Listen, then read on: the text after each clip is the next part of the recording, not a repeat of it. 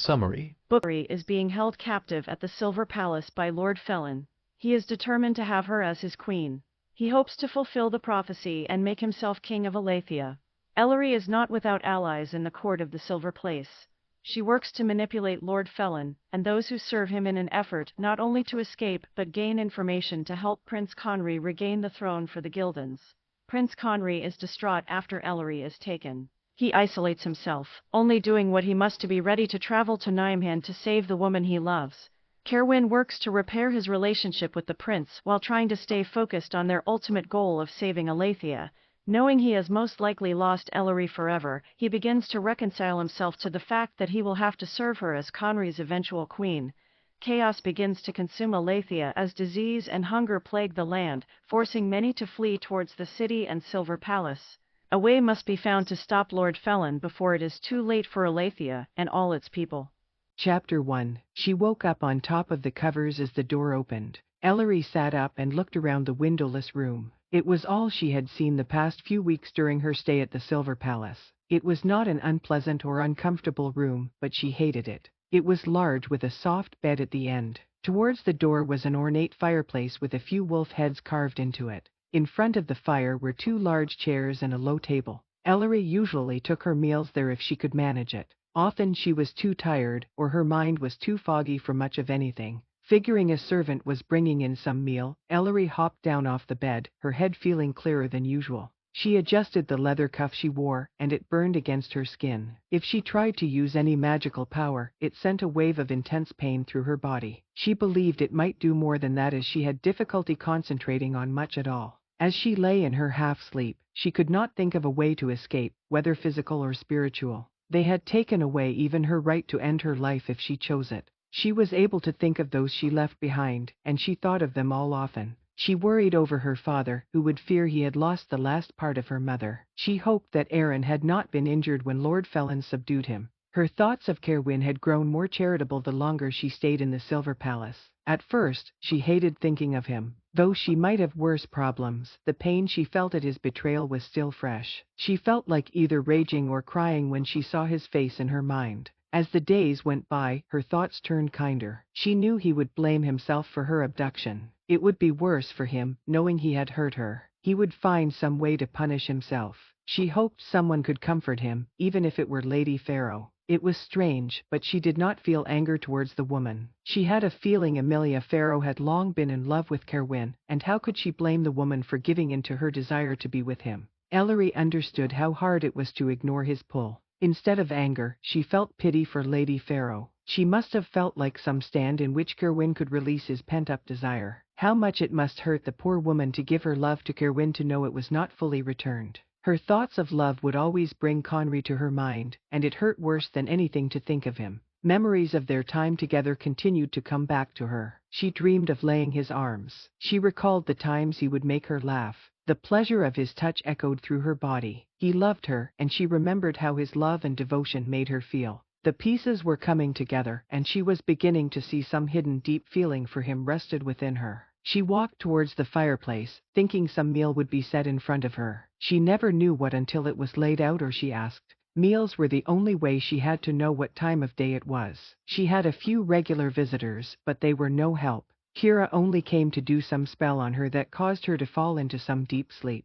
It left her ill for hours after, and Ellery had no idea what the point of it was. Bren Pharaoh came to see her as well, and their visits were not pleasant. He berated her and her family. He taunted her and threatened to end her. She did not take his threats seriously. A few times, he may have pushed her around. He even stuck her once, but she knew he would never do much more. Lord Felon wanted her as his queen, and that kept her safe for the time being. Lord Felon came to see her, she believed, every day. Sometimes she was too tired or confused to talk, but he would sit near her and speak of strange things. He would speak to her of her father's younger years as though he was old friends with Lord Cadwyn. He would ramble on about some random kingdom business, or some family that had visited or problem he had fixed. He never required a response from her, which was good because whether she was able or not, she never gave him any. As she came close to the chair in front of the low table, she stopped. The 2 servants entering did not bring a tray. One held a brush, ribbons, and pins, the other a fine gown.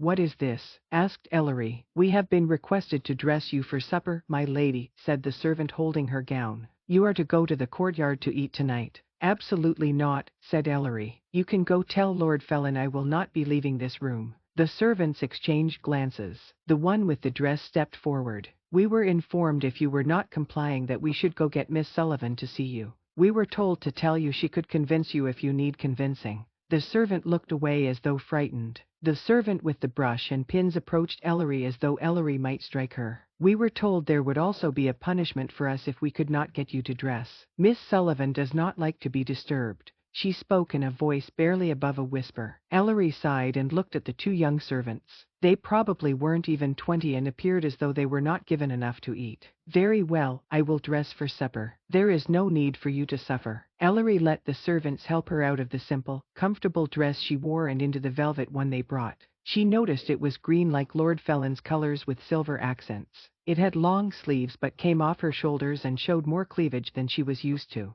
The servant tied it tight around her, almost making it hard for her to breathe. The other servant pulled her auburn curls up high on her head. She left a few to brush her neck before securing her hair with pins and adding the green ribbon. Before they left, they powdered her face to hide the dark circles under her eyes and used paints and powders to add color to her cheeks and lips. When they were done, Ellery stood up and looked into the mirror. She could not say she did not look well. She looked dressed for a fine party, and would be almost perfect if not for the strange leather cuff on her wrist. She thanked the servants as they gathered the dress she took off and opened the door. You are to go the small parlor at the end of this hall, said one of the servants. It is the last door on the left. Ellery nodded as she walked by, and they curtsied low. She made her way slowly down the hall to the parlor, wondering who or what would be waiting for her. If nothing else, she felt more like herself than she had since she arrived. She was tempted to try a bit of magic, but she believed she knew how it would go. Coming to the door, she paused and took a deep breath. As she put her hand on the handle of the door, she tried to remind herself to be strong. No matter what they did to her, she would not lose who she was. She would not let them break her. She opened the door with as much confidence as she could find. The room was intimate and designed to be cozy. A small fireplace with a plush blue couch in front of it took up most of the space. A very small piano stood against one wall with a few chairs near it. As she looked around, Lord Felin turned from the fireplace to look at her. He had a glass of some liquor in his hands. He took a sip as he looked her up and down. The good goddess, you are a beauty, aren't you? Ellery stood near the door, keeping her eyes on him. He was dressed in a dark green shirt and coat with silver embroidery. It matched her dress perfectly, which annoyed her. She supposed he was a handsome man, though a bit older than her. He was only about half a decade younger than her father. She thought he must have been young when he arranged to kill the king and queen. He walked towards her, putting his glass on the mantel and brushing his dark hair out of his eyes. He smiled as he neared her, but it did not meet his cold blue eyes, which unnerved her. She tried not to let it show. I will not hurt you, my lady. I have said that many times, and I wish you would believe it. It is hard to trust your word with how you brought me here. You may not have put a hand on me, but that has not stopped others, she said. I have spoken to Kira about not causing you any unnecessary pain. I know some of her spells are uncomfortable, but once she finds the right one, there will be no need for others, said Lord Felin. The right one? What is she trying to do? Asked Ellery. You don't need to worry about, my dear. If you believe she is unnecessarily cruel, you can let me know. I do not want you harmed. I hardly know what Kira does to me, said Ellery. The other member of your court that regularly visits me is another matter. Lord Felin sighed. Dealing with Bren Farrow is a delicate matter. I have already made him give up one of his concessions. I do not like him coming to you daily, but there is not much I can do. I will remind him that you cannot be harmed. What does he hold over you, my lord? Asked Ellery. That is another thing you do not need to worry about, Ellery. I hope you have little cares and worries here. I would like you to be happy as my queen. Ellery rolled her eyes. I suppose I should scream and declare I will never be your queen, but what good would it do? He laughed. You amuse me. I wasn't expecting that. I knew you were beautiful and said to be intelligent, but you are quite funny as well. I am rather pleased I shall have such a woman for a wife. Lord knows I have waited long enough to take one. I guess I am supposed to ask you why, but I don't really care. Instead, would you tell me why I have been summoned for supper tonight? I thought you would be bored spending all your time in that room. I wanted to treat you. You must want others to speak with, and we have some guests tonight, important ones. Is there some special occasion? Lord Felin smiled. Perhaps, but you will have to wait and see. He reached into his pocket and pulled out a box. I have something for you I think you will like. There is nothing I want from you, my lord. Ellery took a step away from him. You will want this as it is very beautiful, and will be more comfortable than that awful cuff you have been wearing. He opened the box and took out a bracelet made of 3 large strands of silver. In the middle of the strands was a green gem that spanned the width of them. He moved closer to her and took her hand. She had a strong urge to snatch it away, but something stopped her. He laid the bracelet over her wrist just above the leather cuff. After fastening it, he undid the cuff and pulled it off as Ellery winced. There were several angry red marks on her arm where the cuff had burned her. As she stood still, unable to react, Lord Felin brought her hand up to his lips. He said the back of her it before turning her wrist over and kissing one of the red marks. She felt a shiver move through her as he let her hand go. I hope that is more comfortable, Ellery. She moved the bracelet on her arm slightly, and it did not burn or hurt. She tried to summon a simple spell. She still couldn't do it, but instead of intense pain, she felt only a slight buzzing through her body. I asked Kira to make you something not only lovely, but that would not hurt you. I hope she was successful. Ellery nodded. I suppose you wish me to be thankful, but I cannot conjure up the feeling. He laughed again before holding out his arm. Come along, you wicked thing, our court awaits. She stared up at him, not wishing to feel his touch again but knowing there was nothing she could do. She lightly put her hand on his arm, and he walked her from the room. As they moved through the Silver Palace, Ellery looked all around.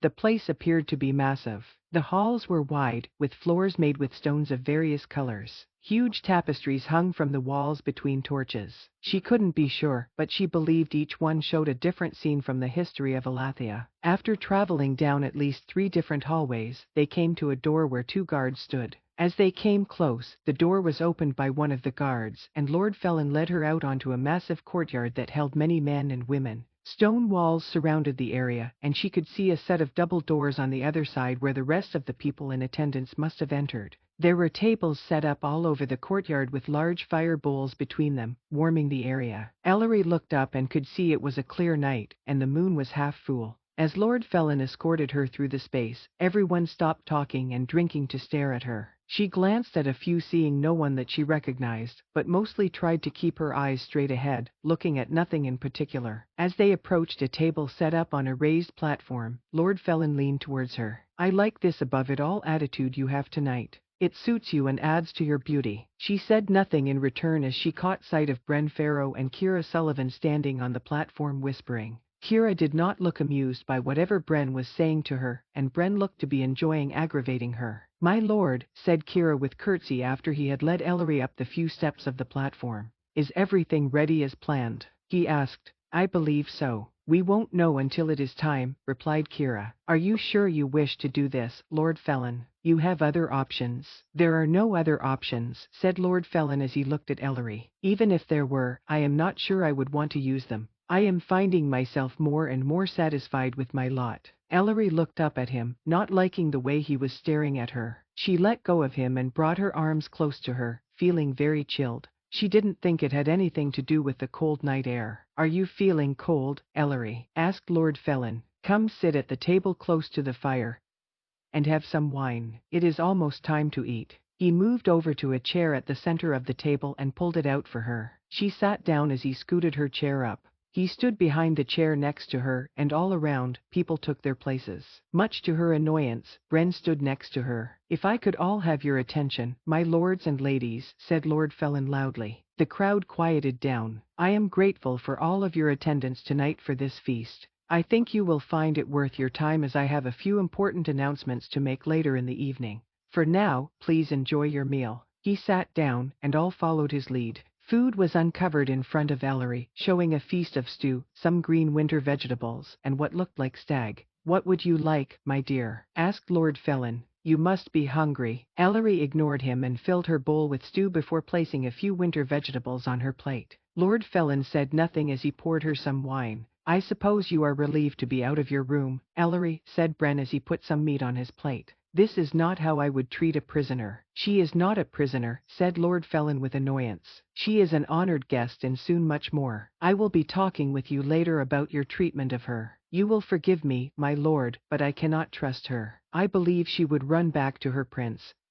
and the bright one if given a chance. I am sure she has shown them both much attention and has a hard time keeping away. Ellery picked up a knife to cut a large piece of meat in her stew. She held it up and looked at Bren. If I were to run, I would be sure to say farewell to you first, Bren. I would hate to leave without giving you the goodbye you deserve. She stared at him as she held her knife before slowly putting it down. Bren glared at her as Lord Felin laughed. I am glad to have you by my side to deal with this one, Ellery. He thinks too much himself. Here, said Kira from the other side of Lord Felny before she took a sip of her wine. You should remember what you owe me, my lord, said Bren as he seethed. You do not want me to be displeased. Lord Felin flashed a charming smile at Bren. Of course not. This is all in good fun. You should learn to take a joke, Lord Pharaoh. Bren put his fork down and looked over Ellery at Lord Felin. Lord Pharaoh, your father is dead, isn't he? You are his heir, and I am as close to a king as can be found. I think I have the authority to state you are officially Lord Pharaoh now. What of the late Lord Pharaoh's will? Asked Ellery. Has it been read?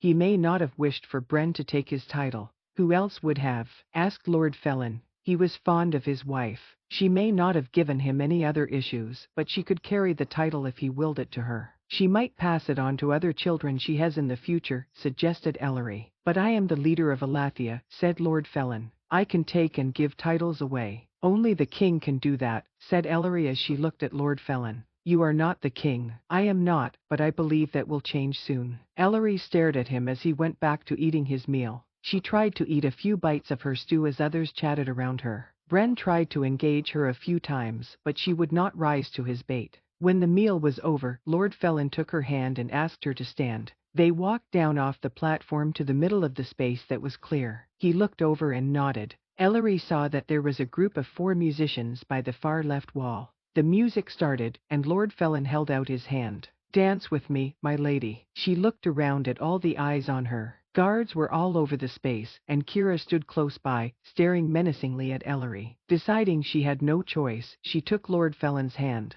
He brought her close and put his free hand around her waist. She stood as far away as he would allow and placed her hand on his back. They started moving to the music as others got up to join them. You know, Ellery, I thought this part of ruling would just be something I had to get through. I didn't expect to enjoy it. What part is that? She asked. Picking a woman who would serve as my queen. I knew I would have to have some woman by my side, and I have been attracted to many. None of them seem right, though. I suppose it is because it was meant to be you. She felt a sickness in her stomach as they moved around the space. She had so much she wanted to say in response to his ridiculous statement, and she had a hard time picking just one. I am sure you could find someone more suited to yourself than me, my lord, she finally said. Why do you think we aren't suited? You are a brilliant, passionate woman. I don't believe I am without intelligence, and you can probably guess that I live my life getting what I want.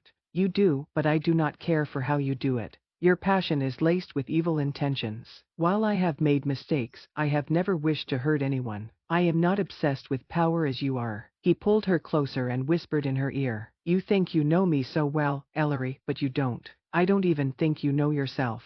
When you taste the power I can offer you, you will want more and more of it. You cannot help but be obsessed with it because your very nature is powerful. Do you know how hard Kira had to work to make that cuff and bracelet? She won't admit it, but she is not the most powerful magic user in Elathia. It is you. You have been held back for too long by yourself and others who claim to love you. I will help you see who you truly are. She leaned back and looked up at him. She felt off-balanced, and if all sounds around her were muffled, all she could see and hear was him. He leaned forward, and her heart beat faster as she became scared he was going to caress her. Instead, he bowed as the music ended and let her go. She stumbled to the edge of the dance floor as others moved around her. She thought to find a place to sit down when someone steadied her by grabbing her arm. She looked up to see a man around her father's age smiling at her. My lady, would you please dance with me? He asked. I am not sure I feel like another dance, said Ellery. He leaned closer to her and spoke quietly. You should dance with me, Lady Ellery, as I would be honored to spend a few minutes speaking with someone from the current court of Gildan.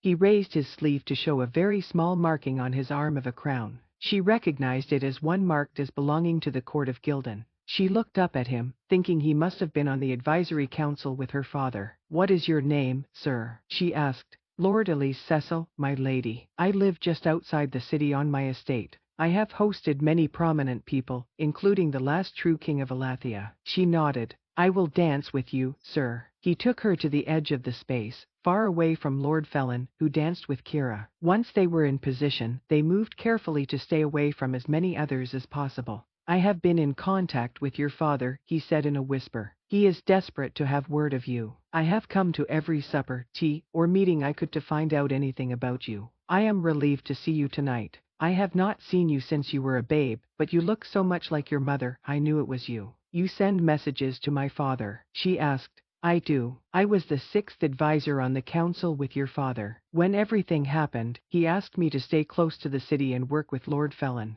I have been careful to keep the Lord's trust, though it has been difficult to live the life of a traitor. Are there others like you?" He nodded. "The 7th advisor, Lord Reese, passed, but his son has kept up the ruse of the family. He is dancing with his young wife over there. She and my wife will try to find a way to see you at some point. If Lord Felon plans to make you his wife, he will want you to socialize with his circle." They turned a different way to avoid a few people. "Lady Ellery, you must do whatever you can to stay safe. Let Lord Felon think he is winning you over if you must. Do not anger him or anyone close to him. If he thinks he can have you willingly, he will work for it. If not, he will do whatever he can to make you submit to him, and I worry what that will be." "I am not sure I can do it, my lord. I am a truthful person who does not like to play games," said Ellery. "Unfortunately, you were born into a life of games, my lady. If you are to be our true king's first advisor, you will have to play some. I hear you have your father's intelligence. You will be a master in no time. But to compromise who I am is impossible. Prince Conry is the true king. I serve only him. Then serve him by staying alive, my lady. He will need you. Elathia needs you. Do what you must to survive until we can find a way to get you out of here." He looked around before moving even closer to her. "The last letter I received from your father included a note for you from the prince should I happen to see you. All it said was tell Lady Ellery to remember we do things together. He is depending on you." Ellery felt tears come to her eyes as she thought of Conry. "I will try, my lord." She moved back from him a bit as others danced closer to them. When the music ended, he took her hand and Kai said it. "I look forward to your reign, Lady Ellery," he said loudly as he looked over her shoulder. She turned to see Lord Felon walking their way. "I hope you will tell our common friend I have not forgotten. In fact, my memory is better every day." Lord Cecil looked confused for one moment before he seemed to understand. He nodded before walking away. "Were you dancing with Lord Cecil?" Lord Felon asked as he took her hand. "I was. I didn't think I had a choice," said Ellery. "You did have a choice, but I am glad to see you chose correctly. I will need you to charm my court, and I plan to ask him to serve as he did for the king before." "What did he speak of?" "He tried to talk of knowing my father, but of course, he does not. How can he when they haven't spoken for many years?" "He was rather boring," said Ellery. "He is not an interesting man but very safe. He will do what I ask as long as he keeps his money and position," said Lord Felon. "Now, come with me back to the platform. I have something I wish to announce." She let him lead her to the short stairs where Kira was waiting. She walked up with Ellery, keeping very close to her. Lord Felon had Ellery stand on the very edge of the platform with him as Kira stood behind her. "Can I have your attention again, my lords and ladies?" asked Lord Felon. He looked down at Bren, who was close by, and nodded. Bren walked away towards the door to the palace. "I have 2 announcements tonight that will move Elathia forward into the land that we wish." He paused as he looked over at the door where Bren stood with an old man wearing dark robes. He brought the old man over to stand close to the platform. Bren looked up at Lord Felon. "Now, many of you may not know or remember this man here, but a few of you will. This is Lloyd Pharaoh. He is the last of the great silver priest of the Northern Temple named by King Rory during the end of the Gildan Age. He has guarded the original copy of the Queen's prophecy his whole life and studied it. He is one of the few in this land that can read the old language. My great-great-uncle cannot speak as well as he used to and asks that I speak for him," said Bren. The old man kept his head bowed. "He has come to give his final opinion on the prophecy before he passes, as he believes it will be soon. His opinion is based on the understanding of the old language and not how it has been translated, losing some of its meaning." While the prophecy does refer to Lady Ellery as our next queen, the rest has been misunderstood. It is the opinion of Lloyd Pharaoh that our last few kings gave up the Gildans' right to the crown by breaking ways with the goddess when they let orangeries grow in number and strength. Our land has been growing in chaos since this has happened, and it took an act of bravery by Lord Felon to stop it by disposing of the weak Gildans. Now with the queen from the line of Crimson by his side, he will fulfill the prophecy by becoming our king when he marries his queen. Is this statement true, Lloyd Pharaoh? Asked Lord Felon. Does your kin speak truly? Lloyd Pharaoh kept his head bowed, but Bren produced a rolled-up piece of parchment. He has signed his statement saying all I have just related. Anyone may read it who wishes. Is there anyone here who wishes to challenge this? Asked Lord Felon. Ellery felt her blood run cold. Everything within her wished to speak out against the falsehood she just heard. Surely Bren took advantage of his great-great-uncle, making him sign some false statement. There was no way the goddess wished the Gildans removed. She crowned Conry at the Moon Temple. What of the moon crowning? Asked Ellery. She looked down to see Lord Cecil slightly shake his head. Lady Ellery brings up a good point, said Lord Felon. For generations, our goddess has crowned our next king with the moon crown. I am happy to say I traveled to the Northern Temple with my first advisor and palace healer. Both can attest that I was crowned. Bren bowed in agreement as Kira nodded. Ellery was about to protest, knowing it was not true. Besides, there was no bright one to witness, but she saw Lord Cecil look at her intently, and she held her tongue. Therefore, I am very ready to take on the burden of the crown and rule Elathia. I only need my queen, which brings me to my next announcement. I am a blessed and joyful man tonight as I have gained the agreement of Lady Ellery Cadwin to be my wife. Our wedding will take place during the Winter Moon Festival in a month. Ellery felt herself shake as Lord Felon turned to her and held out his hand. She was prepared to flee when Kira put her hand on her shoulder. She felt a spell go through her, causing a whisper in her ear. It was demanding and persuasive, telling her to take Lord Felon's hand and enter into the betrothal. She closed her eyes, blocking it out. She had a short memory of flying over the red forest with her arms around Conry. Hikai said her as the wind and magic swirled around them. A bit of her magic broke free from its bind and worked its way through her, silencing the voice. When she opened her eyes, she saw Lord Cecil look at her pleadingly. She smiled at Lord Felon, realizing there was no way they could control her if they thought they already did. She took his hand and let him pull her to him, where Hikai set her cheek. The crowd politely applauded as Ellery looked out at them. She would have to play the game, and she would make sure she won. Chapter 2. His tail twitched as he stared at the large white wolf in front of him, waiting for any signs of movement. Conry finally saw the subtle swish of Kerwin's tail to the left, and he moved right as Kerwin bounded forward.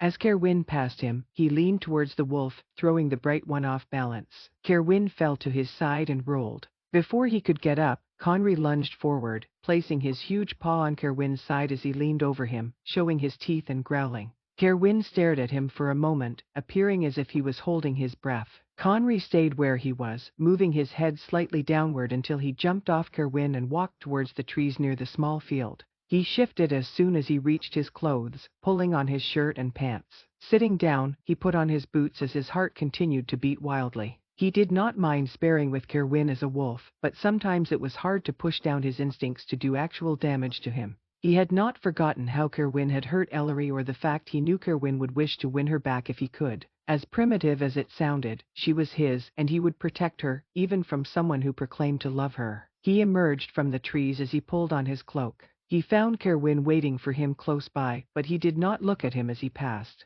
Kerwin hurried to catch up with him, falling in step by his side as they walked towards Cadwin Manor. "You are much improved, Your Highness," said Kerwin. "You appear to read movements well, and you are much more subtle before you strike." Conry said nothing as he slightly nodded his head. "You still need to improve listening to your instincts. I can tell you got distracted a few times by your thoughts." Conry turned to look at Kerwin, feeling his agitation rise. "You think it is easy just to set aside all that I am feeling. If you can quickly forget the woman you love is in grave danger, perhaps you do not love her as much as you say. Of course, I doubt you do, seeing how you treated her." Kerwin huffed and shook his head. "It is not easy to put away the worry and fear we have, especially when they are about those we love, but you must remember as I do that to save what we hold precious, we must focus." "I am focused," said Corey. "I am focused on doing all I must to save Ellery." When the time comes, nothing will stand in my way. I am more than ready, and if things do not move forward soon, I will go get her myself. That line of thinking will get you and her killed, and then where will the land be?" asked Kerwin. Conry could tell he was getting at least frustrated, if not angry. "If you love Ellery, then you will do what you know she wishes. Nothing is more important to her than you becoming king and saving Elathia. What good is all of that if we lose Ellery? She would tell you if her sacrifice saves thousands of others, it is worth it," said Kerwin quietly. "And you agree with it?" Conry stopped as they approached the house. "I understand it, and I know preparing you and keeping you focused on the right things is what she wants." He looked at Conry. "I do not wish her to die, Your Highness. If you decide we cannot wait any longer to save her, I will go with you." "I know you think me foolish." "I do not," said Kerwin. "I believe I understand you better than anyone in this land. I think of her all the time as well. You may not want to hear it, but the thought of Lord Felin even touching her enraged me to the point that I have almost left in the middle of the night for Niamhan several times." "I have as well," said Conry quietly. "It makes it almost impossible to sleep, and when I do sleep, I have nightmares of what they could be doing to her." Kerwin reached out and put his hand on Conry's arm. "You have to remember how strong she is. I don't think it will be too much longer before all is in place. Dwelling on it won't help." Conry angrily shook his arm and stepped away from Kerwin. "Thinking of her misery is what keeps me going. I will do anything to end her suffering." He walked towards the house. As he entered, he shoved his cloak to a waiting servant after, feeling his anger grow. He knew he had to keep sharp and train with Kerwin, but being around the man was not something he liked. He was about to walk up to his room and order lunch to be brought to him when a voice stopped him. "Prince Conry, are you and Kerwin finished for the morning?" asked Effa as she walked in from the parlor. "We are. I believe the Bright One will be inside soon," said Conry, moving towards the stairs. "I hope you are joining us for lunch. Lady Havens, in particular, has been asking about you. She says she rarely sees you." Conry stopped on the first step. He knew he had withdrawn from almost all in the house, but unless there was definite news on Ellery or the plan to save her, he could not work up the will to spend time with others. He had no patience for idle conversation. "Tell Lady Havens I will find her this afternoon. I need to clean up and rest after my morning." "Conry," said Effa walking closer, "you avoiding everyone in this house is not going to help Ellery. She would not wish you to live so solitarily. You were not made for it." He sighed. "I'm not sure I am who I once was. Much has changed this past year." "I am sure it has, but you are not meant to be alone, none of us are. Now come eat lunch with the rest of us. You can sit between Grace and me. You know we will both talk enough for you to remain almost silent." He stood still as he looked up the stairs. "Please, Conry," said Effa quietly. "I feel responsible for you while Ellery is gone. I have not always given her the support I should have after losing her mother, but I want to do this for her. Just come and try to socialize with the group for a bit." He took a deep breath. "I will come and eat lunch. I hope you will let me change and clean first." "You promise to come down in less than 15 minutes?" she asked. "I do. I will not take long." She nodded, and Conry hurried up the stairs. After entering his room, he took off his shirt and went to the bowl of water in his room,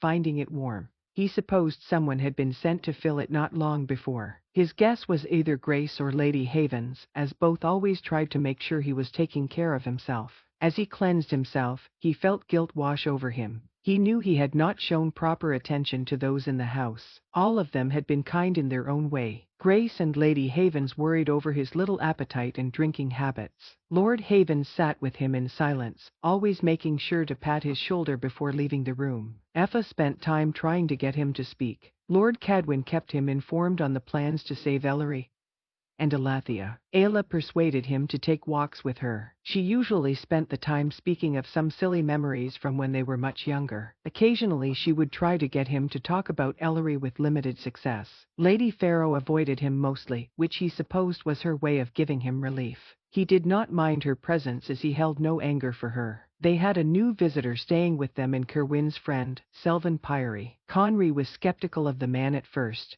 He was strange-looking with a raggedy cloak and sour expression, but Conry's mind soon changed. He knew much about what was happening in Elathia. He found ways to get letters between Lord Cadwin and those who lived by Niamhan safely. He knew people that Conry probably never wanted to meet, but they got the job done. The man was also not as sour as he looked. He never pressed Conry to be merry or talk about anything of substance. He sat up and drank with Conry, telling him interesting stories of his life. Conry pulled on a fresh shirt and looked at himself in the mirror. He did look a little tired and ragged. He had not shaved the last week, and a short beard was starting to grow. He rubbed his hand over it, and it reminded him of the time he spent with Ellery as they traveled the land. Emotions of happiness, desire, regret, and sorrow came over him as 1,000 scenes flashed in his mind. He was so tempted to sit down by his fire and just lose himself in his thoughts. He had done it many times. Several nights had gone by where he barely registered time. He spent many afternoons in the chair before him or in some dark corner of the library doing nothing but thinking over what he could have done for things to be different. If he hadn't had run that morning at Effa's, Ellery never would have lost her memories. He should have convinced somehow to hide that day she was taken. He could have lunged at Lord Felon and killed the man. He should have seen how evil and misguided Lord Nevis was. He could have done it all and more. He was just about to sit down when there was a knock at his door. Figuring it was Effa, he thought to ignore it. "Conry, I do not want to have to ask Lord Cadwin's head servant for a key, but I will," said Lord Haven's calm voice. "I would much rather you let me in." Conry turned, surprised to hear Lord Haven's outside his door. He walked to it and opened it immediately. "Well, at least you were telling the truth in saying you were cleaning and changing. I suppose you have decided to grow a beard. I have considered it, though mostly I just don't have the patience to sit still for a shave. It suits you, I think." Lord Havens walked in as Conry moved out of the way. "Does Lady Ellery prefer it?" "She has never said either way." He couldn't help a small half-smile. "She did not seem to mind it when we traveled." Lord Havens chuckled slightly. "So were you just taking your time changing, or are you going to hide up here as you have been?" "Right to the point, my lord," said Conry as he sat down in the chair close to him. "You should know by now that I do not waste words, Conry." Lord Havens sat next to him. "I should have spoken to you earlier, but I was trying to let you work things out on your own. You've always been rather good at figuring things out, even if you sometimes did it in interesting ways. I suppose I caused you a good amount of grief throughout the years." Lord Havens shifted in his seat and stared at Conry. "You have never caused me or Lady Havens grief. You are the cause of much of the joy in our life. You did make it more interesting and amusing, but I never worried that you wouldn't find your way until now." "I know you all think I am pathetic," said Conry as he looked away. "I can't say you are wrong. You are not pathetic. Too much has happened too quickly. You fell in love with a woman and earned her love. She was injured in front of you and woke up to not remember your love. Then you had to watch her with another you believe does not deserve her." "He doesn't," interrupted Conry with a growl. Lord Havens raised his eyebrows and continued. "When she started regaining some memories of your time together, she was taken. Now she is being held by the very man who killed your parents." Conry closed his eyes. "Do you have a reason for pointing all this out?" "I think about it all every second. I am only trying to tell you we all understand how you must feel. No one blames you for being upset and worried. We want to help you." "How can any of you help me?" asked Conry incredulously. "I know you mean well, Lord Havens, but if you have some inspirational talk where I need to pull it together for Ellery and the land, you can save it." "I have already heard it. I have no inspirational words for you. I feel rather low myself. I have lost my home. My wife has not fully recovered from our journey as her lungs continue to bother her, and you, who I love like a son, have too much on your shoulders. I thought perhaps I could come up here and hide with you for a while." Conry turned to look at Lord Havens, not sure of what to say. "I am sorry for all you have lost on my account. I hate that Lady Havens is suffering. It is not your fault, Conry. There is much evil in this land. I tried to protect you from it for as long as I could, but I knew one day you would have to face it. It is the very reason you were forced to spend your life in my home. I know I am not your father. I tried to guide you and love you like one, but I never wanted to take the place of King Donovan. I knew you were more than I could ever be." "I could never be as good of a man as you are," said Conry. "Perhaps it is better my father never knew me. I doubt he would find much pride in me. I know that is not true. I may not have known your father as well as Lord Cadwin and others, but I knew enough about him to believe you would be exactly what he wished for in a son." "You never spoke much about him to me," said Conry. "I know, and it was a mistake. It was a dark time when your mother and father were killed. Lord Felon and his supporters quickly spread fear throughout Elathia. At first, I didn't speak much of your parents to you as I didn't want you to give information to the wrong person. Then as you learned about your heritage, you didn't ask much about it. I suppose it is because when you were younger I brushed you off so many times. Sadly, I didn't care enough for a while, said Conry. By the time I better understood it, I was almost a young man and interested in other pursuits. Lord Havens nodded.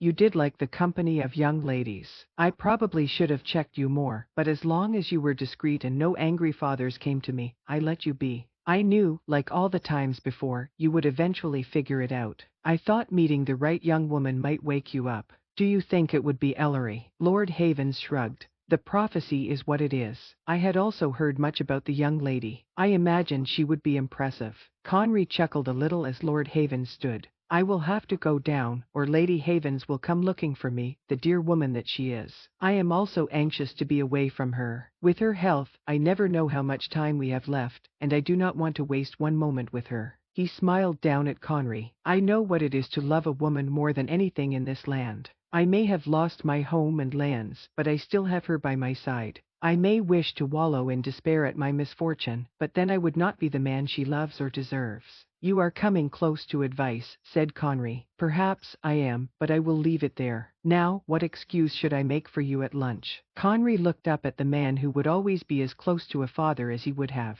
He finally stood. None, because I will join you. Lady Havens deserves my attention as well. I should not be so rude to Lord Cadwin. Lord Havens laughed. Not if you wish to convince him you deserve his daughter. You cannot depend on your title to impress him enough to trust you with someone so precious to him. They walked towards the door together. Before walking out, Conry stopped Lord Havens. I know you never wished to replace my father, but you did guide and love me when you didn't have to. You can say you did it for the land, which might be true, but you were always kind to me. I am sorry my parents met such an early end, but I do not regret growing up with your and Lady Havern's guidance. I was very happy. Lord Havens put his hand on Conry's shoulder. We did do it for the land in some ways, but Lady Havens longed to have a child to love. I enjoyed raising you as well. We are very proud of you, Conry. Thank you, said Conry before he walked to the dining parlor, deciding he would try to do a little better going forward. Chapter 3. Making his way downstairs to eat an early breakfast, Kerwin didn't expect to see anyone in the entry hall. Yet, Amelia stood close to the door as if she had just entered, wearing a dark cloak, splattered with mud, and an exhausted expression on her face. I didn't expect to see you back yet for a few days, said Kerwin as he cleared the last 2 steps. It was getting too difficult to remain unnoticed out in the land, so I met with all I could before I found my way here, she replied as she took off her cloak.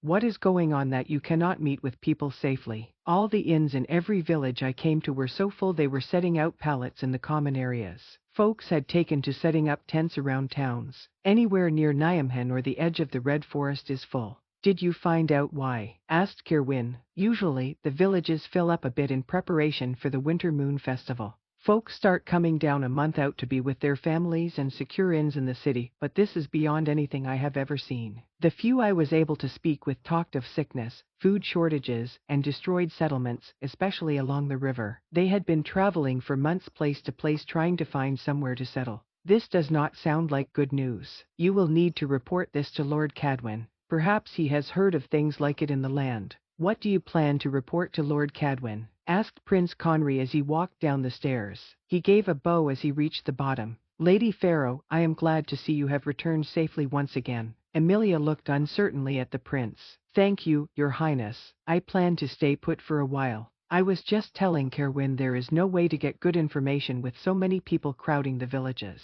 It seems there is trouble in the land. What sort of trouble? Said the prince. Nothing for you to concern yourself with at this point, said Kerwin, thinking the prince had enough worries without adding some troubling reports about Alathea. He had just begun to socialize more with the house. Kerwin did not wish to cause the prince to retreat into himself again. I don't believe it is your job to tell me what I should concern myself with, said Prince Conry with a huff. I am to rule this land, and I should know if there are problems. Amelia did not speak with many people and probably doesn't have the full picture. It would better if she reported it to Lord Cadwin so he can look further into it before you trouble yourself, replied Kerwin. Lady Pharaoh, I know you must be tired from your travels, but would you join me in the dining room for just a bit? I am sure you are hungry, and you could tell me what you learned. Amelia glanced at Kerwin, who gave her a small shrug. I will join you, Your Highness. As Kerwin said, I did not find out much, but I will be happy to tell you all I know. That is all I ask.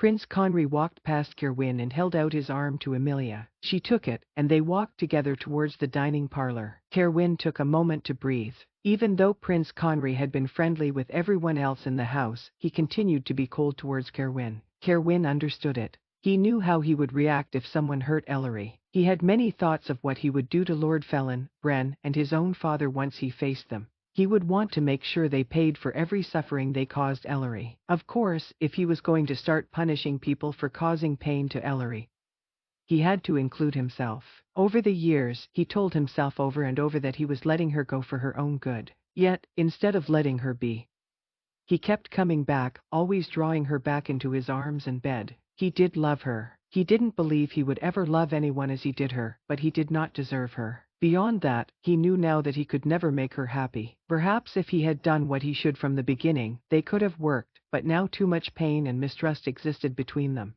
He had pushed her away too many times and then given into the temptation to be with another. He would never stop loving her, but he would show that love in making sure she had everything she wanted and needed in life. If that were the prince, he would serve them both as they took their crowns. He would give his life for either of them if it were needed. He would suffer being by her side, knowing what they could have been, as long as she was safe and loved. He went to the dining room to find Conry sitting next to Emilia as she told him what she learned on her journey. Conry was listening and refilling her teacup as Kerwin sat down across from them. He wondered that the prince was so attentive to Emilia. He had a moment of irritation with them both. Why should he be the only one to be blamed for his discretion with Emilia? As he watched Conry politely ask Emilia questions, he felt a little ashamed of himself. He shouldn't mind that the prince was not opposed to Emilia's company. Kerwin had hurt the woman enough already. It was not she who claimed to love another and then given herself to Kerwin. She had deep feelings for him, and he knew it. He took advantage of them to alleviate his pain. He sat in silence, only eating a few bites, wondering how he had ever gained the love of two extraordinary women and then wasted them both. Prince Conry stood up. I'm going to walk outside for a bit before we meet, Kerwin. It seems that you aren't finished with breakfast, so take your time. I will be close to the stables when you are ready. Kerwin nodded as the prince walked away. Emilia watched him go before looking at Kerwin. The prince's mood seems better than before I left. Have you received news on Lady Ellery? No, but the prince has put more of an effort lately to interact with all in the house except me. I suppose I deserve his coldness. He will have to get past it eventually. He will need to trust you if he is to take his throne. Besides Lady Ellery, you are the most important person of his court, said Emilia. I am not sure how to regain his trust, said Kerwin. Not after what I've done. And loving the same woman as him can't help matters. He must feel in competition with you. Kerwin finished his cup of tea, putting his cup down hard. If there is a competition for Ellery's love, I doubt I am in the running. I have hurt her too many times. Emilia looked down at her plate, using her fork to push around the small bit of food on it. You must hate me. Why would I hate you? The things we did together caused you to lose the woman you love. When you see me, I am sure all you feel is regret. I suppose that is why you have been avoiding me when I am here. Kerwin stood up and moved to a seat next to her. I do not blame you for anything, Emilia. What I did was by my own accord. I only feel guilt for hurting you. That is why I have stayed away from you as much as I can. I know when you see me, you must feel pain. She looked up at him. The only pain I see is reflected from you. I know how important Ellery is to you, and now, you aren't sure if you will ever see her alive again. I am worried for her, Kerwin. She is a good woman whom I have always thought well of. What you are experiencing must be at least twice as bad. Kerwin looked away, putting his hand in his lap as it shook. She always had hope for us. Time and time again, I pushed her away, but she accepted what love I gave her every time. She gave me chance, and I let them all slip away. I know I have lost her forever. I don't plan even to try to win her back, but to think she could be gone. Kerwin cleared his throat as Emilia stared at him with compassion. Then, on the last day I may ever see her, I caused her immense pain. The thought of her no longer being in this world is more than I can take. Add to it that she will leave this place only remembering me as the man who broke her heart over and over is just. Kerwin turned away, feeling overwhelmed. He wiped at a tear that had formed when he heard someone shuffled their feet somewhere close by. He looked up to see Prince Conry standing by the door. I forgot my gloves, he said softly as he pointed to the table. Kerwin stood up. I'm ready to go, Your Highness. We should get started as I believe it is already cloudy this morning, and I would hate to think we would miss our chance to work because of rain or snow. Kerwin, we don't have to go out today, offered the prince. We cannot waste one moment to prepare, Your Highness. He looked down at Amelia. Amelia, I hope you will take at least the morning to rest. I know you must be exhausted from your trip. I plan to go to my room for a while, but I will be back down for lunch. I hope you both have a pleasant morning. Kerwin walked to the field with Conry in silence, but it wasn't their usual silence. Instead of the prince walking ahead of Kerwin, appearing to want to get their time together over, he stayed close to Kerwin and glanced at him several times. When they got to the field, they stood together instead of immediately walking into the trees. Is there something you wanted, Your Highness? Asked Kerwin. Conry turned towards him, shifting from one foot to the other. His anxious behavior reminded Kerwin of when he first met the prince. He seemed so young and excited about seeing the world then. His youthful enthusiasm was catching, and at the time, it reminded Kerwin that he was still a young man as well. It was as if Conry had aged years in just a few months. What are you grinning about? Asked Conry. I was just reminded of when we first met, Your Highness. Oh, and what did you think of me at the time? Kerwin grinned again. I was afraid I would find you annoying. You were young, and I thought you would pester me with questions and not be willing to work. Young? I am a little over a year younger than you, Kerwin, said Prince Conry, sounding irritated. True, but I believe we have lived our years very differently. Age is one thing, and experience is another. I had seen too little, and I know I still have not seen enough. He stopped fidgeting and looked at Kerwin with more kindness than Kerwin had seen in the prince's eyes in a while. You have seen too much, I think. I did what I felt I had to do. When my uncle was killed, I had to take over as the bright one before I was ready. The responsibility must have felt like it was crushing you. I am sure it still does, said the prince. I have learned to shoulder it, though I have made many mistakes. I have paid for them dearly, though, and will continue to do so. I hope not too dearly, said Conry quietly. Hope is a strange thing. It changes as we do. What I once hoped for, even in my darkest moments, is gone. I once thought I could not live without that hope, but now that I have lost it, I find I have a new one. I am afraid it will not be as fulfilling, but it is enough to keep me going. He took a deep breath, seeing the mist hanging in the air. Only wanting the chance to apologize to someone is a strange hope to have. Lord Havens once told me that forgiveness is a powerful thing. It can change someone's course and even save a man's life. I do not think it is a strange thing to hope for. I believe it is a good reason to keep going. Kerwin nodded. Especially knowing that getting that chance means the one I hold more dear than anyone in this world will get the opportunity to live as she deserves. Conry looked away as Kerwin brushed his hair out of his eyes and looked up. We should shift if we are going to get any work done. I wouldn't mind being out in the snow, but it doesn't feel cold enough for it. I despise being wet. Conry nodded, and they started walking to opposite sides of the field. Before he got to the tree line, the prince turned around. I hope you get to apologize as well, Kerwin, and get the forgiveness you need. Thank you, Your Highness. After their time together, Kerwin and Conry walked back to the house. Conry was more receptive about any criticism or praise Kerwin had, but was still somewhat stiff and withholding in his manner. It was a small improvement that Kerwin was grateful for. He needed to find a way to earn the prince's trust again, even if he could never regain their friendship. By the time they got to the table for lunch, all were assembled. There were only 2 chairs left side by side. Kerwin noticed all eyes turned towards them, watching what the prince would do. He sat down with no hesitation in the one closest to Lord Cadwin and looked up at Kerwin. I'm rather hungry, Kerwin. The quicker you sit, the sooner we can all start eating. Kerwin sat down, trying not to grin. As they all filled their plates and quietly spoke, a servant came in with a message for Lord Cadwin. Kerwin watched Lord Cadwin as he read the front before opening it. He lightly hit Conry with his arm to get his attention and nodded towards Lord Cadwin. Does that letter bring any news, my lord? Asked Conry with a voice that showed he expected to be disappointed. Lord Cadwin slowly nodded, and the table grew quiet. Lord Cecil, who served as the 6th advisor with me, has seen and spoken with Ellery. He has long been working his way into Lord Felon's good graces to gain information on the man. A feast was held just 3 nights ago in the main palace courtyard, and Ellery was in attendance. How is she? Asked Conry quickly as he leaned over towards Lord Cadwin. Have they heard her? Did they have her on display as a prisoner? She was the honored guest at the banquet, her and Lloyd Farrow, said Lord Cadwin.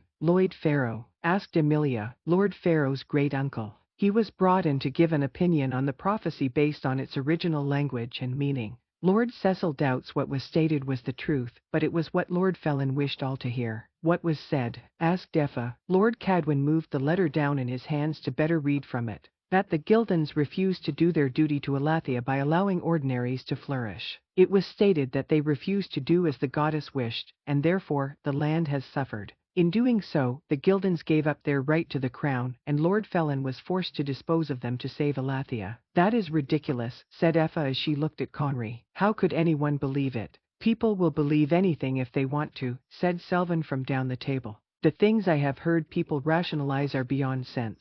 If those who serve Lord Felin wish for fewer ordinaries and more powers for shifters and themselves, they will latch on to this interpretation of the prophecy no matter how outrageous. Why would the last silver priest of the temple lie? He was appointed by a Gildan and gave up much to serve King Rory and the goddess, said Lord Havens. He looked around as everyone turned to him. I enjoy our land's history and have studied much about it. Lloyd Pharaoh must be 95 years old, said Lord Cadwin. He may not even know where he was, let alone what was said. He continued reading from the letter. The prophecy all stated that above all Ellery will be queen over Elathia, meaning Lord Felin believes if he can marry Ellery, he will truly be king, said Cerwyn, feeling his wolf become unsettled. He pushed away his plate, knowing he could not eat. Is there more? Asked Conry. You said Lord Cecil spoke with Ellery. He says she appears mostly unharmed though looked a little thin and tired. From what he has heard, he believes Lord Felin is trying to have Kira control her in some way but has not had an easy time.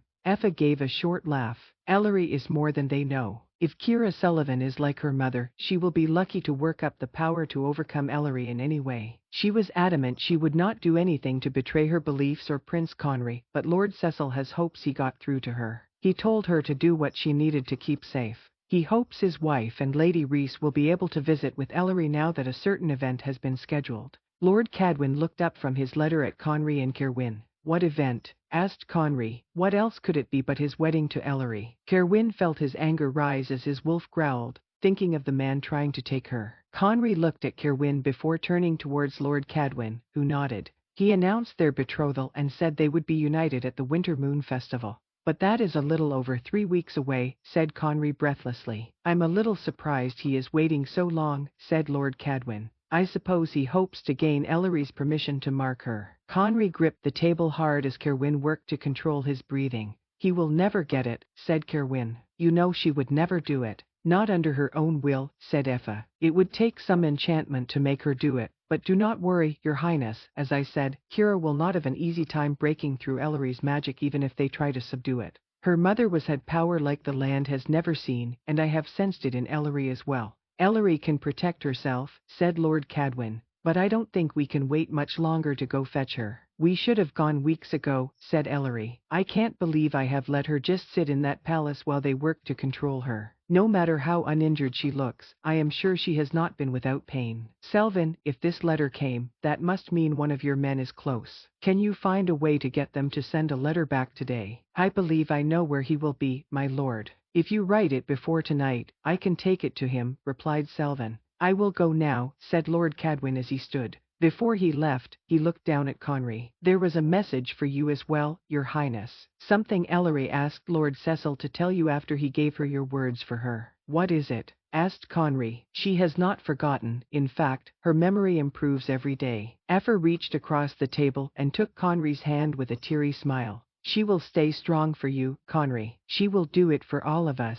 Perhaps you would like to come with me, Your Highness, as I write my letter. Lord Cecil believes his wife or Lady Reese might be able to sneak in a short message to Ellery. I think it should come from her future king, said Lord Cadwin. Conry stood up. I will be happy to accompany you, my lord. He looked down at Cerwyn. Perhaps the Bright One should join us. We need to start discussing our plan to travel to Niamhan. As Cerwyn stood up, he saw a few smiles around the table. He followed Conry out of the room, and the prince turned and looked at him. Perhaps both of our hopes will come true, Cerwyn. I hope so, Your Highness. Chapter 4. Dressed in a gown much too fine and fussy for a simple gathering of ladies, Ellery walked down one of the wide halls of the Silver Place with 2 guards in front and 2 guards behind. She was told it was for her protection, but she knew it was much more about keeping her from escaping. As many times as Lord Felin called her an honored guest, she knew she was little more than a prisoner. She tuned a corner, reaching back to drag the train on her maroon and gold brocade gown.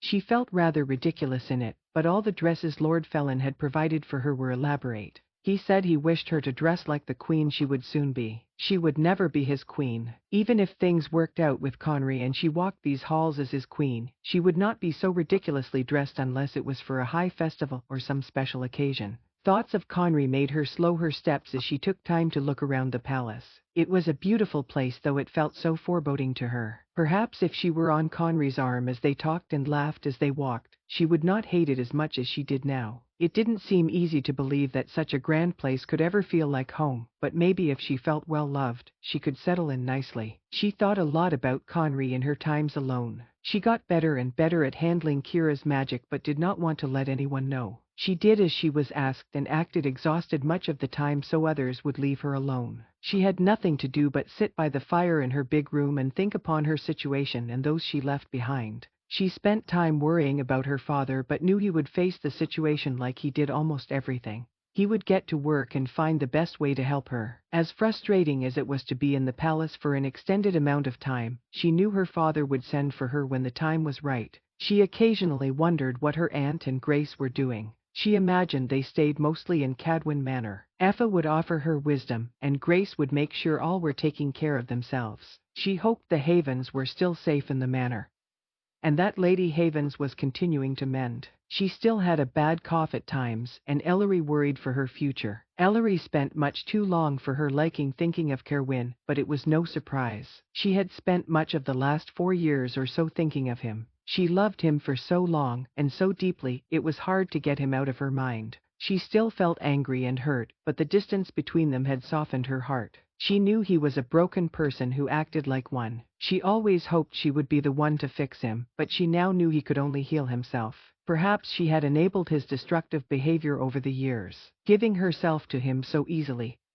and then letting him push her aside must have damaged him as well as herself. Loving him had felt right, but the many weeks and even months in between their affairs left her often bitter and angry. She wondered if it had warped her idea of what love was. As much passion and companionship she experienced with Cerwyn, it never lasted beyond a few weeks together. Their relationship never had a chance to grow into something truly intimate. Her time with Conry was so different. Her memories continued to come back slowly, and she could see that though she had not known the prince long, he was so open with her that she thought there might be a truly intimate connection with him that she had never experienced with Cerwyn. She knew now they had shared much passion. She had short memories of being loved by him. It made her feel satisfied and secure. She spent much of her time trying to reconstruct their time together, but it was all jumbled with a few missing pieces. She had an idea of the full picture, but could not see it completed. Lost in her thoughts, she did not realize the guard stopped in front of a large wooden door. "It is just through here, my lady," said one of the guards politely as he opened the door. Ellery smiled at him as she passed.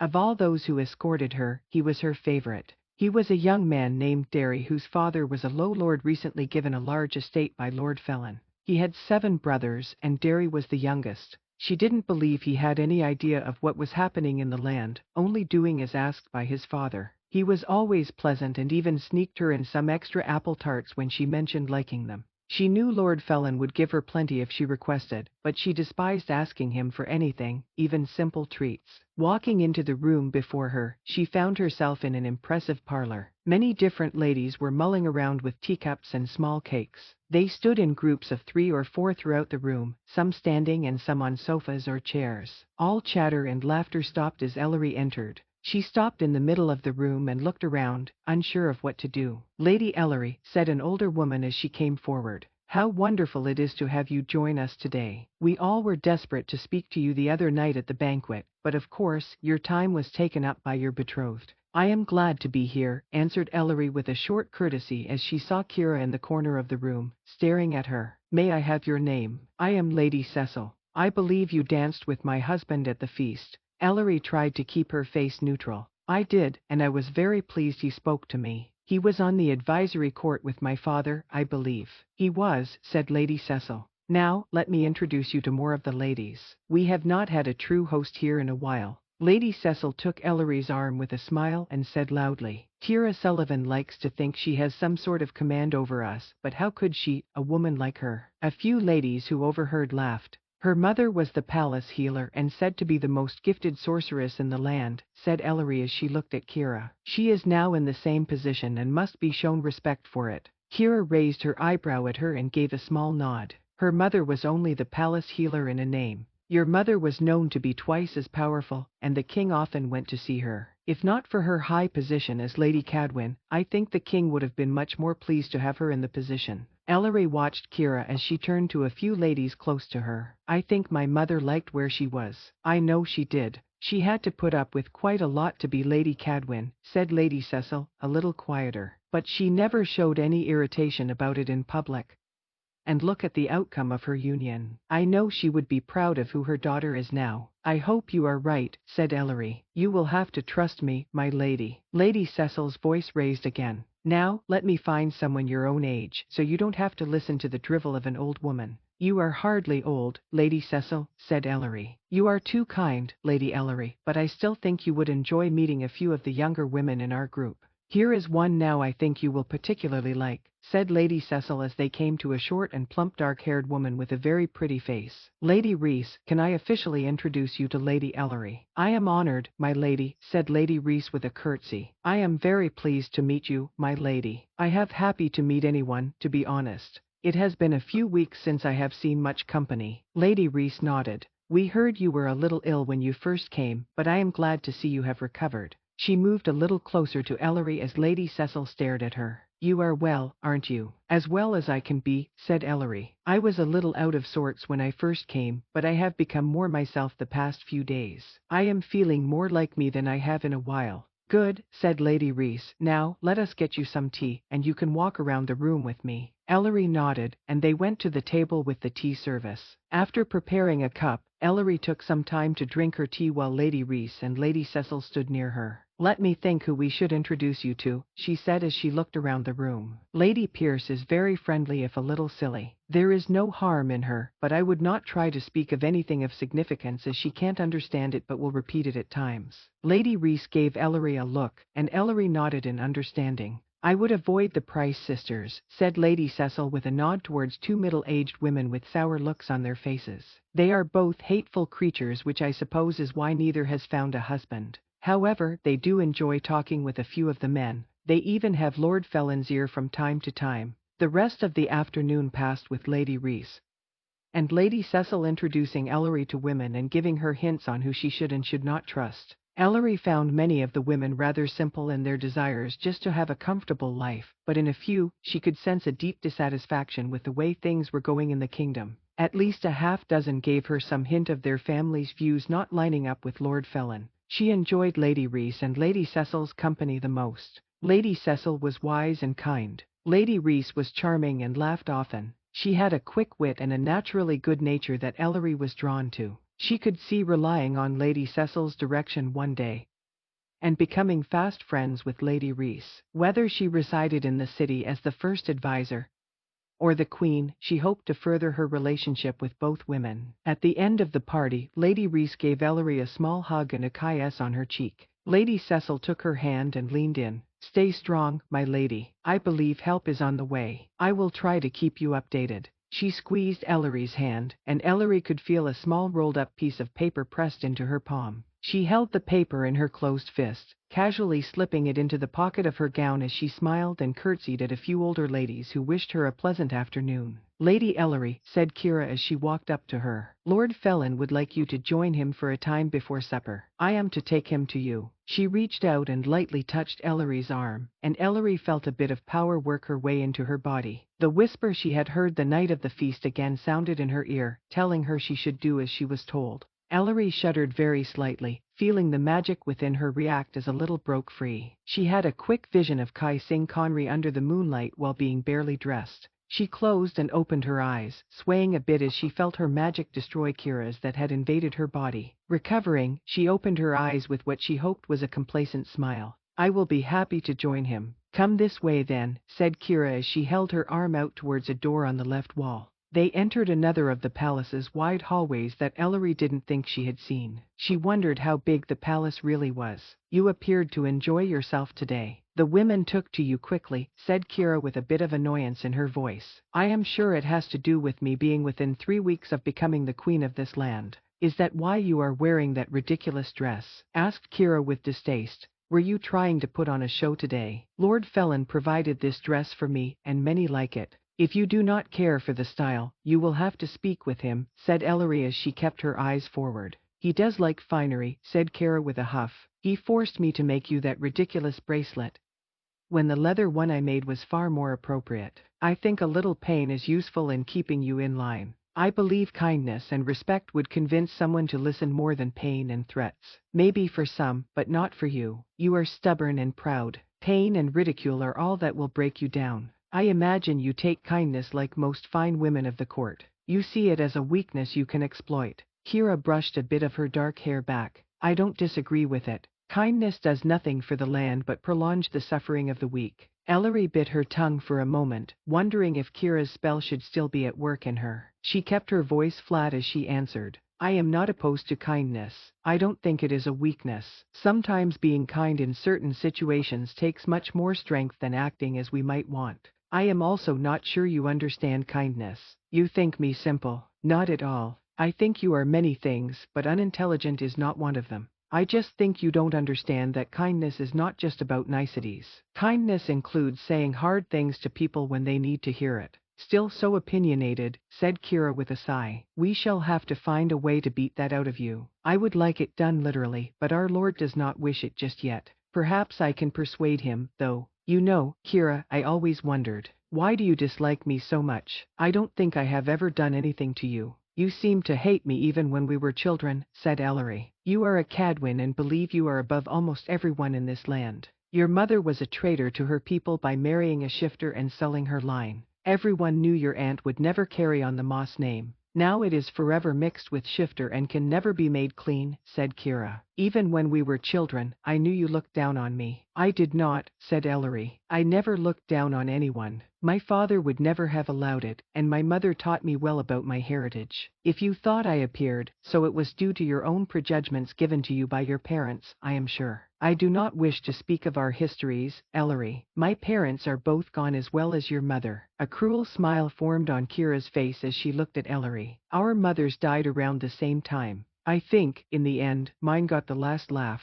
Ellery turned sharply to fully look at Kira. What do you mean? It is no matter. We are here, said Kira. She opened the door in front of them and bowed low. Have a pleasant afternoon, my lady. Her voice was thick with mockery. Ellery walked forward to see Lord Felon waiting for her in the same parlor from the night of the feast. She had no idea how they had circled around to it, but she supposed it didn't matter. He moved towards her as she entered. Before she could get too far, she felt something catch on her train. It caused her to trip, and she started to fall forward. Lord Felon hurried ahead and caught her in his arms. She looked up at him before turning around to hear a small laugh as the door closed. Are you all right, Ellery? He asked as he kept his arms around her. I am, my lord. You may let me go now, she said as she attempted to straighten up. He gave her a small smirk. Perhaps I do not wish to. You do feel rather nice in my arms. Lord Felon, please, said Ellery as she tried to move away from him. Forgive me, my lady. I should treat you with the respect you deserve.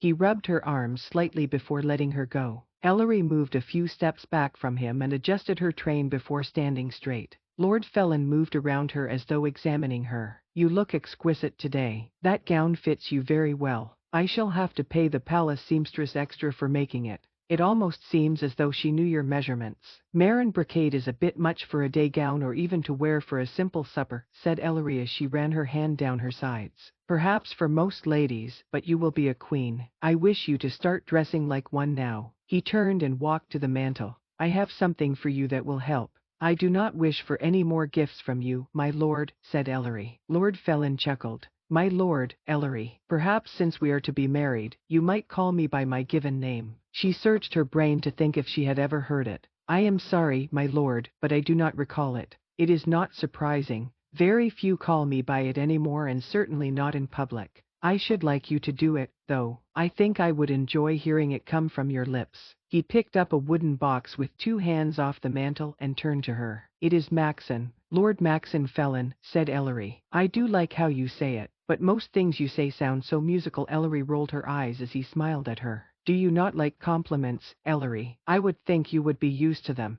I am sure many men have flattered you." "Not as many as you might think," said Ellery. "While some seem to enjoy my looks, they are usually driven away quickly by my words." "By your mind, you mean. Many men do not like an intelligent, outspoken woman. I am not one of them." He opened the box. "I would like you to wear this when you are out in the palace. It with your gowns will make it so that others start to see you in your proper place." She looked into the box to find a simple golden crown meant to be worn on the forehead. The gold was curved around almost like thin branches. In the middle was a large red stone. "It is not as grand as the silver crown you shall wear, but it will help people start to see you as someone of authority." "I do not wish to wear it," said Ellery. "I need no gifts or crowns. I think you will want this one as it should only be yours." "It was your mother's and worn by many Lady Cadwins before her," said Lord Felon. "My mother wore this?" asked Ellery. He nodded. "I saw it on her head often for suppers and events. She was very lovely, Ellery, though I think you might outshine even her." He held the box with one hand and carefully took out the crown before setting the box on a nearby table. "Will you allow me?" She looked at the crown, reaching her hand out to it. Gently touching it, she ran one of her fingers along the delicate golden lines. To think her mother had worn it made it seem so precious to her. She finally looked up at Lord Felon and nodded. He moved behind her with the crown and gently put it on her head. It sat perfectly on her forehead, just tight enough to make it secure. Ellery looked forward and could just see herself in the mirror over the fireplace. "I was right," said Lord Felon in a whisper near her ear. "Even more lovely." She looked at herself in the mirror as one of her hands came up to touch the red gem in the center. As she gazed into the mirror in almost a trance, Lord Felon bent down and kissed the spot where her neck met her shoulder. Ellery did not react at first. Her head felt cloudy, and having even one single thought was impossible. Lord Felon's hands went to her waist as his lips moved up her neck. "I want you to be happy, Ellery. I would never hurt you. I want you to trust me." She put her hands on his and pulled them away before stepping forward. Her hand went to her chest, and she leaned forward, trying to find her balance. "I'm sorry," said Lord Felon as he moved closer to her. "I didn't mean to overwhelm you. I want to give you time. You are just very tempting." She turned to him, trying to think how to act or what to say. So much of her wanted to push him away and tell him never to touch her again, but she was afraid of angering him. As gentle as he had been with her, she had a strange feeling that something close to rage sat just below his surface. This was the man who had killed Conry's parents. They would have killed Conry, too, and even her father if he had the chance. She knew those she loved were coming for her soon. She just had to find a way to stay safe until then. "It is fine, my lord. I was just a bit unsettled by it all. So much has happened, and I have had such strange feelings lately. I understand it. You are away from all you have known, and you must miss those you left behind. I am willing to give you some time." She put on the most charming smile she could, trying to appear as if she was quite taken with him. She was beginning to think the crown she wore was bewitched somehow to add to the magic that was trying to control her. She hoped he would think it was working. "Thank you, my lord. Now perhaps we could just sit together in this parlor and get to know one another. If I am to be your queen, I would like to understand better the man I am going to marry." "I would like that, Ellery," he said as he sat on the small sofa. Taking a deep breath, she sat near him to listen to him talk. She was frightened and felt unclean from his attentions and being so near him, but she would do anything to get through this time and try to find some information that could help Conry and Elathia. After a long evening of listening to Lord Felon go on and on about next to nothing, Ellery was beyond relieved to be in her room by herself. Bren was on the road seeing Lloyd Farrow back to his simple home in the woods, so he was not in residence to bother Ellery. Tira was subdued the evening at supper, and Ellery had great hope she would face the rest of her night undisturbed. As soon as she entered her room, she quickly took the rolled-up piece of paper out of her pocket and put it under her pillow before calling her servants. They helped her undress, and Ellery felt much better after taking off her crown, letting her hair down, and being out from under the weight of the heavy gown. She dismissed her servants quickly and picked up the scroll under her pillow, taking it to the fireplace to curl up in one of the large chairs. She broke the small seal on it and unrolled it. It was just a few lines as it was a very short note, and it was not in her father's straightforward handwriting. The letters were looping and free-flowing. It said, "I send you my love, though you may not want it. I wish I could lend you any strength I possess, but I am afraid a vast majority of it left with you. Please stay safe for just a little while longer. I plan to visit you the week before the Moon Festival. You say you are remembering, and I hope that is true. Whether you ever regain for me what you have lost, know that I will always be completely yours. See. A single tear fell on the page, smearing some of the words. She cursed slightly before realizing she would have to burn the note anyway. She wished she could keep it to read it later for comfort, but it was too risky. She read over it once more as all the short, broken memories she had of the prince flooded her mind. Though she didn't remember everything, she was beginning to see enough to know his love for her was real and that her heart had once not only been touched by him but wholly in his hands. She believed he could once again capture her heart, and she was more than willing to let him try. She folded up the note and Kai set it before throwing it into the fire. As she lay in her bed, though she knew she had much to hope for, she cried herself to sleep.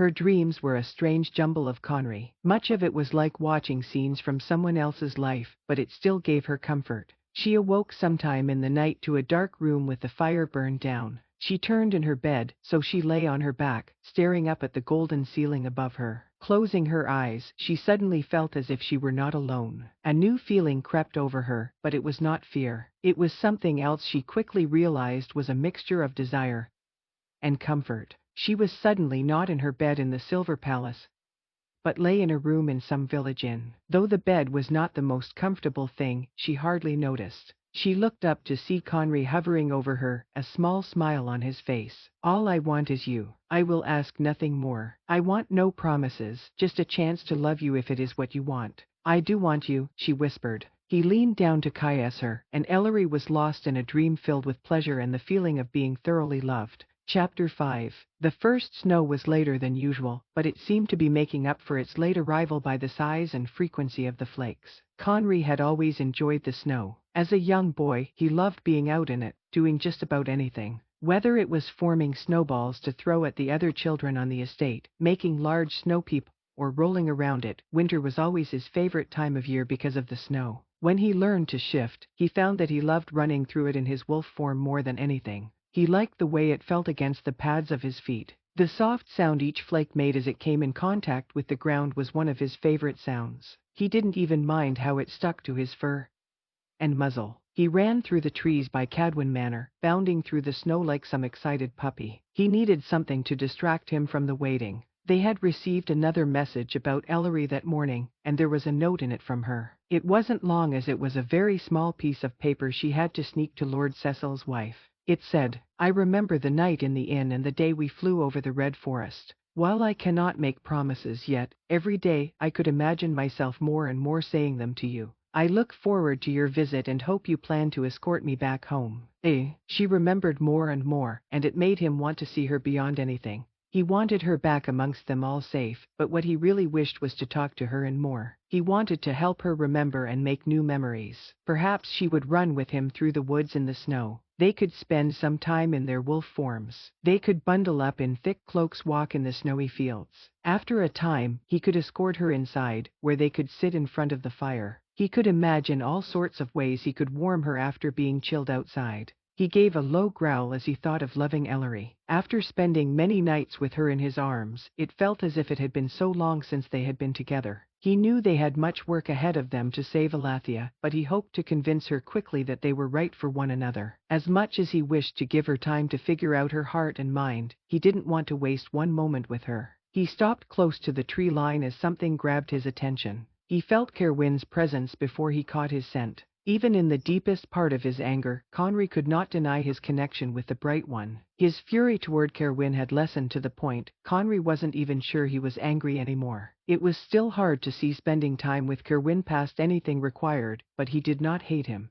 He felt pity for him more than anything. Conry imagined life as the Bright One was not easy. While Conry had responsibility, he could choose a wife to help him with his burdens. The Bright One had always remained solitary, putting his ruler over everything. He believed Kerwin had other issues that pushed him away from Ellery and to another, but Conry knew he held back much of himself to her and almost everyone because of who he was. Conry should have been the one person Kerwin could speak with freely. They were meant to depend on one another, but it was difficult. He did not wish Kerwin ill, but it was hard to get over how Kerwin had hurt Ellery. He had changed her in ways, damaged her as well. It was against Conry's instincts not to want to protect her from him. Stopping at a large tree where his clothes hung, Conry shifted. He quickly dressed as the icy wind blew around him while the thick flakes hit his skin. Once fully clothed, he pushed back his wet hair and walked forward to find Kerwin waiting for him near a large well on the property. He was leaning against it, watching Conry as he walked. "You've been gone for some time," said Kerwin. "I needed to think and stretch my legs a bit.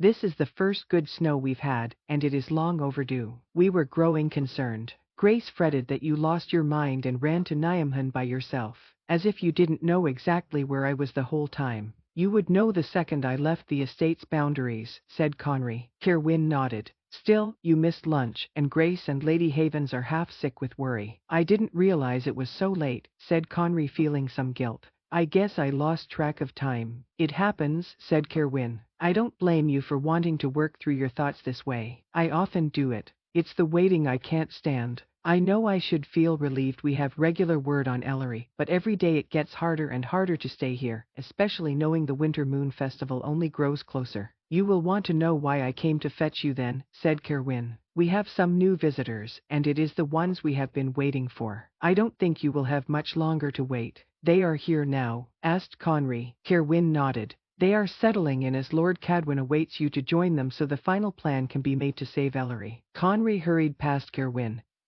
who caught up with him before they came to the house. They entered together, both taking off their soggy cloaks before going to Lord Cadwin's study. As he entered, Conry saw Lord Cadwin at his desk with two men in front. The first was not much older than Conry, with light red hair. His face was covered in freckles, and his nose a little crooked. The other man was at least as old as Lord Cadwin. His brown hair was graying a bit, and he had lines around his eyes. He was nodding at something Lord Cadwin was saying as Conry walked forward. When Lord Cadwin noticed he and Kerwin had entered, he stood up. The men in front rose from their chairs and turned around. The young man gave Conry a small smile as the older stared at him with wide eyes. "You weren't kidding, Ewan," he said as he turned slightly to glance at Lord Cadwin. "Almost a replica of his father." "Prince Conry," said Lord Cadwin, coming forward around his desk. "Let me introduce these two gentlemen to you. This is Lord Finlay Rees. His father was the 7th advisor on your father's advisory council. His son has taken up the cause to see you to your rightful place." "I am honored to meet you, Your Highness," said Lord Rees with a bow. "My father always wanted to be able to see you grown, but we lost him early last year." "I am very sorry, my lord."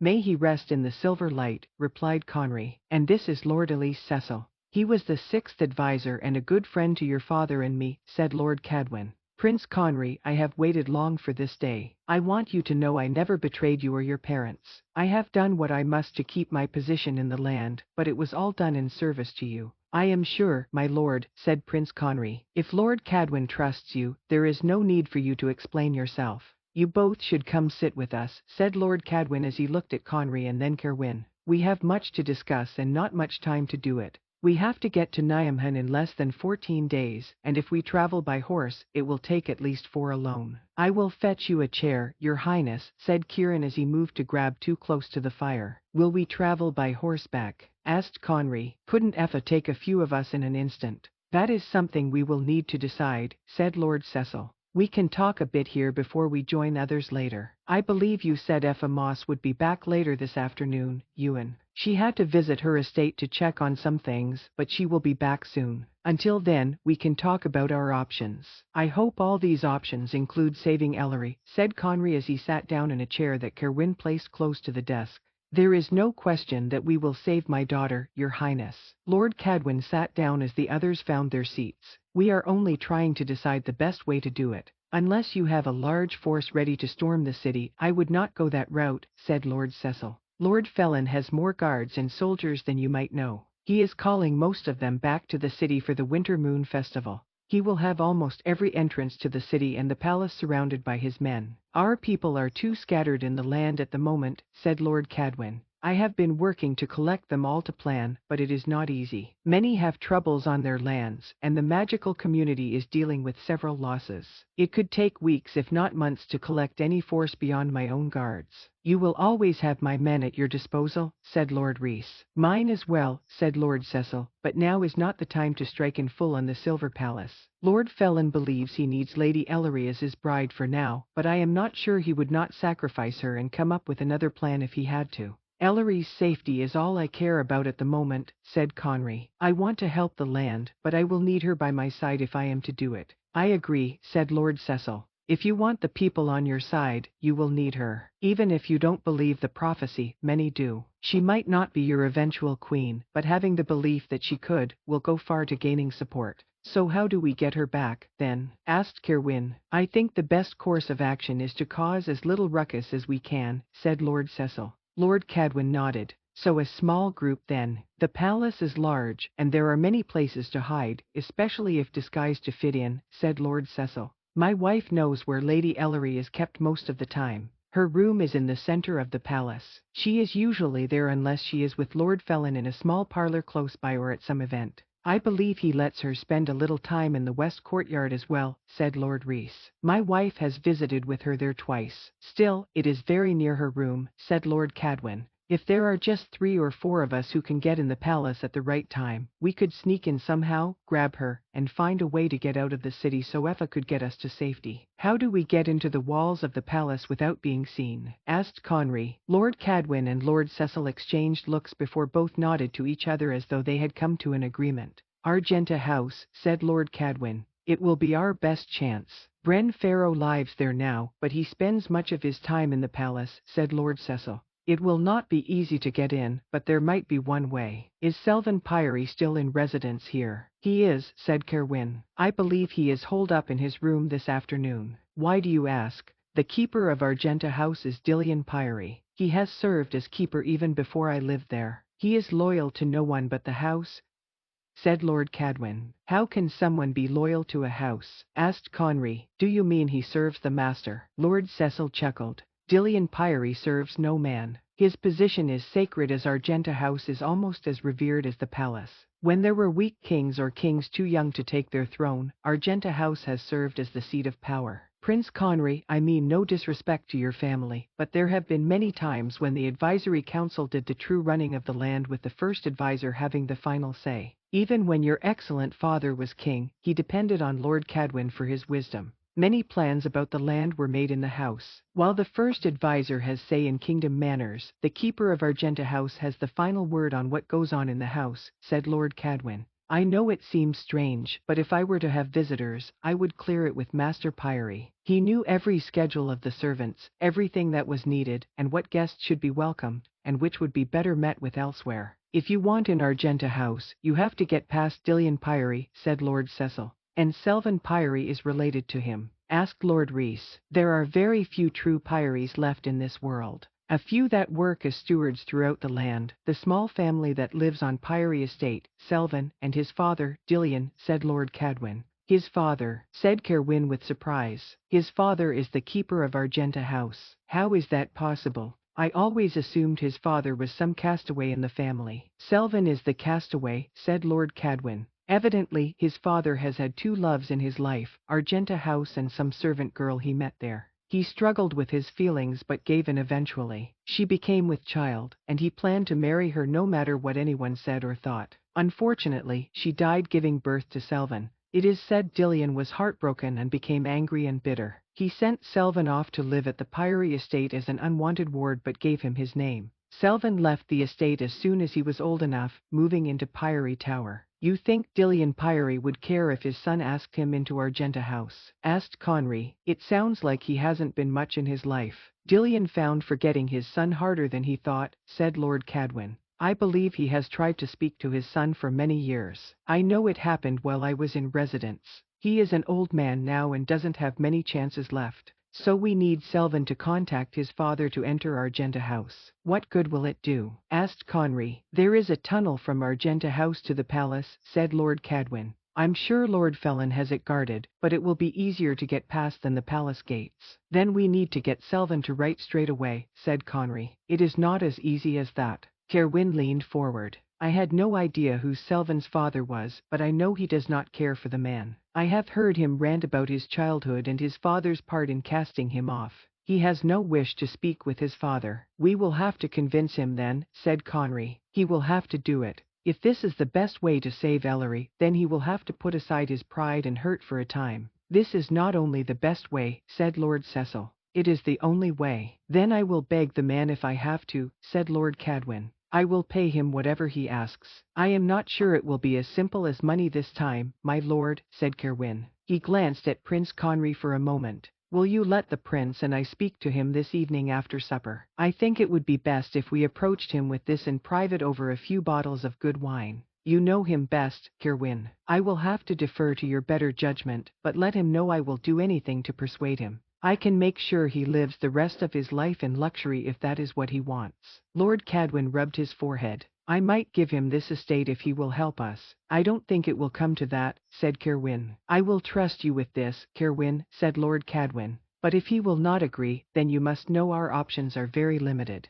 Ellery's life may hang on this. I will not fail, my lord, said Kerwin. Conry nodded. I will not let him. I will offer Selvin any position in the land he wants once I am king. I would offer him my crown if I could. You know I will do anything to save Ellery. He turned to Kerwin. The bright one would as well. Kerwin raised his eyebrows at Conry before nodding. As they went back to planning how to save Ellery, assuming they could get into Argenta House, Conry knew he meant it when he said he would give up his crown to save her. If being king was his future, he would need her as he knew more and more each day that there was nothing ahead for him without Ellery by his side. Chapter 6. After saying good night and receiving good luck wishes from the lords in the manor, he left the study. Kerwin walked down the hall towards the small parlour he knew Selvin liked to spend his evenings. Lord Cadwin had already sent several pitchers of his best wine to the room, and Kerwin hoped Selvin had drunk at least one by now. As he turned towards the parlour, he saw Amelia walking towards him with a few books in her arm. She slowed as she approached him. Where are you headed tonight? She asked.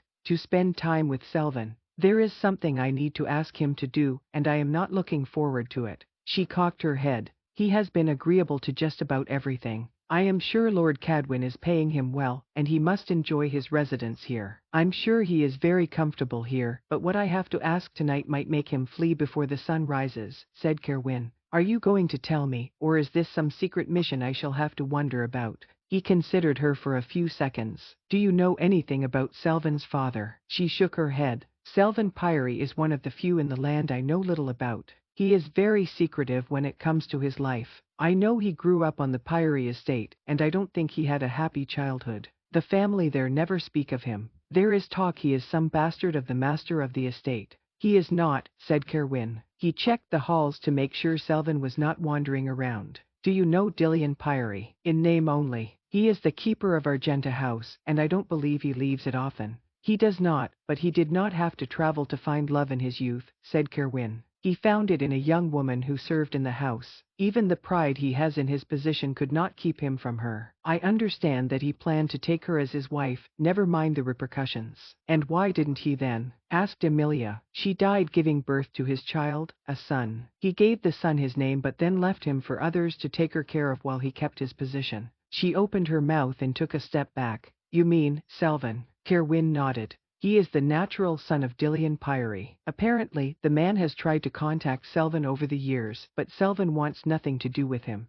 And what does this have to do with asking Selvin something? Argenta House contains a way into the Silver Palace that will be much less guarded than any other entrance. It may be the only way we can enter to save Ellery, and no one gets into Argenta House without Dillian's approval. I imagine he could have any guests he wished without anyone knowing but him, said Amelia with raised eyebrows. Will he not help Lord Cadwin with this? He was the first advisor, and Ellery is the heir to the position. Dillian Pyrie knows no loyalty except the house. He will do nothing to betray his position no matter who the rightful master should be. The only way we can get into the house is with Selvin's help.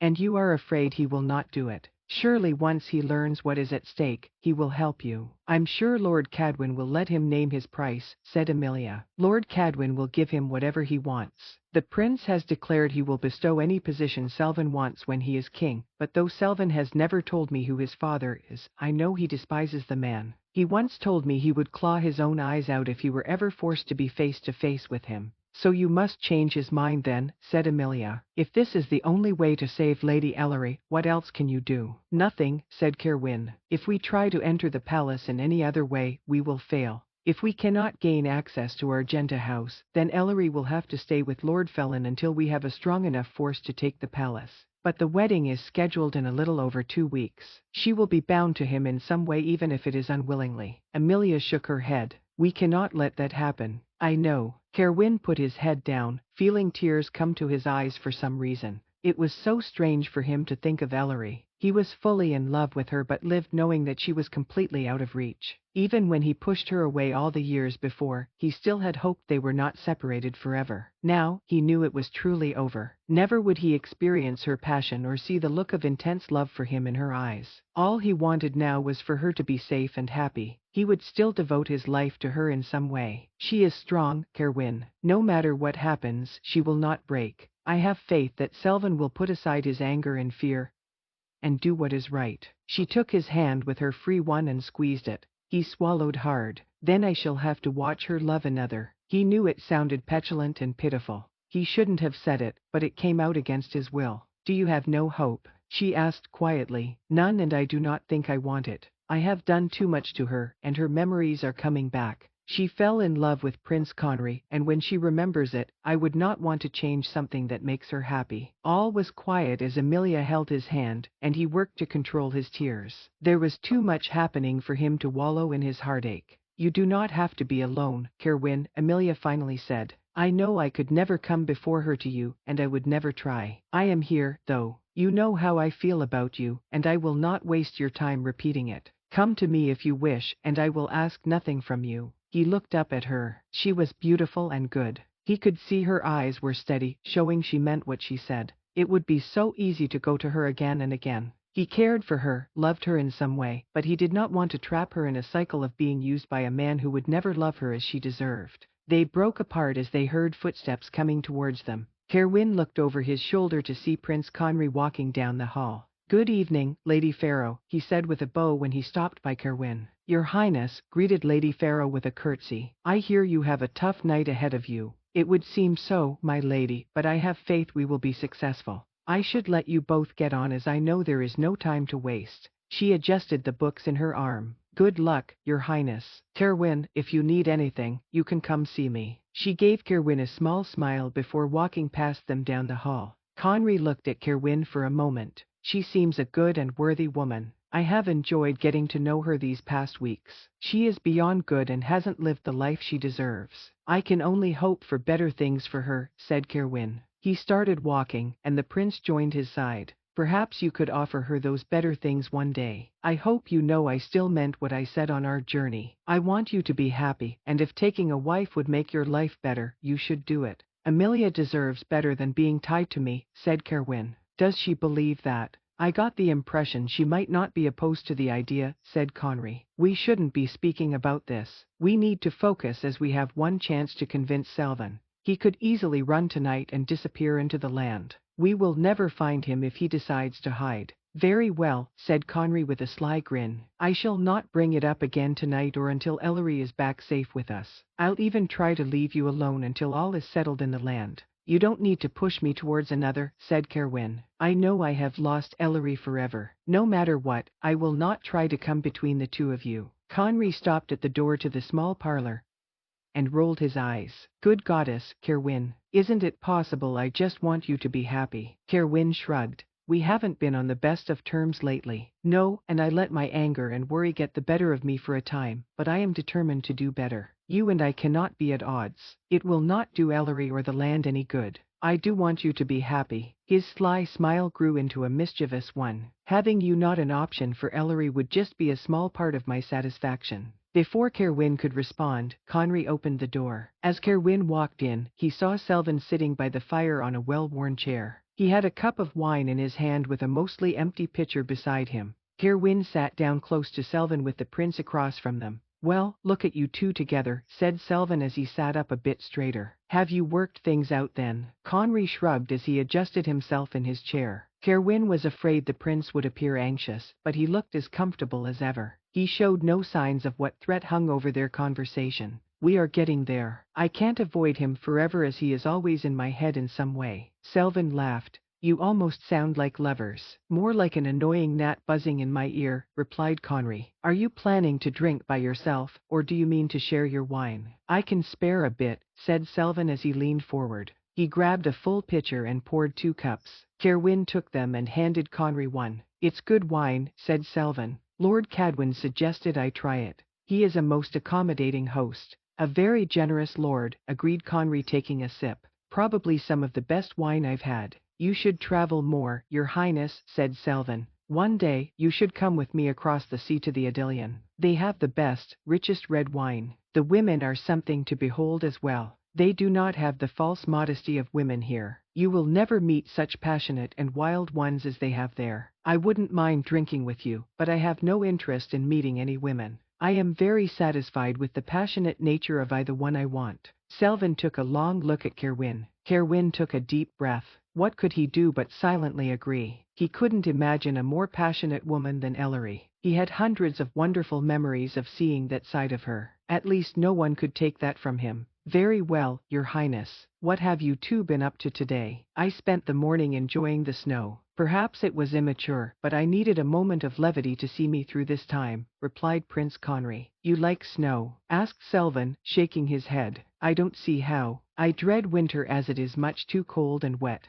It is good for nothing but curling up in front of a fire as we are now and drinking some good wine to keep warm. I take it that is due to your upbringing at the south of the kingdom, remarked Kerwin. You don't have such cold winters there. It got plenty cold there, said Selvin as he took a drink. Cold enough where I had to spend too much time indoors. As big as the house is, there were not enough dark corners for me to hide away from those who wished I wasn't there. Your own family was so bad to you? Asked Conry, sounding surprised. They were barely my family. I didn't really belong to them, and they never wanted me. Only pride in the family name made them keep me as long as they did. I left as soon as I was able. I knew Priory Tower was still standing. I vowed to make my own way in the land while staying in that ruin. I've done all right for myself. You have, agreed Kerwin. You are clever and bold enough for anything. Selvin took a long drink. And I am not hung up on rank or knowing the right people. As if any of you upper-borns know the right people. If you want things done in Elathia, you should look beyond the vast estates. The people who really know what is happening in the land live in places you would both rather avoid. You know me better than that, said Kerwin. I have spent plenty of time in places such as you speak. I met you in the seediest bar in the land with my uncle. Your uncle was a good one, bright one. He never looked down his nose at me or talked as though I was lesser. I don't think I've ever met a better man, said Selvin. I agree. It's hard to believe he and my father were brothers, said Kerwin as he looked at the prince out of the corner of his eyes, willing him to keep quiet. This was his opening. What has become of your father? My brother wrote me to say our father tried to call on him, but I had already let Alwyn know what had happened. He thinks our father retreated to the estate, though he said he had plans to return to Nyaman. I find I don't care. He should stay out of my sight, though. I am not sure I could hold back from the man at this point. At least I shall never be a father, said Selvin angrily. I have been careful to make sure of it. I never want to take the chance of damaging some child for no fault of his own. He filled his glass and drank again. I suppose we all have father issues in this room. Yours died before you could know him, Prince Conry. Kerwin, yours is the filth of the land and mine. What about yours? Asked Kerwin. He is nothing, not to me anyway. He has never been anything. He threw me away like I was worthless into a den of vipers. He knew what he was sending me to. Selvin put down his cup and wiped his eyes. Has he never contacted you? Asked Kerwin carefully. What does it matter if he has? I would never answer him. Had his chance to know me when I was born. I hear he took one look at me and practically threw me aside. Said he never wanted to lay eyes on me again. Then he writes, saying he wishes to meet with me. Why? So he could ridicule me some more. So he could tell me what a failure I am. Perhaps he doesn't wish to say any of that, suggested Conry. What if he wishes your forgiveness? Then he is a fool because he will never gain it, said Selvin loudly. He can sit there in that big worthless house and lord over it like he owns it. Now that it is inhabited by a man that hated his family as well, he must be very pleased. His head dropped, and he made a soft grunting noise as Conry looked at Kerwin. What could he do but ask? Selvan, is your father the keeper of Argenta House? Asked Kerwin. Selvan looked at Kerwin sharply. Where did you hear that? Lord Cadwin and Lord Cecil told me earlier today. Why were you speaking of Argenta House? Asked Selvan as he picked his cup back up. It's the only way we can get into the Silver Palace, said Prince Conry. It's our one chance to save Ellery. Selvan finished his glass and put it down so hard, Kerwin didn't know how it didn't crack. You need into Argenta House. Yes, said Kerwin. You know the only way in. Selvan nodded. The keeper can let anyone in he wishes. The master of the house doesn't even have to know. I know you don't want to do this, Selvan, but I have to ask you. I will beg you if I have to, said Kerwin. Tell me what you want, said Conry seriously. Whatever you ask for, I shall find a way to give it to you when I am king. You want to be a lord. I will make you a high lord over any property you wish. I will give you Priory estate. Lord Cadwin said he will pay any price, said Kerwin. You just have to name it. Selvan stared at them both for a moment before breaking out into a wild fit of laughter. Conry scooted forward in his chair as Kerwin shook his head. He had no idea what to expect. Perhaps he was laughing at their question. He would call them ridiculous and then run from the manor and disappear. Selvan stopped laughing as he filled his glass. He looked into the fire. You both think I am so selfish that I would let some grudge against my father stop me from helping such a good woman. I guess I have put on a shield that would make you think I care for little more than myself, but I am not as hard as you think. He finished his wine and stood up on shaking legs. Is there pen and paper in this room? I believe so, said Conry. There is a small desk. Selvan walked clumsily over to the desk and flopped down in the chair in front of it. I will write the damn fool tonight. I have a man nearby who will deliver it within 3 days. Where do you wish me to meet my father? Lord Cecil's in a week 2 hours after supper, said Kerwin, remembering what they decided earlier. Good, that will be well after supper, and I will have a little time to drink. I will need to be almost as close to drunk as I am now to deal with the man. I suppose you wish me to say nothing of your plans until we see him. Just say you wish to meet. We can discuss later how we will handle the meeting, said Kerwin as he stood up.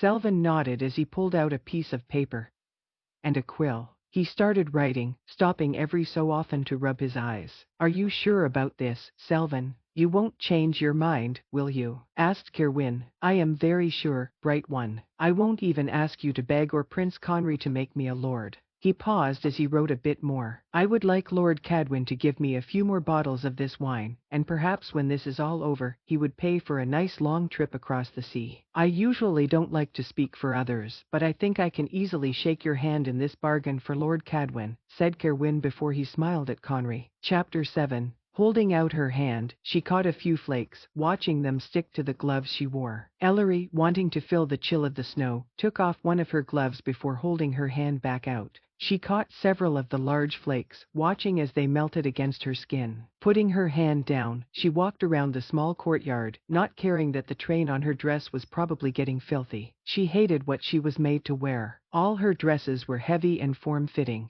None of them were good for running, jumping, or riding a horse, which was probably the point. They were meant to be worn by a great lady lording over a house, one who would not have to do anything more strenuous than slowly saunter down the halls and flick her wrist at a servant. The heavy gowns and even her mother's crown added to Ellery's feeling of entrapment. She hated that the only little bit of outdoors she saw was a small courtyard with 4 high stone walls. She longed to be out amongst the trees. She wished she could practice her magic and make the snow fly around her. She longed to soar into the air to look over the city. Her wolf had grown agitated as well. Ellery was not much for shifting regularly, but she shifted often enough to keep her wolf appeased. Now the poor thing felt as trapped as she did. It wanted it out, and it made Ellery almost feel ill. She wasn't sure she could summon the strength to shift at the moment anyway. Something about being trapped and having to repel Kira's enchantments made Ellery feel constantly exhausted. There were times she was alert, such as when Lady Reese would visit her, or she would get another short note from Conry. The thought of Conry made Ellery's breath catch. She found a stone bench close to a tree and sat down before pulling off her other glove. Before putting it aside, Ellery reached into one of the fingers and pulled out a tiny scroll of paper. Looking around, she saw only the 2 guards that came with her standing by the door. Derry was one of them, and she felt she could trust he would not tell anything he saw her do. The other always looked bored. She thought he might even be dozing that moment as he was leaned against the wall of the palace. Deciding it was safe, she unrolled her short note. It came just the night before, and she knew she should burn it like the others. She tried, but she could not do it. More and more memories of Conry kept coming back to her. It was hard to put them all in order and make perfect sense of them, but it was enough to make her heart beat faster when she thought of him. She could remember the taste of his lips and the feel of his touch. She closed her eyes and took a deep breath before rereading her note. I once told you I cared not for your promises. I only wanted what you were willing to give. To have you once again close to me where I can bask in your presence is all I want. The day is coming, my love. Be ready and stay strong. She touched the scroll softly, keeping it close to her so no snowflakes would smudge it. Finally, deciding she was being silly, she set it before rolling back up and sticking it deep in her glove. As soon as she had her gloves on and stood up, the door to the palace opened, and Bren Pharaoh stepped out. He pulled up the hood of his black cloak and walked towards her. Ellery moved towards the door, not planning on giving him much notice. Lady Ellery, he said with a small bow as she neared him. Bren, she said in response with a nod. He caught her arm to stop her, squeezing it hard as he pulled her closer. You should address me correctly, my lady. I am Lord Pharaoh. She pulled at her arm until he squeezed it even harder before letting it go. She massaged it over her dark green cloak as she stared at him with narrowed eyes. I don't see how you are Lord Pharaoh. No king has declared you as such, and I doubt your father's will named you his heir. His will is none of your concern, and Lord Felon is as good as a king. He will be crowned in a little more than a week. Bren smiled nastily at her. Are you ready for your wedding, my lady? Ellery rolled her eyes at him before walking forward. He quickly moved in front of her. I asked you a question, Ellery. It is rude not to answer back. I have no wish to speak with you, and you cannot force me. My thoughts and feelings are my own, and you have no right to them. Let me pass before I call over the guards. Bren looked over his shoulder at the guards. Poor Derry looked unsure of what to do as he leaned forward. The other was still resting against the wall, his head bowed. Like I can't dispatch either of those guards if they decided to do something. He reached up, touched her cold cheek. I could take you right here, and they could not stop me. Ellery turned away from him. I doubt there is little chance of it as you've always hated me. I can hate you and still see you are a desirable woman. I once watched you in the woods with Kerwin. I was surprised by your boldness, though I supposed I shouldn't be. As outspoken and stubborn as you are, I should have guessed you would be without shame in all areas of your life. He grabbed her again, this time with both arms. Kerwin let you have your way too much that day. I think to break someone as spirited as you would be beyond satisfying. I'd be lying if I said I haven't thought of it before. She pulled away from him, throwing his hands off of her. I don't think Lord Felon, who you claim as your future king, would wish you speaking to his betrothed of such things. Bren laughed. Maybe he would not, but what can he do? If I told everyone what that prophecy really said, his chance at king would be over. Only a few can speak the ancient lang, and I am one of them. My tyrannical father made me spend a few summers with my great-great-uncle. I was forced to learn the old language as that old buffoon went line by line over the prophecy with me. Thank the goddess that he finally lost all ability to speak. He barely knows where he is half the time. Now I can speak and write for him. It has bought me much, including a lordship. To throw a few nights and days with you in the deal wouldn't be hard. Lord Felon owes me it and more after letting the whore that was my stepmother get away. You think I would just lie there and let you have your way with me? Asked Ellery venomously. I know how to hurt a man, Bren, and though I hate to think it, I might get some pleasure out of making you suffer. He half growled as he moved closer to her. I expect you to fight back, my lady. It only adds to the attraction. She tried to move backward, but the tight, heavy gown made it awkward. Before she could get away, Bren grabbed her again, pulling her against him. He leaned, so his lips were inches from hers. Fight back now, Ellery.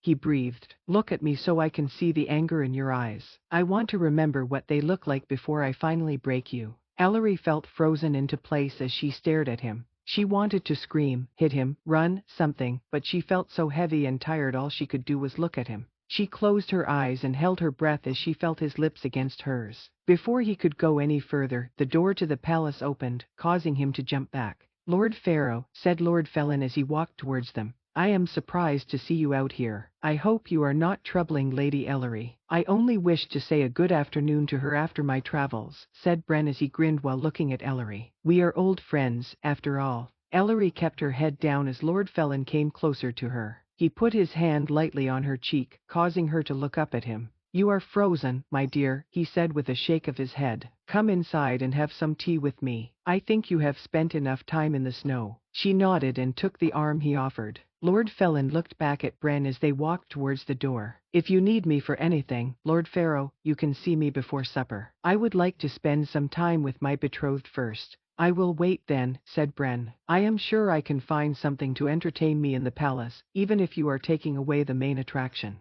Lord Felin made a low noise in his throat as he stared at Bren, but he said nothing else. He led Ellery through the door opened by the guards, taking her to their usual parlor. Once he closed the door, he led her close to the fireplace. Are you all right, Ellery? He asked with more concern than she thought him capable of. She nodded as she took off her gloves, quickly shoving them in her pocket. She fumbled with her cloak before Lord Felin walked behind her to help her slip it off her shoulders. Lord Felin hung her cloak on a rack close by and then watched her as she held out her hands to the fire. He didn't hurt you, did he? Not really, she responded as she worked to keep her tears in check. She would not show just how much Bren had unnerved her, especially to Lord Felin. She imagined he was just as bad if not worse than Bren, even with his soft touches and gentle words of concern. I am sorry he continues to pester you. I wish there were a way to get him to leave you alone, but so far, I have come up empty. I will keep trying, though. I may have said it in the past, but now that you are here, I don't think I would like sharing you. Ellery turned from the fire and sat down on the sofa. She poured some tea into a cup and put some sugar in it.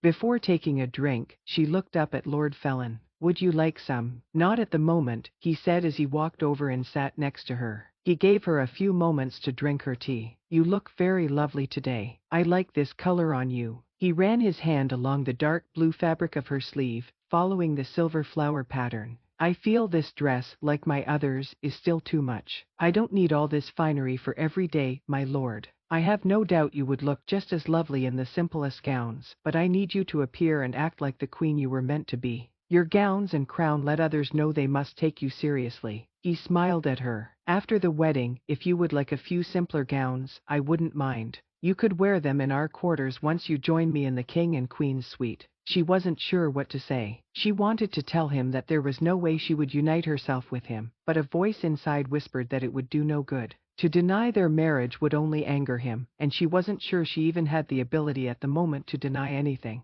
Staying silent seemed the best course for her. I have said it many times, and I will say it again, said Lord Felin as he took her hand. I want you to be happy, Ellery. I want you to feel safe. She took back her hand to take another sip of tea. Her objection this time would not be pushed down. It is hard to feel safe, my lord, she said weakly. You took me from my home. In the past, you have killed a king and queen. I am not sure how I could ever trust you. Lord Felin blew a small puff of air out of the corner of his mouth.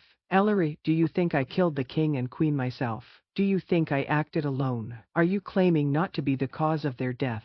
I had a large hand in it. I do not deny it, but I tried everything else first. Elathia has long been a land growing in chaos. There are too many people and not enough resources. Homes have grown larger, and due to new ways of healing, families have grown bigger as well. Many wish to live close to the large villages and the city. You see, the toll of building homes and shops has taken on our forest. I have, said Ellery as she put her teacup down and scooted to the very end of the sofa. I have seen the villages your soldiers have destroyed as they moved through so they could control the river. I have seen what people have had to do just to survive. It is awful, and I believe done under your direction. Done because that is what the lords in power have ordered me to do. I am not a king, Ellery, not yet. When the king and queen were killed, it was done by more than just a few lords. I was the one who got the blame because I was the one who put them out of their misery. It was not I who poisoned their cups at supper one night. I was barely 20. Who then? Who led this uprising against the king? Asked Ellery. Men and women who are mostly dead now. They were powerful lords and ladies in the city. Your father's third and fourth advisors were in on it.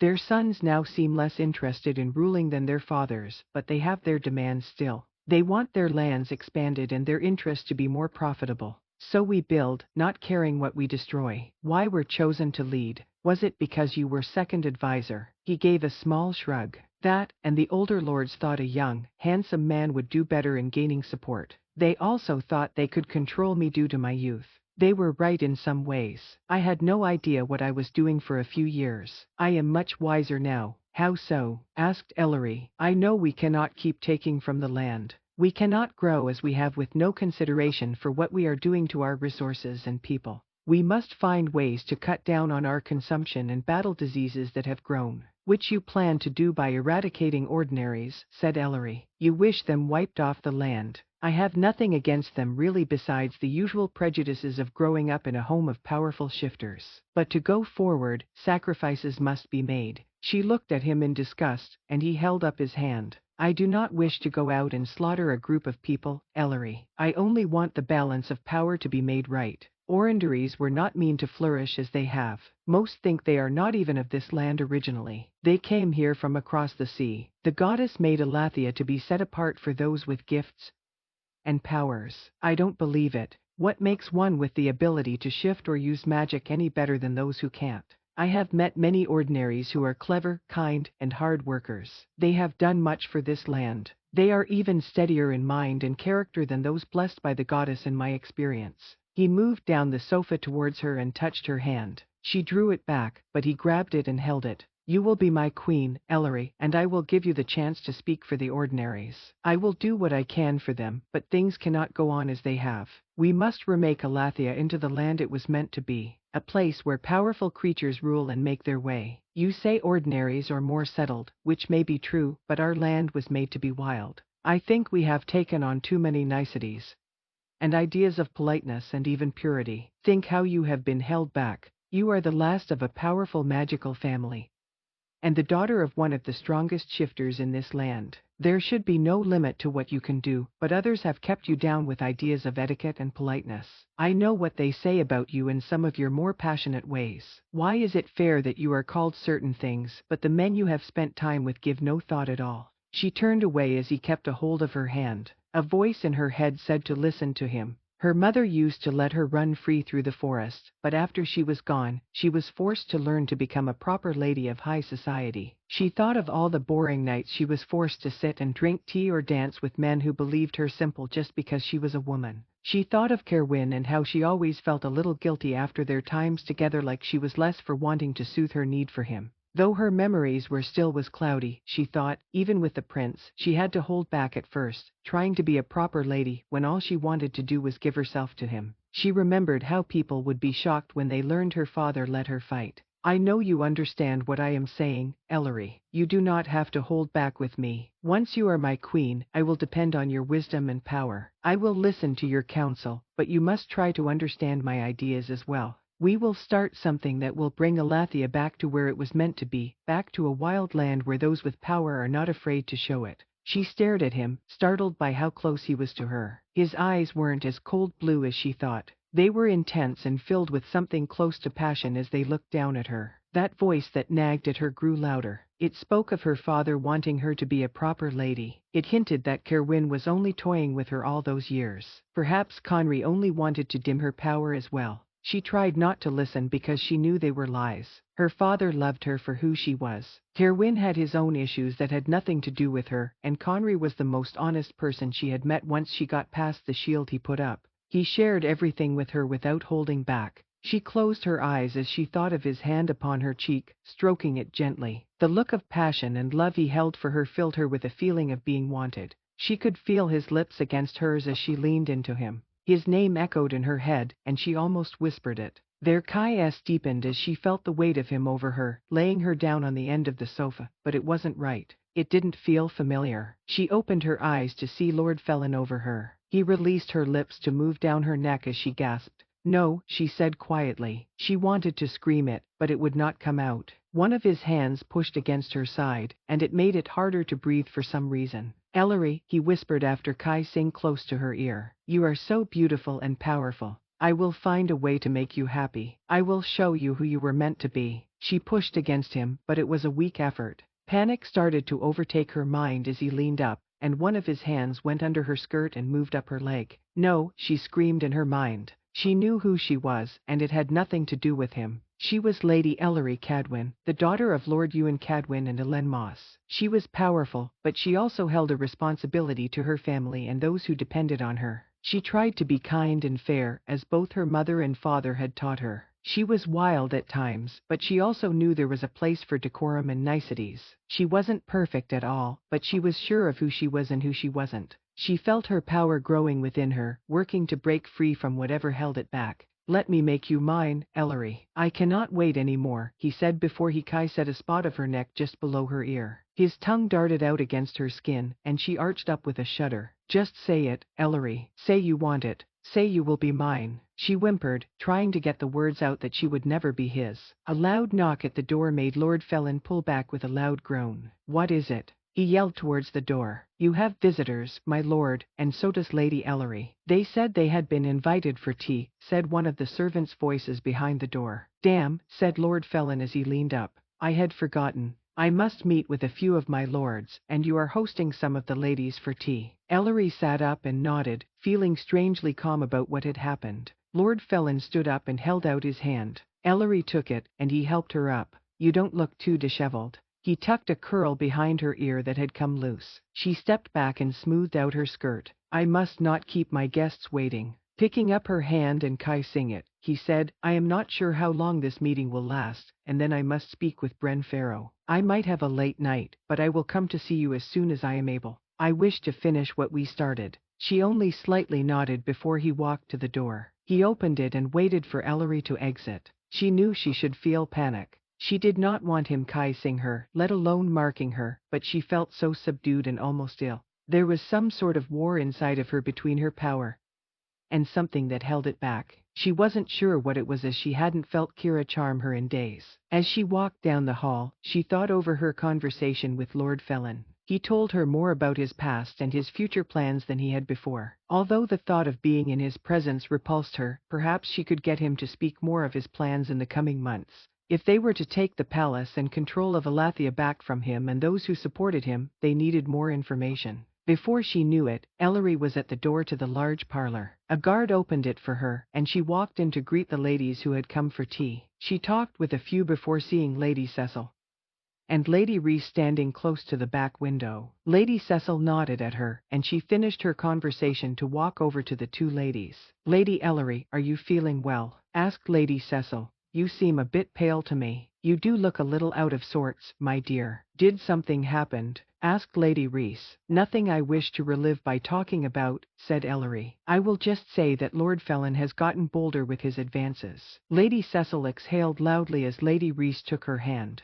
"Do not worry, Ellery," whispered Lady Reese. "You will not be staying here much longer. I hope not, as the wedding is a week away. And you shall be gone by tomorrow evening if all goes to plan," said Lady Cecil, moving in front of Ellery and shielding her from the room. "There is a plan in place." "Yes, our husbands returned yesterday," said Lady Cecil. "I am to expect new visitors to my house tonight." "Tonight," said Ellery as her heart beat faster. "Who is coming?" "They were still working that out when our husbands left," said Lady Reese. "But I know the bright one is coming. The prince is demanding to come, though both Lord Cecil and Lord Reese have advised against it. They do not wish to put him in harm's way." "I would not want something to happen to Prince Conry because of me," said Ellery, even though she longed to see him. "But he is adamant that he comes, and I am not sure they will stop him," said Lady Reese with a small smile. "My husband said he seemed desperate to see you. I believe he said something about not letting the woman he loved be in danger and doing nothing about it." Ellery felt her cheeks grow a little warm. "So you see, my dear lady, all you have to do is keep safe one more night and day. If you can, be in your room after supper tomorrow.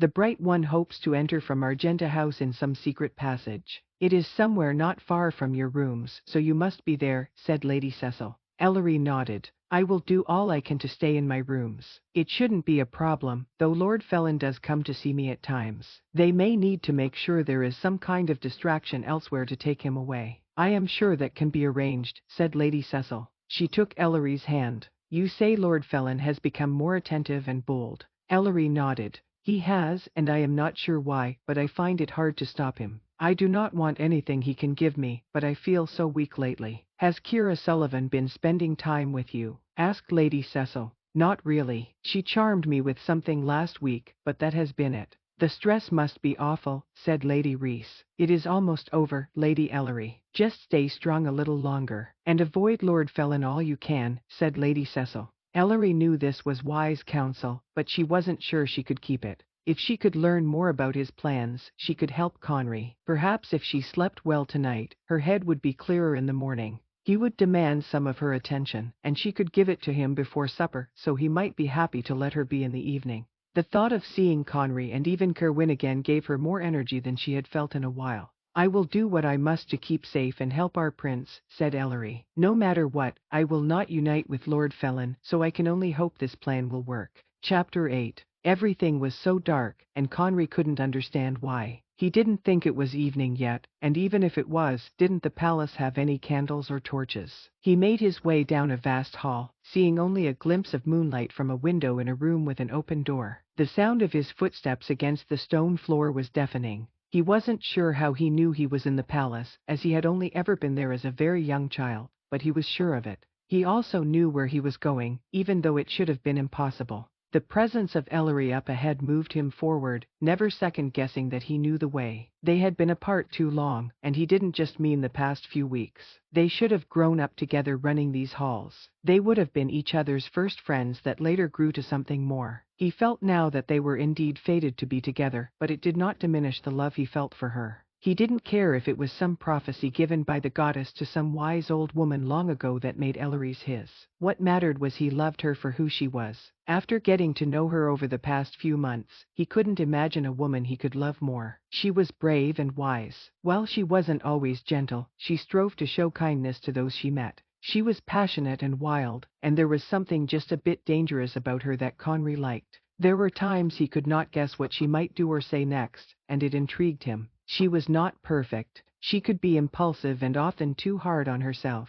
She was damaged by grief and mistrust. As she shared her failings and heartbreak to Conry, he found it made him love her more. Despite her inclination to protect herself, her ability to be vulnerable with him made him feel important to her. It made him feel like she trusted him. All of it combined entranced Conry until he was so deeply in love with her, he knew there could never be another. She tried to speak with him about meeting more women and finding one better suited to him and his position. He could not agree with her as there could be no other woman for him, and he knew there could not be a better queen for Elathia. He peered into the darkness, seeing a large door towards the end of the hall. Something about it almost glowed in the darkness. As he neared it, he felt a soft breeze blow against his face that held a whisper of his name in Ellery's voice. He stopped and closed his eyes as it swirled around him. He was so close to having her with him once again, and this time he would never let her go. Coming to the door, he put his hand on the handle and pulled, but the door would not open. He pulled harder, but it still would not budge. He leaned in and put his ear against the door. He could hear muffled sounds of struggle and then Ellery calling out.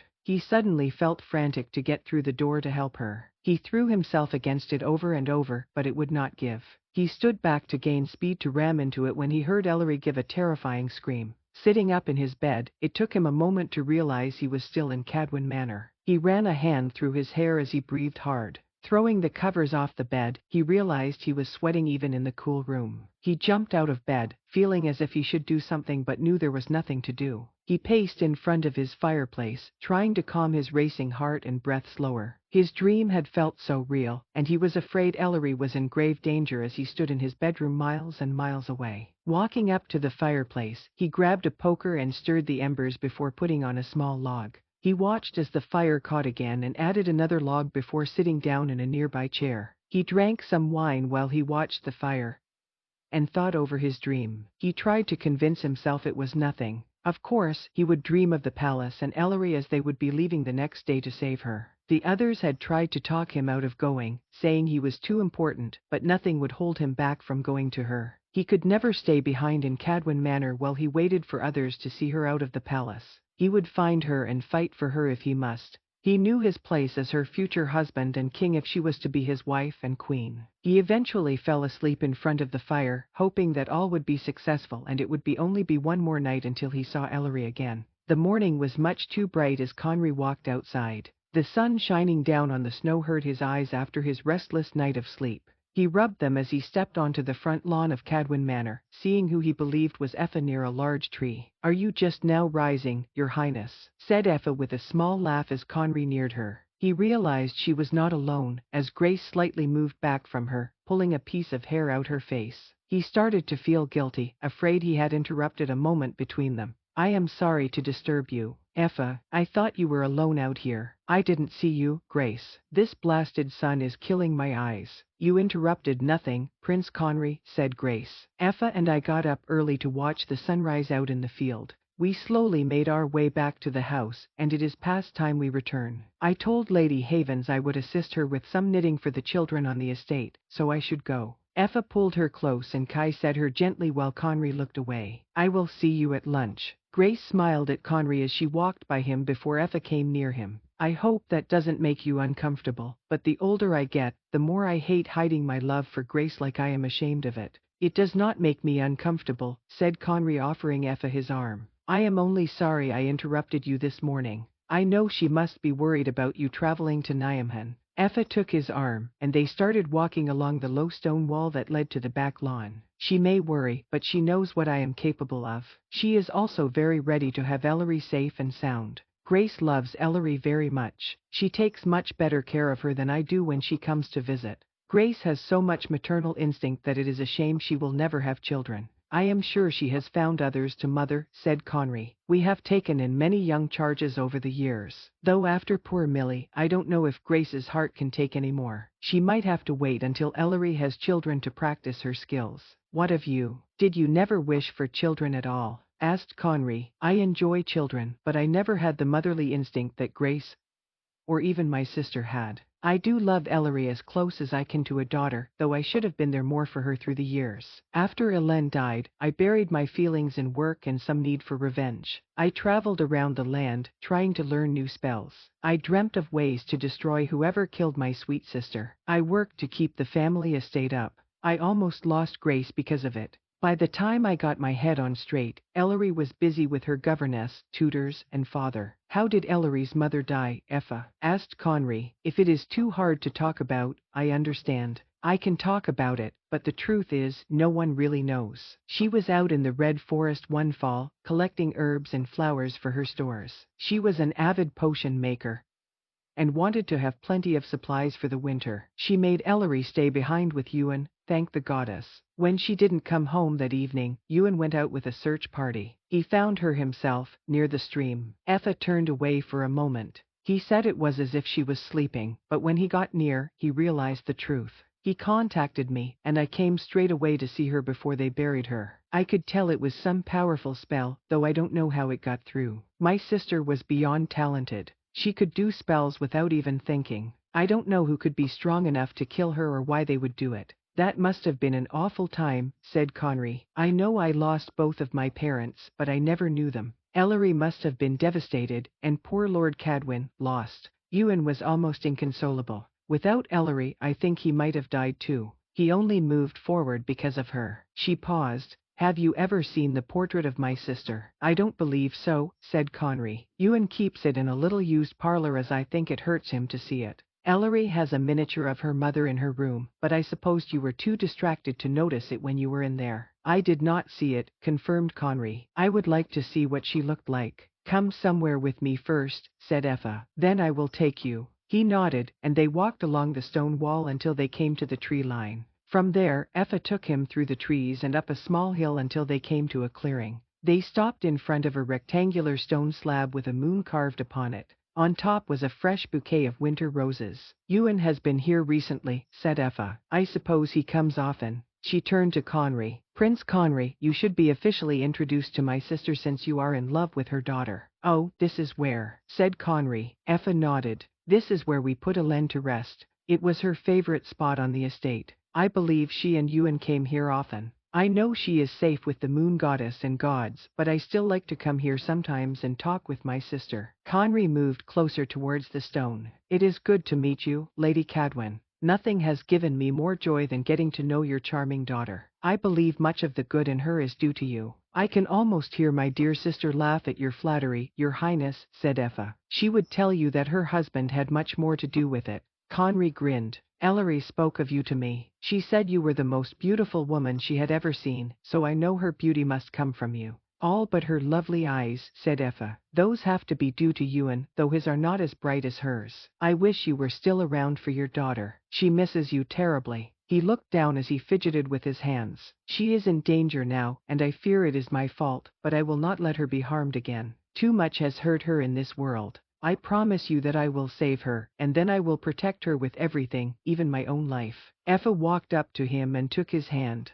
I believe Ellen would have liked you, even loved you. She would say Ellery's pain is not your fault, Conry. I know you love my niece. I do. How can I love her even more now than I did a month ago? I haven't even seen her, but I know my love for her is stronger now than ever before. Her being away has made you long for her. You grew so close, so fast that now you feel strange without her near. It will only make your reunion sweeter. Perhaps her memories have all come back, and you can be as you were before her injury. He nodded and moved forward to touch the stone slab. I promise that I will always watch over Ellery, even if she does not choose me. I know how special she is, and all I want is for her to be happy and at peace. I do hope I am the man she finds both with, but whatever she does, my love for her will not change. Effa moved close to Conry and put her hand on the stone. I know I did not do as I should when you left. You told me to watch out for Ellery and Ewan should something happen to you, and for a few years, I forgot that. It will not happen again. I will see them both safe in this land.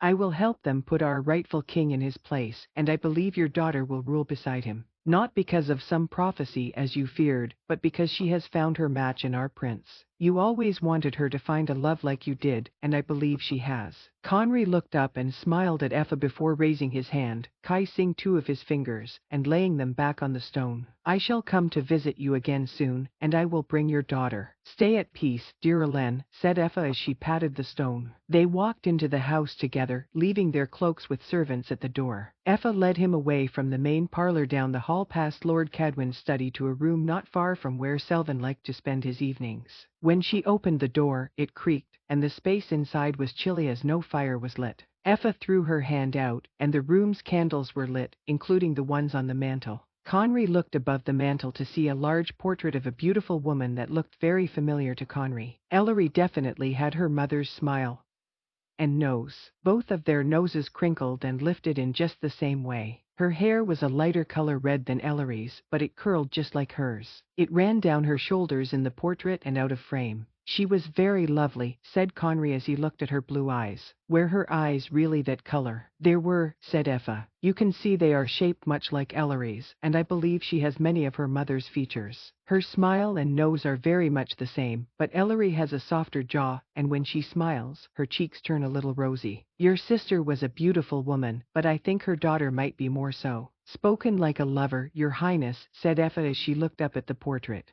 But I will not disagree with you. They are two different, unique women. While Ellery has many of her mother's looks and much of her personality, there is something unique about her. She is a little wilder and a little fiercer, and I don't mean that negatively. She also has her father's intelligence and gift for reading people. She might be the perfect combination of her parents, which makes her a force. She is a force, a powerful one, said Conry as he looked down at the mantel to see some smaller portraits. There was one of a young girl that Conry recognized as Ellery. He picked it up and examined it. He guessed Ellery was around 8 or 9. She had a round chubby face and large bright green eyes. Her curly hair flowed around her, and she was almost laughing in the portrait. She was a mischievous little thing, said Effa as she looked at the portrait in Conry's hand. Always running around and laughing. Every day was an adventure to her. She changed after Ellen's death. She still found joy in life, but she was slower to laugh and more cautious. She stayed closer to her father. I think she could sense he needed her. It became one of her goals to please him. Conry carefully put the portrait back in his place as Effa walked to another part of the room. Let me see if it is here, she said, looking on a table.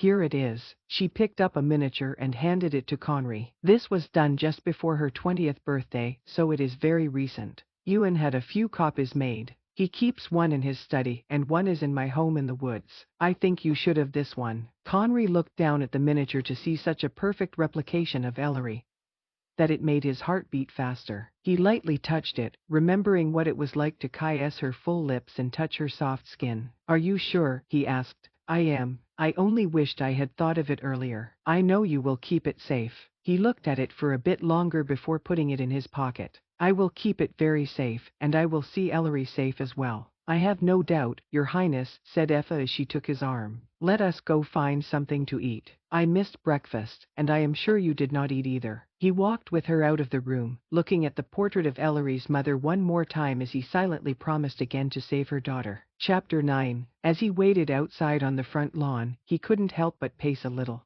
Now that it was time to go, any patience Kerwin had was gone. He had little doubt they would be able to get Ellery away from the palace. He knew he would not fail. He would do anything to make it so, even give up his own life. What he worried about was what condition she would be in. He was somewhat comforted by the reports from Lord Cecil and Lord Rees. Their wives were in regular contact with Ellery, and found her in decent spirits if a little tired. He knew Kira was trying to do things so Lord Felin could control her. So far, Ellery had done well in resisting him, but Kerwin was afraid that even one as strong and powerful as Ellery had her breaking point. To think of Lord Felin putting their hands on her filled him with rage unlike any he had experienced. He could not let it control him, but he could use it to fight for Ellery. As he paced and waited for the others, the door opened, and Amelia walked out onto the lawn. How are you feeling, Kerwin? She said as she approached him, pulling her cloak tight around her. Anxious and ready to go, he said. I know there is no use to leave too early as we have to wait for Selvin's father tonight, but I feel like I should be doing something.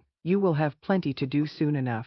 Working yourself up will not help her. You need to rest and remain as calm as you can for now. Maybe, but you know me better than that. I am not calm and settled on my best days. Now all I can think about is what could be happening to her. What if we waited one day too long? What if we get into the palace to save her and find we are too late? Amelia took his hand. You must not think that way. Lord Felin will not kill her, not when he believes he needs her. There are other things I worry about besides death, said Kerwin darkly. Things that could damage her enough to change her, break her. She can survive and sustain more than you know. She has already been through a lot, and she has fought through it. I have done enough damage to her, myself, murmured Kerwin. You have, agreed Amelia. You have done wrong by her, and I haven't helped matters, but what you did was not done in malice. She will forgive you and me and probably much quicker than either of us deserve. I doubt she holds any ill feelings towards you. As far as her forgiveness for me, I might hope for it, but I do not expect it. Yes, you do, said Amelia with a small laugh. You know who she is as well as anyone. She is too good to let her anger burn against you. You may never be what you once were, but a love like she has for you never goes away completely. I have been a fool with her and you, he said. You are both too good for me, and I have damaged you both. You have not damaged me, Kerwin. I have known what we are for a long time and made my peace with it. I can't change how I feel, but I can control it for the most part. He looked down at her, unsure of what to wish. He could wish for her not to feel any love for him, but that felt wrong. Perhaps he should want it to be so he didn't love Ellery completely, and therefore could give Amelia his whole heart as she deserved, but that didn't set right either. His love for Ellery was such a part of him that he wasn't sure who he would be without it. I do care for you, he finally said. I always have. I know. You have never made me feel less or wrong for my feelings, though perhaps they were wrong. You were always above me. He pulled her closer. No. You have always been better than me, Amelia. You are braver, wiser, and have so much goodness that I could never have. She reached up and touched his cheek. It is not true. You have listened to your father for too long. Thinking that way has already cost you something precious, Kerwin. Don't let it happen again. He took her hand off his cheek and Kai said it. You will stay safe here while I am gone. Of course, I wish I could come to help you, but I know it is better for me to stay here. Keep watch over the others and help Lord Cadwin remain calm. I know he wishes to go, but Effa can only take 4 of us, and Aaron convinced Lord Cadwin to let him fight instead. I will do what I can. She turned as the door to the manor opened. Stay safe, Kerwin. She leaned up and Kai set him gently on his lips. He kept her close to him for a moment as he let his lips linger against her. She pulled back and smiled before walking away. He watched her go, and she said something to Conry and Effa as they walked his way. She really was an extraordinary woman, and he knew if he were able to love her as she deserved, a life with her would be something wonderful. It was not a possibility, though. He turned his head and sighed as the prince and Effa stood next to him. Are you all right, Kerwin? Asked Prince Conry. I am just very ready to go. Did you see Selvin? Answered Kerwin. No, but I am sure he will be along. Prince Conry looked to the side as Aaron walked towards them.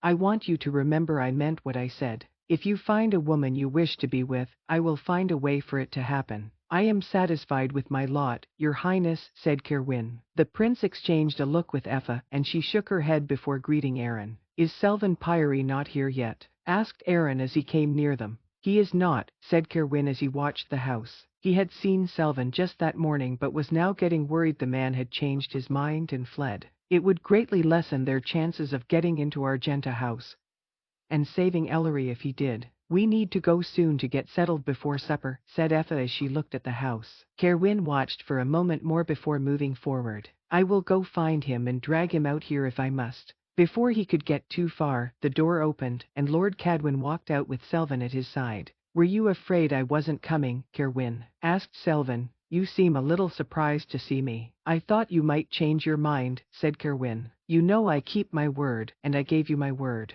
I was only visiting with Lord Cadwin about the tunnel between Argenta House and the palace for a moment. I wanted to know where the 3 closes exit doors were from the house. We might need multiple ways to escape if guards are called. Kerwin nodded. We are ready to go if you are. I am, said Selvin before he walked up to join the others. Lord Cadwin looked at Kerwin. I wish I were going, but I have faith in all of you to get her back. You may never be united as you like with Ellery, but I know you still care for her. I care for her more than anyone in this land, my lord. I will see that she comes back to you. We all need her. Watch out for the prince as well, Kerwin. I know I don't need to say it as it is your duty, but I don't think he would stop at anything to save Ellery either. The land needs him, and though it may pain you to hear it, I think my daughter does as well. I will not fail either of them. Lord Cadwin clapped his shoulder before they both walked over to join Effa. Thank you all for doing this. When you get back, we will celebrate together here before we plan to defeat Lord Felon and his supporters for good. We will not come back without her, Ewan, said Effa. Do not come back without any of you. You are all important, said Lord Cadwin. May the goddess guide you and keep you safe. Conry, Selvin, take my hand, said Effa. Kerwin, you hold on to the prince, and Aaron, you take Selvin's arm. You all need to be completely still as this will take a bit of thinking on my part. Conry looked at Kerwin as he put his hand on the prince's shoulder. We can do this, Kerwin. We must, your highness, said Kerwin before he closed his eyes. A moment later, he felt the wind pick up around him. Lord Cecil's manor was just to the west of Nyamhan. You could see the city from the 2nd floor. After greeting the lord and lady, they were shown to their rooms. Kerwin paced around his quarters, not being able to rest. He tried to sit in front of the fire, but he could not get comfortable in the chairs. He checked his bed and found he was not in the mood to lay down or lounge. He knew it was not the fault of the room or the furnishings. Now that he was so close to Ellery, it was hard to think he had to wait another night and day to see her. After pacing for a while, he decided he did not like being alone. He would get lost in his thoughts without some distraction, and his mood would become very dark.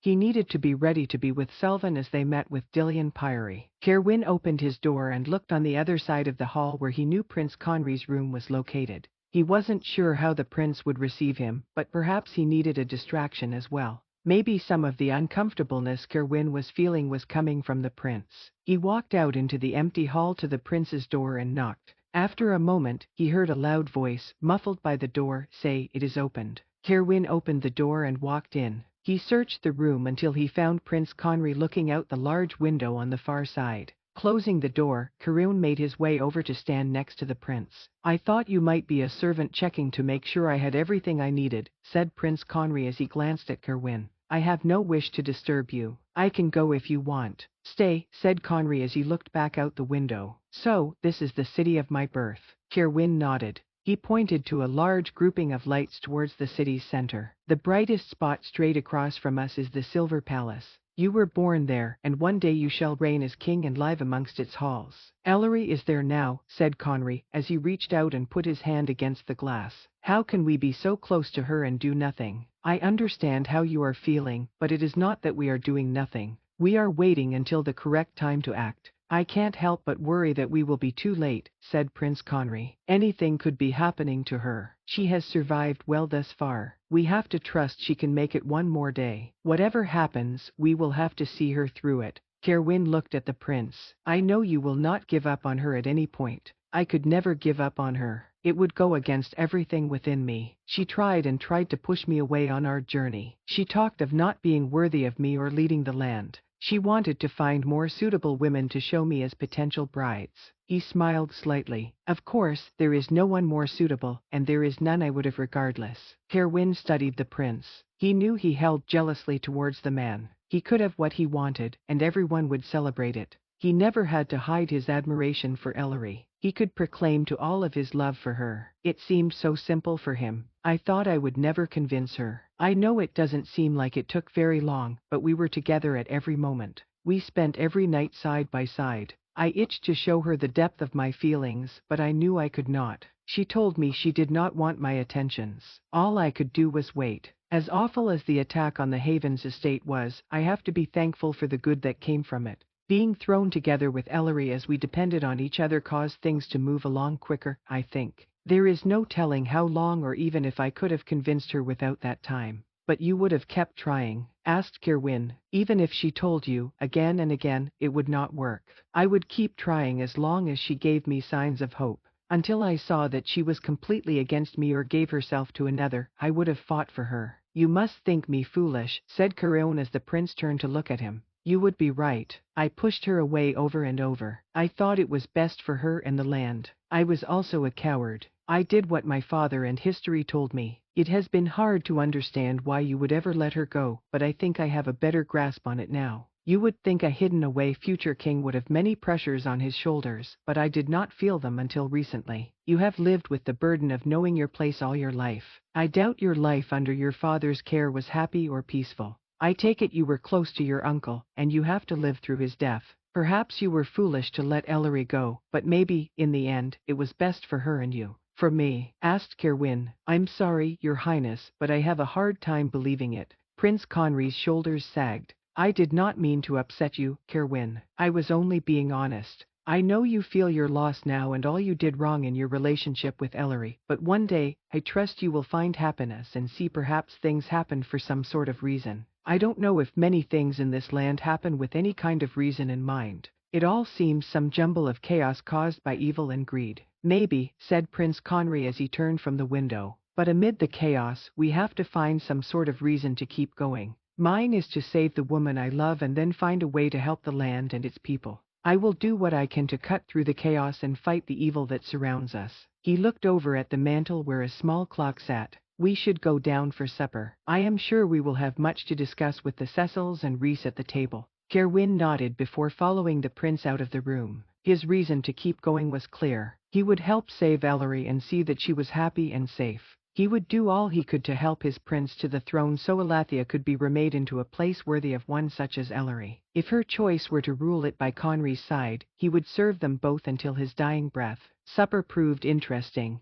Their hosts and Lord and Lady Rhys had much to say about Ellery's residence in the palace. They told them of her routines and all the rooms she was usually found in. Lady Cecil said Ellery would try to be in her bedroom when they came and explained exactly where it was. Lord Cecil told them he would dress them as his guards and take them into the city when he and Lord Rhys went to meet with the prince before supper. They could sneak away to Argenta House as long as Dillian Pyrie would let them in. There was talk of creating a distraction in the palace after they entered to draw Lord Felon's notice in case he was visiting with Ellery. Kerwin thought this was a good idea. As much as he might wish to come face to face with Lord Felon and end him, wherever he was, chances were there would be several guards with him. Too many foes would make it hard to complete their only mission, which was to save Ellery. Besides, even if he killed Lord Felon, there were others to take his place. I will cause a distraction, said Selvin from the far end of the table. Everyone looked at him as it was the first thing he had said all evening. I know the palace well enough, and I can find numerous ways to draw the attention of many. Will you not be caught? Asked Conry. Selvin laughed as he took a sip of his wine. I know how to take care of myself, Your Highness. I will probably be out and safe before any of you. Before leaving the table to prepare to meet with Dillian Pyrie, it was decided that once they had Ellery, they would travel out of the city from the east entrance. Lord Cecil would have some horses ready for them near Argenta House so they could escape.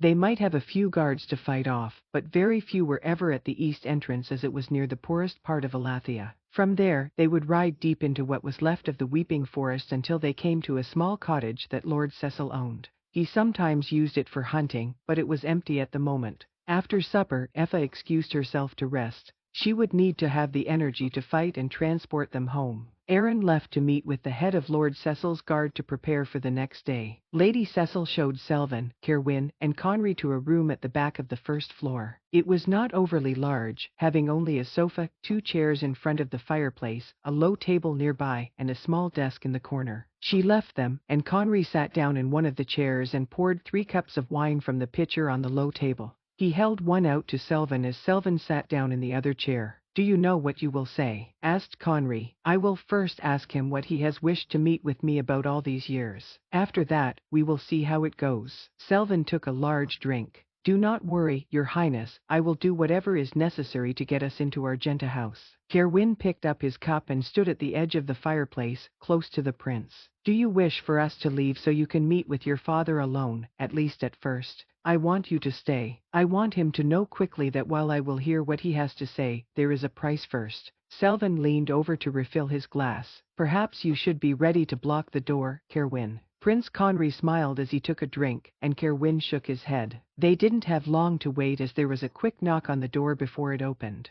Lady Cecil showed Indilian Pyre. He was small like his son but well dressed and clean. He stood up straight, wearing a white shirt under a black jacket. His eyes were small and muddy brown. Kerwin thought perhaps his hair might have once been the same color as Selwyn's, but most of it was gray. As Dillian Pyre walked into the room, he looked confused. "Are you sure this is the right place, Lady Cecil?" asked Dillian. Before she could react, Selwyn stood up and turned towards his father. "This is the correct room. Lady Cecil, I thank you for showing him in. I will make sure he finds his way out when it is time." Lady Cecil nodded before exiting and closing the door behind her. "Well, come sit down," said Selwyn. "You wanted to meet with me, and here I am. Come sit, and I will see if I will listen to you." Dillian looked at Kerwin and then Prince Conry. He gave a small step back in shock as he looked at the prince. His small eyes widened as much as they could. "What is this?" he asked, looking between the 3 of them. "Why have you brought the prince before me, Selwyn? Come sit down, and I will tell you. There is a cup here and some wine. Have a drink with me," said Selwyn as he sat back down and poured some wine into the empty cup.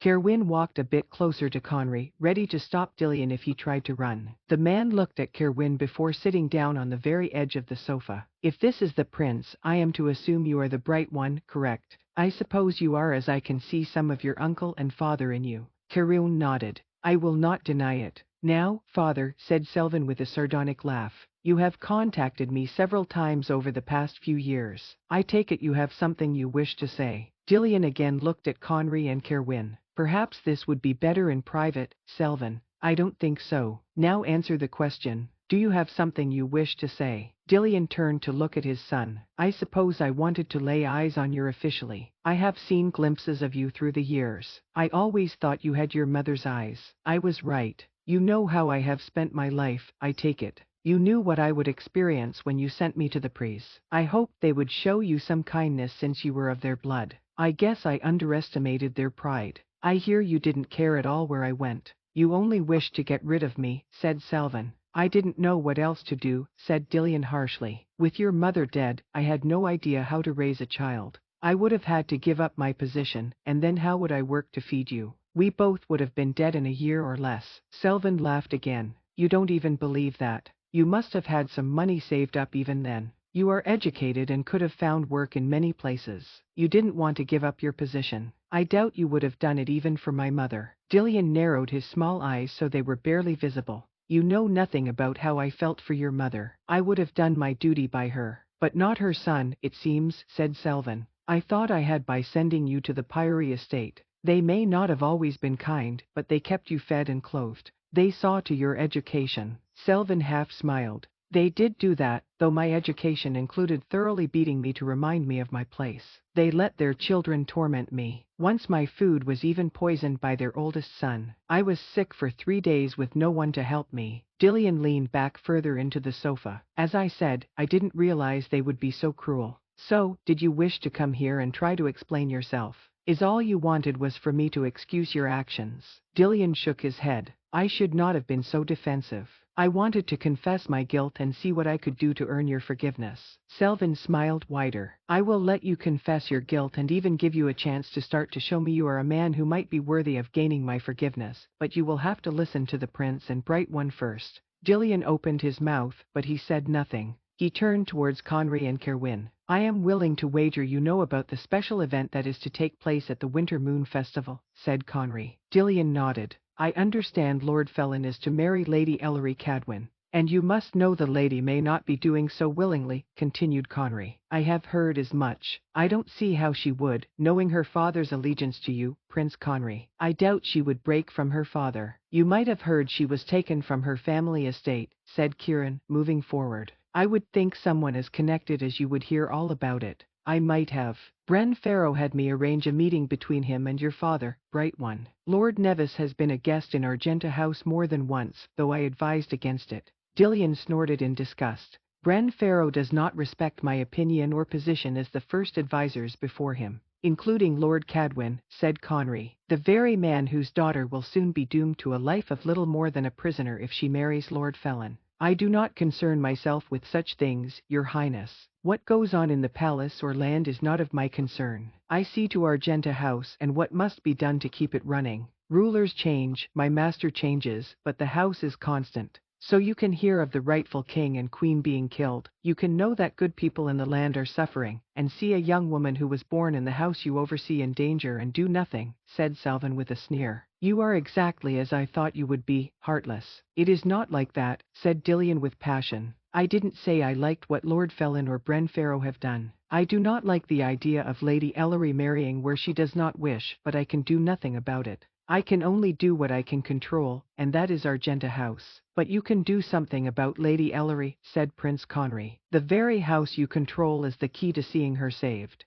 Dillion cocked his head as his lips screwed up like he would say something with much venom. You say you do not like what is happening in the kingdom, so here is your chance to show it, said Selvin. You hold the key to Argenta House, and the place has a way into the palace. You can let us in without anyone else knowing. If I let you in, and you enter the palace to steal Lord Felin's bride, they will know I helped you. Not only will they take my position, but they will kill me as well. I can make it seem as if we broke in. I have a reputation, you know. Perhaps I could have found a way in without your help, said Selvin. Dillion glared at his son. No one gets into Argenta House without my knowledge. Even if they think I did not help you, they will take my position away because of incompetence. Will you really choose some position at a fancy house over the life of Lady Ellery? Asked Selvin. You don't know what you are asking, said Dillion. This has been my whole life. I studied for it. I gave up my childhood to work in the house to gain experience. I let you go to hell just to keep it.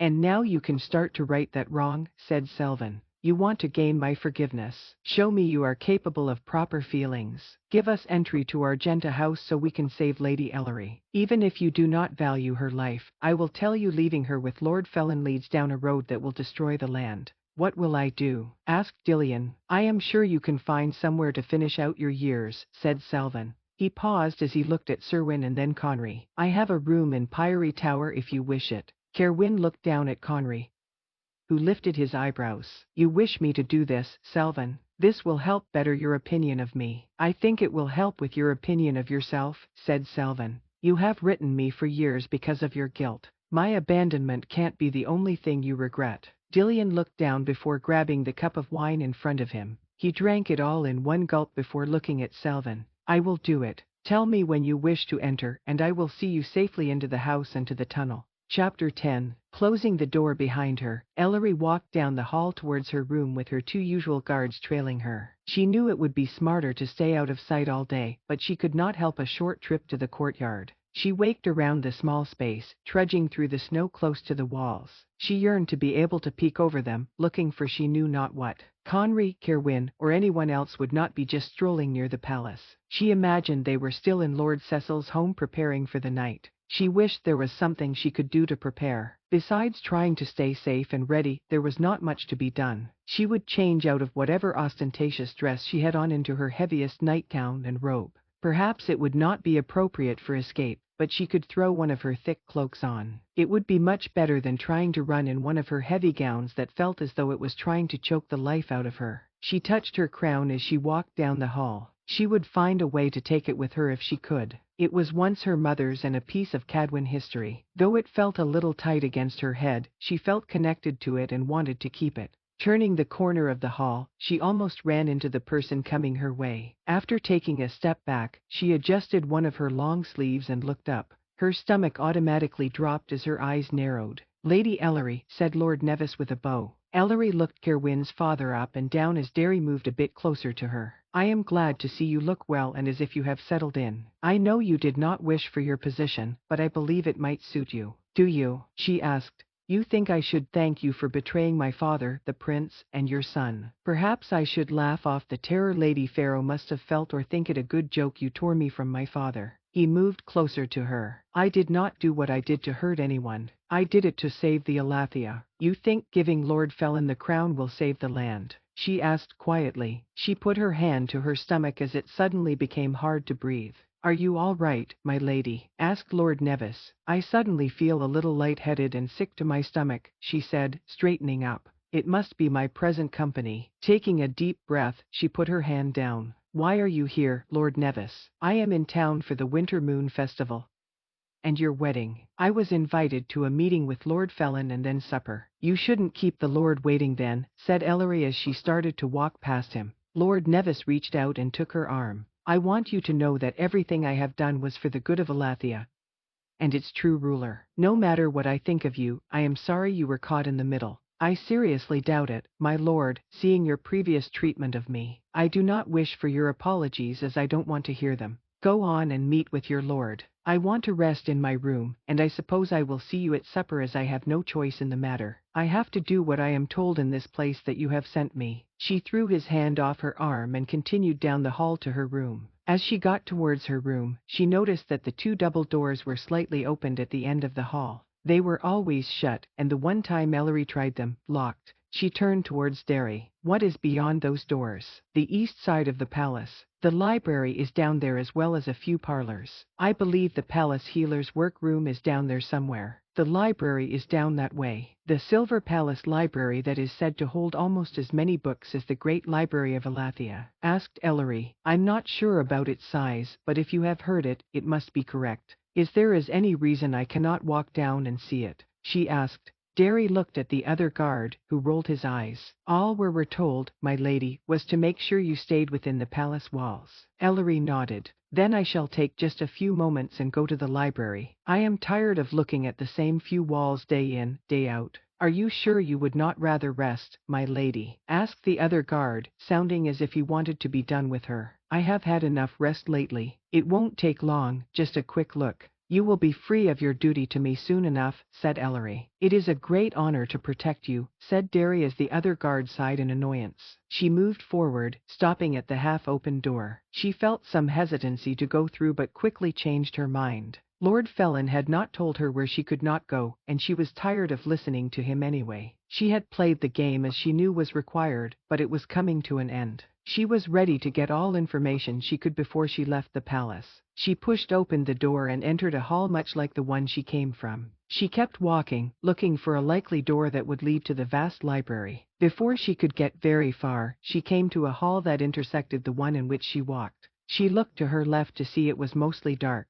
Glancing to her right, she saw a door opened halfway with a light coming from it. Inside, she heard a familiar voice. "You will really go through with it?" asked Kira. "What other choice do I have, Kira?" replied Lord Felin. Ellery looked at the two guards behind her. Derry looked at her uncertainly as the other appeared bored. She moved closer to the intersecting wall, leaning against it and listening. "You could kill her and have Bren say the prophecy was wrong after all. Why do you need her as your queen?" whined Kira. "The people of the land are very attached to the prophecy and have bought into the idea that it must refer to Ellery. I cannot change that part of it, or it might push them away from me too far. There are still some older lords who do not wish the name of Cadwin to disappear altogether. When I marry her, and she has my children, the second can be a true Cadwin." "You plan to have children with her?" asked Kira, sounding angry and hurt. "You will lie with her. She will be my wife, Kira. What did you expect me to do? Lock her away and keep her charmed unless you needed her for a meal or event?" I didn't expect you actually to want to be in her company. She is a beautiful, charming woman. I like her more than I thought I would. You think to have us both then? Asked Kira with a huff. You expect me to continue to come to you, knowing you have been with her. Are you asking me to choose between the two of you? Lord Felin laughed. If that is the case, I don't think you will like my answer. You would choose her. I would choose the crown, and she is the way I get that crown and keep it. They were both quiet for a moment, and Ellery moved further down the hall, trying to see into the room. She stopped when she could barely make out Lord Felin through the door crack. What do you want me to say, Kira? Do you want me to pacify your jealousy by telling you I want you more than her? Do you wish me to say that loving her will only be a chore while you truly ignite my passion? He laughed mockingly. I can lie if you wish, or you can just be happy with the fact that I do enjoy my time with you, and I will enjoy Ellery. She watched as he reached out and pulled Kira to him. Perhaps I can persuade you to both join me in time. Kira pushed away from him. You disgust me. He pulled her back. I do not. I think I do the exact opposite of disgust you. He leaned down and kissed at her neck. I think I could get you to do just about anything. I believe I can find a way to have you and Ellery, and there is something about it that excites you. She turned and raised her hand as if she would strike him, but he caught it and kissed at her. Ellery watched for a moment as Kira finally put her arms around him before she slowly moved back down the hallway towards her guards. She shuddered a bit as she pulled her cloak around her, thinking what she had seen. It should not have shocked her. She knew Kira was devoted to Lord Felin, and there had to be a reason why. Perhaps she thought she was in love with the man. She sounded jealous enough for it when he spoke of Ellery. Ellery felt some bile rise in her throat as she thought of him kissing her and more. He would never have her in that way, no matter what she had to do. The idea of going to the library did not sound appealing to her anymore. All she wanted was to hide away until later that evening, when she would hopefully be out of the palace. She needed to do all she could to make sure she was somewhere they could find her. She had to be safe and ready to help them when it came to it. Walking back to her room, she settled in for a quiet afternoon, wondering if she could claim exhaustion or sickness to skip supper. When the servants came to prepare her for supper, she knew it was no use claiming illness. It would only cause Lord Felin to visit her or send someone else. She would not put it past him to send Bren. He might talk of protecting her from him, but she didn't believe him. It wouldn't surprise her if he were ordering Bren to unnerve her. She dressed for supper in another one of her ridiculous gowns. It felt even heavier and tighter than the others. As she looked in the mirror, running her hands down her sides, the dress seemed almost too red. It hurt her eyes to look at it directly. Is something wrong, my lady? Asked one of the servants. It just feels a bit tight, said Ellery as she moved one of her hands to her stomach. Perhaps you have pulled it too much. I can check it if you wish, said the servant. As the servant moved towards her, there was a knock at the door before it opened. You better come now before you are late, said Kira with annoyance as she entered. Ellery waved the servant away. This will have to do. I can make it through the meal, I believe. Is something wrong? Asked Kira as she watched Ellery while they walked down the hall. I think the servant cinched my dress a bit too tight, but it is no matter, responded Ellery as she rubbed her neck. Her head felt too heavy, almost as if she could not support it. Let me look. Kira moved behind Ellery, stopping her before they came to the door that led to the dining hall. She undid Ellery's ties. I can see the problem. She pulled them even tighter, and Ellery bent forward, feeling as though all breath had left her. Kira bent down next to her. It is not easy being the queen, is it? You will have to endure much more pain than this, so you better get used to it. She grabbed Ellery's arm, digging her nails through the fabric. Ellery felt Kira's magic flow through her, and her own tried to meet it. Ellery put her hand to her chest. It felt like her heart was struggling to keep up its beats. It felt much too slow, causing her chest to tingle as her magic died within her. The door opened, and Lord Felin stepped out to take Ellery's hand. Are you well, my dear? He squeezed her hand as Ellery swallowed, trying to take a deep breath. She is fine, said Kira. I believe she tripped on her ridiculous dress. She is not very graceful, it seems. Lord Felin brought Ellery up, so she stood straight. She held herself around her middle as he put his arm around her waist. I am sure she is only a bit overcome with nerves for the big event coming up. I doubt you ate much lunch, Ellery. Come eat, and I know you will feel better. He escorted her into the dining room. The table was filled with old and young men with a few ladies. She recognized a few from her teas, including the Price sisters, who stared at her as she walked past. Lord Felin brought her to a chair near the end next to Bren Farrow. He pulled out her chair, and she sat down as Bren smiled while taking a drink. Now that we are all here, we can feast, said Lord Pharaoh after Kira had taken her place. May the goddess shine down over our time together as we continue to discuss Elathia as it was meant to be. Food was passed around, but Ellery didn't think she could manage one bite. She felt suffocated and exhausted. She didn't even know if she could speak. Come now, my lady, there is no need to be modest here, said Bren as he put a spoonful of some green vegetables on her plate, followed by a chunk of meat. The scent of food wafted up, and the smell made Ellery nauseous. The talk around the table was constant, and it caused her head to pound. There was much laughter, and the sound of utensils scraping against plates made Ellery feel as if her ears were bleeding. Bren poured her some wine, and she took a long swig without even thinking. It burned her throat as it went down. She glanced up as one of the Price sisters looked at her while saying something Ellery could not understand. Bren nudged her rather hard. Aren't you going to answer, my lady? I know you were taught proper manners. I'm sorry, said Ellery in a voice barely above a whisper. I did not hear her question. I asked if you were ready for the wedding, said the sister. I hardly know, responded Ellery, not feeling like there was a substantial response to be had. You know how it is, Delana, a nervous young bride and all. Lord Felon took a sip of wine and smiled at her. I suppose you don't, do you? This caused a new round of laughter to go around, and Ellery almost covered her ears with her hands. Instead, she looked at the food before her and cut off a small piece of meat. She chewed on it for a good minute or so, knowing she could barely swallow it but hoping it would give her an excuse not to talk.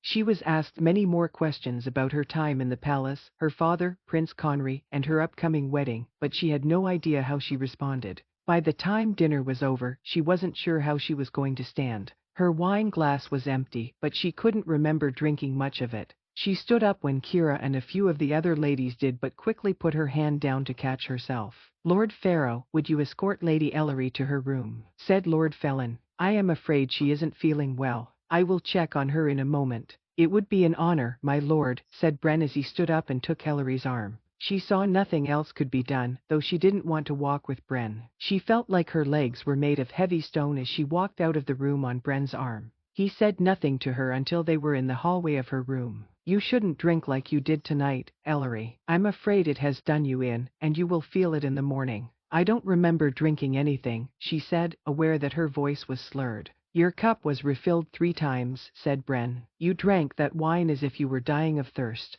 You also ate very little. I'm surprised you are able to walk at all. I think I need to lie down. Ellery put her hand to her head, finding her forehead sticky and wet. I will get you some water when we get to your room and sit with you for a bit until a servant or Lord Felon comes. You shouldn't be alone. She tried to tell him she did not want him in her room, but she could not remember how to say the words. The next thing she knew, she was led through her door to the small sofa in front of the fireplace. Bren closed the door before sitting beside her, pouring a cup of water. Drink this, Ellery. It will help. She grabbed the cup and guzzled down the water. He refilled it, and she again drank the full cup. For some reason, it didn't seem to help. Her throat was still on fire, and her tongue felt thick and dry. I really just wish to lie down, she squeaked out as she put her head in her hands. Please call a servant to help me out of this dress. You don't need a servant. I can help you, Ellery, said Bren as he took her hand and stood up. He hauled her to her feet as she swayed in front of him.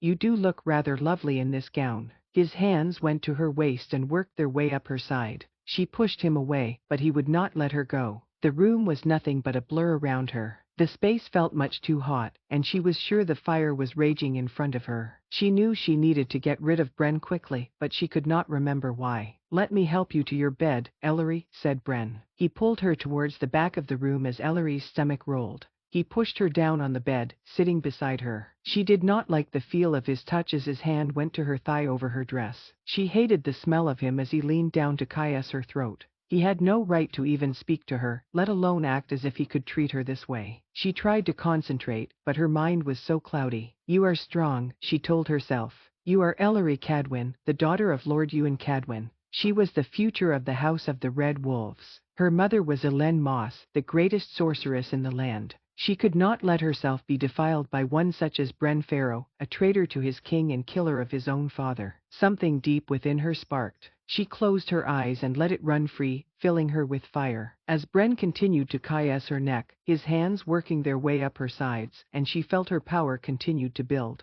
She put her hand on his upper arm and pushed away the fear and sickness she felt. She concentrated on the immense power that was overtaking her, reminding herself who she was. It spoke to her in an ancient language that she could somehow understand, words that were repeated over and over. The strength that comes from the light will always overcome the power from the dark.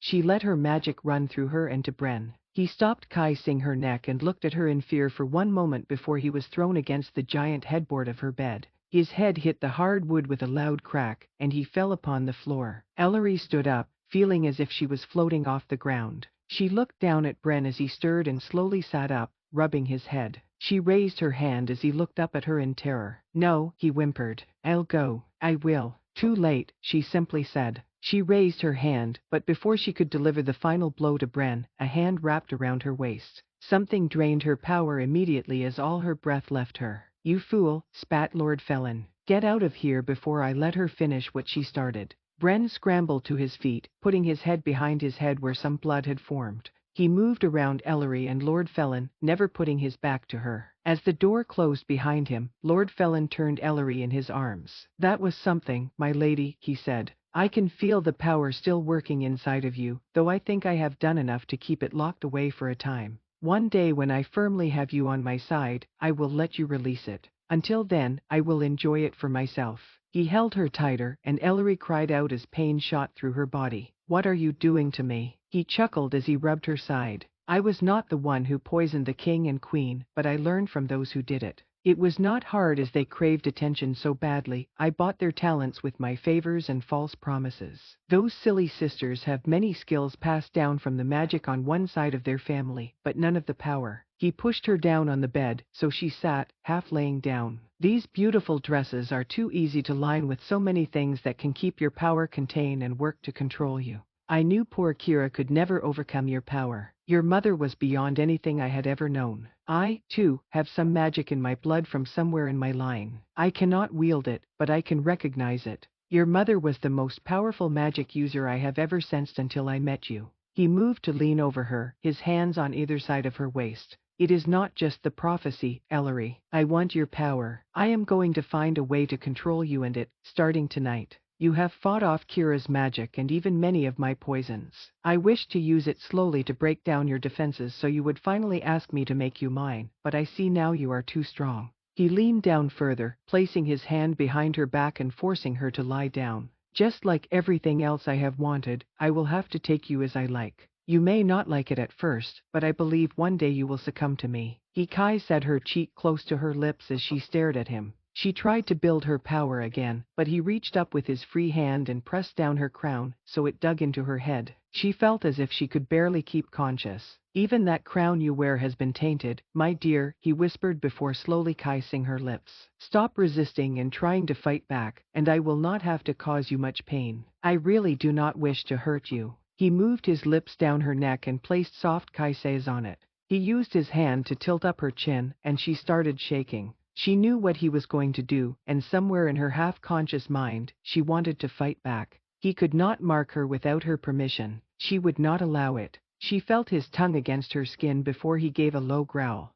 "I never wanted to do this with anyone, not even Kira. Now, I find that I cannot wait." He leaned up and kissed her deeply as he held her face with his hand. She tried to push him away, but she felt paralyzed. When he released her lips, he moved back down to her neck, his mouth hovering over it. "You are mine, Ellery. No one shall take you from me." Without another warning, he bit down on her neck, causing her to tense up. His teeth sunk into her tender flesh, and in her mind, she was screaming, though she knew it only came out as a gasp. Something tied around her even tighter than the horrible dress she wore. It felt like it would crush her lungs. She weakly grabbed Lord Felon's arms, moving slightly underneath him. He finally let go of her neck, breathing hard. His lips were a faint red, and she knew it was due to her blood. Her vision started going hazy, and she didn't think she could stay awake much longer. He kissed her, and the metallic taste of blood filled her mouth. She struggled to stay awake, trying to think of something to keep him from taking her further, but she could not push him away. She was tied to him, and to deny his desires felt strangely wrong. "Ellery," he moaned into her ear after he let go of her lips. His hands moved down her body, and she knew she could do nothing. As the corners of her mind became darker and darker, she was aware of some loud noise in the room. Lord Felon leaned up from her. "What?" he grunted. Ellery heard a muffled voice in return speak of an intruder in the palace, maybe several. There was something about a few lords asking for him. I'm coming, he finally said before he looked down at Ellery. Stay here, my lovely. This will not take long. He pushed off of her, and she shivered as the loss of his warmth made her feel the chill of the room. She reached for him, not knowing why. He could not leave her. He was necessary, wasn't he? No, that seemed wrong. He grabbed her hand and Kai said it. I promise I will be back soon. We will move you into my room, so you do not have to be alone. She thought she nodded, but she wasn't sure. He gave some orders to someone before she heard the door closed. She fumbled around for the bed covers. As she shuffled in the bed until her head hit the pillow, she felt wrong in every way as her hand went to the mark on her neck. A deep ache went through her body that made her feel dirty and alone. She longed for Lord Felon's presence, but also hated the idea of him touching her again. As she pulled the blankets up to cover herself, she tried to think of anything but what just happened. The only thing she could slightly concentrate on was Conry. A memory of him holding her one morning in her aunt's home popped into her mind. She felt so safe and right in his arms. She tried to hold on to the feeling as darkness enveloped her. Chapter 11. It was cold and windy as Conry stood in the darkness next to Argenta House. Though the house rested in the shadows of the Silver Palace, it could never go unnoticed. There was something about the tall building with its pointed roofs made of slate almost more imposing than the palace. Conry stood next to an old wooden door, huddled together with Effa, Kerwin, and Aaron. They were strangely dressed in matching dark blue tunics and cloaks with black pants. Effa looked particularly odd wearing the garb of one of Lord Cecil's guards. She was a little shorter than the rest, and she continually had to pull up her pants. They didn't dare say a word as they waited behind Selvin after he knocked on the door. Effa looked all around them, seeming to think they would be attacked at any time. Kerwin's eyes were glued to the palace, and Conry knew what he was thinking. His mind was in the same place. All he wanted was to get in the house and through the tunnel to find Ellery. Once he saw that she was safe, he knew he could face whatever to escape the palace. If they came too late and found her severely impaired or dead, Conry thought he might surrender where he was. He knew it was a wicked and defeatist thought, but going on after such a blow seemed impossible. He stared at the huge palace for a few moments, the moon shining off the silver-tipped peaks of different towers. He wondered where she was in the huge building and if she was looking forward to seeing him or angry that he had taken so long. The door opened in front of them, and Dillian Pyrie peeked out. He nodded and moved aside so they could enter the kitchen of the house. They hurried through the back of the dark and empty kitchen so quickly, Conry didn't have a chance to look around. He was aware it was warm, and he could smell bread baking and some brewing tea. Dillian led them through another door and down a steep set of stairs. Effa held on to the back of Conry's arm as he followed Kerwin down, keeping his other hand on the stone wall. They exited into a cellar filled with grains, vegetables, and other spices. It was even colder in the space than outside somehow. Dillian moved to a large shelf and started to try to push it. Seeing what he was doing, Effa raised her hand and moved it to the side. The shelf followed her movements, revealing a short wooden door with a metal beam across it. Effa raised her hand, and the beam unlatched and rose, falling along the doorframe. "This is it?" asked Selvin as he looked into the dark space. "It is, and it should still be passable. I haven't been in it, but it was built when the house was of the same stone." "It is as sturdy as they come," replied Dillian. He moved to a crate that had black cloaks piled on top of it. "Put these on and leave those behind. It will destroy them, so hopefully this won't be traced back to Lord Cecil." They all took off their blue cloaks and replaced them with black ones. "I'm going to go ahead and see what trouble I can cause," said Selvin as he turned away. "When you four get into the palace, you will need to find a way to blend in the best you can. Do not tarry long no matter what you find. I will see who I can draw out and then come back here to meet you." Kerwin nodded. "Stay safe, Selvin. If we aren't back after a time, do not wait or come back for us. We might have to find an alternative exit. I've already risked my neck and gone to enough trouble for all of you. I'll be sure to get out of this smelly city as quickly as I can." He looked at Dillian. "You can come with me if you want, but don't pack anything. You will have to leave all your finery behind." Dillian only stared at his son as he went to the wall and grabbed one of the torches that burned there. He handed it to Selvin, who took it. Selvin looked back at them all before disappearing down the dark tunnel. "We will give him about 10 minutes before we go ourselves," said Kerwin. "That should give him enough time. And then we do what we came to do, and we get out," said Aaron. "Our only mission is to save Ellery." Do not engage anyone that you don't need to. Do not go looking through rooms you think might be interesting. This is not a time for revenge or gathering information. We will come for vengeance and saving our land later. Conry nodded. I only want to see Ellery safe. We do know where we are going, don't we? I have been in the palace a few times, said Effa. I think I understand where Lord Cecil and Lord Rhys explained she should be. If this tunnel comes out where they say it does, we won't be far. There wasn't much talk while they waited.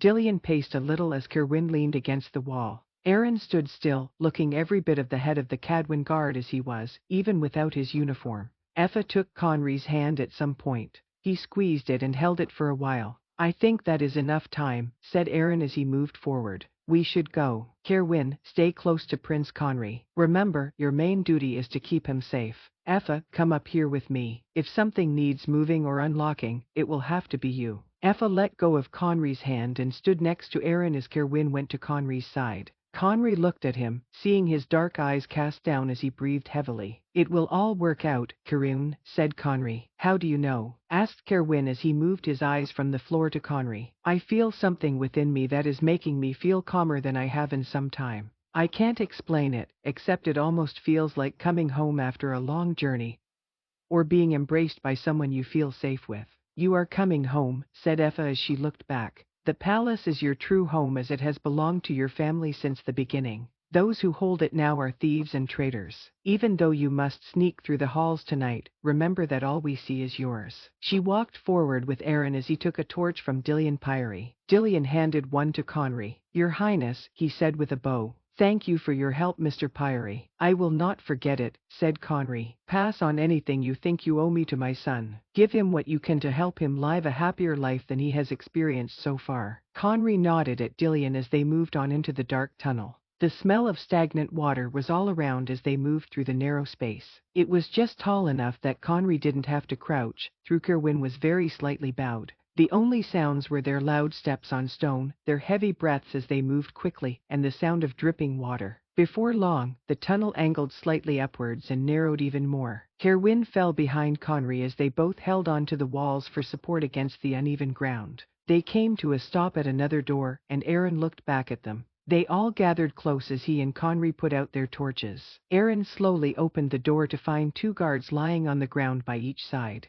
Aaron looked over towards an open door. Let's drag these two over there, Cerwyn. You and the prince can take their shirts and cloaks so you do not stand out so much. Cerwyn nodded and took one of the guards as Aaron took the other. Conry looked around as he followed them into the open door. The empty hall was long and wide. Torches burned along the walls, with portraits in between. Come along, Conry. We need to hurry, said Effa as she grabbed his arm. He walked with her into the room, which was a small parlor with a small fire still going. He stopped by the plush couch where Cerwyn was pulling off his cloak. Conry did the same as Aaron and Effa worked to undress the unconscious guards. One groaned as she took off his shirt. Should we kill them? Asked Aaron as he stood up with a cloak and shirt in hand. Effa stared at the young man before her. I don't see a need. I can make sure they sleep for quite a while. She put her hand on one man's head, and he stopped groaning. She went to the other and did the same. Once Conry and Cerwyn were dressed, they walked out into the hall. Cerwyn, you walk in front of us, and you to the back, Your Highness, said Aaron.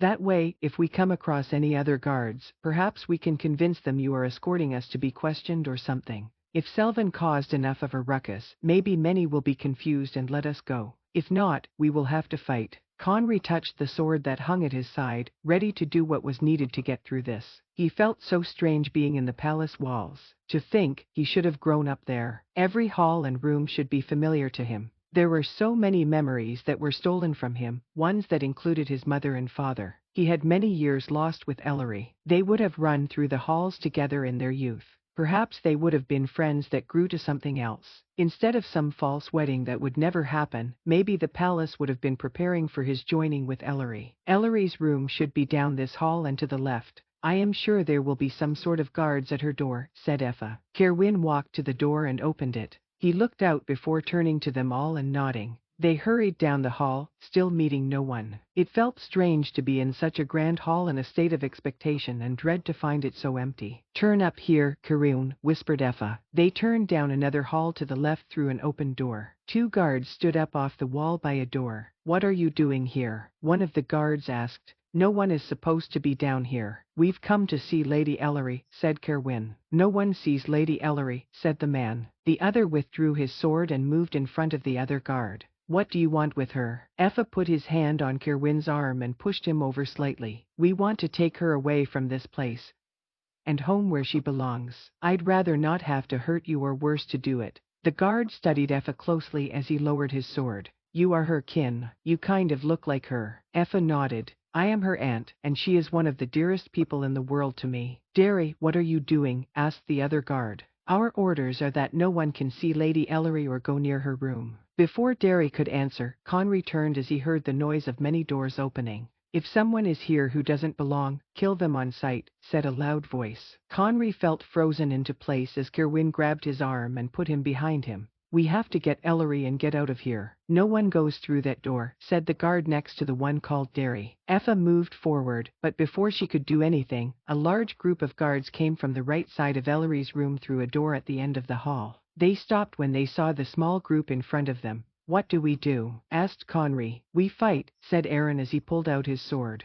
As Conry unsheathed his, and Effa raised her hand, many more guards came from the other side. Conry heard a voice that made his blood run cold even as the heat of anger filled his body. "What is going on down here?" Lord Felon pushed through his guards until he came to the very front. He stopped and smiled before giving a small bow. "What a pleasant surprise. I take it you came to see Ellery and offer your congratulations. If you are looking for accommodations in the palace, I am sure we could find you an appropriate place to stay." Conry turned fully and faced Lord Felon. Something within would not let this man bully him in his palace. "I don't think you have the right to offer my guest or me anything in the Silver Palace. It is I who can decide whether you stay or not," said Conry. "Under what authority?" asked Lord Felon with a laugh. "You have no rights to this place anymore, Prince Conry. The Gildan kings are all dead." "I am not dead," said Conry. "I am the true king of Alathia, and even as you play at leading this land, you know it." Lord Felon's eyes narrowed. "Kill them all. It will be a mercy since they are living in a fantasy world."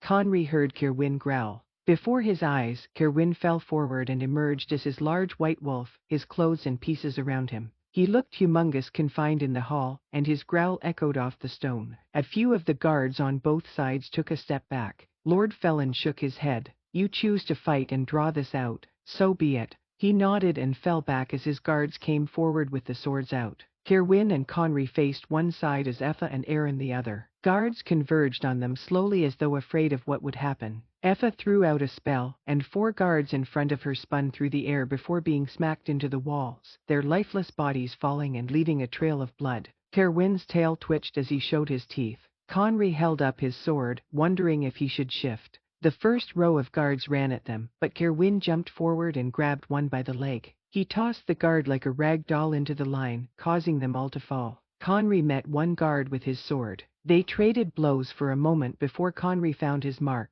burying his sword in the guard's chest. He met another as more and more guards converged. He was aware of Effa's spells circling him, some meant to attack others, and some meant to shield him and Kerwin. The fighting went on for several minutes, and though they were holding their own, Conry wasn't sure they could keep it up. It seemed like they could not make a real dent in the guards. The uncertainty of Effa's spells and Kerwin's vicious growls and bites kept many guards from attacking quickly, but even Effa and Kerwin would get tired. Conry was on the verge of shifting, thinking perhaps he could do more damage and fight longer as his wolf when there was a bang against the door to Ellery's room. He heard it again and again. He glanced over and saw Derry pulling out a key on his belt. He was thrown back before he could unlock the door as it flung open, and Ellery emerged from her room. Conry stopped fighting for a moment to gaze at her. He wasn't sure, but it seemed as if all around him went still. She wore a bright red dress that appeared to be floating around her. Her hair was down and looked as though some wind was blowing it. She walked to the middle of the hall, her green eyes shining.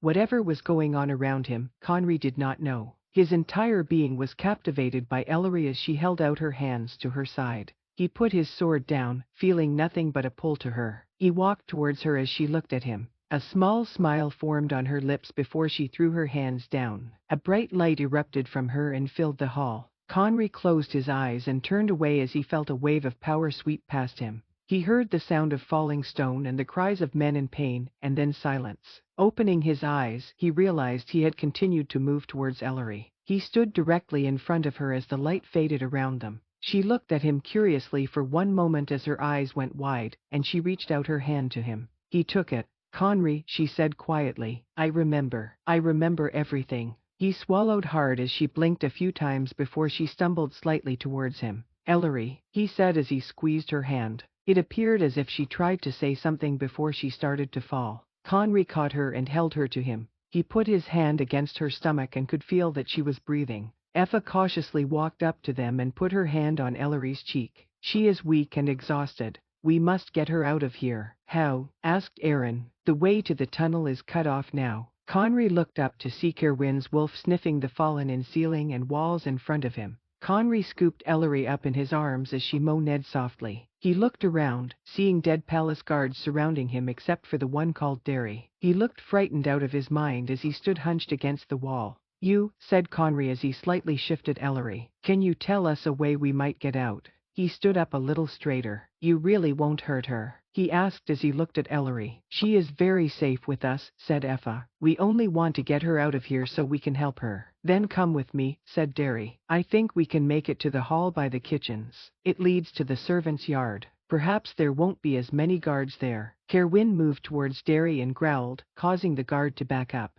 "We have to trust him, Kerwin," said Conry. "We have no other choice. Ellery left him alive for a reason." Kerwin looked up at Conry and bowed his head as he backed away from the guard. "Lead the way." Conry nodded to Derry. They moved through the hall in front of them, stepping around fallen guards. Conry had never seen so many dead men or such carnage. He tried not to focus on any particular part, only moving forward with Ellery in his arms. He could not blame her for what she had done. She had saved them all, and it was the only way to do it. He held her close to him as they moved down the hall. He tried not to jar her too much, but it seemed as if he couldn't get her comfortable in his arms. She was not heavy, but she just felt wrong no matter how he positioned her. After going through a pair of thick doors, they arrived in a short wide space with doors on each wall. "It's this one," said Derry as he moved towards the one across from them. Conry followed Derry as another door opened to their right. A group of guards spilled out, causing Conry to stop with the others. Effa and Aaron moved in front of him as Kerwin growled by Conry's side. "Conry, you need to get Ellery out of here. Go on with this young man, and we will take care of these guards before we escape," said Effa. "You want me to leave you here?" asked Conry. "I'm not sure I can do it." "You cannot fight with Ellery," said Effa as she waved one of her hands. Conry felt a block go up between the guards and their group. "Go now, and we will find you in the woods." Kerwin looked at Conry and moved his head down before going to Effa's side. "It is just through this door," said Derry. "We only have to make it through a short hallway to the servants' courtyard. There is a door there to the outside." Conry looked down as Ellery blinked her eyes and moved in his arms. She looked up at him as she put her hand to her neck. "Go, Your Highness," said Aaron as he readied his sword. "We will find you." Conry glanced at Derry and nodded. He opened the door, and they entered the small, dingy hallway. Conry kept Ellery very close to him so she wouldn't hit the walls in the narrow space. She moaned more frequently as she seemed restless. The closer they got to the door, the more she moved in Conry's arms. It was almost as if she was trying to leave them. He tightened his grip on her, and she cried out as if in pain. Conry worried she was injured somewhere, but he didn't have time to look her over. Derry opened the door and moved out of the way. Conry stepped out into the cold night air of the courtyard. A few servants were out, one smoking a pipe. They looked up at Conry as he walked forward but did not move. "Just through that door over there. You will have to be careful as guards patrol even this exit from time to time. The palace will be on alert, but they may not have had a chance to cover this door yet fully. If you walk straight and then to your right, you will come to the back of Argenta House. I hope you can find a way out from there." Conry nodded, knowing that Dillion had fewer guards patrolling the perimeter. "What will you do?" asked Conry. "I will go back and see if I can help the rest of your group." Lady Ellery talked a little about her family and friends. "I know they are important to her," said Derry. "Why are you helping us? She was very kind to me even though I was a palace guard." I know Lord Felon and others hurt her, but she never blamed me. I didn't even really want to be here, but I had no choice. My father has too many sons and not enough money. I had to do something," said Derry. "Now, you need to go." Conry adjusted Ellery again as she struggled in his arms. "It's all right, Ellery,"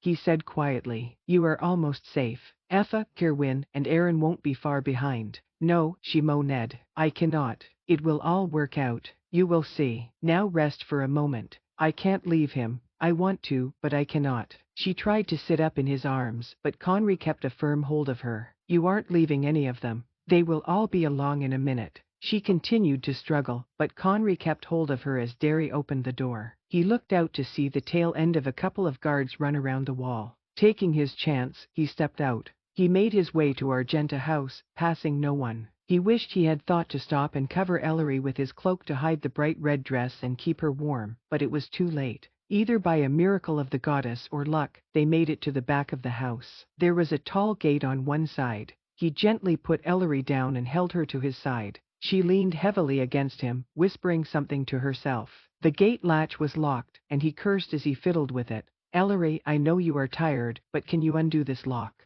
he said as he looked at her. She kept whispering to herself with closed eyes. "I cannot do it. I cannot." He turned her, so she was facing him. Gently he lifted her head, and her eyes blinked open. "I don't know what you have been through, but I will not let anyone else hurt you. Please, you have to help me so I can get you to safety. I will take you to see your father. I will take you home." "I cannot go," she said as tears fell out of her eyes. "I hate him, but I cannot leave him. It hurts too much." "You can't leave who?" he asked, fearing filling him as he waited for her answer. Her hand went up to her neck. "I am his now. I didn't want it. I didn't ask for it, but he did it anyway." Conry slowly took her hand and, as gently as possible, moved her hand. He saw a red mark on her soft pale skin that was already starting to bruise. He let his fingers skim it as she hissed and drew back. Fury, as he had never known, filled his body. That man had marked her forcefully. He had been told of it only once in his studies. It was strictly forbidden and against every law in the land.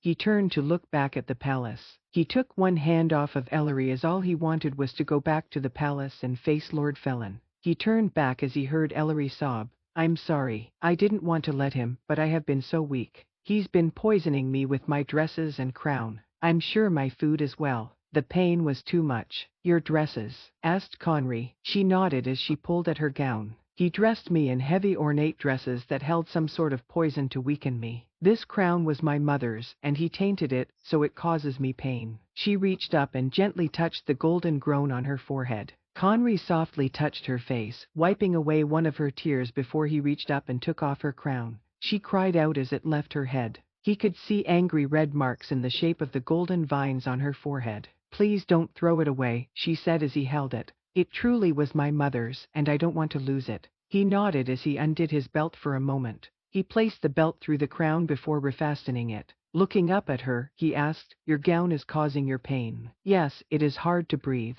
She held her stomach with one of her hands. Conry turned her around and examined the ties on her back. They were done tightly and held in knots. "Stay still, Ellery," he ordered as he pulled out a small dagger on his belt. He sliced through the ties as she let out a loud breath of relief. He put back his dagger while she tugged her dress off of her, leaving her standing in the cold in a thin white shift. Conry took off his cloak and threw it around her. He fastened it under her chin before holding her close. "Is that better?" he asked. He felt her nod of agreement against his neck. "But I still don't know how I can leave. It feels wrong to leave him behind. I want to go, but I'm afraid to do it." Conry thought over what he remembered about being marked. It didn't have to be forever, especially one done without permission. It could be taken back by the one who gave it, whether forcefully or by death. It could also be covered by being marked by another. He would gladly go find Lord Felon and make him confess to Ellery that it was wrong before Conry ripped out his throat, but he knew it would be foolish. He had to find a quicker way to help her. She leaned back and looked up at him. "Conry, I do remember everything. Even with this horrible mark, I know I love you. I will never truly want anyone but you, but I understand if you have to let me go. If I go back to the palace, I can get Lord Felon to let you all leave. I can marry him, and you can go back and plan to take your throne. I will never help him. I will pray for you to take your place, but I know I am tainted now. You must hate the sight of me." "What?" asked Conry, confused. "Ellery, how could you possibly think I would let you go after you just told me you love me? I have lived in dread for many weeks, thinking you may never truly remember our time together. Everything will be all right. We will find a way past this. I love you. You know I do." She leaned into him as he wrapped his arms around her. "Then will you help me?" she asked. "I know it isn't fair, and you might not be ready, but I don't know how else to move forward." "You mean, you want me to?" He looked at the house and all around. He heard the sound of men shouting in the distance. He knew, eventually, guards or someone else would find their way over to them. "You can go and leave me if you want. I hate asking you to do it here, like this." She pushed away a little and wiped her eyes with her fingers. Standing up a bit straighter, she stared at Conry. "I do love you. I love you like I never thought possible. I have witnessed real love between my father and mother in Grace and Effa, but I thought perhaps I would never find it. With Kerwin, it always seemed out of reach, but with you, it was so simple that I thought it was some trick. I didn't want to accept it because I didn't think it could be so easy, but now I see it really is. It is as simple as breathing because it is the most natural thing in the world. I don't care if it is because of some prophecy or magic. All that matters is that I love you completely, Conry, and I know you love me. You have seen the darkness in me, and you still love me. This may not be how I wish this to happen, but if you mark me now, I know I will never regret it." He reached out and pulled her into his arms as he kissed her. His hands went under her cloak, feeling her warm body under her shift. "I do love you, Ellery. I have known for a while that I will never love another." He kissed her jaw as she raised her head. He moved slightly back, staring at the small red mark on her neck. This was not how he wanted it to happen, but it was all he could think to do. He leaned down close to the mark. He could feel the heat coming from it. He kissed it gently, and Ellery's hands went to his hair as she whimpered slightly. The shouts of men and the sound of horses were coming closer. His tongue brushed over the mark, tasting her skin around it. His instincts took over, and even if he wanted to stop, he could not. His teeth found her flesh as he bit into her. She moaned in pleasure as he tasted a bit of her blood against his tongue. It was almost sweet, and he bit in a bit further. Her hands moved in his hair as she arched against him. "Yes," she gasped. He finally forced himself to pull away as he claimed her mouth in a deep kiss. All he wanted was to take her somewhere and love her. He could feel the connection between them. Though she hadn't officially claimed him, there was still a bond. He felt a need to protect her like never before. He wanted to show her just what she meant to him. She broke their kiss with a small smile before turning from him. She raised her hand, and the gate opened immediately. He grabbed her hand and guided her towards the side where 4 horses stood. He helped her up on one before mounting behind her. Taking one look at the palace, he prayed the others would follow quickly. He put one arm around Ellery as the other gripped the reins. He kissed the side of her face as she leaned into him. They took off into the night, towards the east exit of the city. Chapter 12.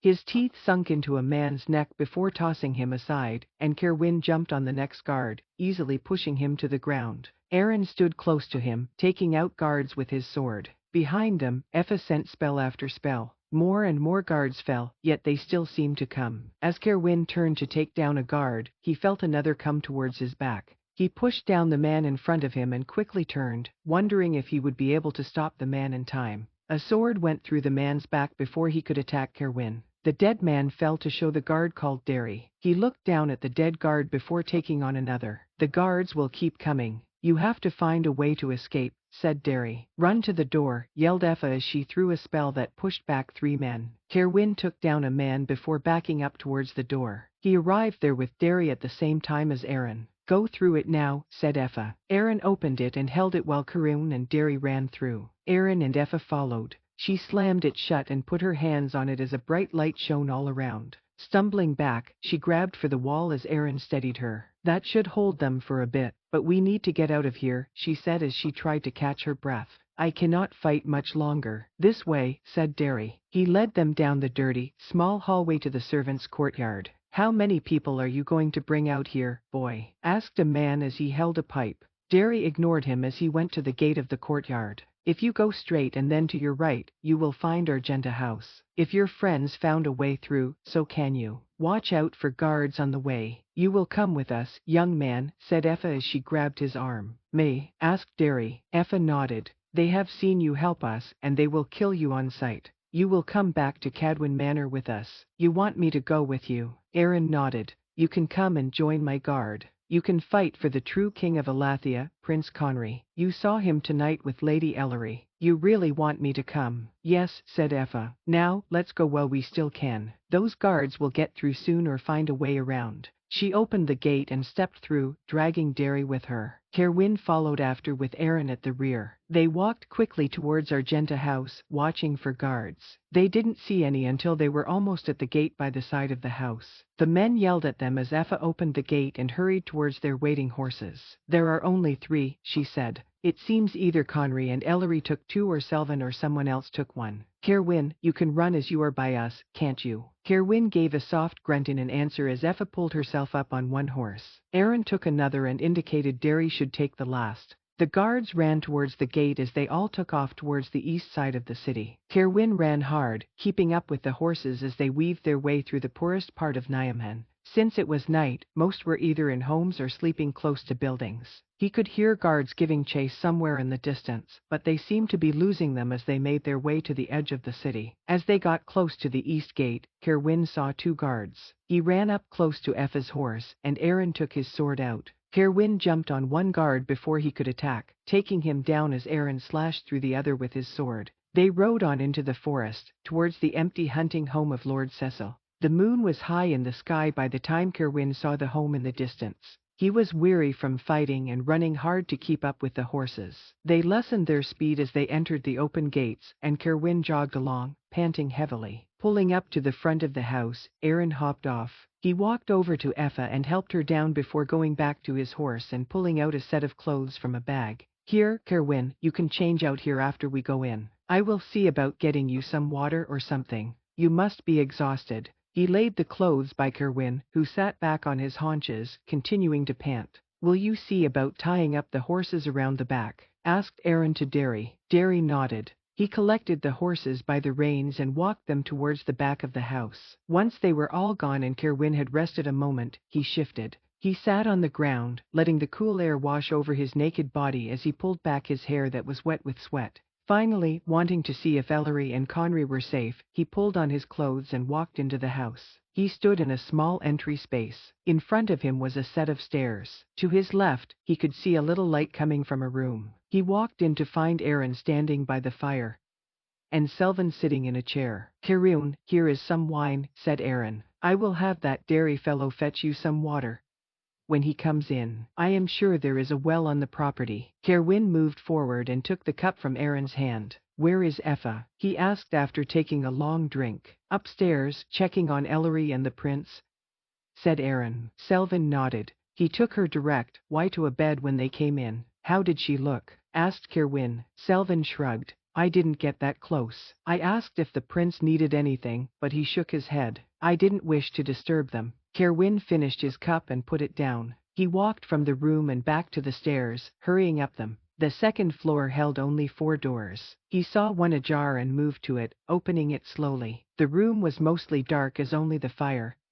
and a few candles were lit. Cerwyn walked in and looked towards the bed. Ellery was lying on it, wearing her undergarments and the cloak Conry had worn. Effa was looking her over as Connie stood behind. When he saw Cerwyn, he walked over. Are you all right, Cerwyn? You look done in, said Conry quietly. I'm fine. How is Ellery? She is exhausted and weak. He took Cerwyn's arm and led him closer to the fireplace. Lord Felin was poisoning her for weeks using her clothes and other objects. Effa just now finally got the bracelet off he had put on her. With her clothes? Asked Cerwyn. Conry nodded. He wanted to break her down so he could have Kira charm her into convincing her into accepting his mark. Cerwyn closed his eyes for a moment as an involuntary angry noise came from his throat. I hope he wasn't successful. Conry looked away. He never gained her permission, he said as his voice trailed off. Cerwyn grabbed Conry and pulled him closer. Are you saying he marked her forcefully? The prince didn't have to say anything, the look in his eyes said it all. Cerwyn turned away. How did you get her to leave? Did you have to force her somehow? Started Conry, but he stopped as Ellery called out. Conry, where are you? He immediately went to her side as Effa stepped back. I am here, Ellery. I will not leave you. He sat down on the bed next to her as he took her hand and kissed it. Effa moved close to Cerwyn. She will recover, though it will take some time. Thank the goddess that she is so strong and her magic powerful. As much poison as they used on her, it is a wonder it didn't kill her. Kerwin slightly nodded as he watched the prince with Ellery. She moved, so she was directly against him and appeared to want to be even closer. Conry Kai said the top of her head as she closed her eyes with a slight smile. We should go, said Effa, taking Kerwin's arm. He walked towards the door with Effa, stopping as he heard Ellery softly say his name. Effa quietly sighed as she let him go. He moved near to the bed as Ellery kept her place against the prince. Kerwin, are you well? You weren't hurt, were you? She asked after taking a deep breath. I was not injured, Ellery. We all escaped. Aaron is fine. We even took that guard you spared.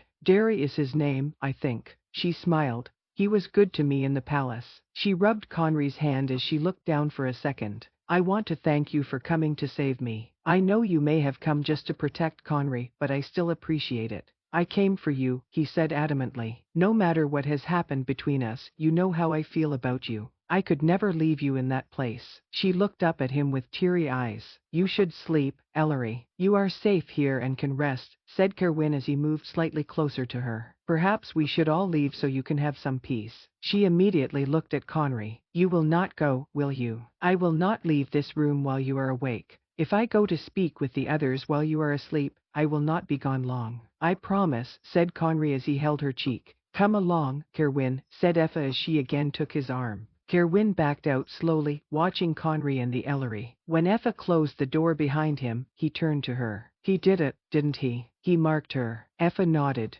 What else could he do, Kerwin? She asked him to, begged him. With that horrible man's mark on her neck, she could not bear to leave the palace grounds. Conry didn't want to do it, not like that, but it was the only way. How convenient, said Kerwin as he walked towards the stairs. It was going to happen eventually, anyway, said Effa. He loves her, and she loves him. I know it is hard to hear, but she feels for him in a way she never could with you. You don't know that, said Kerwin. If I hadn't been such a fool and pushed her away or betrayed her, she could have been mine. But you did push her away all those times. She could never trust in the love she felt for you. It was always something out of reach. Conry fought for her love. He helped her realize that it is okay to be weak sometimes. Ellery always felt she had to be strong around you because she knew you would break her heart over and over. Kerwin shook his head as he leaned on the stair railing. It seems so unfair. He has known her for not even 6 months, and he has won her completely. That blasted prophecy has nothing to doing with it, finished Effa. It may have attracted them to each other at first, but it did not cause them to fall in love, Kerwin. You didn't see them together after their journey like I did.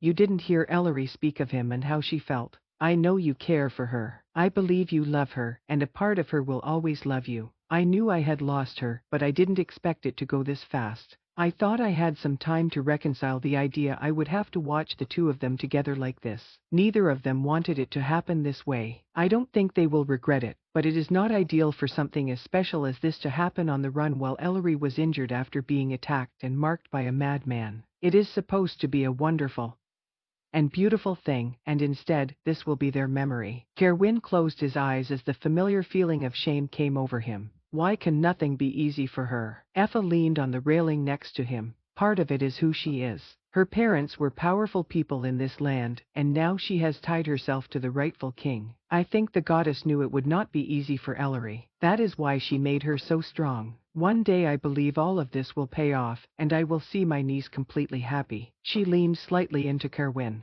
I believe you will be happy as well once you realize you can stop punishing yourself.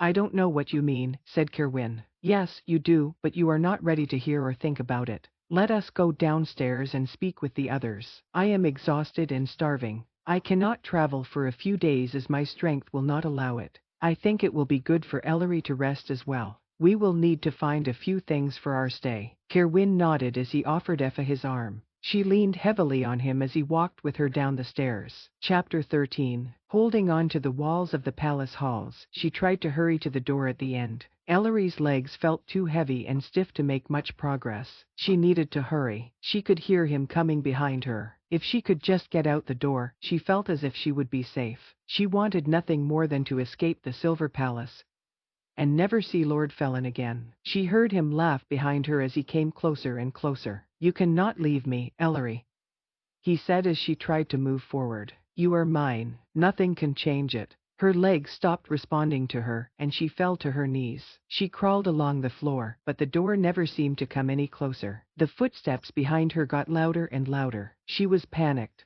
If he touched her, she would be bound to him, unable ever to leave. Desperately she pulled herself forward, but her gown was too heavy. She looked at one of her hands to find it covered in blood. "Do not fight it," said Lord Felon just behind her. "You will only hurt yourself. I don't want to see you in pain, my dear." She turned over to lie on her back as he leaned over her. She closed her eyes and turned her head, feeling like she should scream, but it was locked away in her throat. His cold hands clasped around her wrist, and she bolted upright as her eyes flew open. Ellery couldn't catch her breath as she looked around the unfamiliar dark room. She wasn't in the palace, but she didn't recognize her surroundings. The place didn't smell familiar. She threw back the covers to stand up when an arm wrapped around her middle. "Ellery, what is it?" asked Conry. She immediately caught her breath after feeling his arm around her and hearing his voice. She sunk back down in the bed and grabbed onto him possessively. She wanted to be as close to him as possible. It was so soothing to feel his warmth.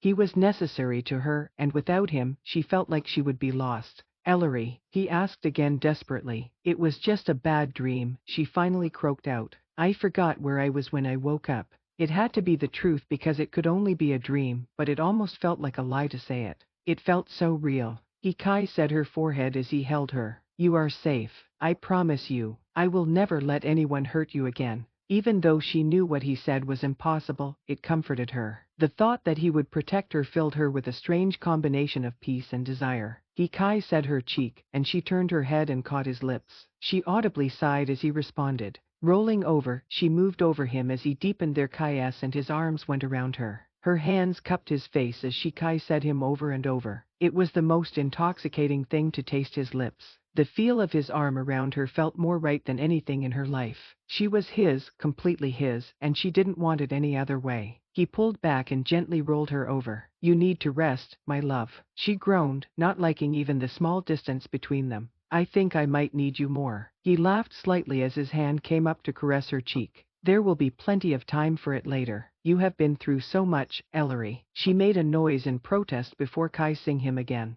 "You will not leave me, will you? I feel like I can't be without you." He kissed the tip of her nose as he gently stroked the mark on her neck. "That is due to this, I think. I hear it can be very intense at first. In time the feeling will be more manageable. Perhaps it would be more manageable if you wouldn't keep pulling away." She tried to pull herself closer, but a pain in her stomach made her hiss and fall back. It felt like the breath was knocked out of her as she gasped and turned away. Conry rubbed her back. "Effa said you would feel the effects of what they did to you in the palace for a few days. You need to be careful until then." She concentrated on feeling Conry's gentle touch as she worked to still her breath. His arm went around her as he kissed her cheek while pulling her close. "Go to sleep, Ellery. I will not leave you." "I love you, Conry," she whispered as she closed her eyes. She felt him kiss her cheek again as she started to drift off to sleep. "I love you more and more each day, Ellery." When she awoke again, the room was bathed in sunlight. She sat up and felt a moment of panic, finding herself alone in the bed. Her hand went to the mark on her neck that ached and felt like it was throbbing.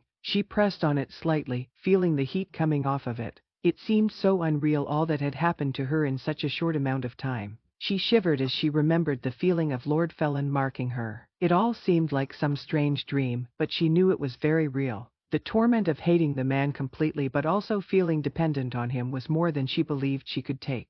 Perhaps it was her imagination, but she felt the spot on her neck slightly pulse as she touched it. It caused her head to ache, and she took her hand off her neck to massage her temple. After Lord Felon left her, she couldn't remember much. She knew she had fallen asleep and dreamed of Conry. Maybe it was her mind's way of escaping the reality of what had happened, but the dreams were vivid and so real. When she awoke from them, she swore she could still feel his kiss on her lips and the warmth of his body. It sparked something within her, and her power flowed freely. From that moment on, everything was a blur. She remembered hearing loud noises outside her door and feeling the presence of Conry. Her body moved forward to her door on its own without much thought from her. Once she made it to the hall, she first saw Conry and then her aunt, Erin, and Cerwyn. She could not let them be harmed. She knew she could save them. Her powers built inside of her as she thought of protecting those she loved. When she released her power, she wasn't sure what it would do. She knew she had killed many people. She knew Lord Felon was somewhere in the group, but she could not work up the will to finish him. Her power pushed him back behind the fallen in ceiling and walls. He could not get to her, but he was safe, which appeased the strange bond she felt with him. When she was done, she was exhausted. She knew she collapsed, and the next thing she remembered was feeling the cold wind hit her as Conry was carrying her. He didn't mean to hurt her, but the pressure of his touch against her dress and the jostling of his arms as he ran caused her so much pain, it was almost too much to bear. Beneath it all was this voice screaming in her head that she could not leave the palace grounds. She belonged to Lord Felon, and she could not do without him. She tried to quiet the voice as she did not want the man, but the mark on her neck throbbed as the voice grew louder. When Conry asked her to open the gate by Argenta House, she wanted to do it but knew it was impossible. She sighed as she moved her hand back to her neck. She didn't want Conry to mark her that way. She believed he would do it one day, but it would not be as some remedy to make sure they could escape. She began to wonder if he even really wanted to do it. It didn't matter. Even if he was forced to, she belonged to him completely unless he took away his mark. He could reject her. It would cause her pain, but she would find a way to go on if it was what he wanted. Marks were strange things. There was a reason they were so sacred. They bounded together people in a way that wasn't mean to be broken. They could be broken, but there would always be pain and some residual longing for the one left behind. She shook away her fear and uncertainty and focused on what she knew. She needed Conry. She didn't like being apart from him. Throwing off her covers, she sat up in bed slowly as her body screamed in protest. The pain in her ribs took her breath away and almost caused her to lie back down. She took a moment to steady herself as she found her breath and tried to will her head to stop spinning. She swung her legs over the edge of the bed and was about to push off when the door opened. Conry and her aunt stared at her as she looked at them. "Ellery, my love, what are you doing?" asked Conry as he hurried forward. "I was coming to find you," said Ellery, knowing she sounded silly. "I didn't like being alone. I wasn't gone long. I went to find you something to eat and found Effa on her way here." Ellery looked over Conry to see her aunt carrying a small tray. She pulled her legs back in the bed and hung her head. "It sounds ridiculous, but I couldn't help myself from wanting to find you. I can't stand being alone." "It is not silly," said Effa as she walked over. "It is very common for someone just marked. It is an overwhelming feeling at first, but in time it will become more manageable." "Is it how you felt when you and Grace were first together?" asked Ellery. Ellery believed her aunt blushed for a moment. "It was so long ago that it is hard to remember. Being magic users, we mark each other differently than shifters, but I know I did not leave Grace's side for at least 2 months except for brief moments of necessity after we were bonded. Of course, we were both marked, so both of us felt a certain way for a time." Ellery looked at Conry, feeling somewhat ashamed of what she had asked him. Marking should only be done when both were ready for such a bond. She hung her head as tears came to her eyes. Conry sat down next to her and took her hand. "What is it? Are you in pain?" She shook her head as she wiped her eyes. "I'm just so sorry, Conry. You were forced to do something you weren't ready for, and now I will be such a burden on you." "I will try to control it, I promise." "Ellery," said Conry breathlessly. "You need to eat," interjected Effa. "We don't have much, but we had some bread and dried fruit with us. I made some tea as well. I believe Aaron and Derry are going hunting this morning. I will see what I can find when I strengthen the wards around us the best I can." She put the tray on a table next to the bed. Conry handed her the cup of tea, and Ellery drank it as she tried to keep from crying. "If you will excuse me for a second, Conry, I will check over Ellery while she eats. Perhaps I can hurry along the purging of the poison with a spell or two. I also can help Ellery dress. I found a simple dress either Lady Cecil or one of her daughters left here. I think it will work." Conry looked down at Ellery. "I can stay. I will go sit by the fireplace for a moment out of the way." "Go check on Kerwin and Selvin," said Effa. "Kerwin was beyond exhausted last night, and Selvin may need your company this morning. I will come to get you when I am finished." "Ellery, will you be all right?"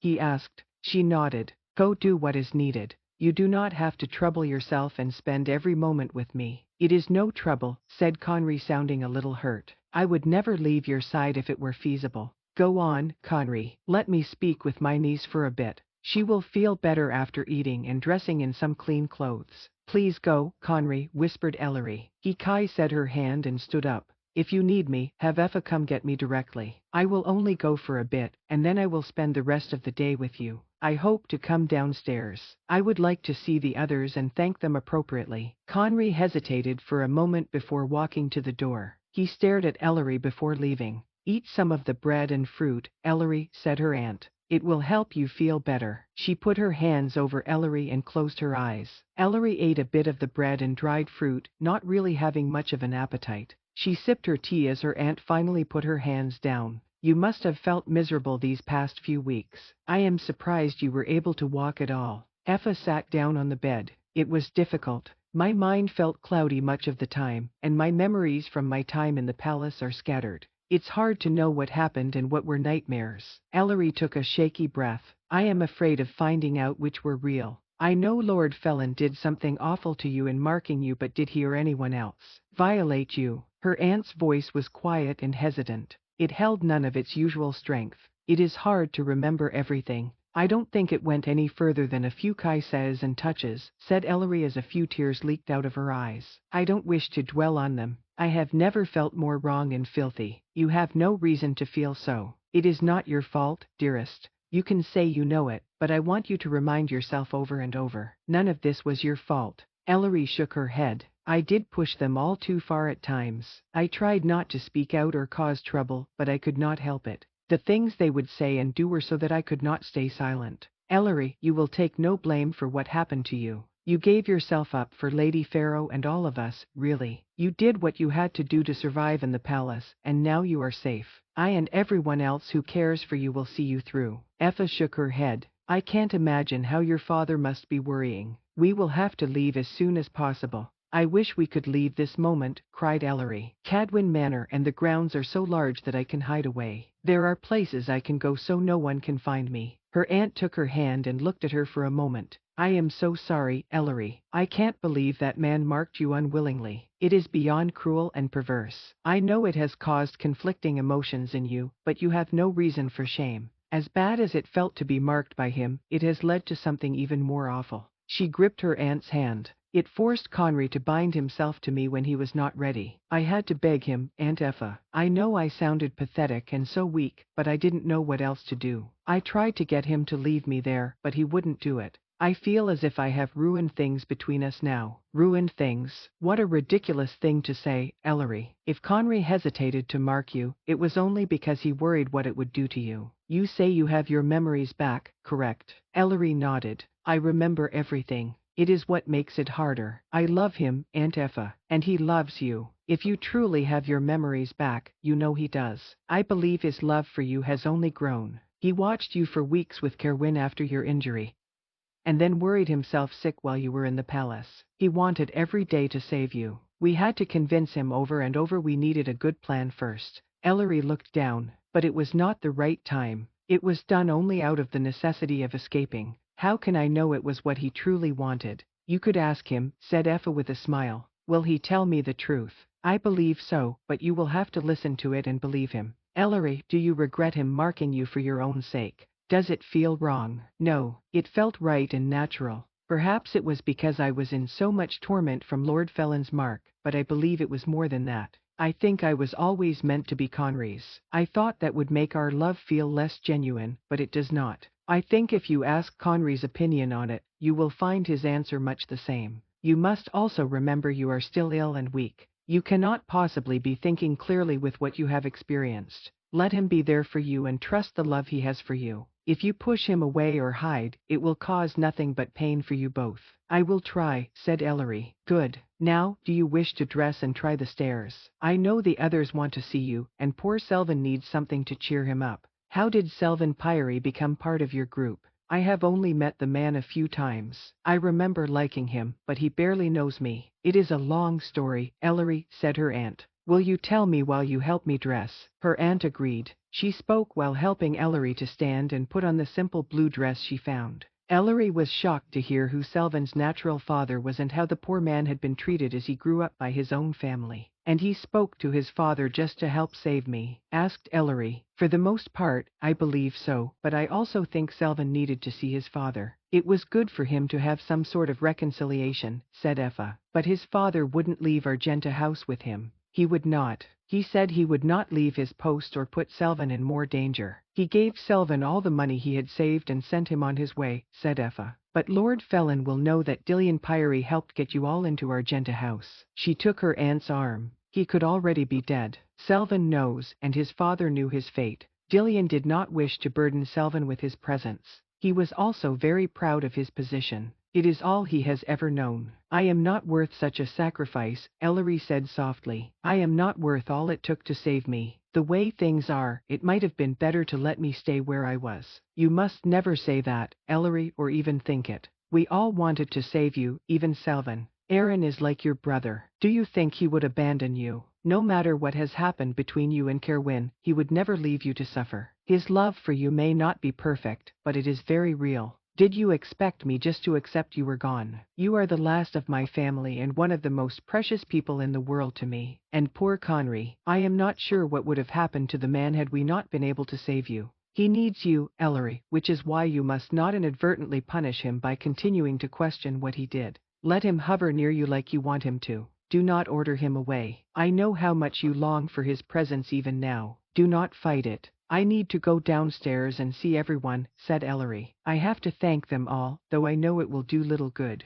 I could never say enough to express my gratitude. Words never seem enough, said Effa, but you can show your appreciation by your actions. We still have to save Alathia, and I believe you will be a big part of it. Ellery nodded before she walked out of the room on her aunt's arm. Though at the moment she did not feel worthy of all that had been done to save her, she vowed that she would do all she could to prove she was. Chapter 14. He took deep, even breaths, trying to control the urge to jump between Ellery and Cerwyn as they spoke. Conry knew it was ridiculous, but watching her even smile at Cerwyn almost drove him out of his mind. When she touched the man's arm, he made a hard fist, digging his fingernails into his skin as he stood by Ellery's side. She was only thanking Cerwyn for all he had done to save her and keep Conry safe. Conry was thankful for Cerwyn's support, but he did not like the intense look in Cerwyn's eyes as he spoke with Ellery. He beheld her as if she was the most wondrous thing in the world to him. Ellery gave him pretty smiles as she reinstated her thanks and made sure he was not injured. Conry breathed a sigh of relief when she finally moved on to hug Aaron. It seemed strange that a man could hold her in his arms, and Conry felt almost nothing, but a look from Cerwyn could send him almost over the edge. She still looks tired, said Cerwyn as they both watched her hold Aaron's hand as she talked with him. Effa says she will be for some time, said Conry. We are lucky she isn't much sicker or worse. I will kill Lord Felin the next time I see him. I don't care what it costs me. I know I should be thinking of the land and my people, but the thought of all he did to her makes me want to travel back to the palace this instant to seek him out. I understand your feelings. I almost ran back last night when I heard all he had done, especially marking her forcefully. Conry took his eyes off Ellery and looked at Cerwyn. I guess you know the rest by now. Cerwyn nodded. I understand there was no choice. Perhaps there wasn't, but it doesn't mean that I didn't want to do it. Effa stepped near them before Cerwyn could respond. I told Ellery about Selvin and his father. They watched as Ellery took Selvin's hand.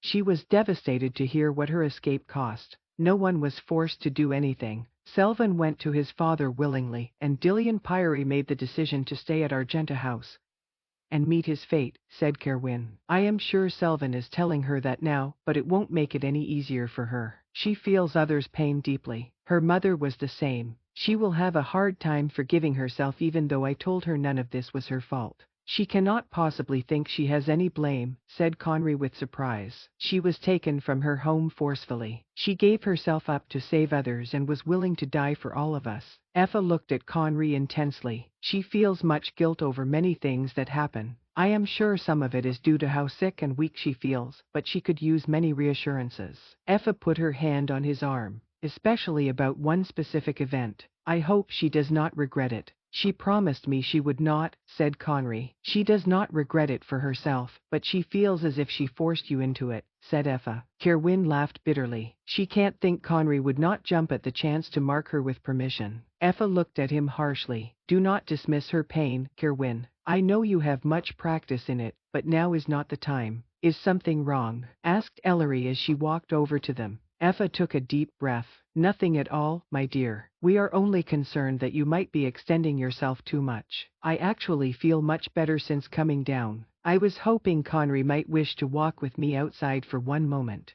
I understand Derry is wandering around the grounds, and I would like to speak with him if possible. I would be happy to walk with you, Ellery, if you are sure you are able, replied Conry. I am. I know you might want to rest as yesterday must have been exhausting. Kerwin, you still look agitated and drained. I wish you would go rest for a while. I am fine, Ellery. I cannot rest while you and the prince are out walking. I should accompany you. Conry was about to say something he probably shouldn't when Ellery spoke first. We will not walk far, certainly not beyond any wards Aunt Effa has set up. I do not have the strength to be out long. Stay here and rest. I hope we can leave tomorrow. Effa nodded as Conry took Ellery's hand. He stared at Kerwin for a moment before walking to the door with Ellery. He helped her put on a cloak that was there before throwing on one himself. They stepped out into the sunny winter day and towards the side of the house. You cannot fight with Kerwin, Conry, said Ellery. He was just trying to do his duty by you. Conry pulled her closer. I don't like the way he still looks at you as though you belong to him.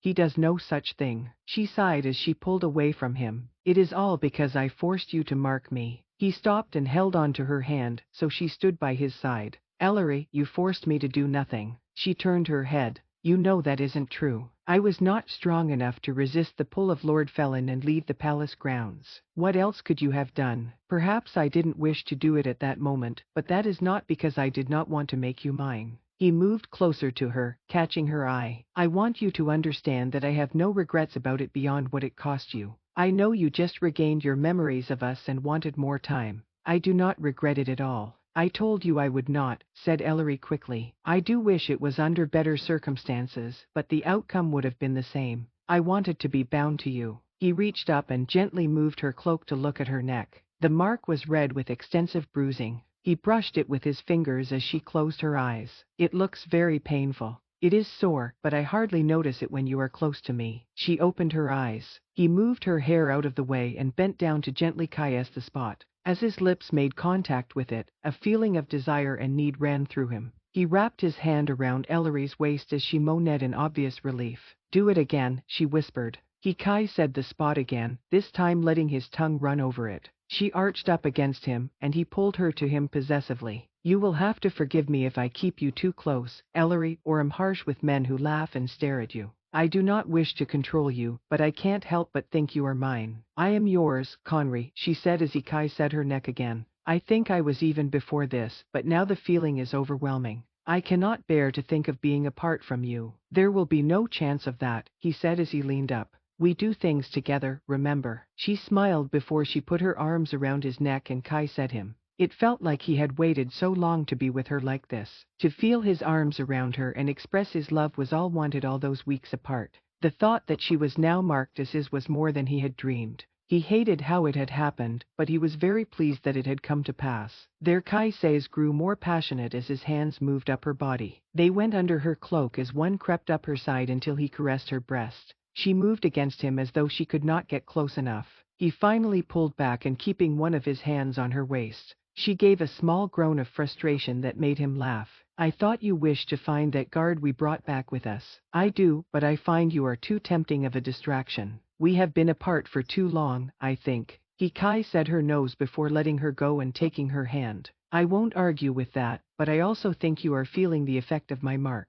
Effa said it would be more intense for you for a few weeks before you settled. Ellery nodded. I am afraid you will grow tired of me quickly. Never, said Conry as they continued to walk. Of course, you could just mark me and be done with it. Then we can disappear for hours together. She sighed. I have thought about it, but I believe we will have to wait. It is bad enough I will be beyond obsessed with you for a time. You have too much to do to only be focused on me. Ellery, I am already completely focused on you. I know what I owe Elisha and my people, but you are already mostly what I think about, and adding any unnecessary power to that at the moment cannot help. I believe you already feel some added responsibility to me because of this. He shrugged. Maybe, but I already wanted to keep you safe beyond anything. I promised your father I would, your mother as well. My mother? Asked Ellery in confusion. Effa took me to see your mother's place of rest. I had a nice talk with Lady Cadwin about how I felt about you, and I promised her I would save you and keep you safe. Ellery took his arm and moved closer to him. She laid her head against his supple arm.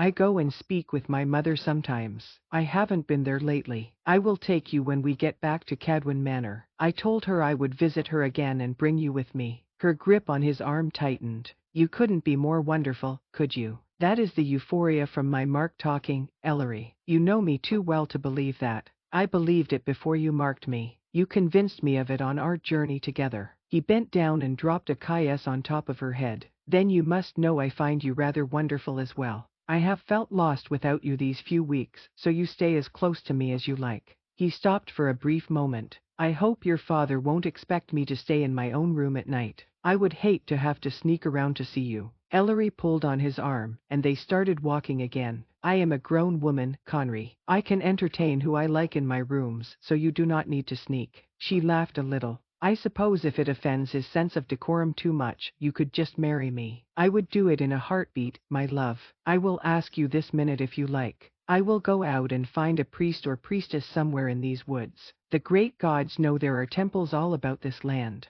I was only joking, Conry. My father will not say a word about it, said Ellery. You do not need to rush anything else. I mean it, thought. I am sure of my love for you, and I know you love me. Perhaps if I bind you to me in multiple ways, I can make sure you do not forget it again. I will not forget it. I don't believe I ever truly did. It was just hidden for a little while, but what is truth always comes to light. They walked around the house until they found Derry with the horses. He bowed as they came forward, Ellery letting go of Conry's arm. Derry, I am glad to see you are safe, even if I am sorry you were caught in the middle of all of this, said Ellery. I'm happy you are well and with those who care about you, my lady. I felt so guilty standing there, watching as others hurt you, said Derry. What could you do about it at the time? They would have killed you in a second had you made too much of an effort, said Ellery. You were kind to me when I needed it most. That meant more to me than you can know. What will you do now? Asked Conry. Aaron has offered to let me join the Cadwin Guard. I think it is a good place for me and a much higher position than I deserve.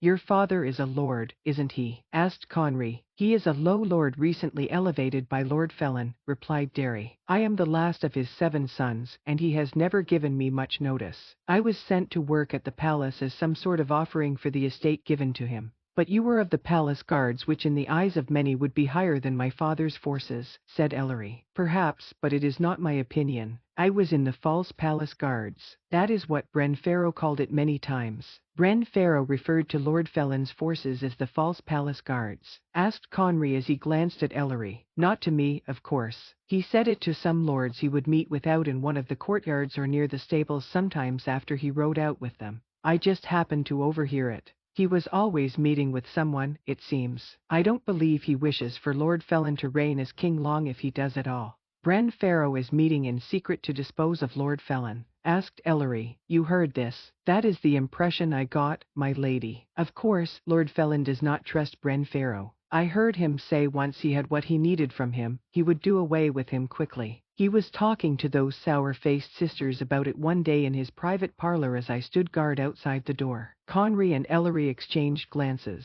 Derry, what is your surname? Place, your majesty, replied Derry. I think when we arrive at Cadwin Manor, you, Lady Ellery, and I should have a long talk with Lord Cadwin. I believe you have much to tell us that could one day lead to you being a lord in your own right. Conry smiled. I think Lord Derry Glace sounds very proper. Ellery laughed as Derry looked confused. I believe I have brought you quite an impressive gift, my prince. You can consider it a reward for your part in my rescue. Conry leaned down and whispered into her ear. I will take this reward if you wish, but I hope for something a bit more personal when you are feeling better. She blushed slightly before kissing his cheek. As you are my future king, I will take that as a command. Chapter 15. He rolled his neck as he stood outside the house with Aaron by his side. It was time to go back to Cadwin Manor, and Cerwyn supposed he was relieved. It would be good to at least sleep in a good bed. There would be others there to speak with and distract him. He knew he would have to watch Ellery with the prince, and he thought he had reconciled himself to it.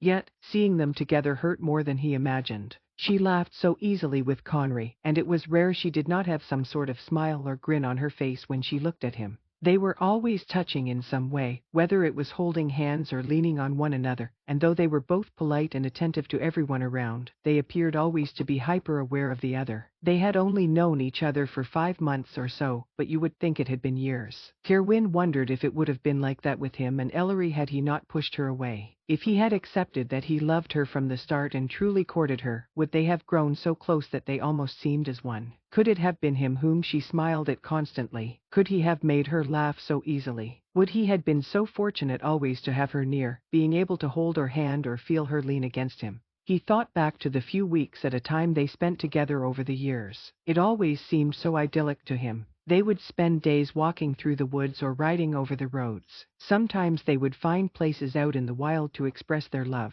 At night he was free to show her how she affected him. He experienced her intense passion and then held her as she fell asleep. He looked back on those times now and saw that while they were wonderful, they were always tainted by the idea that they couldn't last. While Ellery enjoyed herself, he saw now that she was never truly free to enjoy his attentions or give hers openly. She always knew he would leave her. She would always have to hear how it was wrong for them to be together. The door to the house opened, and Ellery walked out with Conry and Effa. She laughed at something the prince said while Effa looked at them both fondly. Ellery had never looked so beautiful to Kerwin. Though she was still a little ill and tired, the pure joy on her face made her even lovelier than before. She looked at the prince in a way he had never experienced. It was one of complete trust and free love. "Are we ready?" Ellery asked as they came close. She turned towards Derry. "You will stay here with Aaron for a bit, and Effa will come back for you. I know you haven't traveled this way before, but I promise you it will not hurt. I really don't mind going by horse, my lady. You can explain the way to me. I would hate to leave these creatures behind."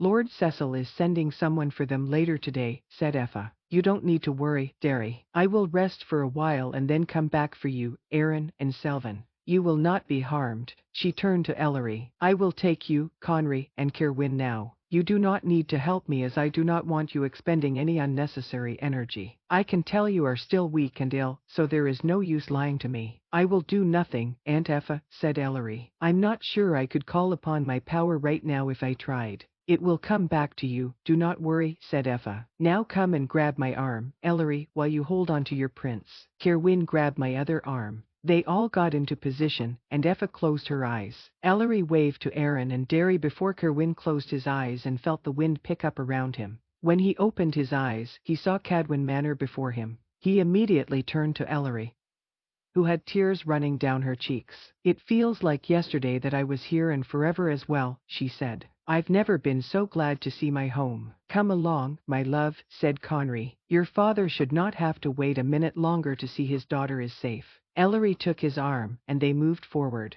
Kerwin and Effa walked behind them. "I hope you can find a way to be happy for her, Kerwin. She cares for you, and your support would mean a lot to her. It is harder than I thought it would be. I knew I would suffer seeing her with him, but I didn't expect her to be so different than she was with me. I've never seen her laugh or smile so easy," said Kerwin. "She was a very joyful child, but it all changed after her mother died. Since then, she has been much more serious. It is good to see her laugh again. I am sure some of it is due to the euphoria of being marked, but I hope at least some of it sticks. She does deserve some joy after all that has happened to her. She will need it as we move forward. I'm afraid things will be very difficult for a while." Effa nodded. "It will not be long until we have to join together with others to truly take Elathia back from those who will see it destroyed. Ellery will be a big part of it, especially now that he has made her choice. And her choice will mean she will be queen," finished Kerwin. "I suppose it was always meant to be, after all." "Perhaps it was, but their love is very real." "I know," said Kerwin. "I believe we have been spotted," said Effa. Kerwin looked up to see the front door was open. Lord and Lady Haven stood close to the door with Ayla. Amelia was in front of them, and Lord Cadwin was walking to meet Ellery. He moved into a jog as he got closer, and Ellery let go of Conry. She practically jumped into her father's arms as he enveloped her in a tight hug.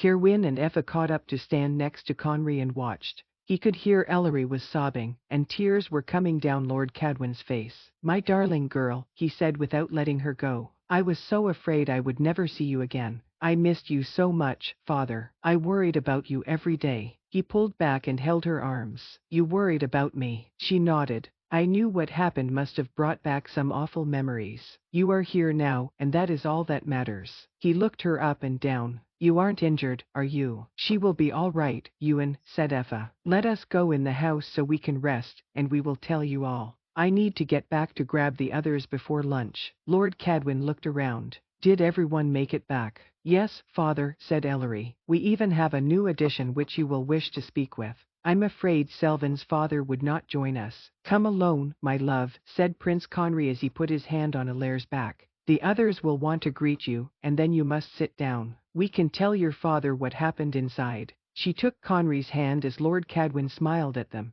I believe you might have many interesting things to tell me. More than you know or might be ready for, muttered Effa as she hurried forward to meet Grace. Amelia greeted Ellery briefly with a large smile before she met Corinne, taking his hand. I'm so glad you are back safely and successful. Her smile faded as she looked up at him. Everything went well, didn't it? For the most part, said Kerwin. Ellery is where she belongs, and that is enough. I am happy you are here, Kerwin. I worried about you. They both watched as Lord Havens greeted Ellery, and Lady Havens embraced Conry. And everything was quiet here. It was though all of us have been on edge. When you didn't come home by last night, Lord Cadwin was frantic. Lord Havens and I managed to calm him down. He spent half the night telling us stories of Ellery and Lady Cadwin. The poor man has lost so much that I just knew the gods would not take away his daughter. I'm glad you were right, Amelia. Now come into the house so you can hear all. It is quite a story. She took his arm, and he walked with her into the house. He poisoned you by using the clothing he gave you, asked Lord Cadwin incredulously. And my mother's crown, said Ellery. Effa thinks she can cleanse it.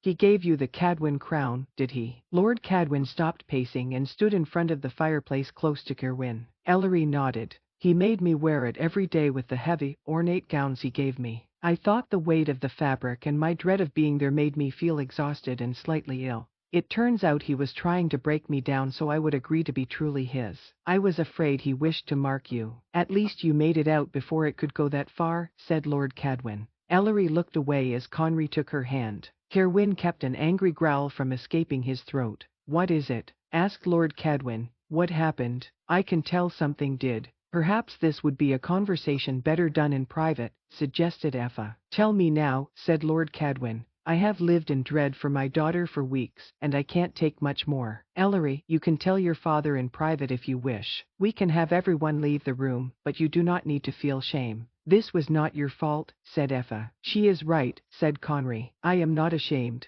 I just do not wish to cause you pain, father. Before I tell you, I want you to know that I am well and not affected now. What did he do to you, Ellery? Demanded Lord Cadwin. He marked me just before I was rescued. I didn't want it, and I didn't agree to it. It did not stop him. He said he would take what he wanted just like everything else in his life. Amelia put her hand to her mouth as Lord Havens grabbed Lady Havens's hand. Grace cried out and grabbed a hold of Effa. Lord Cadwin stepped forward with such a vicious growl, Kerwin thought he might shift for a moment. He forcibly marked you. Kerwin had seen Lord Cadwin angry, but not like this. He actually did it. Ellery nodded, and Conry put his arm around her. Ewan, you must try to remain calm. It is horrible, but we will put it on the list of other things that horrible man has done, said Effa as she stood up. How do you feel, Ellery? Asked Lord Cadwin. I know it must affect you. It did, admitted Ellery. I passed out for a while after my power took out the guards, and when I came to, I felt like I could not leave the palace grounds. Conry needed me to open a gate at the back of Argenta House, but I could not do it.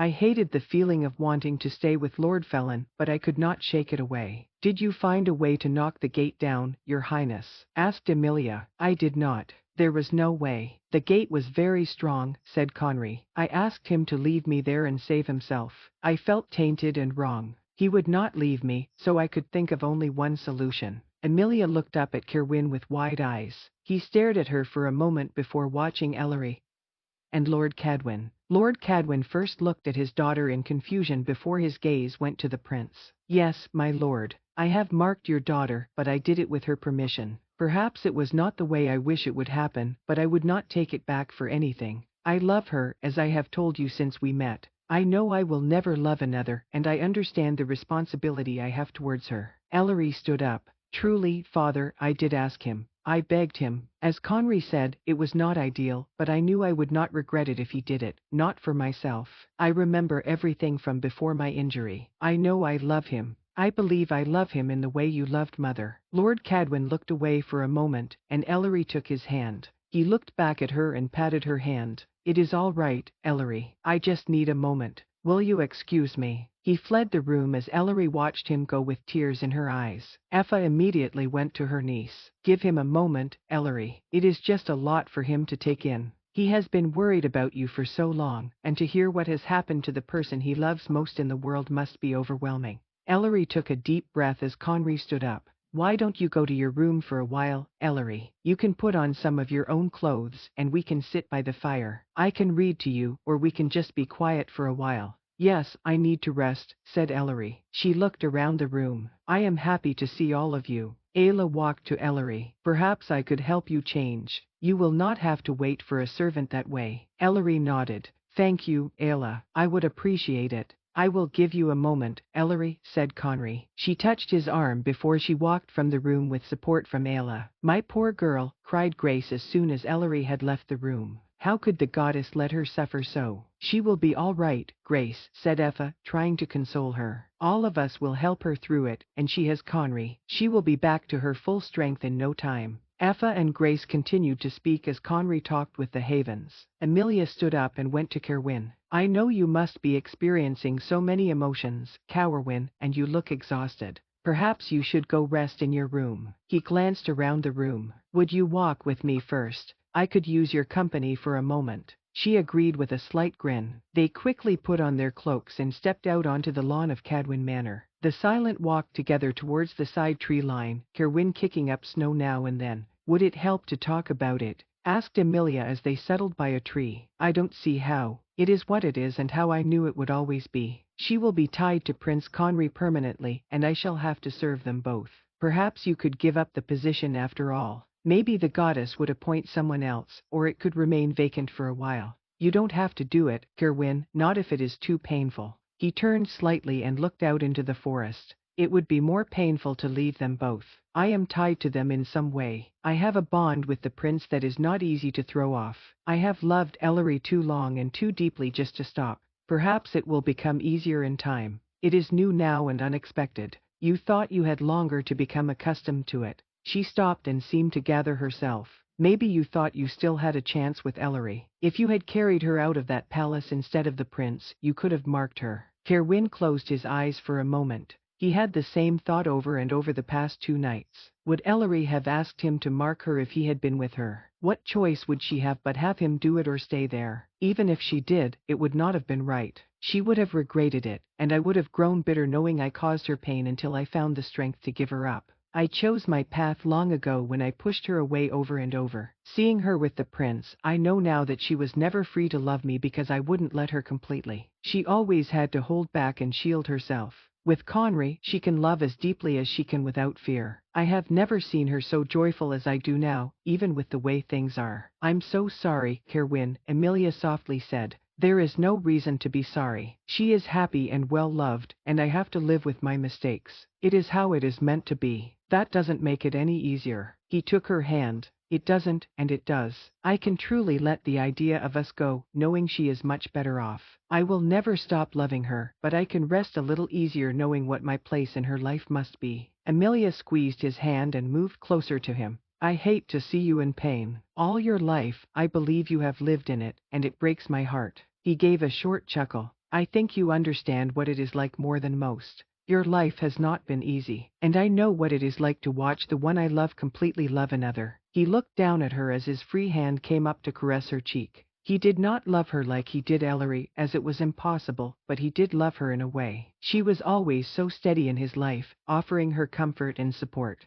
He had done her wrong, and still, she was ready to help him. He automatically leaned down, drawn to the strength and love she radiated. Their lips met as he pulled her into his arms. Their kiss was not tentative or searching. It was demanding as she ran her hands over his chest. His moved quickly up her sides, trying to touch all of her he could. Why had he resisted her for so long? She told him she wanted him and that she loved him. Who was he to deny it? Many would jump at the chance to accept such a gift from such a woman as her. As his lips moved down to her neck, she whispered his name with such devotion it made his heart clench. It would be so easy to mark her there. He could let her do the same to him and be done with it. He wouldn't have to be alone, and she would have protection. It took much effort, but he pulled away with a groan as she stumbled sideways. "I'm sorry," he said after he caught his breath. "I can't, just not yet. I need time. I have to figure out if this is right for you and me." She adjusted her cloak and smoothed back her hair before she let out a long breath and looked at him. "Then I will give you time. There is nothing I would hold back from you, ever." He took her hand and Kai said it, thinking either he was a fool or so broken he could not be fixed. Chapter 16. The light in her room told her she needed to wake up, but she resisted the urge. Instead, Ellery kept her eyes closed as she tightened her arm around Conry. She was lying as she had fallen asleep, firmly in his arms with her head against his chest and her arm wrapped around him. She wondered if he could possibly be comfortable, but judging by the gentle rise and fall of his chest, he was at least asleep. She nuzzled into him, not wishing for even a single bit of space between them. The only way she could settle was with him by her side. Even at supper the night before, she constantly touched him in some way, whether by brushing his hand or placing her leg against his. He said he did not mind and actually enjoyed it, but she wondered if he was only sparing her feelings. He must have felt she was some kind of nuisance, always wanting to be close to him. It was a new feeling for her. She had never felt so dependent on anyone.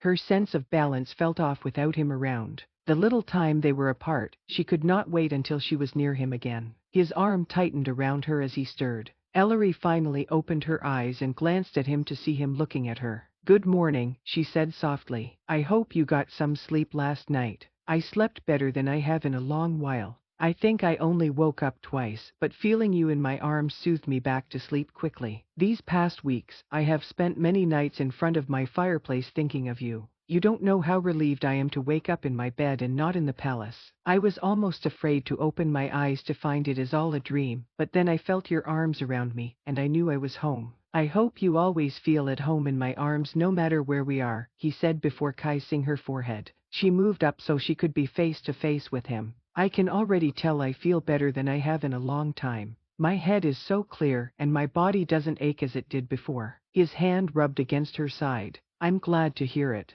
Her hand moved against his bare chest before going up to his cheek. "Perhaps I might give you the reward you commanded earlier now." His hand went down her body to her lower leg, finding the hem of her nightgown. "I wouldn't be opposed, my lady. I think it might be what I need to start my day." She leaned forward to caress him as his hand worked its way under her gown and up her leg. She moaned as his hand reached her upper thigh. He kissed her jaw before working his way down her throat, finding his mark. He lightly sucked on the spot, letting his tongue brush it, causing Ellery to gasp. A wave of desire ran through her so strong it made her shudder. "Ellery," he breathed against her neck. "You are mine." "Yes," she groaned as he kissed her neck again. She finally leaned back from him slightly and moved on top of him. She kissed him quickly before working her way down his chest, leaving a string of wet kisses as her hand went to the pants he wore. He laid back fully and relaxed as he groaned her name. She kissed his lower stomach while undoing the ties on his pants. He lifted his hips off the bed so she could take them off when there was a knock at the door. Conry huffed in frustration as Ellery looked up at him with a small smile. "I suppose it is later in the morning than we realized. That must be the servants to see me dressed." He pulled her up to him. "You should dismiss them. You haven't even been home a full day. Tell them you wish to rest in your room for a while, maybe the whole day." "You have lofty plans then, Your Highness." "I just want to spend every moment with you, kissing every part of you." The knocking happened again, this time louder. Conry reached down and adjusted his pants before fastening them. "I will go tell them to leave, myself. I really do need to get up," said Ellery with a sigh as she sat up. "Don't look at me like that, Conry. I have to speak with my father. He barely said 2 words last night, and I fear he is upset over what has happened. We also need to speak further with Derry. The land is in great peril, and we don't have time to waste." Conry sat up next to her. "The land can wait at least one more day, but I know you don't want your father upset. I should speak with him as well. I would hate for him to think I took advantage of you and have him not approve of our bond. I am sure that is not it, but we will need to find out. Go on to your own room, and let me dress. We can do what we need to today and then perhaps retire early after supper." "I hope you will not tire yourself out and wish to go to sleep early, Ellery," said Conry. "I have other plans for this evening, my prince, and they do not involve any kind of rest. I still owe you a reward." He leaned forward and kissed her forcefully, making her wish she could just send the servants away. Go change, quickly, Conry. I do not want to be away from you long, said Ellery once he finally let her go. I will wait for you just outside in the hall, he responded.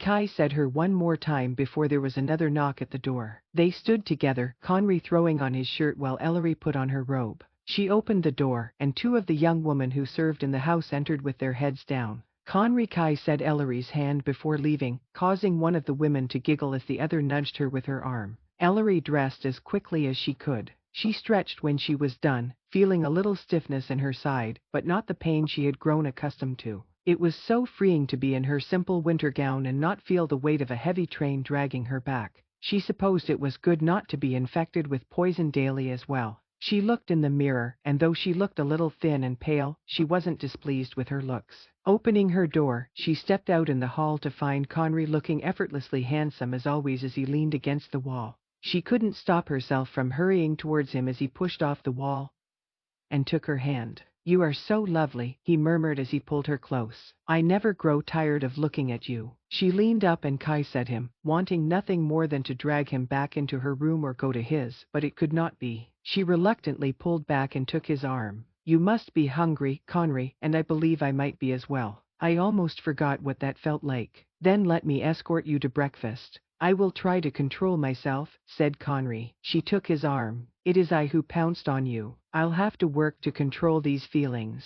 I cannot just jump into your arms all day. I would not mind it, but I do not want to anger or disappoint your father, Ellery. I hope he approves of me. You know he does. I am not sure what is troubling him, but I will find out this morning. They walked into the dining room to find only Effa and Grace at the table. Ellery was disappointed not to see her father. Have we arrived so late that others have already taken their leave? Asked Ellery as Conry pulled out a chair for her. Lady Farrow and Lady Ayla ate a little early as they were visiting a few of the area families to pass out baskets for the upcoming festival. They knew you would be too weak to do it and wished to take the burden off of you. I am ashamed that I had forgotten. The Winter Moon Festival is 4 or 5 days away. 5, said Grace. Your father had thought to cancel the festivities, but with you back, he wishes to celebrate. I saw the servants running to clean the ballroom just this morning. You should only participate if you are feeling up to it, Ellery, said Effa. No one wishes to rush your healing. I am already feeling much better today. My head feels almost clear, and my body does not ache half as bad.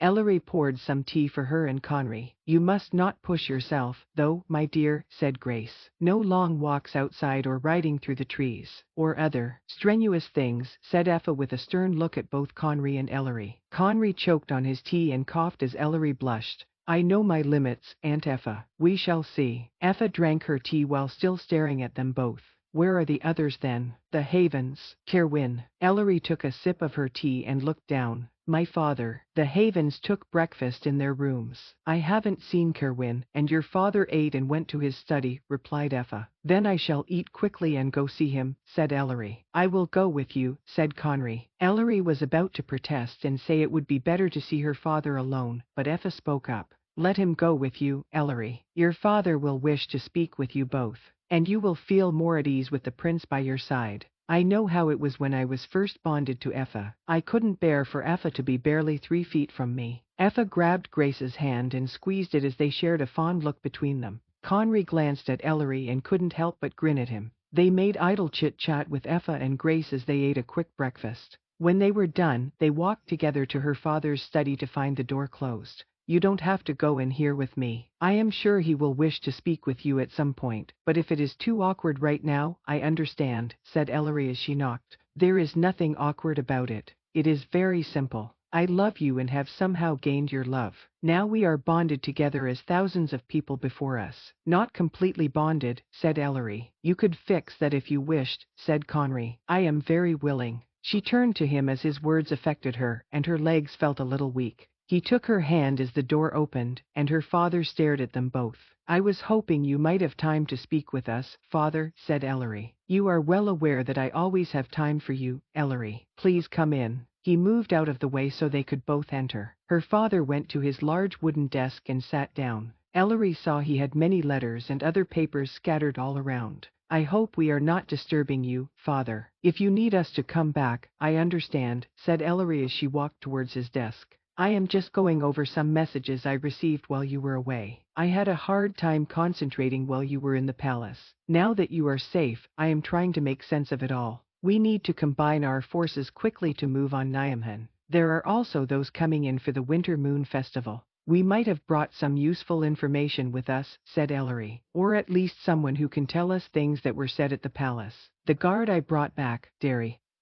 He overheard many conversations between Lord Felin and others. Her father looked up. I have already had a long talk with the young man and Selvin. They both had some interesting information. This letter I received late yesterday from Lord Cecil was useful as well. You have been busy, said Ellery, feeling a little hurt that her father had talked to so many people but not her. After what Selvin and young Derry told me, I knew I had to act fast. I needed to get everyone here for the festival as witnesses. I believe Effa is going to her estate later today to convince a few of the magical families to come as witnesses. Ellery looked at Conry. What do you need witnesses for? Her father shuffled some papers before looking up at her and Conry. Ellery, would you step outside for a few moments? I have some things I need to discuss with the prince. Conry titled his head as his eyes went wide. You can say anything to Conry with me in the room, father. I am his first advisor, and I am sure he would not mind me knowing any of his business. Her father gave a short chuckle. His first advisor and more, I hope. I am not trying to hide anything from you, Ellery. I would just like to speak with Prince Conry for a few moments. Once we are done, I will tell you all. She hesitated, not rising from her chair. I hope you are not upset about what has happened. If you are, it is not Conry's fault. He only did as I asked. It was the only way to save me. I know it wasn't the best time and is sudden, but I do not regret it. Her father held up his hand. I am not upset, Ellery. I know how the prince feels about you. He has not hidden his love for you from me at any point. It is a bit sudden, and it is difficult for me to accept my little girl is all grown up, but I am not unhappy. There are just some things I wish to discuss with the prince alone. It is all right, Ellery, said Conry as he took her hand. Go and rest in the parlor for a moment. Have another cup of tea or some apple tart that you like so much. You did not have much to eat at breakfast. You wish me to go? She asked. I would never have you leave my side if it were possible, but your father has asked to see me alone, and as I respect him, I will do it.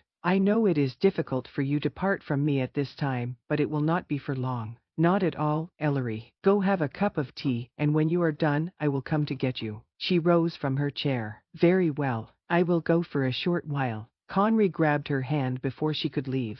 Kai said it before letting it go. She gave him a very small smile as she walked to the door and opened it. Before she left, she looked at her father. I will give you the time it takes me to drink one cup of tea, father. If you have not summoned me by then, I will come back here and let myself in. As she closed the door, she heard her father say with a laugh, she is very much like her mother. Chapter 17. Conry stared at Lord Cadwin, wondering what the man was going to say to him. He said he wasn't angry about Ellery's mark, but Conry thought maybe he was just saying that to alleviate Ellery's worries. The way the Lord was staring at him did not give Conry much hope that the man had good news for him. You do not need to look so nervous, Your Highness. I'm not going to shift and bite your head off, said Lord Cadwin. But you aren't pleased by what happened. I said I was not angry about it, and I meant it. I do wish it hadn't been something that was forced. It wasn't forced. Perhaps the timing was moved up, but I didn't feel like I did something I didn't want. Marking Ellery is something I have longed to do for a while now. I wished I could have given her more time and courted her correctly, but now that it is done, it does not feel wrong. Forced was the wrong word. I just wish you both had more time to spend together before you entered into such a sacred bond, but these are not usual times. You should have had years to grow accustomed to many things, including wearing the crown. Your father should have been around to guide you and teach you what it means to be king, but it cannot be. You will have to figure it out as you go. When the time comes, I believe I will be as ready as I can. I will depend on the counsel of my court. And you as well, Lord Cadwin. What if I told you the time has come now? Are you ready to be called king? Asked Lord Cadwin. What do you mean, my lord? Young Derry told me much about what is going on in the palace, and around it. It seems to be in chaos. Last night, I received word from Lord Cecil that the place is in an uproar, not sure of how to go on without Lady Ellery's presence. Lord Felon still wishes to take the crown, but many are hesitant to call him king without Ellery by his side to fulfill the prophecy. If he tries to call himself a king without the full support of the lords around him, he must know it will go badly. He will be a false, temporary king, no matter when he tries to take the silver crown and throne. He can claim he was moon-crowned by the goddess, but we all knew it is not true. Lord Cadwin nodded. You have the witness of the true first advisor and, more importantly, the bright one. Lord Felon can name a first advisor, but he cannot call the bright one to him. So he can wear the crown and sit on the throne, but it does not make him king, said Conry. Well, he can sit on the throne, but he will find it impossible to wear the silver crown, said Lord Cadwin as he pulled out a key from his pocket. Why is it impossible? Asked Conry. Lord Cadwin bent down and unlocked a drawer of his desk. He sat back up with something covered in a black satin cloth. Because we have the silver crown here. He pulled off the cloth to reveal a large silver crown with tips all around it. On the tips we read jewels so dark, they almost looked black. Conry leaned forward, drawn in by the object. He could almost hear a humming sound coming from it as he reached out and touched it. He drew his hand back as he felt something stir within him. How? He asked as he sat back. When Selvin was running around the palace causing problems, he saw a door open close to the throne room, and 2 servants run out of it. He darted in it to avoid being seen by a few guards running by. The crown was just sitting there on a table. I suppose the servants were cleaning it for the ceremony at the festival. So he just took it, asked Conry. He found a bag and shoved the thing in it, carrying it with him back to Argenta House. He said it did not belong on the traitor's head. It belongs on yours. My father was the last person to wear this, said Conry reverently as he gazed at the crown. Lord Cadwin nodded. I remember the day he was crowned well. He was a good king, Conry. He didn't reign long, but he listened to his council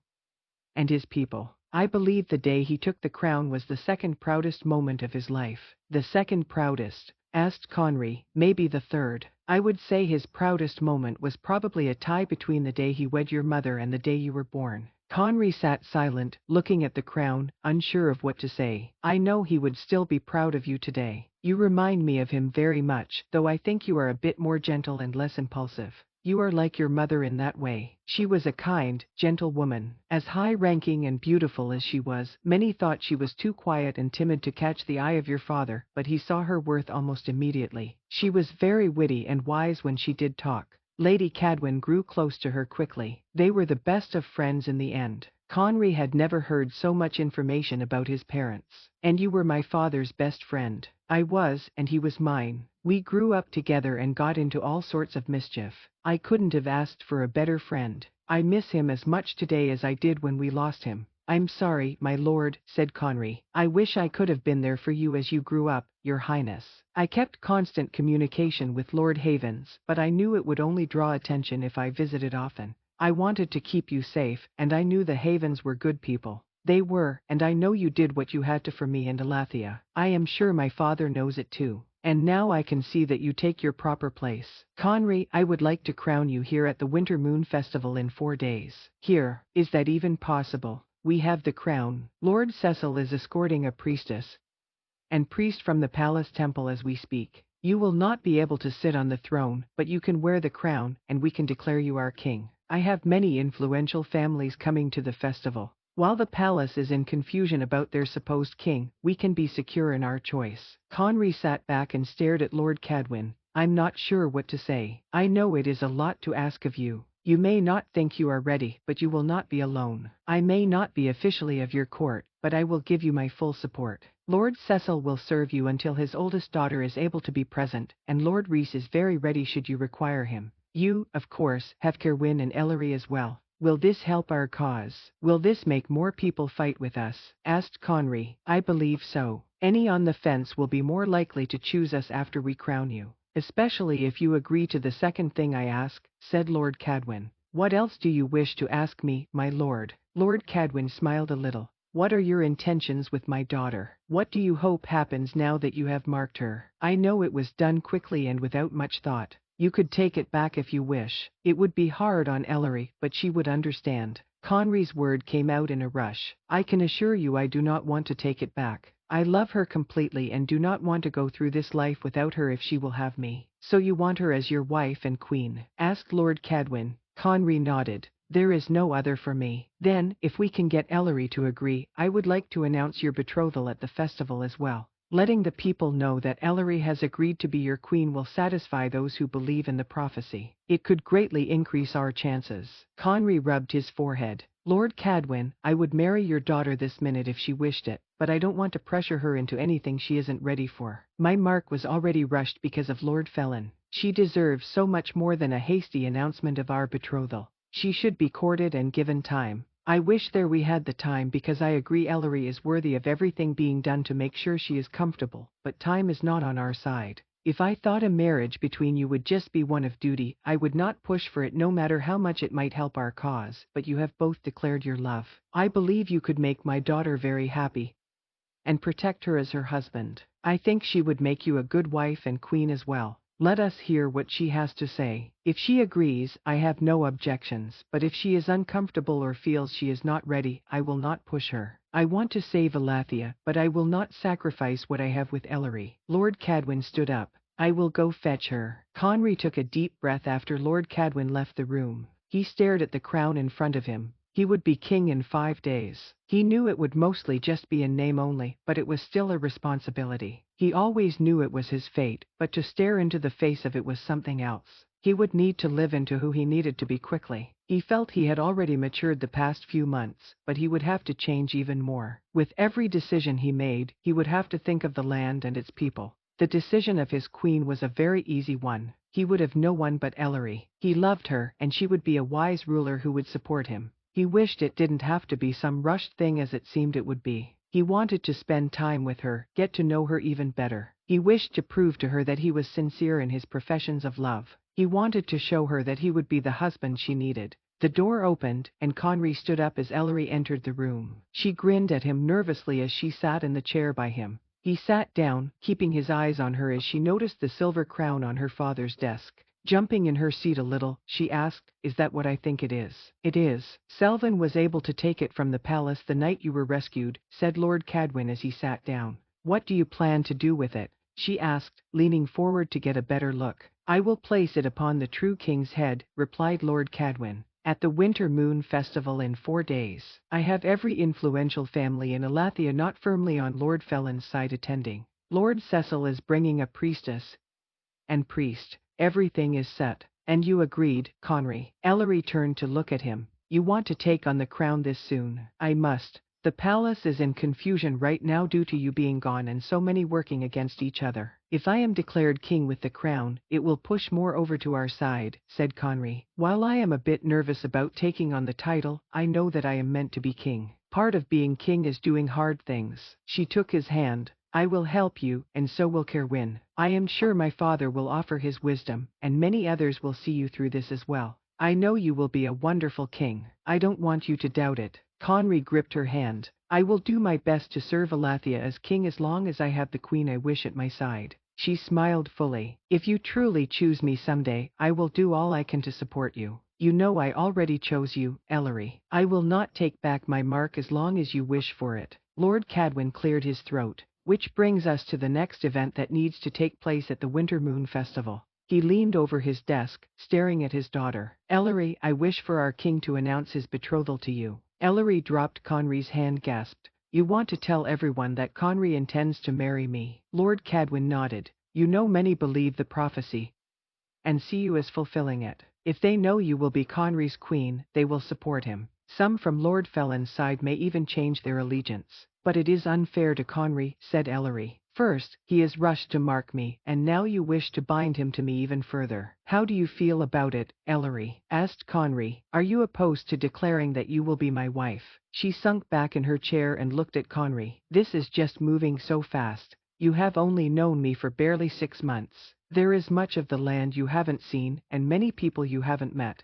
What if there is one out there better suited for you than me?" Conry shook his head slightly before turning to Lord Cadwin. "Could you give me a moment with your daughter, my lord? I think I need to speak to her privately." "Of course, your highness, as long as Ellery wishes to speak to you." He looked at Ellery, who nodded. Lord Cadwin rose and walked from the room, shutting the door behind him. Conry turned in his chair and took Ellery's hand. Tell me this instant, Ellery, if this is too fast for you. You speak of worrying for me, but I know my heart, and it only wants you. I am frightened that you will be forced into something you don't want to do. You say you don't regret my mark, and I believe you, but marriage is a different thing. You could ask me to take back my mark. If you agree to be my wife and queen, I am not sure you could get out of it. I do love you, Conry. I think I would be very happy as your wife, but I know what comes with it. What if I am not up to the task of being your queen? What if I bring you ridicule and frustrations? I can't stand to see you grow cold towards me. Ellery, that is nonsense, and you know it. You are much more ready to be a queen than I am a king. You can say that, knowing the mistakes I have made in my life. What mistakes have you made but to love boldly? You cannot help it as it is who you are. I love that about you, and I think it will help you serve our people well. Do not let any doubt about yourself make this decision. The only thing that matters is if you are ready to declare you will be my wife. I can tell you with certainty that I want nothing more. She put her hand up to her neck and rubbed it for a moment. I can tell you that this feels right. I believe it does because I love you beyond anything I thought possible. I do wish we had more time before jumping into something only because I want you to get to know me better and I wish to know everything about you. I think you know me better than anyone, Ellery, but what we don't know about each other we can still discover as man and wife. Also, we do not have to marry right away. I want to be married to you properly in the palace temple as my parents were. I will want everyone to know the pride I feel in taking you as my wife. I doubt this is how either of us wanted this to go, but as king and queen, we will have to put the land its people over our own wants and needs sometimes. At least in this, it is not a huge sacrifice. All I have to do is agree to marry the man I love. Conry got out of his chair and kneeled before her as he took her hand. I will live every day to show you that there is nothing I want more than to have you by my side. I will show you I love you not with my words but with how I live my life. I will prove to be a man and king worthy of you. And I will do the same as your queen. I never wish you to doubt my love for you. Conry Kai said her hand before he looked back up at her. Lady Ellery Cadwin, will you agree to be my wife? It would make me beyond happy. I will, your highness, because there is nothing I want more in this land. He leaned up and Kai said her as she put her arms around him. They must have gotten a little carried away as they only broke apart when they realized the door was open. I hope this means you agree, Ellery, said Lord Cadwin with a slight grin. If not, then we will need to have a serious discussion about this behavior. She looked at Conry with a large smile. I have agreed, father. You are free to announce our betrothal at the festival. Conry Kai said her hand before standing up. You spoke to me earlier of my father's proudest moments. I believe this will be one of mine, my lord. Lord Cadwin's grin grew into a real smile as Ellery stood up and Kai said Conry's cheek. Chapter 18. Breathing in the cool air, Kerwin rubbed against a large tree, ruffling his fur against the bark. Perhaps he should be doing something more worthwhile than running along the tree line of the Cadwin estate, but it was much easier to be in wolf form as he worked out his feelings. He accepted that he would never be with Ellery. He had hurt her too many times ever to have a chance of reconciliation with her. She appeared to have forgiven him in many ways as she was kind and courteous when she spoke with him and did not go out of her way to avoid him. Still, they would never be what they once were due to their past and now the prince. While Kerwin spent the last few years loving Ellery, he was well used to thinking of the idea that she would eventually be queen, therefore marrying the prince. Of course, not knowing the man, it was all very abstract. He could push it aside and not treat it as reality. Perhaps it would not be her fate. Perhaps Kerwin could find a way to keep her. Now, he had to face the truth she would indeed be the queen and not only married to another man but deeply in love with him. When he heard they would crown Conry at the winter festival, Kerwin was surprised. He had no idea Selvin had snuck out the crown, but now that it was in Cadwin Manor, it made sense to name Conry king. There was no reason to wait, and it would declare to all that the court of Gildan was still the head of Elathia. Kerwin was ready to serve as the bright one to the king and take the symbol that would mark him forever on the court. He believed Conry would be a good king and had no qualms following him. The second announcement shocked Kerwin and made him want to withdraw from all in the manor. It made it so he thought attending the festival would be impossible. It was his duty, but he didn't see how he could do it. Everything happened so fast. He thought he had time to get used to the idea of Conry and Ellery, and now she was marked by him. He knew it was done in a hurry by necessity, but it was still very real. Ellery now belonged to Conry, and he had to watch as she clung to the prince almost every moment. Still, a mark, while sacred, was not always a permanent thing. It was not something announced or celebrated. A betrothal was a different matter. In 2 nights, Cerwyn would have to stand close to his king while Conry declared his love to Ellery. Cerwyn would have to smile or at least look calm as Conry stated his intention to marry her. All would know they were to be permanently bound, and they would all celebrate. Celebrate not just that the king had found love and his queen, but that the prophecy would be fulfilled. Cerwyn slunk along the trees thinking how it had all come to this. Just over 6 months ago, he still had hope Ellery could be his. He had loved her on their journey to the northern temple and realized to let her go would be impossible. She had his love and devotion forever. He wanted to convince her they could make it work. He wanted to show her he was serious. While he knew she was not impartial to the prince, he thought he could still find a way to make her his. Perhaps he would have had a chance had they not been separated at the Havens estate. She spent many weeks alone in the company of Conry, and the prince convinced her to love him. He thought of his behavior while they were apart and growled to himself. He did not stay faithful to Ellery. He gave in to his pain, fears, and desire, betting another woman. Even when he had a second chance as she forgot her memories of the prince, he had already lost her. He pushed her away too many times and then not stayed constant as he said he would. He tried to focus on the good. Ellery was back safe with them. She was well loved by a good man. She would be in the position she was born for, and she would be a spectacular queen. Cerwyn would still be a part of her life and be able to serve her. He could love her from afar and dedicate his life to her. It would have to be enough because to leave her or Conry entirely was not something he could do. As he moved between the trees, a flash of color caught his eyes. He walked forward, keeping low to the snow-covered ground until he saw Ellery sitting by herself on a fallen log. Tears were streaming down her face, and it made Cerwyn want to go forward and comfort her immediately. Instead, he ran to where he had left his clothes. After shifting and dressing, he wondered if he would do better to leave her alone. She obviously wanted to be away from others if she were out amongst the trees, but he knew he could not just leave her. Fastening his cloak, he walked back to where she was. She looked up as she heard his footsteps amongst the snow and leaves. Drying her eyes with her gloved hand, she sniffled and stared at him. "Is there where you have been hiding all these hours?" she asked.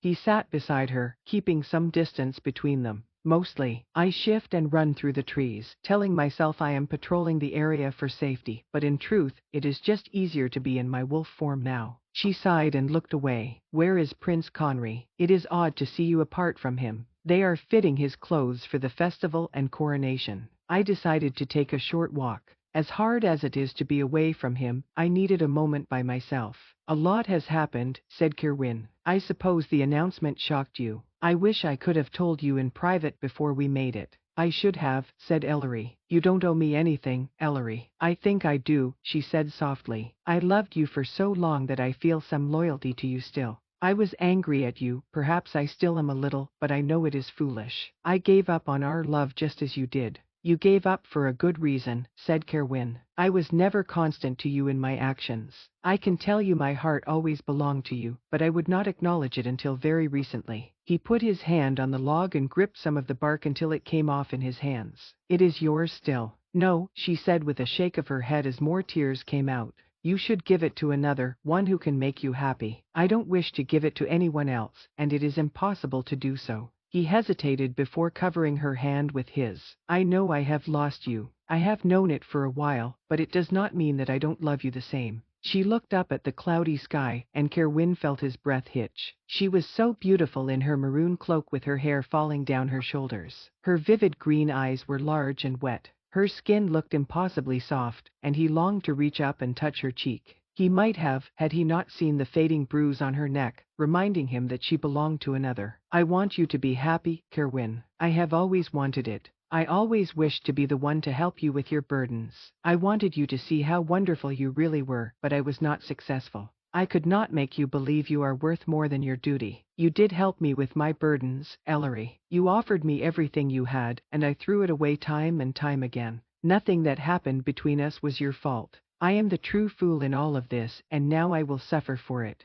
"I don't want you to suffer," said Ellery. "I did not fall in love with Conry to hurt you. I even tried to resist him, and part of the reason was you. I wanted to believe that you and I could work, but I began to see more and more it was impossible. You always held back from me, and I, in turn, held back from you. I won't say our love wasn't real, but it could never grow into what it should have been. You do love him, don't you? Asked Kerwin. You want to be his wife. You have doubts, she asked. You are out in this forest alone, crying. It makes me think perhaps you do not want this betrothal. She laughed a little. I very much wish to be Conry's wife. The queen part I am a little less sure of, but I am coming around. If it is the price to pay to be with Conry forever, I will do it. I am out here crying because when it comes down to it, I am a silly girl who is pouting because things did not happen as I thought they would. What do you mean? I doubt you would understand, as I think you might have been born a serious creature from the start, but there was a time in my life when I daydreamed often.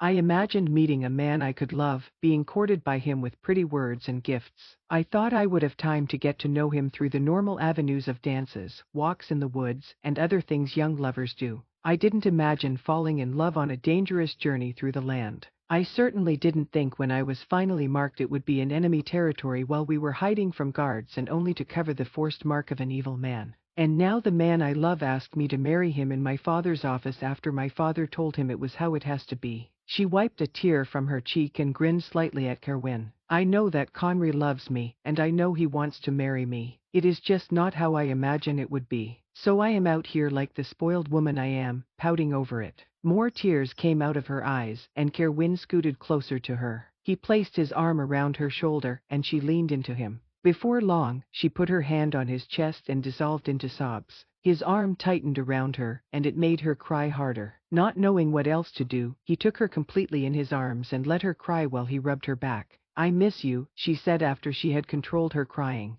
In our times together, it wasn't just about our passion. I liked our conversations and how close we were. I felt like I could tell you things, and even if you didn't understand them, you would listen. He reached up and wiped some tears off her cheek. And now we can never be close again. You will always have to distance yourself from me, and I hate it because I care about you. I still love you. Not in the way I did, but I do love you, and the thought that I am separated from you in every way is so hard. I am afraid you will run away completely one day. I will not. I could never leave you or even the prince. I am bound too tightly to both of you. But I am afraid it will make you miserable. If only you could forget your feelings for me. Can you not focus on my faults, Kerwin? Try to see that you are lucky not to be stuck with me. Poor Conry will have quite a handful. Kerwin laughed. I doubt he feels that way. I know I certainly wouldn't. You can't command my heart, Ellery, and neither can I. Even if I could, I wouldn't tell it to stop loving you. It is such a part of me that I am afraid to let it go. Maybe if you let yourself truly love another. I know you are not indifferent to Lady Pharaoh, Kerwin. I saw how you looked at her when Bren was going to kill her. It made it easier to give myself up.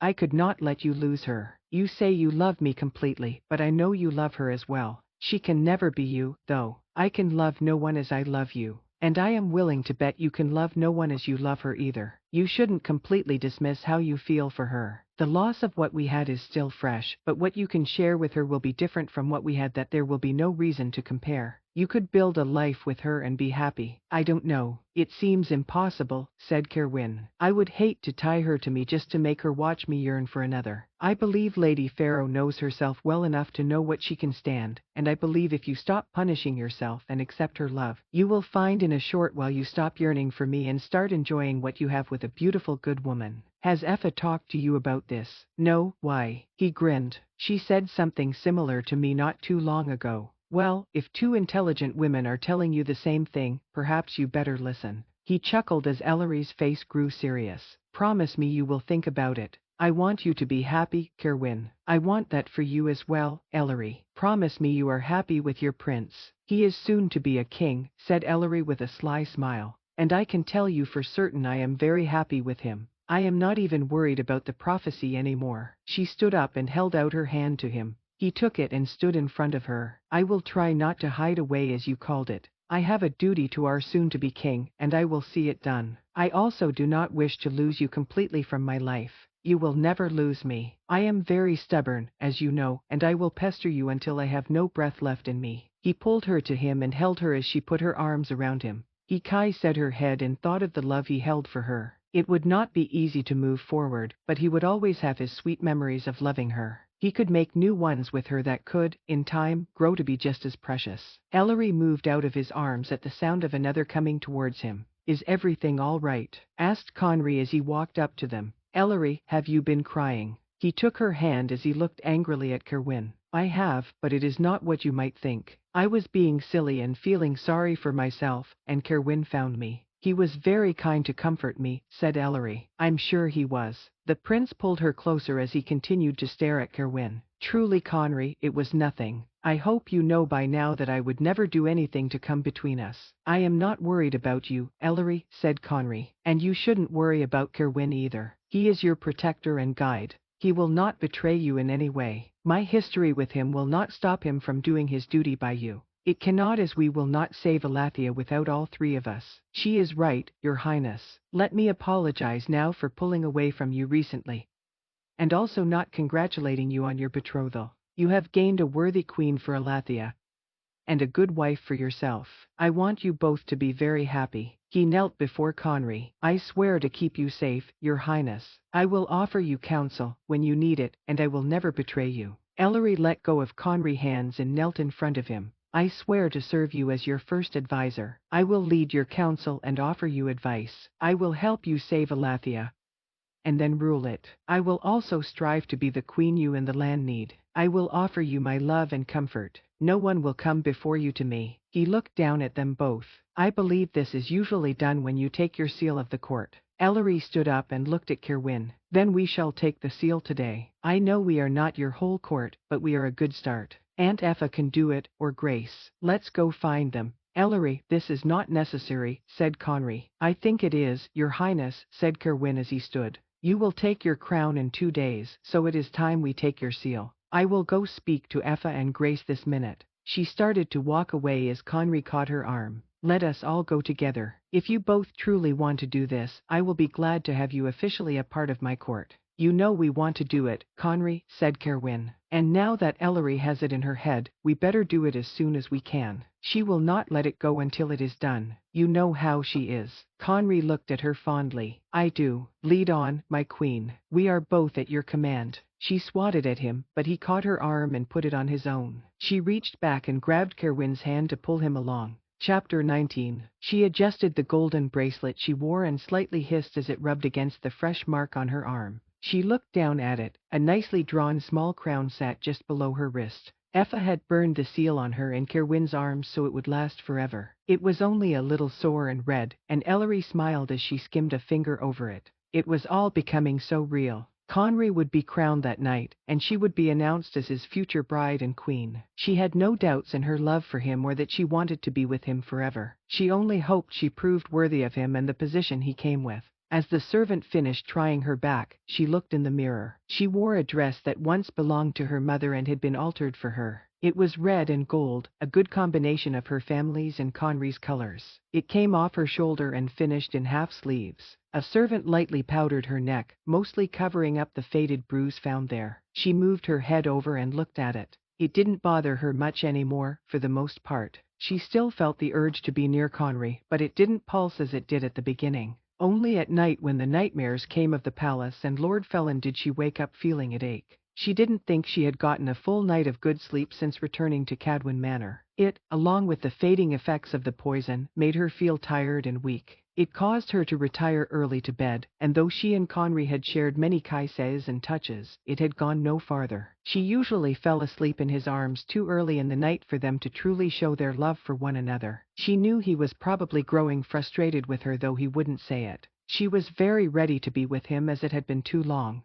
She made sure to rest plenty that day so that she could feel strong for the evening. She did not want to wait one more night to be with him, and she had a feeling after the night's activities, they would both be very ready. The door to her room opened, and her aunt and Grace stepped in. Ellery dismissed the servants with her thanks as Effa and Grace walked up to her, both smiling. You look so beautiful, Ellery, said Grace as she walked around her. So much like your mother. Elaine wore this dress for her first ball as Lady Cadwin in Argenta House, said Effa. It looks as if it were made for you. Luckily, we have a skilled seamstress here. I am a bit taller than Mother was, I believe. You are, confirmed Effa, and a bit more filled out in certain areas. She laughed quietly. You are lovely, Ellery, and your mother would be so proud of you, not just because of your beauty. I believe it is times like this when I miss her the most. You must know she is here, said Grace. She is always with you. I can hear her in your laugh, and you have her smile. Effa took Ellery's hand as Grace adjusted her skirt. I have something here you should wear. I made sure it is completely cleansed, and I believe it will help you feel your mother's presence tonight. Ellery noticed her aunt was carrying a box. She opened it and held it out to Ellery. Inside was her mother's crown. Effa took the crown out of the box, laying the box on the nearby vanity. Let me place it on you, my dear. Ellery bent down, and Effa carefully placed the crown over Ellery's swept-up curls. It laid perfectly on her forehead, feeling secure, but not too tight as before. She straightened up and looked in the mirror. You already look like a queen, Ellery, said Grace. But I am not one. I fear what kind of queen I will be if it comes to it. You do not doubt that you wish to marry Conry, do you? Asked Effa. I hope you are not feeling forced into this. I have no doubt that I love Conry more than any other. I cannot imagine loving anyone after him. I want to be his wife. I just fear disappointing him and the land. You have been through much, Ellery, said Grace as she took her hand. You have lived in fear and been ill. It has made you forget who you are. She led Ellery a little closer to the mirror. You do look like your mother, who was one of if not the most powerful magic user this land has ever seen. You are a moss, one of the last ones in this land. You are the future of our family, said Effa. But you are also the future of the Cadwins. You have the Cadwin eyes and intelligence. If you are not qualified to be our queen, who is? If this is about the prophecy, it isn't, said Ellery quickly. I decided not to let it dictate my life in any way. I think it is just because everything has happened so fast, but it does not feel wrong. Thank you both for reminding me who I am. When I was in the palace, I told myself the same things over and over. It helped me get through that awful time. We must go, said Effa. Your father is waiting to escort you down to the ballroom, and I am sure your prince is anxious to see you, and you must be him. I know it is hard to be away from him at this time. I am ready, said Ellery, in every way. She walked out the door with an Effa and Grace behind her. Her father stood on the other side of the hall, looking like the head of a great family that he was. He gave her a small, sad smile as she approached him. Is something wrong? He shook his head. You look perfect. I know this is a night the land will long remember, and I am glad you are going to be joined with a man you love.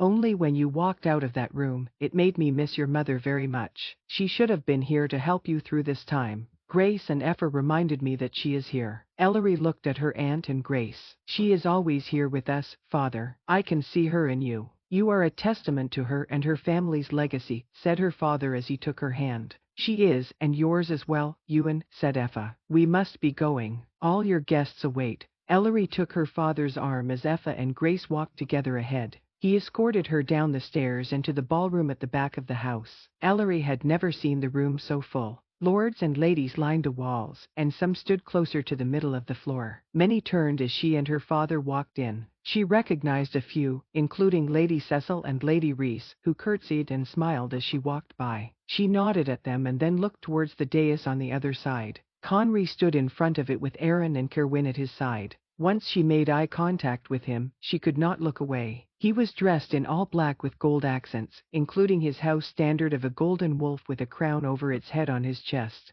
He wore a long black robe edged in gold. She had a quick thought of the work that must have gone into his outfit for the night, but it quickly fled her head as Conry grinned at her. She released her father's arm as she stood in front of Conry. She sank into a deep curtsy and said, "Your Highness." He held out his hand to her and helped her stand. "You are beautiful," he softly said as he brought her hand to his lips. He Kai said the back of it before turning it over and kissing his symbol on her skin. "You will give up the surprise if you act so," she said with a slight laugh. "I don't plan for it to be much of a surprise by the end of the night. I don't want you away from my side for one moment. You will have to dance with a few others, Conry, as will I," said Ellery as she looked at Kerwin. She offered him her hand, and he Kai said it softly. "Good evening, bright one." He gave her a lopsided smile that once would have melted her heart. "Lady Ellery, you look well this evening." "You do as well," she said as she looked him up and down. He was dressed in all black with the golden wolf of the Gildans on his sleeves. "You look very settled in your position tonight. And you look like the great lady of the house," said Aaron, making her turn to shake her head at him. "I suppose to you I look like I am playing dress up, Aaron," she said as she moved to stand between him and Conry. "Not at all," said Aaron. "I only meant you look like the strong woman you are. I know what you are facing tonight, and I am sure you can withstand it." She glanced at Conry. "Nothing happening tonight fills me with dread, only expectation. I hope we all feel the same." Conry grabbed her hand and squeezed it, pulling her a little closer. If I can get past the crowning, I will look forward to whatever else the evening holds with great expectation. Your crowing will go well as you were meant to be king. You will see when that crown sits on your head. Her father walked up with an older man and woman, both dressed in black robes. Prince Conry, this is Priestess Dater and Priest Arlen, both of the Silver Palace Temple. They both bowed to Conry. We have longed to see you again, Prince Conry, said the priestess. We were the ones who blessed you after your birth. We have refused to acknowledge anyone else as king, and we both know you alone can truly wear the crown, said the priest. And we will now put it on your head, finished the priestess. Are you ready, your highness? Asked Lord Cadwyn. Conry nodded and looked at Ellery and then Cerwyn. My court and I await your instructions. All of you come onto the dais, said Lord Cadwyn. I will call the room to order, and then the priest and priestess can do the ceremony. Conry took Ellery's hand as he passed her. She squeezed it, and he held onto it as she and Cerwyn followed him up the stairs. When they got to the top, she leaned towards him. You were born for this. I know you will be a wonderful king, and you won't have to do it alone. He stared at her for a moment, and she began to wonder if he was going to caress her. He leaned towards her but was called away by the priest. He gave her one small smile before he turned. My lords and ladies, said Lord Cadwyn loudly, I thank you all for coming to celebrate the Winter Moon Festival tonight. It has been too long since many of us have been together, and it does my heart good to see this room so full. No longer will we hide away, afraid of what is happening in our beloved city and palace, because tonight we will crown our true king. Tonight is the night we truly start preparing to take back what was stolen years ago. We will avenge our king and queen's death and support their son, our new king. He is here tonight with the beginnings of his court. He traveled to the northern temple and was granted the moon crown by our goddess. This can be attested to by his first advisor, Lady Ellery Cadwyn, and the Bright One. Both Ellery and Cerwyn nodded. The grand priest and priestess from the Silver Temple have come to crown him. We have the crown, and now we will place it on our king's head. Lord Cadwyn moved back as the priest and priestess moved forward with Conry between them. Creations of the goddess and gods, we are here tonight to witness the dawn of a new era. We come to crown a Gildan king as we have done for thousands of years, said the priestess. He has been proven worthy by our goddess and already crowned by her. He has been granted the greatest crown, and tonight we acknowledge it by putting on his head a crown made by human hands but blessed by the gods and goddess, said the priest. Prince Conry of the Gildan Kings, please come forward, said the priestess. Conry glanced back at Ellery before he moved to the very front of the dais. Do you pledge your life to the goddess and gods, doing as they will? Asked the priest. I do, answered Conry. Will you give your whole life to the land, seeing to all its people, doing all you can to lead them into prosperity? With the goddess and gods' help, I will, replied Conry. Does your court approve your rule and pledge their lives to you? Asked the priest. Cerwyn and Ellery answered in unison. We do. Our king is worthy and shall come before all others. Prince Conry, kneel before the gods, goddess, and your people, said the priestess. Conry slowly kneeled, keeping his robe behind him as the priest took the silver crown off a pedestal. In the name of our great goddess, the mother of all, we name you King Conry of the Gildan Kings, said the priest. May your rule long and well, protecting your land and your people. Depend on the wisdom of your court that comes from the goddess and gods, said the priestess. She nodded at the priest, and he placed the crown on Conry's head. Conry closed his eyes for a brief moment, and Ellery could sense a change in the air. She stared at Conry as she could not take her eyes off of him if she wished. She was always drawn to him, and after he marked her, she felt tied to him in a new way. Now, it felt as if that tie was made out of something unbreakable. Conry slowly stood up and looked around the room. Ellery took Cerwyn's hand, and together they kneeled on the dais. Next, the priest and priestess did the same as well as her father. Before long, every person in the ballroom was on their knees before Conry. Ellery was sure they could all feel as she did that there was no doubt he was their king. She kept her head bowed until she saw Conry had walked over to her. He held out his hand, and she took it as she lifted her head. She looked up at him and felt as though all her breath had left her body. If there were any doubts about being with him, they were completely gone. Every part of her loved him and knew they were meant to be together. She stood up slowly with his help.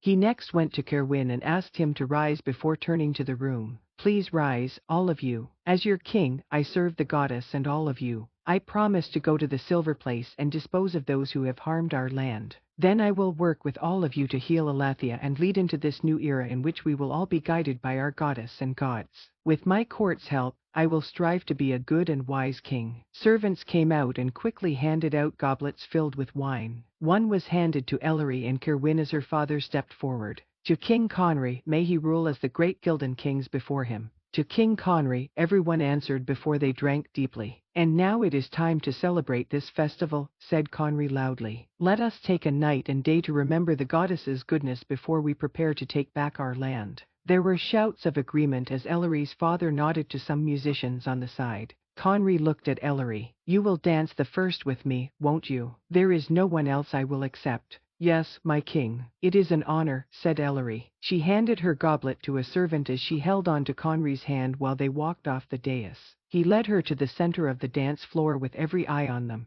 We shall open all balls like this, my love, he quietly said as she moved into his arms. And finish them together as well. It is a pity we can't dance them all as there is no one I want to be with other than you, she said. We will have many years together, and every night you will end it in my bed. Even if you decide you can't be my queen, I don't think I can love another, Ellery. I will be your queen, Conry, because I know I could never go through this life without you. I have no doubts tonight. When you announce our betrothal, I will only respond with joy. Others joined them on the floor, and if they were trying to keep their relationship any kind of secret, it would be ruined by how close they were dancing and how they looked at each other. She didn't care, and it seemed neither did Conry. His hand moved gently against her waist as he moved his other hand down with hers until it was next to her throat. He stroked his mark with his thumb, and she closed her eyes in pleasure. I hope you are feeling rested tonight, Ellery, because I don't think I can keep from showing you my love. I feel very well, my king. There is nothing I want more than you, she answered.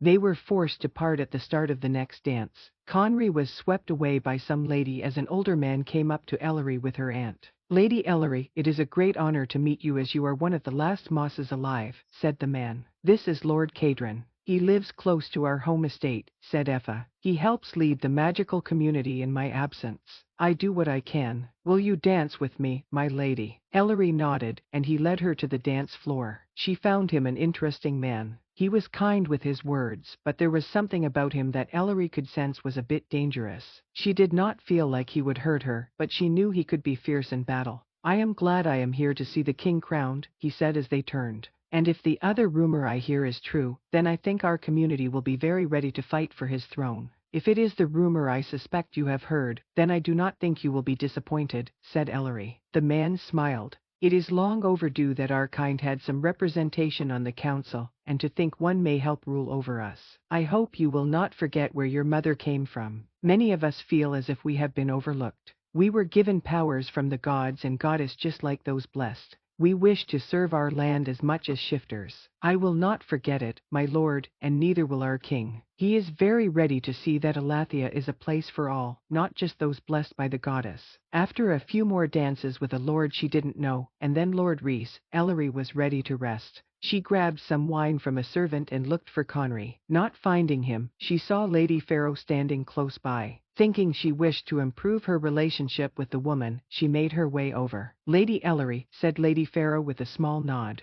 I'm glad to see you looking well tonight. I hope you are almost completely recovered. I am. I feel better tonight than I have in a while, though I am a little tired from dancing. I hope you don't mind my company. Of course not. I have wanted to speak with you for a while. She looked behind her. Would you find it too cold if we stepped out into the courtyard? Ellery shook her head, and she finished her wine. They walked together just outside, keeping under the cover that extended over the first part of the courtyard. Ellery turned to Lady Farrow and waited for her to speak. I've wanted to apologize and thank you. What do you need to apologize for? Asked Ellery. I knew how Cerwyn felt about you, and I knew you had feelings for him as well. Still, I let him into my bed. I let him love me. I do not feel as if you need to apologize for it, and I hope you don't really feel the need. I hope you are just trying to be kind. I rather hope you love Kerwin as much as I believe you do. Lady Farrow looked confused as Ellery took her hand. Lady Farrow, Amelia, if you will allow. Amelia nodded.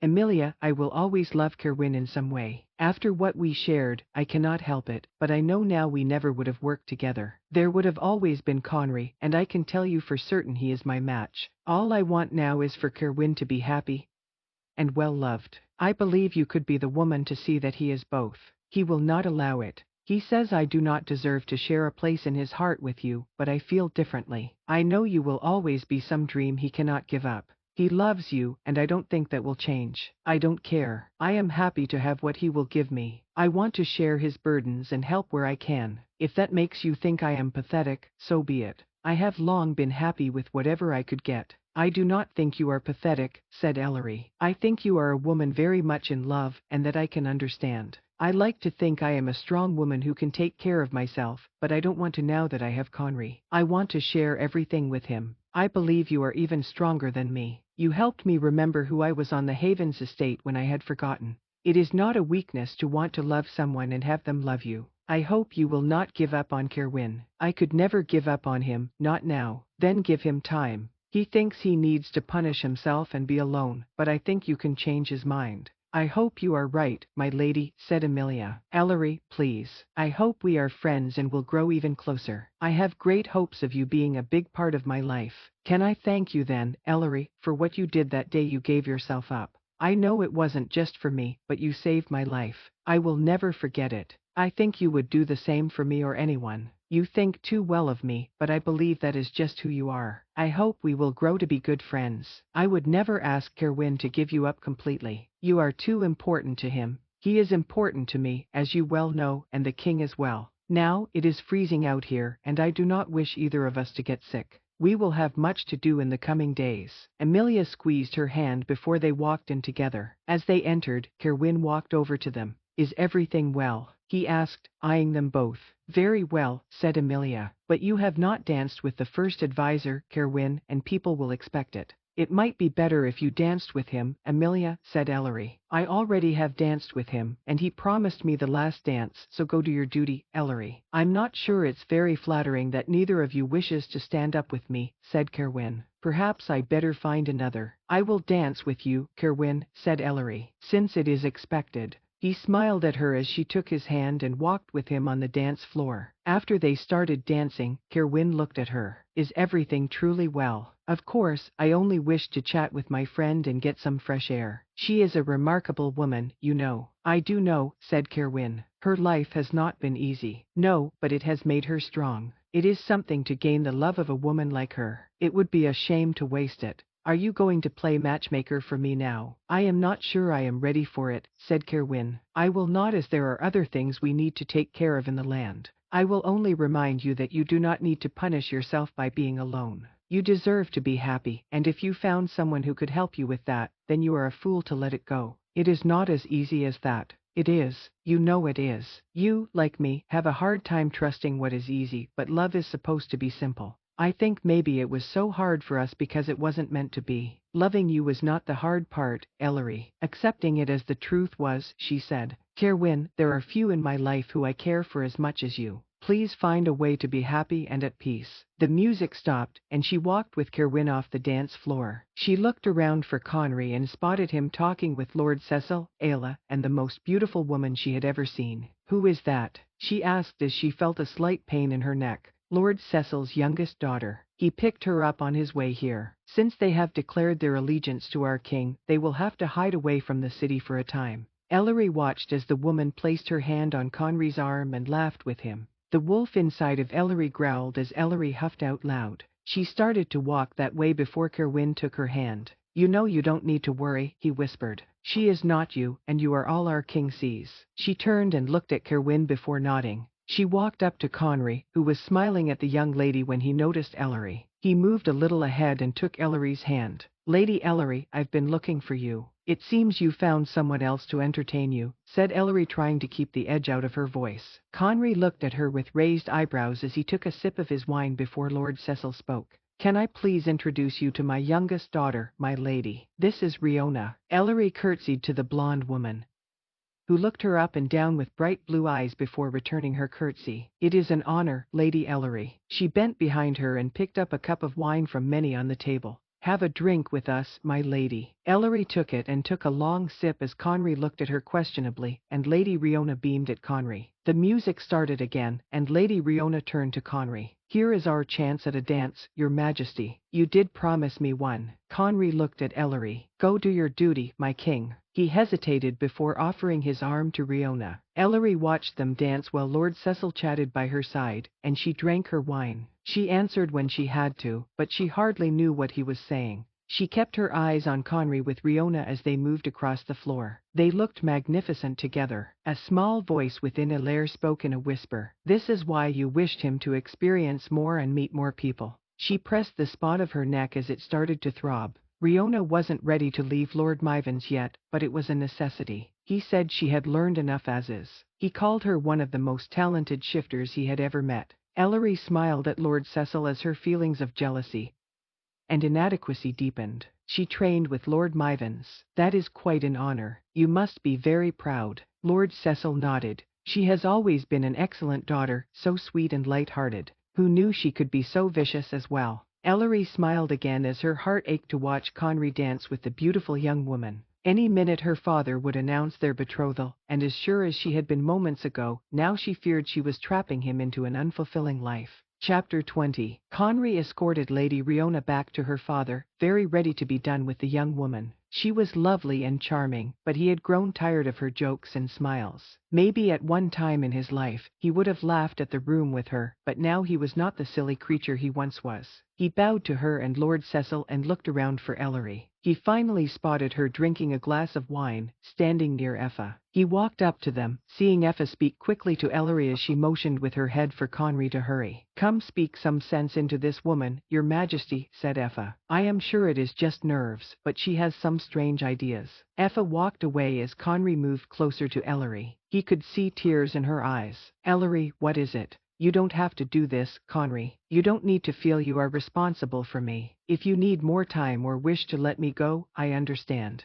"What do you mean?" asked Conry in confusion. "Let you go? What nonsense is this? You see now how many beautiful, charming women there are in this land. Lady Riona is both of those and a fierce shifter. You are a wolf king, surely you wish for more than me." Conry took her glass of wine. "How much have you drunk tonight, my love, or you must be exhausted? Otherwise, you would never think that I could love anyone but you. I just want you to be sure. I want you to be happy, Conry, above all else." She raised her hand and touched her neck with her eyes closed as though she was in pain. Conry looked at her, unsure of where this could all come from. How could she think he would love anyone above her? Unsure of words he could say to convince her, he did the only thing he could think of, not caring how many eyes were upon them. He grabbed her and kissed her hard. She resisted for a moment before leaning into him as his arms went around her. He let his tongue slide along her bottom lip, and she opened it slightly, giving him access. Her hands went to his face as he pulled her against him.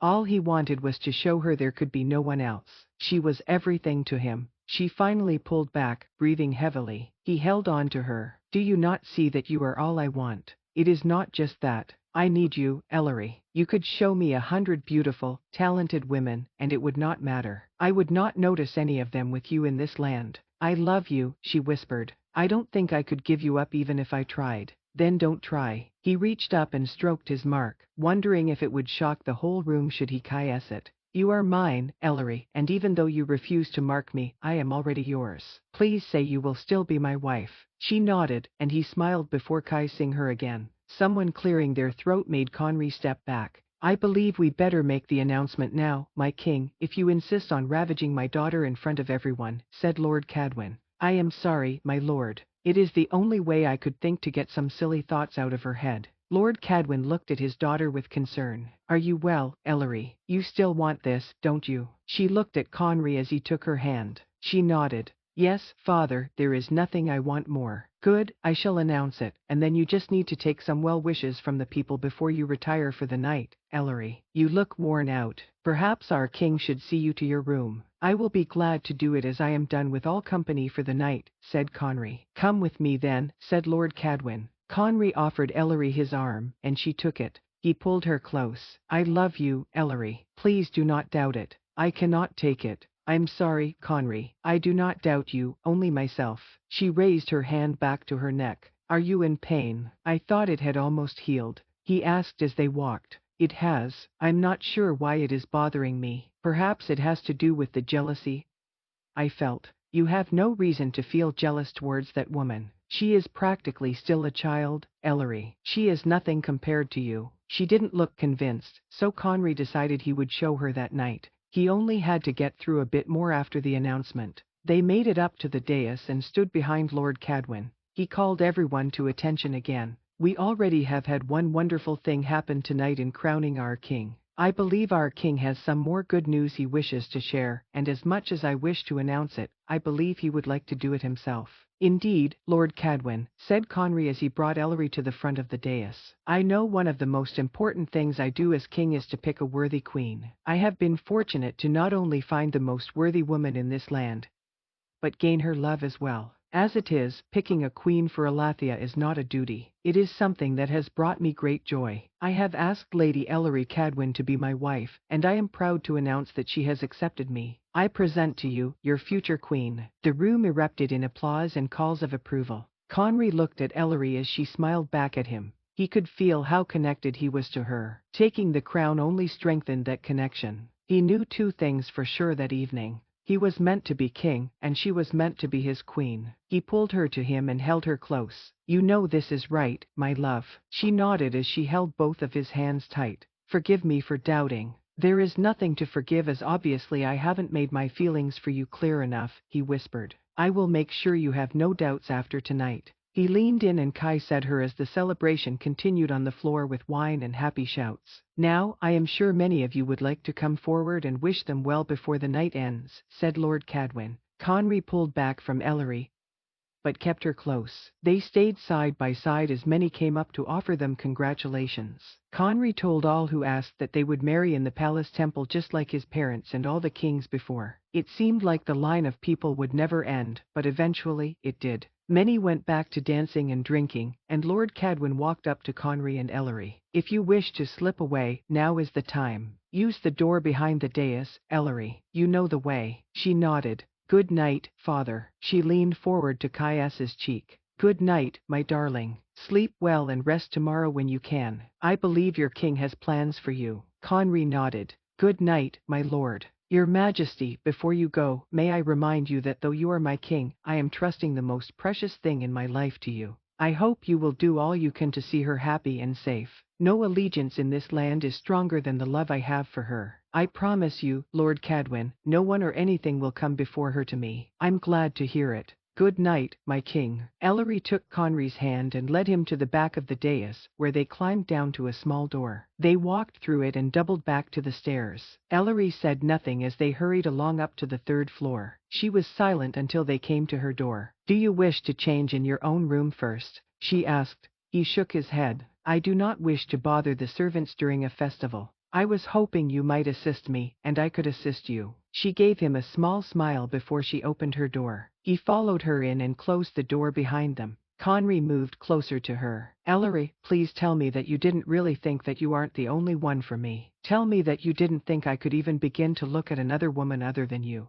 I don't know what came over me. I felt so sure the whole night until I saw you with Riona. It just reminded me that everything has happened so fast. You have met so few people. I have met enough, interrupted Conry. I can't tell you how many young women I have met like Riona, but I have never met anyone who makes me feel like you do. Did you know I was determined you would not affect me when we met? That stupid prophecy wasn't going to tell me how to live. I saw how beautiful you were when you walked into the Havens, but I still was determined to stay indifferent to you, even play with you a bit. It didn't take long for me to see it wasn't just your beauty that mesmerizes me. Your strength, talent, and good heart won me over quickly, not to mention your wit and wisdom. I wanted to believe I had met my match, but I saw that you were above me. I have worked every day to become a man worthy of you, and I will keep trying. She took his hand and shook her head. You are worthy of me and so much more. You were a little immature when we first met, but you changed. You saw who you must become for Elathia, and you took the pains to do it.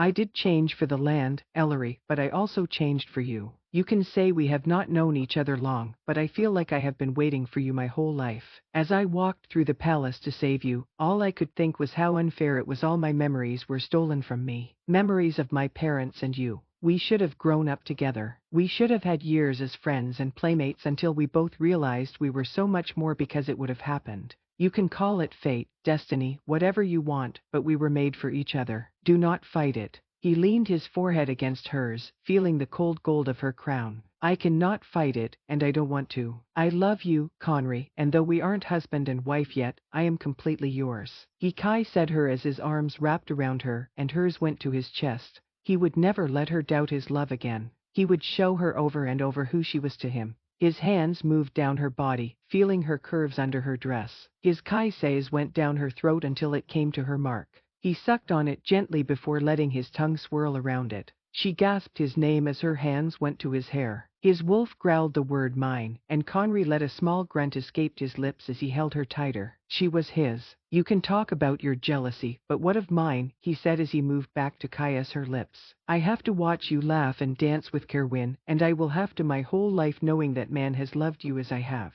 He may have loved me, but not like you, she said as she moved against him. No one has ever made me feel so wanted and loved as you. His hands went to the back of her dress to untie it, but she shoved him away with a sly grin. He looked at her questionably before she pushed him back to the bed. You are my king now, and as your future queen, I wish to serve you, and I believe I owe you a reward. He laughed softly. And what service will you perform for me? One you have enjoyed a few times, and to be honest, I like it as well. He took off his robe and threw it aside before sitting down on the bed. He went to take off his crown, but she shook her head. Not yet, she said as she worked to undo his pants. She made quick work of them as he sat up slightly so she could pull them down. She looked up at him as she took him into her mouth. He leaned back slightly, keeping his eyes on her as she worked him slowly. My gods, Ellery, he muttered as his hand went to her hair. Watching her in her own crown as she pleasured him was something beyond what he had experienced. Her hand and mouth went over him in such a way as she stared at him that he didn't think he could last long. He finally pulled her up to him. You do serve me well, my queen, but there are things I wish to show you. I am not your queen yet, she said as he took off his crown and placed it gently on the bedside table. Maybe not officially, but to me, you already are. He leaned over her, having her lie down on the bed as his hands went under her dress. She moaned as his hands moved up her legs, taking her dress and undershift with them. Leaning down, he kissed her inner thigh as she shifted slightly. She was slightly sitting up, staring down at him. He looked up at her with one of his wicked smiles before letting his tongue tease her. She immediately arched up, and his smile widened. She was also so sensitive to his touch and kisses, and he wondered if their new connection made her more so. He used his tongue to circle her most sensitive spot as she arched up further and whispered his name. She had not taken her crown off yet, and he found it heightened his pleasure in watching her. If only he had thought to loosen her ties so he could see more of her. He continued to kiss and lick her as her moans became louder. He moved one hand up over her breast wishing there wasn't fabric covering it. He managed to pull a little of it over until he found her stiff nipple. He pinched it lightly as he continued to pleasure her. She arched up high and called out as she reached her first peak, but he would not let her go. He continued to draw out her pleasure as she whimpered slightly. Conry, she gasped, please. She tried to push him away, but it was a half-hearted attempt. She stopped altogether very soon as he placed one of his fingers at her entrance. He put his full mouth on her as his fingers moved within her, and she breathed hard as she arched off the bed. He would not let her go until she finally called out his name while shivering all over. He kissed her one final time before moving up to hover over her. He looked down at her flushed face and lips still swollen from his kisses and other things. His hand moved under the top of her dress to caress her breast. Ellery, there is nothing in this land more beautiful than you. She reached up and touched his face, bringing him down to kiss her. I want you, she sighed as they parted. He grinned at her before sitting up to take off his shirt and kick off the boots he still wore. She reached behind her, undoing her ties as best she could. Before she could finish, Conry reached behind and undid them. He helped her pull down her dress until it lay in a pool of fabric on the floor by the bed. He gently took off her crown before she pulled off her shift as he watched. He looked at her in the dim light of the moon and fire. He had seen her like this times before, but it had been so long.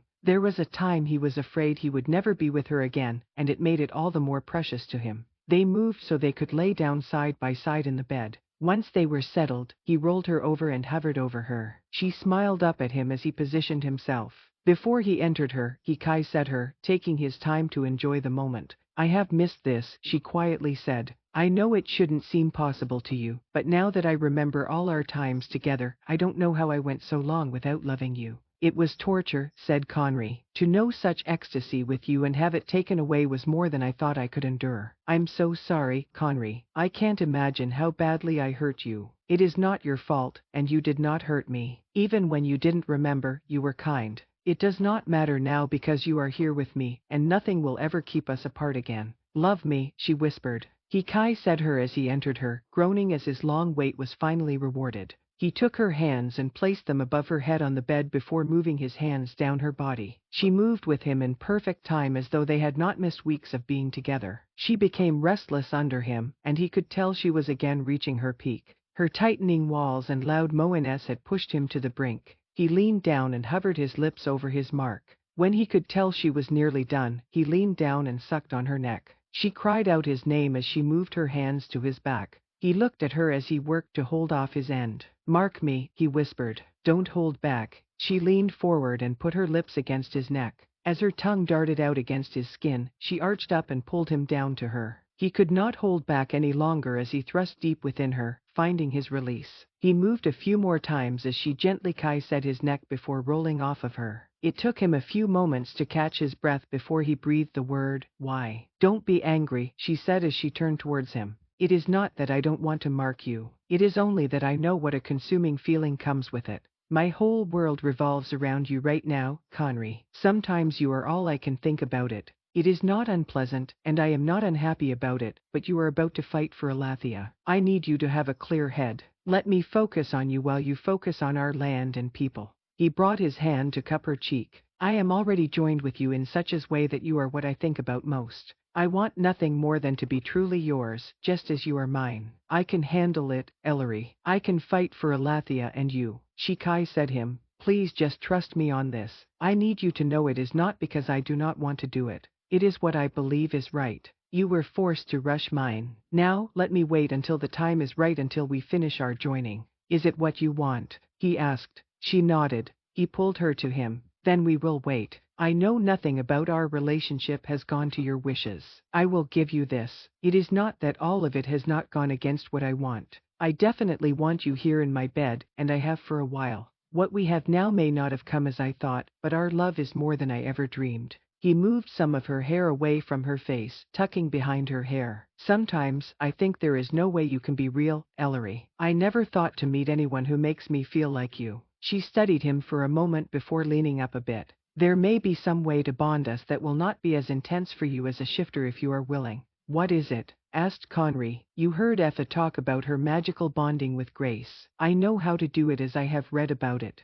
I can try it with you. I don't know if you will feel anything being a full shifter, but I am sure I will. How does it work? Ellery took his hand and held it tightly. She placed her other hand over both of theirs. I tell you that you are the only one in this land I wish to be tied with. I say that our love is forever, and I will never choose another. Do I vow the same thing? He asked. She nodded. Ellery, you are all that I want. I wish to be tied with you and no one else. I know I shall love you forever, beyond even what the goddess can see. She closed her eyes and muttered a few words as Conry felt his hand grow warm. Something spread from his hand up to his arm and settled within his chest. It made his heart skip a few beats as he stared at Ellery. He held her hand tighter as she opened her eyes and stared at him. He didn't think it was possible, but his love for her grew in that moment to where it felt like a fire was consuming him. Ellery, he whispered involuntarily, feeling as if the word was the very air he breathed. You are mine, Conry. We will live this life together and the one beyond that last into eternity. Yes, he breathed, not able to say anything else. He pulled her close while keeping their hands joined as he kissed her. Never had such a feeling of peace settled over him. He held everything that he needed in his arms, and he was perfectly content. An intense feeling of sleepiness came over him as his eyes grew heavy. Ellery let go of his hand and settled her head under his chin as he held her. I love you, my king, she whispered. You are all that I need, my love, he said in return. He managed to kiss the top of her head before he drifted off to sleep. Chapter 21. Waking up with the sun, Kerwin stretched in his bed and shivered. It was freezing in his room as the fire had gone out sometime in the night. He supposed it was too early for a servant to come in and see to it, so he bundled up under his covers and tried to go back to sleep. He knew it was no use. No matter how late he had stayed up, he was too cold, and his head was too full to find more rest. He thought back to the last dance of the evening with Amelia. She appeared happier than he had seen her in a while, laughing easily and continually smiling. "What has happened to make you so at ease?" he asked. "Many things, I suppose. I've never been to a festival with this many people. It makes me think there is hope for the land after all. Then, my soul feels lighter after speaking with Ellery. I was afraid she would be angry with me, but she put me at ease quickly. I should have known she would not hold anything against me. She does not hold grudges easily. She is always quick to forgive. I think she has been too generous with me this time." Amelia shook her head. "You hurt her, but she still cares for you. I am sure you coming to help save her showed her that you still care for her." Amelia looked at him closely as they turned. Of course, her being deeply in love and happy could have something to do with it. "I am sure it does. I only hope she can rest secure in their love." She appeared jealous for a moment when Conry was dancing with Lord Cecil's youngest daughter. "She is a beauty and quite a flirt, but surely Ellery knows the king would never look at another over her." "Every time I saw him tonight, he was either staring at Ellery or looking for her," said Amelia. "Perhaps she finds it hard to trust even in the surest love. I think I will have to take much of the blame for it." "Yes, you will," said Amelia. "You did her very wrong all those years, but you cannot change it now. You can only wish her well and do your duty so she and her king can live a long, happy life." Kerwin was quiet for a moment. "And you think you want to be bound to me in some way, seeing how I damaged Ellery?" Amelia sighed. "My eyes are more open than hers to reality, and I have to say I do not love as freely as her. It does not mean I do not love deeply, but I know what is to be expected. I do love you, Kerwin, but I know who you are and all your faults." She waited for a moment. "I said I would always love you, and I will, but it does not mean I will wait for you. You once called me a woman of opportunity, and I suppose I am. If after things are settled in Elathia, I find that you do not want me, I will find the best opportunity for one like me." "It's not that I don't want you," said Kerwin quickly. "I think you can guess from my past actions that I want you very much. I don't want to keep you from a better opportunity, as you call it. If you can find a man who will love you without conditions or barriers, I want you to do it. Even if I would rather have half of your heart than the whole of anyone else's." She asked, "The only thing coming between us is you. If you want me in your life, all you have to do is ask." The music ended, and everyone started either for the door to travel home or to their rooms. "Walk me to my room, Kerwin," said Amelia. He nodded, and they followed the crowd to the stairs. Many left on the second floor, and a few others traveled to the fourth. Amelia and Kerwin were the only ones who turned down the right hallway of the third. They got to Amelia's door and stopped to face each other. "You can come in, you know. Even if you aren't ready to make a decision, we could have tonight. It is a special occasion being a festival and all," said Amelia. He leaned down and pulled her close, wanting very much to take her up on her invite. "Kai," said her as she put her hands up to his face. "I need time to think," he said as he pulled away. "If this happens between us, then I don't want it to be a thing that happens just on special occasions or when we have drunk too much. I want it to be real. Let us save the land and then see where we are." She nodded before reaching up and kissing him quickly. "I can give you that as long as you know that I am always here if you change your mind or decide early. As always, I do not expect anything other than what you are willing to give. Good night, Amelia." "Sleep well, Kerwin." He had not slept well, and he thought he would be much warmer in his bed with Amelia by his side. He could have taken her up on her offer. He could have loved her the night before and then decided never to stop.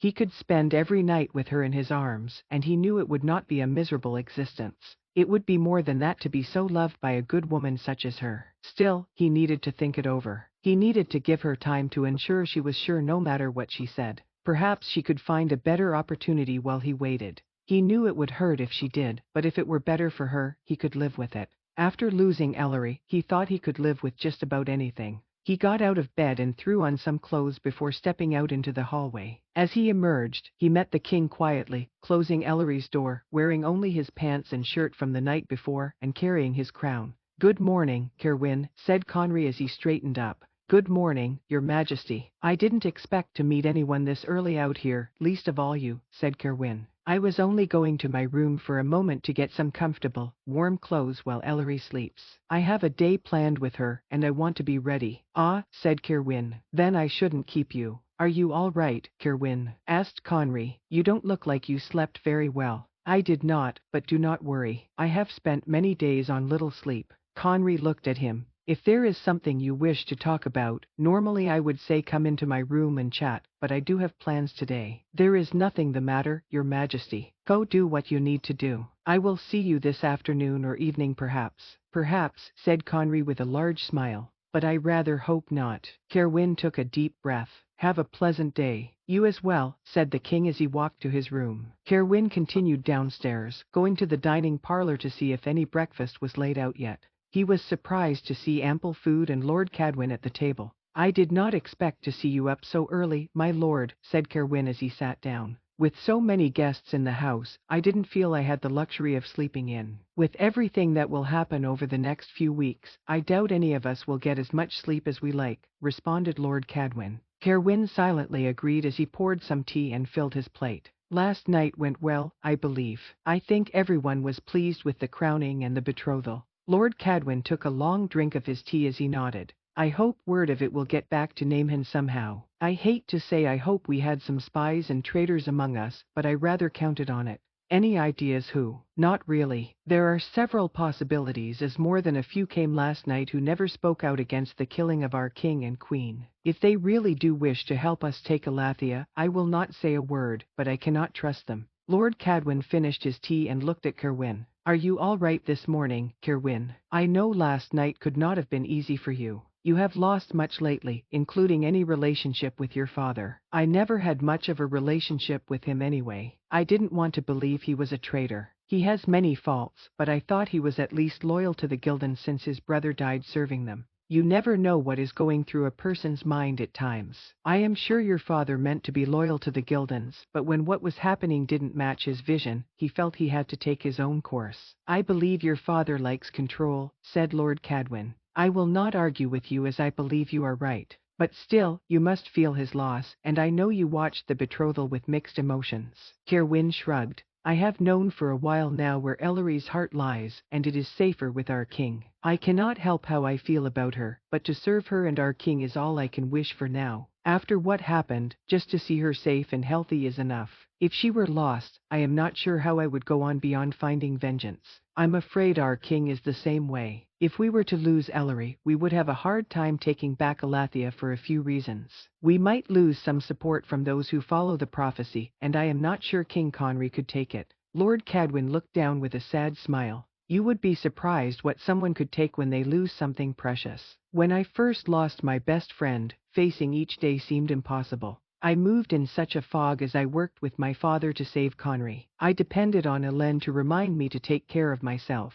Once I was settled here, I spent many late nights gazing at Ellery as she slept. Then that terrible day when I found my beloved wife dead in the forest, I just knew I would die with her that night. I stayed by her side, waiting for Effa, trying to understand what had happened. When she told me, all I wanted was to find the one who did it and bring them to an end. I was in my studying gathering things when Ellery came to me. She said nothing as she grabbed my hand with her small one. I looked down at her and knew that all Hélène would want was for me to stay with Ellery and help her get through her loss. Together we did it. We were both changed, but we made it through. Each time you had a loss, you had something else to live for, my lord. If the king loses Ellery, what will he have to hang on to? Asked Kerwin with a held breath. He was talking about himself as much as the king. The same thing I would have to cling to, which is the knowledge that my daughter would want us all to continue fighting for Elathia and its people. If she dies in pursuit of saving our land, she would want us to honor her sacrifice by continuing to fight and then living well.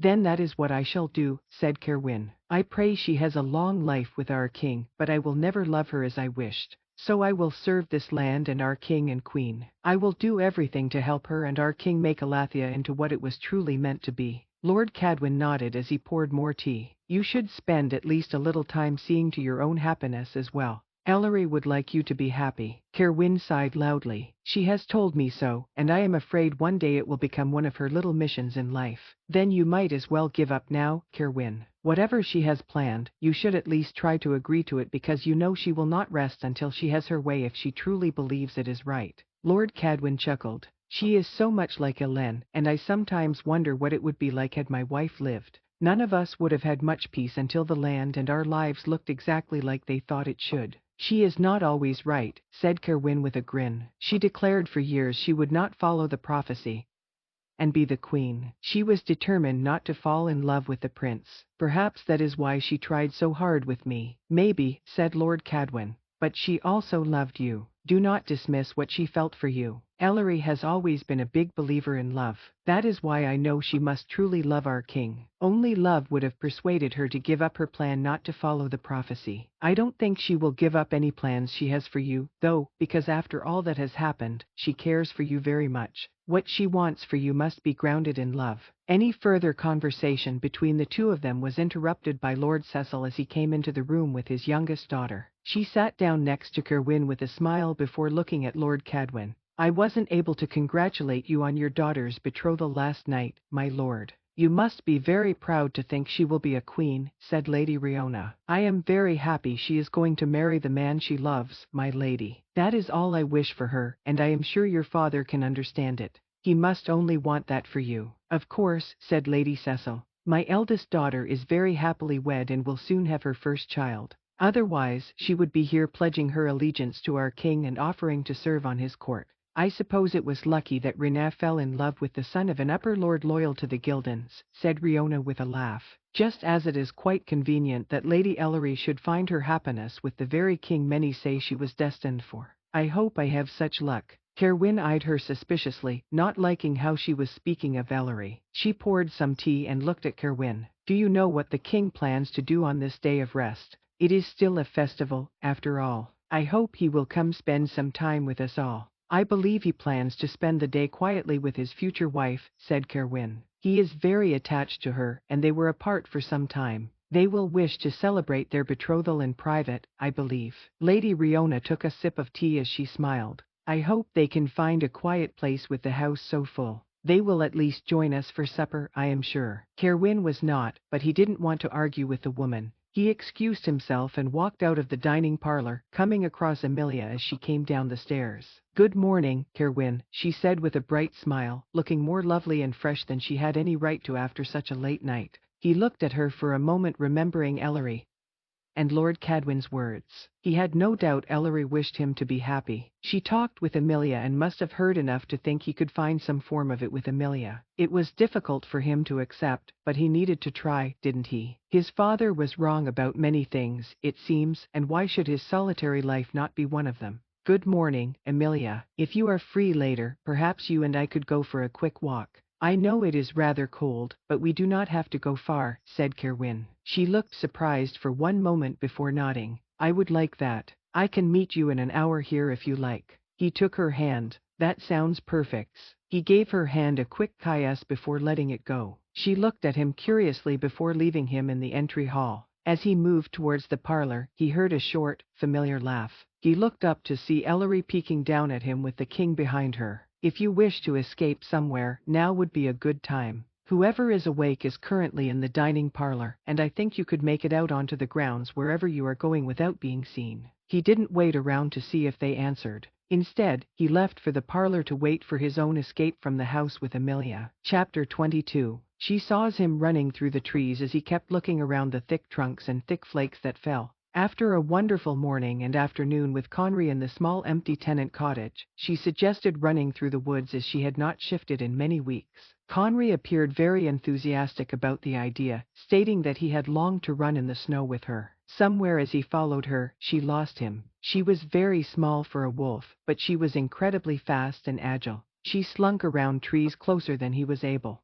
Though his legs were much longer, somewhere between maneuvering around a thick bunch of trees, she was able to double back and get behind him. She stayed still watching as he finally stopped and smelled the air, keeping his ears alert. He smelled the air, and she knew he would catch her scent. He stayed completely still, listening for any sounds of light footsteps in the snow as she carefully walked closer to him, her russet-color tail moving side to side. By the time he finally heard her and turned, it was too late. She pounced upon him, knocking him over in surprise. She hovered over him with her small paw against his side, trying to look as smug as she could in wolf form. He made a small noise like a grunt, and she jumped off of him. After shaking the snow off his fur, he looked over at a few young trees that grew closely together, giving some cover from the snow that fell. He motioned toward them with his head, and she followed him under the trees. She transformed and took off the pack that was tied to him. He watched her with his head turned, appearing to admire her body as she worked to undo the bag to find her clothes. If it had been a smidge warmer, she wouldn't have minded if he transformed immediately and took her there. It did not matter that they spent most of the late morning and afternoon in intimate ways, her need for him was not satisfied.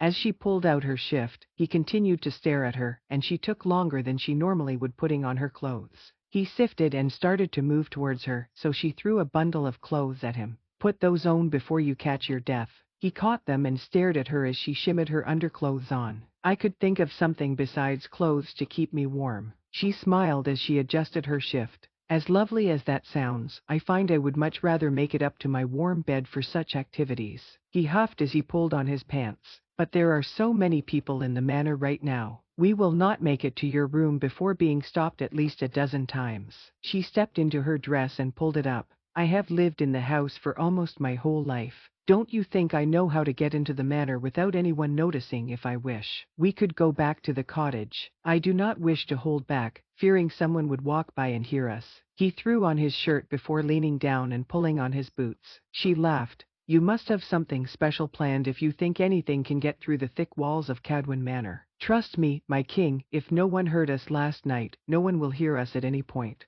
He finished pulling on his boots before pulling her to him. "I might take that as a challenge, Ellery. You should be careful." She said him in such a way that he moaned when she pulled back. "I am not afraid of anything you might do to me, and even if someone did hear us, do you think they would dare say anything? You are their king, and I am to be their queen. Rumors may start, but I don't think they are ones you would mind anyone hearing. Then let us go see what gossip we can start in the land." He took her arm and pulled her along. "I think we ran deeper into the woods than I thought," said Ellery. "I can feel the wards close by. Effa recently reinforced them." Before Conry could respond, they both heard shouting close by. They looked at each other, and Ellery was about to suggest they run to the house when she recognized at least one of the voices. She took off towards it as Conry said her name in agitation. By the time he caught her hand, Kerwin and Amelia looked back at them. Ellery stopped, afraid she had interrupted something when she realized they were outside the wards, and someone was with them. "Kerwin, what on earth are you doing?" she asked, moving forward. She stopped as she heard Conry growl next to her. "Lord Nevis." "Go back to the house, Ellery, and take the king with you," said Kerwin angrily. "Amelia, you accompany them. I will take care of this." "Wait, what are you doing so close to my father's house?"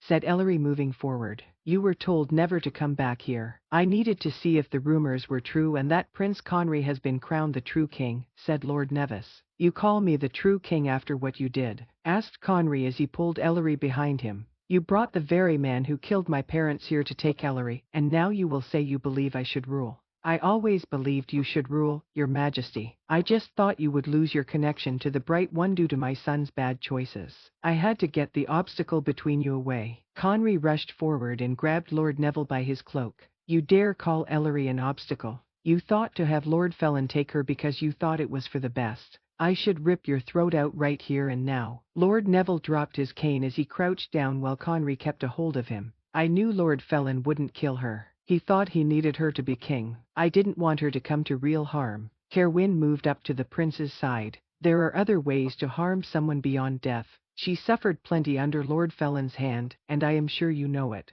I dare say you witnessed some of it. You saw me at that supper before I was rescued. You saw how poisoned I was and watched as Bren Farrow dragged me out of the room," said Ellery quietly as Amelia took her hand and stood close to her. Ellery looked at Amelia. "You were willing to let Bren kill his stepmother. How could you possibly think what you did was right?" "I didn't know they had any plans to hurt anyone. I thought they would just sneak in and take you." By the time I realized what was happening, it was too late, but you can't argue with the results. He looked at Conry. You are now king, and if the other rumors are true, then you are betrothed to Lady Ellery. Nothing you did helped it along, said Conry. I already loved her when you took her away from me and was well on my way to helping her remember her love for me. All you did was cause her pain. You put our king in danger by taking her away, me as well. Did you not think we would work to save her? Kerwin looked on the verge of shifting. Let me take care of this, your majesty. You do not need to sully yourself with his tainted blood. Ellery gasped as Emilia pulled her even closer. Wait, she said loudly. Do not kill him, not here. There are other uses for him. Conry and Kerwin both turned to look at her. She squeezed Emilia's arm before letting her go. Ellery walked up to stand by Conry. You wish to be helpful, my lord. You want to serve our king. He looked at Conry and then her before nodding. Then you will go back to Niamhan and confirm what happened here last night. You will tell Lord Felin that King Conry now wears the silver crown and was blessed by the palace temple. Tell him I am not only betrothed to the king but have been marked by him. Whatever claim Lord Felin thinks he has over me is no more. He will not get anything he wants, not Alathea, not the crown, not me. Then what will I do? He asked. You will swear your allegiance to Lord Felin. You will tell him you can give him information on what is happening amongst us, but you will be spying for us in truth. You will send us regular messages with the workings in the palace. You will do whatever you can to find out things even if you have to risk your own life. Ellery, I am not sure this is the best course of action, said Conry as he kept a hold of Lord Nevis. He has betrayed us before. What is stopping him now? He is an evil man who has long tortured his son, and I agree he should pay for it, but first, he can be useful to us. As demented as he is, I believe he thinks he has done right all his life. He thinks he did what was necessary to prepare the Bright One to serve you, Conry. It was awful what he did, and he is twisted, but he only went so far because, in the end, he serves the Gildans. I do, said Lord Nevis. It did not like causing you pain, Kerwin. I only wanted to make you strong so that you could do your duty. You will not make excuses for your cruel treatment of Kerwin, said Ellery fiercely. That is not a part of our deal. Will you do as I have asked? Yes, of course, said Lord Nevis. I have always been willing to give up everything for the land and the Gildans. Ellery, said Conry. Your Majesty, am I your first advisor? She asked. You are and so much more, said Conry. Then, as your first advisor and your future queen, I am telling you the best thing to do is to let this miserable man go and be useful to us.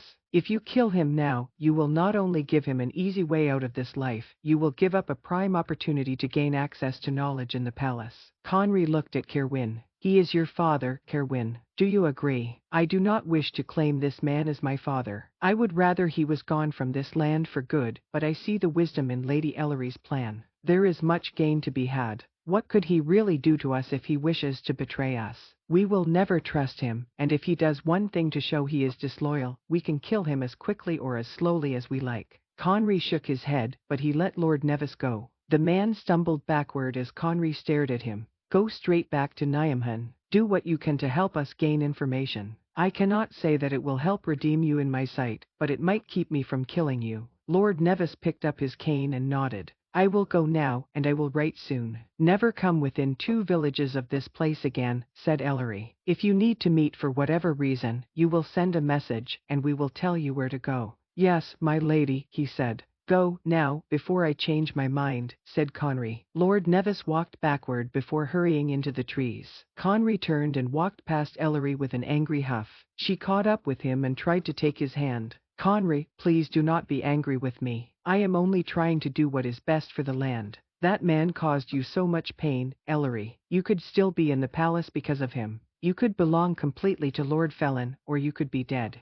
But I'm not with Lord Felin, and I am very much alive with you. Conry, stop, she said as she grabbed his arm. He stopped with his back to her, so she moved around to face him. He is an awful man who not only hurt me but has caused Kerwin years of pain. Killing him would do no good, and even the pleasure of it would be gone in a second. If there is a chance he could help us, we have to take it.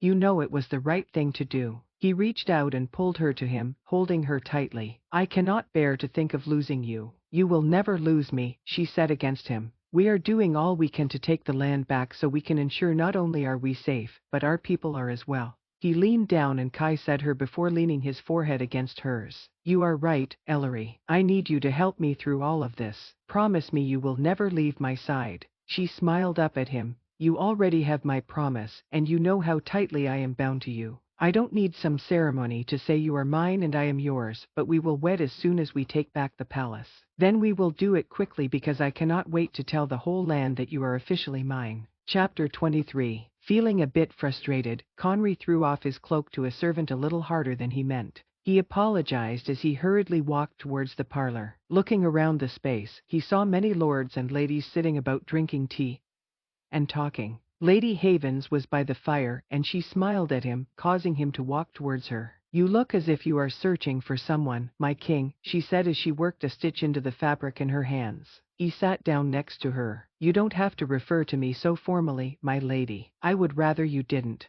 Perhaps if we weren't in a room surrounding by so many of your people, I wouldn't, but I will show you the respect due to you in such a situation. She glanced up before continuing. I am sure I can guess who you are looking for. Have you seen her? I've been looking for half the afternoon. I have barely seen her at all since breakfast. I am afraid she is hiding from me for some reason. I am sure that is not it. We had a nice chat before lunch, and she was practically glowing as she spoke of you. You are very fortunate to have found such a woman to love you. I know it, but what good does it do if I cannot spend time with her? I saw her little until yesterday evening as well. I feel like she is cutting down our time together more and more, and I do not like it. I remember what those first few days of young love were like. Of course, dear Lord Havens and I were not connected as one such as you, but I have heard of marks in my own family. I know how intense they can be. Conry decided not to tell her Ellery had not marked him because he didn't want anyone overhearing, and he wasn't sure it was true. She did not mark him in the usual shifter tradition, but the bond she created between them magically was very real.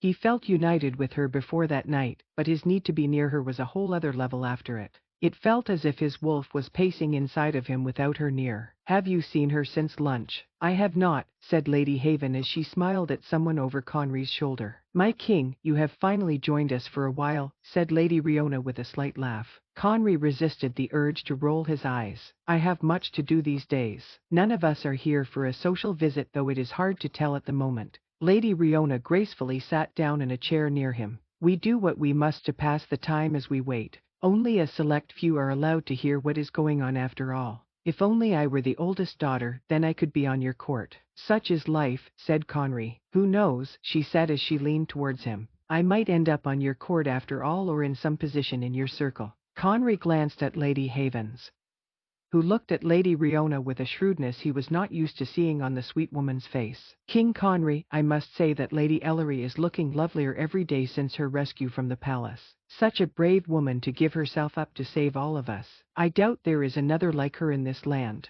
No indeed, my lady. I believe I could travel all of Elathia and beyond and not find one such as her. Her mother was not a shifter, was she? Asked Riona. Her mother came from the most respected magical family in Elathia, said Lady Havens. I met her a few times and witnessed some of her talents. She was beyond anything you can imagine. I believe it is said her daughter is much like her. She is, said Conry. I have witnessed her gifts many times. She always leaves me in awe. And she is the only child of Lord Cadwin. She is a red wolf born with both gift and power. That sounds familiar for some reason, said Lady Havens, making Conry smile. Do you hold to that prophecy, my lady? I know many do, but I can't help but see it as some silly superstition. It is tradition and has given hope to many during this dark time. Even if it is superstition, I don't believe it is silly. Still, what Lady Ellery is and what she has with our king has nothing to do with any words on paper. I am just glad one I care about so much has found a woman he loves completely. Thank you, my lady, said Conry as he saw Kerwin enter the room, looking at him.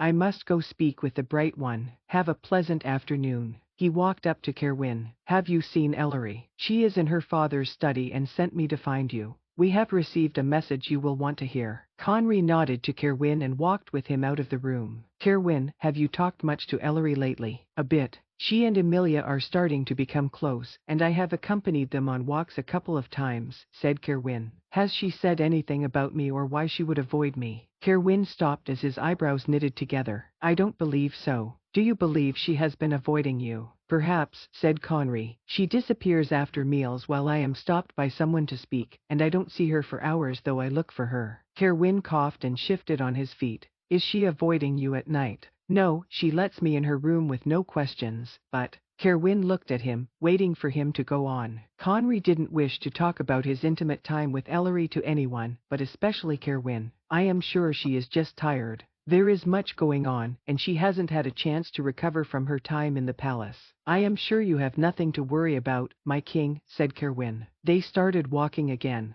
It just feels wrong to be away from her, and I thought she would feel the same. Oh, if you've been marked, perhaps you just think Ellery is avoiding you because you crave all her attention, suggested Kerwin. She won't mark me, said Conry quietly. I asked her to, and she said she won't do it until after we take back the Silver Palace. They stopped by the study door as Kerwin stared at Conry. I'm sure she has a good reason. She doesn't wish my attention to be divided, but I don't see the point of waiting. I already see her over everything else. I doubt her mark would affect me that much. I can't imagine wanting her more than I do right now. Kerwin knocked. It sounds as if you need to speak with Ellery. The door opened, and Lord Cadwin ushered them into the study. Close to the fire, Lord Rees stood while Ellery sat in a chair not too far away. She sat up a little straighter as her eyes landed on Conry. She gave him a tired smile, and Conry was surprised to see her looking so worn. How had he not noticed how exhausted she had become? My love, are you all right? He asked as he sat in a chair by her. I am just a bit tired. I have not slept well the past few nights, she said with a yawn before putting her hand on her neck. I have not noticed you not sleeping, said Conry. You are always exhausted when we go to bed and sleep almost immediately. I have had a few nightmares and strange dreams lately. It is nothing to worry about. She took his hand and squeezed it. Father, you have had a letter. I received a message just after lunch from Lord Nevis, said Lord Cadwin. He walked over from his desk with Lord Cecil. Lord Cecil sat down close to Lord Rees while Lord Cadwin stood. And what does it say? Asked Kerwin. He writes that Lord Felin was not named king at the Winter Moon Festival, and he did not make an appearance at all. Those he depended on for support will not give it to him without Ellery in light of what Lloyd Farrow wrote about the prophecy. Ellery chuckled softly before coughing. His lie has come back to haunt him. Lord Cadwin nodded. He is determined to have you back by his side, Ellery, and say he has a plan, but Lord Nevis has not been able to determine what it is. He only says he is very determined. I don't see how he could get to Ellery. She is safe here in the wards of the manor, and Lord Felin cannot step foot back on these lands due to his magical bond with Ellery, said Kerwin. Perhaps Lord Felin is losing his mind, offered Lord Rees. As he loses support, it must drive him a little crazy. What of Bren Farrow? Asked Conry. Does the letter mention him? Bren Farrow has retreated to Argenta House and spends most of his time there. Numerous lords have been seen coming and going, and Lord Nevis is working on a way to get into the house, said Lord Cadwin. Has a new caretaker been chosen? Asked Ellery quietly as she rested her head in her hands. It doesn't say, said Lord Cadwin. We are expected to receive another letter within a week. So things are not stable in the palace, said Lord Rees. We need to attack soon before they can get things back in order. Or we could wait a bit longer and see if Bren Farrow will strike Lord Felin first, mused Lord Cecil. If they fight with each other, it will weaken them. But we don't know how long that will be, said Lord Cadwin. I would hate to wait too long, letting Elathia continue to spiral out of control. There are troubling reports in the land of sickness and people dying of exposure. I believe a revolt may be coming. We can use that to our advantage, said Lord Rees. We need to let the people know who is causing them to suffer and offer them the opportunity to fight with us. What do you think, Ellery? Asked Kerwin. You are the first advisor. She was quiet, and Conry turned to look at her. Her head was in her hands, and her eyes closed. Ellery? Asked Conry as he leaned over and put his hand on her arm. She turned and opened her eyes to look at Conry. I'm not sure. She looked down at his hand on her. I can't be here, not with you. She stood up and tried to flee the room, but Conry rose and grabbed her. She looked at him as if in great pain before fainting in his arms. Ellery, exclaimed Lord Cadwin. Kerwin, go find Effa this instant. Tell her to come to Ellery's room. Conry, pick her up and follow me. I can show you a back way to her chambers. Conry picked her up, keeping his eyes on her as his hand went to her stomach. He sighed in relief as he could feel her breath. My lords, say nothing about this. If anyone asks, say Lady Ellery is tired from her activities.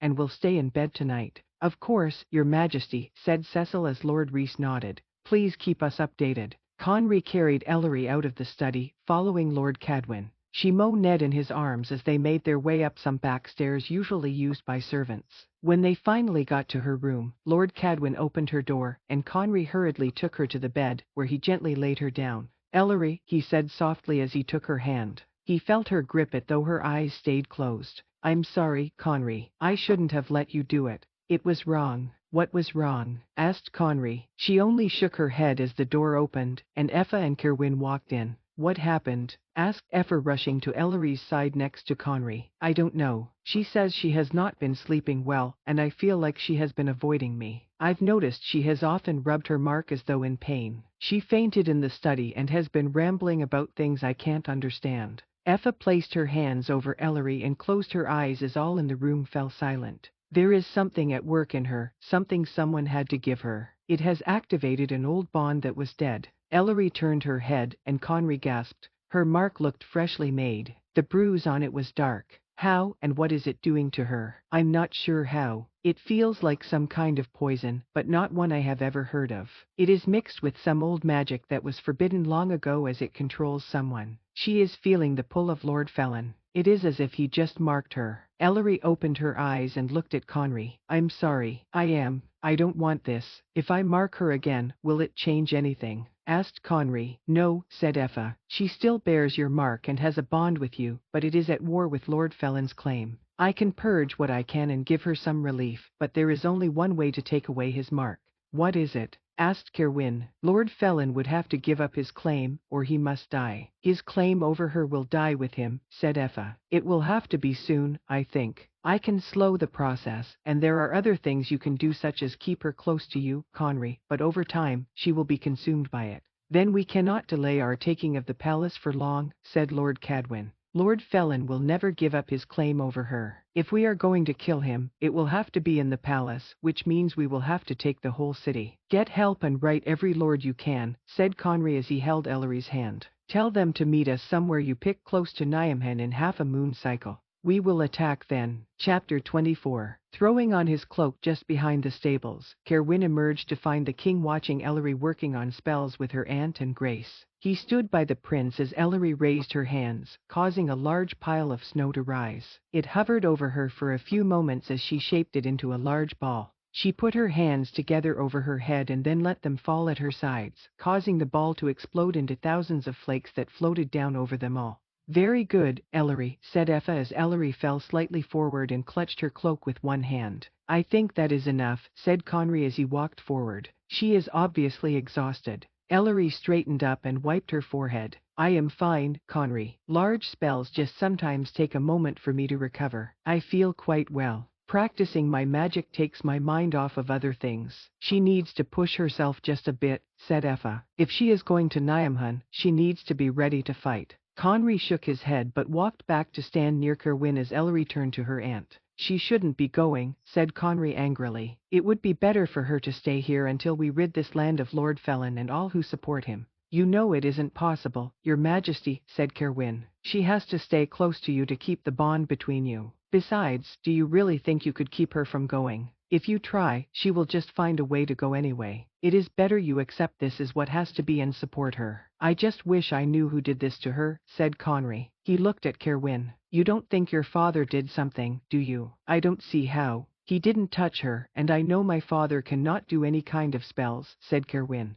He had been over this before with the king and Lord Cadwin. Kerwin had no prior knowledge of his father's coming. When he was out for a walk with Amelia, a guard had come with a message that was given to him just outside the wards, saying someone wished to meet with Kerwin. He knew he should have gone back directly to Cadwin Manor and told Lord Cadwin, but he wished to see who it was first. Once he spotted his father, he could not help confronting the man. It has to be someone in the house or who has access to the house. They must have touched her with something or tainted her drink or food. It could have been at the festival ball. There were so many there that it will be hard to track, said Kerwin. What if whoever it was is still staying here now? Asked Conry. What if they try to poison her further? Or do something to you or someone else, said Kerwin. Lord Cadwin has several trusted servants keeping watch, and you and Ellery take almost all meals in her room. We are doing all we can to protect both of you, but it is too late for her. She says she is fine most of the time, but I can tell how she is suffering. She wakes up at least twice a night from nightmares, and there are several times a day where she grows quiet and closes her eyes. I know she is in pain or fighting whatever is working within her. She is strong, said Kerwin as he watched Ellery conjure some wind that circled Grace. And we will soon be heading to Niamhun. Once we finish Lord Felon, he won't be able to hurt her anymore. That man has taken too much from me already. I will not let him take Ellery. Ellery walked towards them, a smile upon her face and her cheeks rosy from the cold wind. Are you ready for lunch? I am famished. Of course, said Conry. We will eat lunch in your rooms, and then you can rest for the remainder of the day. I will not, said Ellery. We have a meeting in my father's study this afternoon. We have to leave for Niamhun in less than 5 days, Conry. Well, let's at least enjoy a quiet lunch first. I haven't seen you all morning, said Conry as Effa and Grace walked up to them. You can't be by my side every second, said Ellery. How did training go this morning, Kerwin? She took Conry's arm, and they walked back towards the manor as a group. Very well. The king is much improved since we first met. Whether he fights in his wolf form or with a sword, I believe he is very skilled. And you, bright one, said Ellery with a teasing tone, are you quite ready to defend your king? You know I have been ready for many years, Ellery. I will not fail him or you, responded Kerwin. Why don't you and Amelia join us for lunch in my room? Asked Ellery, making Conry look at her quickly. I am sure the king is tired of only seeing me for hours on end. I am sure he is not, said Kerwin with a slight laugh. Perhaps it is you who is so tired of me, said Conry. That is not it, said Ellery as she looked down. It is just when I have more things to distract me, it is easier. Your presence does soothe me, Conry, but there is always some little voice in my head that is hard not to listen to. If I am speaking with others, I can drown it out. Then you are commanded to come, Kerwin, said Conry. Grab Lady Pharaoh and come directly to Ellery's room. There is always enough food for more than just us. When they reached the house, Ellery and the king went directly upstairs as Kerwin walked to the parlor searching for Amelia. He greeted a few lords who stopped him as he passed. Lady Riona took his arm. Will the king or Lady Ellery be joining us for lunch? Kerwin put his arm down. I don't believe so. I think they plan to eat together in private. They never come to meals anymore. The king isn't ill, is he? Asked Riona. Not at all. They just have much to prepare for in the coming days and wish to spend this time together. Neither need the distraction of questions or trying to make polite conversation, said Kerwin. Now, if you will excuse me, I need to find someone Lady Ellery wishes to speak with. Riona, let the bright one go, said Lord Cecil as he came forward. You don't need to pester him with questions. I apologize, said Riona with a pretty smile. I was only concerned for our king. She turned to follow her father when she looked back at Kerwin. Lady Ellery, too, of course. Kerwin nodded before spotting Amelia coming his way. Kerwin, are you headed to lunch? She asked. The king and Lady Ellery would like us to dine with them in Ellery's room this afternoon. I hope you don't have other plans, said Kerwin. If I did, I would drop them in a minute for the king or our future queen, said Amelia as she took the arm he offered. They walked up the stairs to Ellery's door, where Kerwin knocked. It was answered by Conry, who let them in. Amelia walked forward to greet Ellery as Kerwin looked at Conry. She seems in a good mood, said Kerwin as he watched Ellery greet Amelia warmly. She is always in a good mood after working with Effa and Grace. She enjoys using magic, and I have encouraged her to do more. I think it is best if she embraces that side of herself at the moment and not her wolf form, replied Conry. I believe you are right, said Kerwin. Are you two going to join us? Asked Ellery. Because I am rather hungry and don't feel like waiting even if it is for the king. You know you may do whatever you wish at any time, my love, said Conry as he walked towards the women. I'm afraid I will be one of those kings who sit in the background while our queen actually leads us. That is not true, said Alaire as she swallowed some stew. You know I respect your position and your ability. I will only do all I can to support you. I was only teasing, said Conry, but still, I will depend on your wisdom and guidance. Well, she is your first advisor as well as your queen, said Amelia. How will it work, do you think? She will lead the council as the first advisor and queen, said Conry. She will listen to all the advisors and then give me her opinion on matters, and together we will come up with solutions. Amelia nodded. And will these councils always happen in the palace? Will Argenta House be absent for at least this generation? Argenta House is a great institution, said Ellery. I plan to take meetings there as any first advisor would, especially when the king has his own business. I will not reside there, of course, but will like to have it open for company. I believe my father will visit often. And have you thought of your advisory council, my king? Asked Emilia. You have 3 out of 9 in place. Who else will you ask? I haven't given it too much thought, said Conry. Other matters have taken up my mind lately, but I imagine I will depend on those I trust to help me know who to ask. I would like you to consider at least one from the magical community, and maybe even an ordinary as well, said Ellery. Conry took a sip of wine and looked at her as Kerwin considered what she said. There had never been any non-shifters on the council. It was always made up of fierce wolf shifters from old families. The council was meant to advise and protect the land if it came to it. Do you have particular people in mind? From the magical community, there are a few options, according to Aunt Effa. We can meet with them after things are settled, and you can decide. As far as ordinaries, I rather thought you might like Lord Havens on your council if he will accept. He has long given you good advice, and you know you can trust him. Ellery refilled her wine glass. What do you think, Kerwin, Lady Pharaoh? Would this shock the land if I did such a thing? I believe the land could use something to shake it up. Even before Lord Felon took over, there was unrest in areas of Elathia, said Emilia. I am not blaming your family, my king. From what I have heard and read, most of those who came before you ruled well and fair, but they followed the way it has always been. The valued shifters and those already in power ignored the magical community almost completely, and did not consider that ordinaries were quickly becoming the largest group in the land. Maybe it is time the advisory council looked more like the land. You have a good point, Emilia, but if we shock the system too much, our king could quickly lose all support he has gained. Maybe a magical person would be tolerated since they have powers bestowed by a goddess, but an ordinary would be hard to accept, said Kerwin. Would it be hard to accept for you, Kerwin? Asked Ellery. I don't think so. I have met many worthy ordinaries as well as a few worthless shifters. I am not speaking of me, though. I am talking of the old families who have much pride. But our king and queen will still be fierce shifters from old families. We will have a Gildan king like it was meant to be, said Emilia. He has chosen not only a queen from a family just below the Gildans but one that fits the idea of the prophecy. Both our king and Ellery are shifters. That should be enough. Perhaps Emilia belongs on your council, my king, said Ellery with a smile. I believe she holds much wisdom. I would like to serve our king in some way, but I don't think it will be the council. You will shock the land enough with your new additions.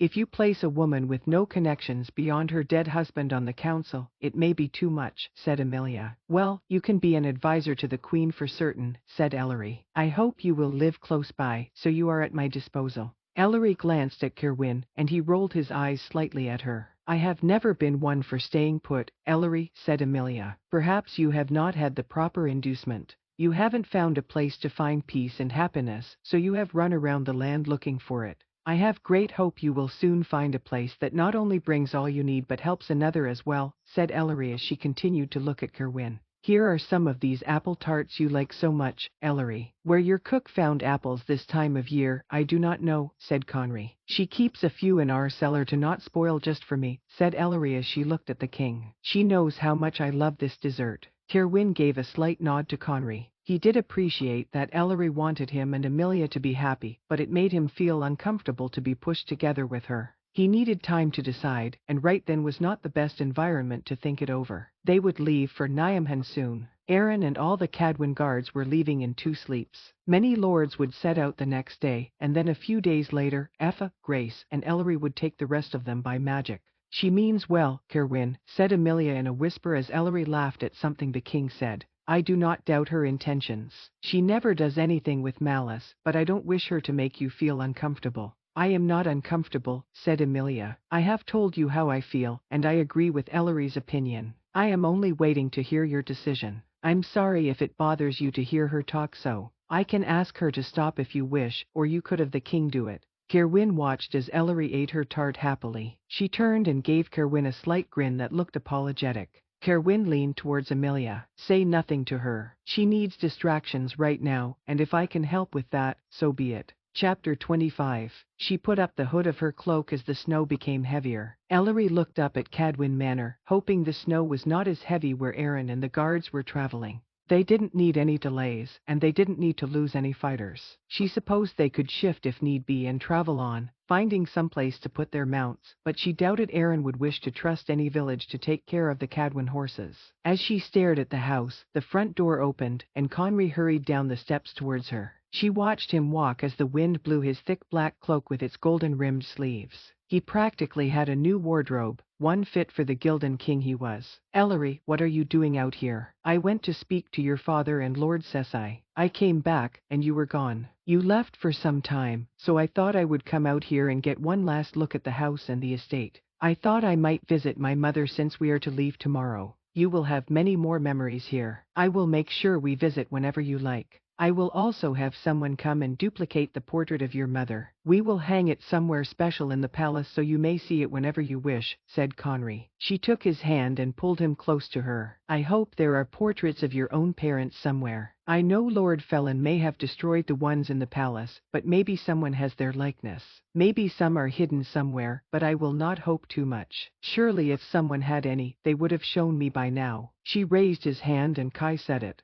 "We should go see your mother now before the snow gets even worse." He took her arm and put it on his own, and they walked together towards the trees that led to her mother's resting place. "How are you feeling today, Ellery?" asked Conry. She was quiet as she wasn't sure what to say. She did not want to worry him, but the truth was she felt so heavy and tired that all she wanted to do was curl up in her bed. She would not do it. She would press through and appear as if everything were fine because that was the only way to go on. She could not give in to the darkness inside her that felt as though it would consume every part. She ignored the whispers in her head that sounded so much like Lord Felon that she lived every moment in fear and dread. She leaned into Conry as she walked, feeling the bond she had with him. Her magic swirled inside of her, pushing back the darkness just a bit. "I am better now that I am by your side. Then I shall be with you every moment until we destroy this bond inside of you. I will kill him myself, Ellery. I will make him pay for what he did to my parents and how he has hurt the land, but mostly because of how he has tried to taint you." He stopped her as they came to the edge of the small hill her mother was buried underneath. "I want you to know that nothing could ever destroy who you are to me. I know who you are, Ellery. Please tell me you will remember it, and if you start to forget, you will tell me to remind you." She leaned up and Kai said him gently, "I only have to look at you to remember. Conry, I am trying to fight what is inside of me, but if I lose the battle, and I do something to try to hurt you or others in Nyaman, I don't want you to feel guilty about anything you might have to do. It won't come to it. I know it won't. I don't think it will either, but if it does, I want you to know I understand that gaining back the palace and Elathia is more important than me." He shook his head before pulling her into his arms. "Do not talk like this. I don't want to hear it. We will find a way to save you and Elathia. You have to have faith that it will happen. I will not give up," she said as she rested her head against his chest. "I want to spend this life with you, ruling with you, perhaps even having a family one day." He chuckled slightly. "We will have to have a family, Ellery, at least 3 children." "3?" she asked as they separated. He nodded. "One to rule over Elathia, one to be first advisor and carry on the Cadwin name, and one to be a moss and see to your aunt's estate one day." She smiled. "I wonder if our children will be able to use magic." "I don't see why not. You will be their mother, and you are full of the stuff. I am sure at least 1 or 2 will be proficient." "So 3, she said as they slowly walked forward. "I said at least 3. If we had 1 or 2 more, I would not be displeased." "Only you will not have to birth them, my king," said Ellery with a small laugh. "True, and I hate to think of you in pain or danger. We will see how it goes with our first one." "Not too soon," said Ellery. "I would like to have a little time with you in the beginning, what I can get. I know things will be busy helping Elathia heal. I will always have time for you, my love. We will make time. We will even go on a wedding journey. We can say it is to tour the land, and while that may be partially true, I will actually use it to spend every moment with you without any palace business getting in the way." "Spring is a brilliant time to see the land," said Ellery. "Then we will leave as soon as spring comes. We can wait until next year if you wish. I do not want to rush you. If it is possible, then I do not want to wait until next year. I want to have our wedding as soon as can be arranged after we take the palace. As long as you are sure." Conry smiled. "I have no doubts. I wish to make you my wife today if it were possible." They came to the rectangular slab with the moon engraved on it, and Ellery let go of Conry's arm. She walked forward and stood in front of the stone. Hello, Mother. I have not come as often as I should, but it has been busy. Conry tells me he and Effa came to speak with you, and I know Father visits often. I'm afraid soon I will not be able to come for a while, as I will be in Niamhen, in the palace. I will still come see you. Conry has promised to bring me to Cadwyn Manor as often as he can. Ellery touched the stone, brushing some of the fallen snow off it. I wish you were here with me during this time. It's been so hard. She felt tears gather in her eyes. I sometimes feel that there is a dark shadow within me, threatening to take me over, and I have to do everything to fight it. I don't want it to win. I can't let it change me, and I am afraid it will if it has its way. I don't want to be chained with him. Conry came forward and took her hand. Conry has been wonderful. He is our king now, and I know you would have loved him. Effa does, and I know you two agreed on all important matters. I am going to marry him, Mother. We will go to Elathia and defeat all those who have hurt our land and those we love. We will not do it for revenge. We will do it because it is the right thing to do. Many are suffering in the land, and we will help them. I have not forgotten all you taught me about being kind and doing what is right. I hope I am becoming something like the woman you wished me to be. I know I have made many mistakes, but I never forgot who you wanted me to become. Ellery wiped at her eyes with one hand as she held on to Conry with the other. I promised to take care of Father, although I am sure Effa already promised you to take care of him and me. I hope you can rest at peace knowing how loved we all are. Every time I do a spell or feel magic within me, I can sense you. Ellery lifted her hand and closed her eyes, concentrating. When she opened them, a vine grew at the base of the stone, with a few bright pink flowers growing from it. I love you, Mother, whispered Ellery through her tears. Lady Cadwyn, said Conry, I will not let you down. I will release Ellery from whatever this curse is Lord Felin has over her. I am bonded to her by blood and magic, and so much more. I told you I loved her, and that love grows more every day. I swear to you, she is safe with me. Ellery turned to Conry and buried her head into his chest as he held her. She let herself cry as he rubbed her back. She wanted to appear strong for everyone and especially him, but she knew he would not mind seeing her be weak for one moment. She was safe to cry with him. Ellery and Conry elected to eat supper in the dining hall as most had moved on. Only her aunt, Grace, the Havens, and Amelia were left. Ellery sat next to Cerwyn and across from Conry as they waited for her father to appear. When he finally did, he held a letter in his hands. Who is that from, Father? Asked Ellery as Lord Cadwyn sat down. Lord Nevis, answered her father. It came just before I was walking in here, so I haven't opened it yet. Will you open it now or wait until after supper? Asked Conry. Open it now, Father, and let us know what it has to say. We have so many already in place, and we need to know what is going on in the city before we leave, said Ellery. Lord Cadwyn turned the letter over as if considering it. You should listen to your daughter, Ewan. We will have no peace at supper unless you open it, said Effa as everyone laughed quietly. She is right, Lord Cadwyn, said Conry. Let us see what Lord Nevis has to say. Lord Cadwyn nodded and tore open the envelope. He brought out the letter and read it to himself first. Ellery could see that it was 2 sheets. He writes that Lord Felin is aware we are making a move. He has fortified the palace with every guard he can find.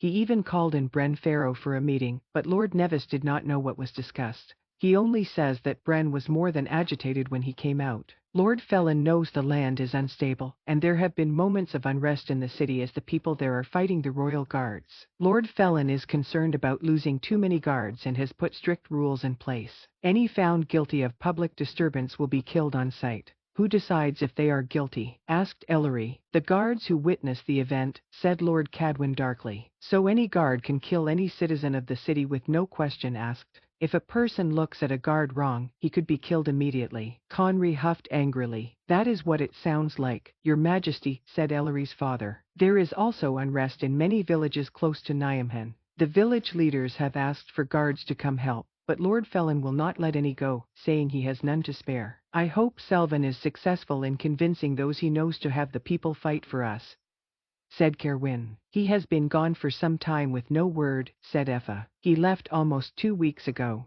Selvin knows what he is doing, said Cerwyn. He is not a good correspondent. We will only know if he is successful when the time comes. Anything else, Father? Asked Ellery. Her father did not answer. He read the bottom of the first page and then turned to the second. His eyes narrowed as he read down the message. When he reached the end of the writing, he put the pages down and hung his head. "What does it say?" asked Ellery. He looked up at her and was quiet for a few moments before he picked the pages back up. "Lloyd Farrow came to see Bren one day last week at Argenta House. He was not allowed in, but he left something he wrote for Bren to look at. Lord Nevis paid off the servant of the house as there is no caretaker there yet. The servant said that Lloyd Farrow could barely talk but kept saying Bren was wrong. He was misleading the people. He then gave the servant this piece of paper and told him to give it to Bren." "What does the piece of paper say?" asked Conry. "It is a copy of the prophecy of the Queen that I have never seen. Lord Nevis thinks it is what Lloyd Farrow believes it really says." "Lloyd Farrow would know more than anyone," said Amelia. "He speaks the old language it was written in." "What does it say?" asked Ellery. Lord Cadwin took a deep breath and read each line slowly. "A time of loss and uncertainty looms ahead.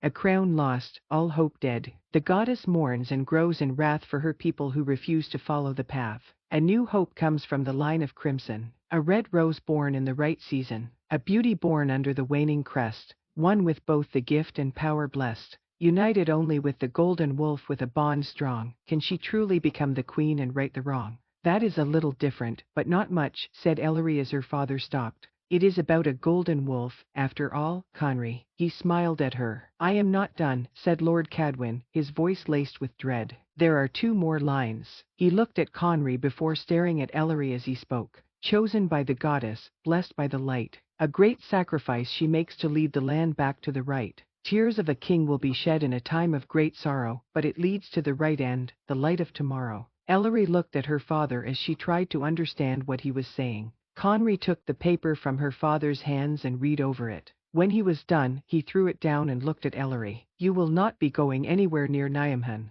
You will stay here with the few guards that are left. You will lock the door to your room and not come out." "What are you talking about?" asked Ellery. She thought over what her father had just read. "You think I am to make a sacrifice?" "I think you might be the sacrifice, my dear," said Lord Cadwin quietly. Ellery stood up slightly and grabbed the paper in front of Conry. She read over it again. "This stupid prophecy continues to haunt me even when I am determined it will not ruin my life." She crumbled it up and threw it in the middle of the table. "I am determined still. Sacrifice could mean many things. I will not live in fear over some silly words written down by some woman hundreds of years ago." She stood up abruptly. "I find that I am not hungry. I will go to my room and prepare to leave tomorrow." She fled the room, going towards the stairs, feeling tears start to prick her eyes. As she climbed up to her room, she put her hand to her mark as it pulsed painfully. Chapter 26. Conry stood up at the same time as Effa and Lord Cadwin after Ellery fled the room. He looked at the both of them and put his hand up.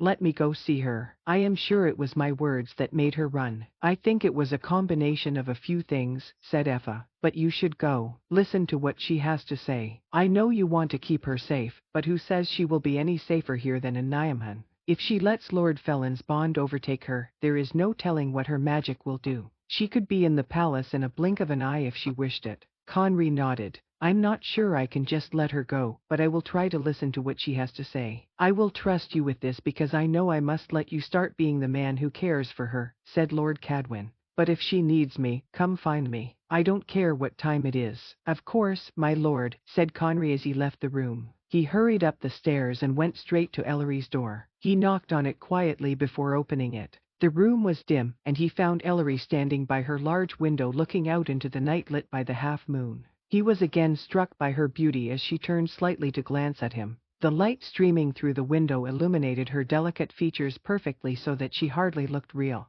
"If you have come to tell me I cannot go with you, you should save your breath. You know you cannot stop me even if you command it. It may make me a terrible queen and wife, but I will not obey you if I believe you are wrong." "I haven't come to tell you what to do," said Conry as he moved towards her. "I came to check on you." I know it had to be shocking to hear that version of the prophecy. I spoke out of turn in the dining hall. I was thinking of myself when my only concern should have been you. I don't know how to feel. I have tried to ignore the prophecy my whole life. Even when I started falling in love with you, I told myself it had nothing to do with some words spoken long ago. I still don't think it does. I may have been drawn to you from the beginning because of some magic or power from the goddess, but that is not why I love you. He stood by her side. I feel the same way. I don't love you because I was told to do it. I love you because of who you are. He saw a few tears run down her cheeks. But now you believe what it says. You think this version is the truth, and I shall have to die for us to save Elathia. I don't know, Ellery. I only know when I heard about sacrifice and a king's tears, all I could think about was losing you.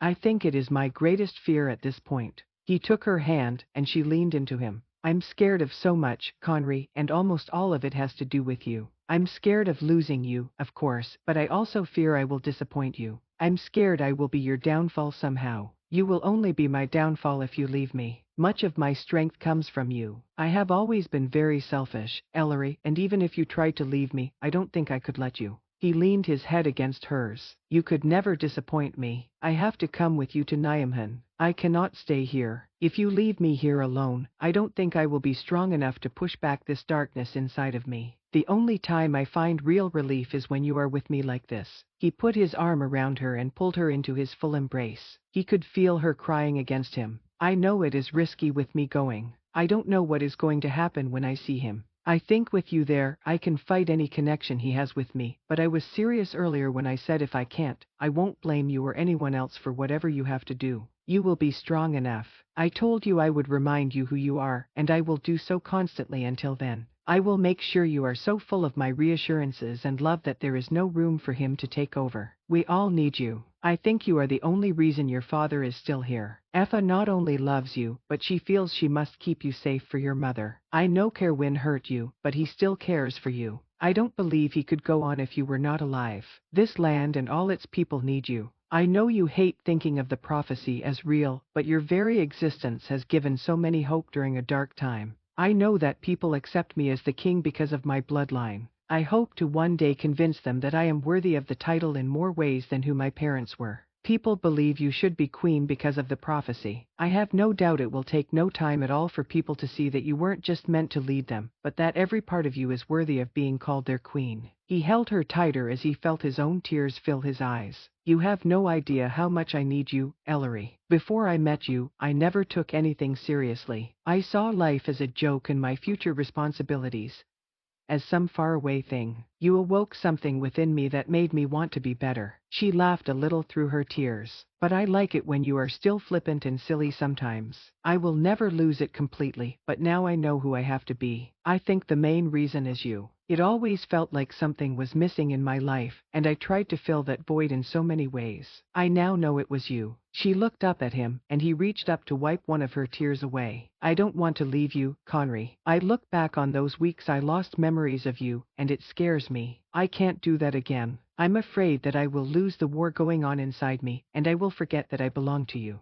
He leaned down and kissed her. I won't let you forget. She kissed him again and again. He eventually picked her up and took her to the bed, laying her down gently. She reached for him and pulled him down on top of her. As he continued kissing her, all he could think was he could not get enough of her. He could love her his whole life and beyond, and it wouldn't be enough. His lips moved from hers down to her neck. He settled in over her mark that looked red and bruised. He gently kissed it, and she arched up against him. He kissed it more firmly, and she moaned. Settling his lips over it, he ran his tongue over it. Please love me, Conry. I need you, she gasped. He leaned up to undo his pants before using both his hands to bring all her skirts up. He moved back over her, kissing her as he circled her center with his thumb. She squirmed against him as he stroked her. She gasped his name in need, and he positioned himself. He entered her quickly, and Ellery cried out his name. He loved her without restraint, bending down to suck on her mark as she moved her hands under his shirt to dig her fingernails into his back.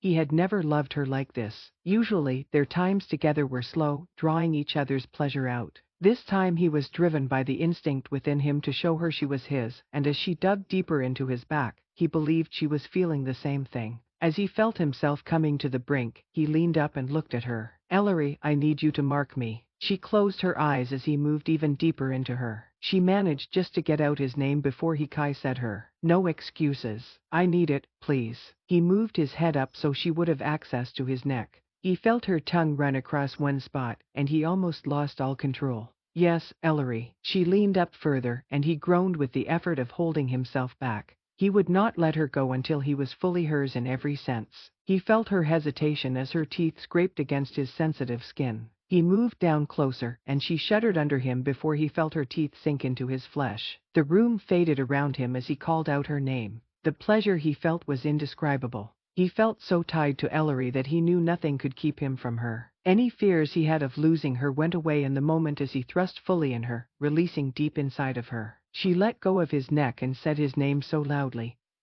He was sure even the thick walls could not hide her cry.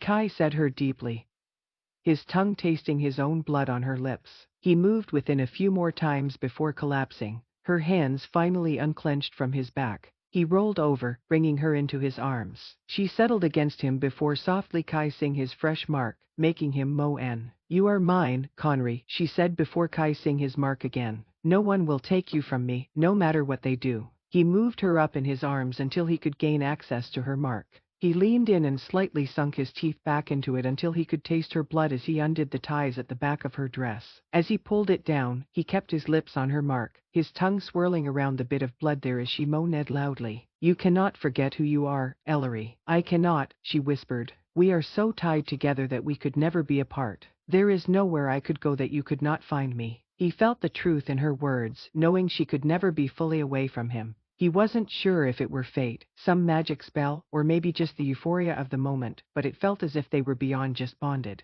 It was as if they truly were a part of each other, so essential that one could not exist without the other. He pulled her dress completely off with her help, leaving her only wearing the thin shift she wore underneath. He took off his shirt before helping her to pull off all she wore. He wanted nothing to be between them. Once she was bare, he pulled her to him so he could feel all of her against him. I will go with you to Niamhen, Conry. There can be no other way. Whatever happens, we will have to trust the goddess and each other to see us through. We will face what we must together. He leaned down and said her. I know, Ellery. Remember, we do things together. She gave him a small smile before he moved back on top of her. He spent their last night in Cadwin Manor, loving her as though he might never have the chance again but resting in the hope that they would have forever. Chapter 27. Knowing he would find no rest, Kerwin stared out the window of the parlor long after others had retired. They talked over the prophecy quietly for some time. For a while, they dismissed it. How could it be trusted? It was just some words an old woman spoke long ago after claiming the goddess had visited her. Who said it even applied to their times or Ellery? They drank tea and laughed nervously, speaking of superstition and silly people. As the evening went on and drinking tea turned into drinking wine, the conversation went to what sacrifice could mean. It didn't have to mean death, Effa had argued. It could be anything. As far as tears of a king in sorrow, Conry already had much to mourn. He never knew his parents and grew up in hiding because of Lord Felon. Killing a man was never easy, no matter how satisfying, and there would be some sorrow in it as well. There was no reason to jump to the conclusion that the prophecy pointed to Ellery's death. It seemed others were able to comfort themselves with these thoughts. Effa and Grace went to bed first, and Kerwin couldn't fault them. They would want to spend time together before traveling off into danger. Lady and Lord Havnas left soon after, claiming fatigue. Lord Cadwin and Lady Ayla left the room around the same time after quietly talking for a little less than an hour. He wasn't sure where Amelia was. She spoke with him earlier in the evening briefly before leaving the room. He supposed she had gone to bed. He wasn't sure where he stood about the updated prophecy. He did not want to think that they might have to sacrifice Ellery to save Elathia. He wasn't sure how many of them would go forward. Lord Cadwin would be beyond devastated, losing his daughter and the only family member he had left. Kerwin wasn't sure how the king would go on. He and Ellery seemed so bound together that to untie them could do nothing but destroy the one left behind. As for himself, the loss of Ellery from the land would leave him hollow. He would not let it happen. If he had to sacrifice himself for her, so be it. She was necessary to the king, so saving her was still be performing his duty. Perhaps this was how he could demonstrate his love for her by giving up himself so she could live her life with the king. I thought you might still be awake, said Amelia as she walked into the room. You aren't in bed yourself. I went to the library to be alone for a bit and give you time to think over what you heard. I know how affected you must be. Kerwin nodded. For years, I lived in dread of that prophecy. When it seemed to come to pass by her uniting with the king, I could at least take comfort that she was safe and happy. Now that it implies she will have to be sacrificed to save Elathia, I'm not sure how I can take it. We don't know if that is what it means or even if it is true. I like to think we have some control over our own lives and that the goddess shows mercy. How could she let Ellery and the king love each other so just to rip one of them away? That sounds too cruel for a benevolent goddess who gave us life. Perhaps she thinks she has to be cruel to open our eyes to the mess all around us. Elathia has been wrong for a while. People suffer for no reason. Perhaps a sacrifice is needed to shock us back to where we need to be. Maybe she demands a sacrifice for how much wrong has been done, said Kerwin. But it wasn't done by Ellery or the king. Why should they pay the cost? Why should any of us? Perhaps, if we can stop those who have truly taken advantage of the vulnerable, the goddess will show mercy and let Ellery live, said Amelia. I will not leave here tomorrow thinking her way is set, that all of our steps are preordained with nothing we can do but follow them. I make my own way in this land, and I believe we all do, including Ellery. She ended up with the king, didn't she? Amelia nodded. She did, but I don't think it had to do with some prophecy. Ellery also loved you. She might have chosen you had things been different. I doubt your feelings for her and hers for you would be a part of the goddess's plans if she wanted to ensure Ellery and King Conry ended up together. It has caused more complications than is needed, said Kerwin. Amelia took his hand. Have faith that we choose our own way, Kerwin. Ellery will go to the palace expecting to survive. She wants to live a long life with her king in this land. I must focus on what I can control, he said as he looked at Amelia. I have let others dictate too much of my life. For once, I want to feel like I have a choice. You have always had a choice, Kerwin. It is time you realize it. He turned and pulled her to him, kissing her passionately. He didn't let any thoughts in his head of doubt be heard. He drowned them out by focusing on his feelings for Amelia. He had loved her in some way for so long. He wanted her, and what was stopping him from taking her? She wanted him as well. She had told him multiple times. He had to let his guilt, fear, and anger go and do what would lead him on the best path. If he died within the next few days, he would die with remembrances of loving a beautiful woman who cared for him.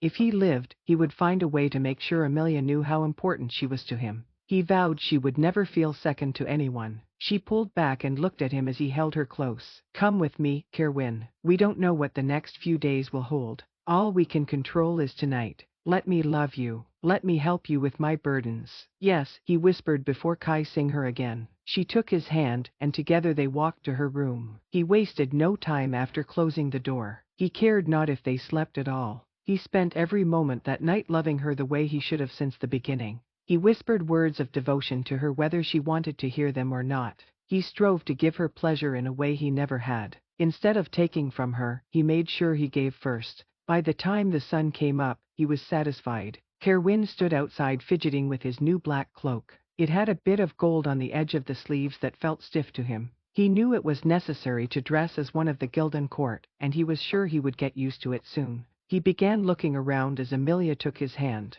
It will be fine, Kerwin. We will be successful in all the ways we need. He squeezed her hand and let it go. I'm just ready to leave. We should already be there if we wish to organize everything by tonight. We can't leave without our king and future queen, said Effa with a grin. Has anyone seen them this morning? Asked Lord Cadwin. I thought they would join us for breakfast. I was going to check on them but thought better of it. Everyone smiled as Grace laughed out loud. I doubt they wanted anyone disturbing them. They will come soon. Her face became somber as her merriment vanished. It is not too much to ask that they spend as much time together as they can. Do not get sentimental, Grace, said Effa. I have a good feeling about this trip. Our goddess is too good to take her away from us, Effa, said Grace as she dabbed at her eyes. Kerwin grunted agreement as Effa comforted Grace for a moment. They were all silent until finally, the front door opened, and the king and Ellery walked out of the house with the Havens behind them. They were dressed very much alike, both wearing black with golden embellishments on their cloak sleeves. Conry wore the same shirt and pants he did at the Winter Moon Festival, while Ellery wore a black dress, emblazoned with the golden wolf of the Gildans on the bodice. As they came close, they both held their heads high. Their expressions were ones of confidence, and Kerwin thought they made an impressive pair. "We are not late, are we?" asked Conry as he stood in front of Cerwyn. "If you were, no one would dare speak it, Your Majesty," said Lord Cadwyn with a grin. "We should be going," said Ellery. She turned with the king, and both traded hugs and handshakes with the Havens. Lord Cadwyn walked up to say something to the Havens. Cerwyn thought it was probably to give them instructions of what to do while they were gone. Before he walked back to the group, Lord Cadwyn took Ayla's hand and Kai said it. Cerwyn looked down at Amelia at this, but she did not look at him.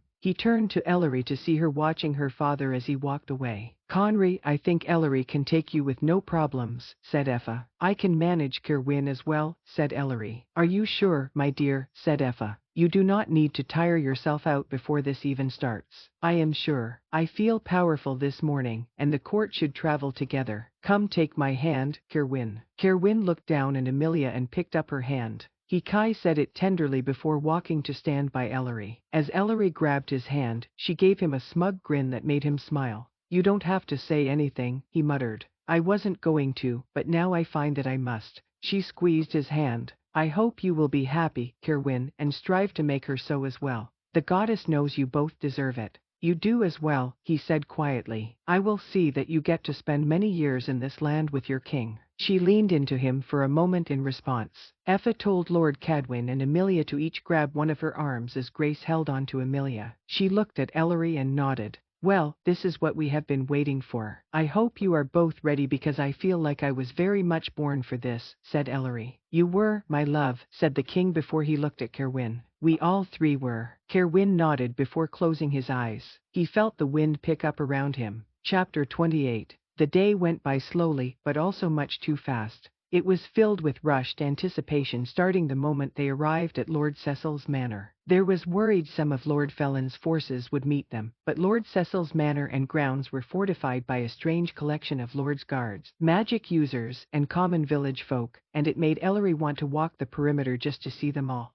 There was no time for it as she rushed inside on Conry's arm. They were greeted by the Cecil family and taken to a large parlor filled with influential lords and ladies, including Lord Rhys and Lord Cadron. Ellery greeted them all with Conry as Cerwyn stood slightly behind them. Ellery turned from Conry for a moment to speak with Lady Cecil and Lady Rhys. "It is good to see you looking so well, Ellery," said Lady Rhys. "When we heard what was happening, we feared you would be ill." "It has not been easy," said Ellery quietly. "Does everyone know?" "Of course not," said Lady Cecil. "There is no reason for anyone else to know as after tonight, it will not matter." Ellery nodded as she tried to smile. She did not want the prophecy to affect her. It was nothing but words on a piece of paper, but she kept hearing them over and over again in her father's voice. She might be living the last few hours in the land. She believed she would die for those she loved and even Alathea if it came to it, but she wanted to stay with Conry. They had both lost too much already. Ever since her mother's death, Ellery had not felt complete. There was always something missing. She was grateful to have her father, Aunt Effa, and Grace, who tried to fill some of the void, but it never seemed enough. The table at Cadwyn Manor, always so talkative and joyful when her mother was alive, seemed somber and quiet with just her and her father sitting at it.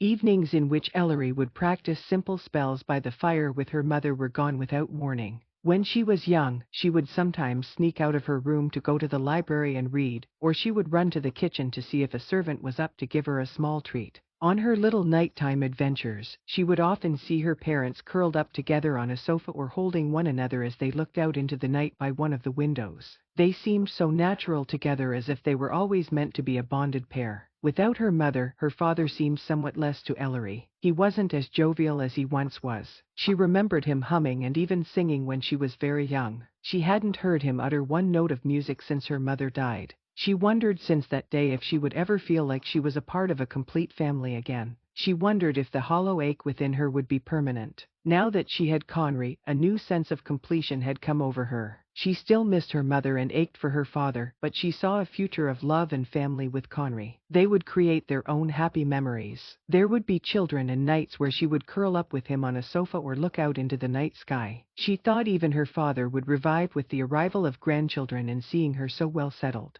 Perhaps he might even sing one day again. She was so close to having all she ever wanted. All she had to do was get through what stood in front of her. She just had to resist the darkness inside her. and see Lord Felon out of the land forever. Oh, what is that girl doing in here? Said Lady Cecil in an angry whisper, causing Ellery to come out of her thoughts. Ellery turned to see Lady Riona speaking with Conry as she poured some tea into 2 cups. Riona, my dear, said Lady Cecil with slight reproach in her voice. I told you to stay in your rooms for the day. There is nothing for you here. I don't see why not, answered Riona. I have been trained by the greatest shifter warrior that has lived in 200 years. I should fight alongside our king and his court since my dear sister is not available. You are barely 19, said Lady Cecil. You have been trained, but you have no experience in a real fight. You will stay here with me and wait for the city and palace to be safe. Riona rolled her eyes. I'm not a child, mother. You are certainly acting like one, said Lady Cecil, clearly frustrated with her daughter. Now go to your rooms and stay there. Spend some time in useful meditation, and perhaps one day you will act like the young lady you wish to be.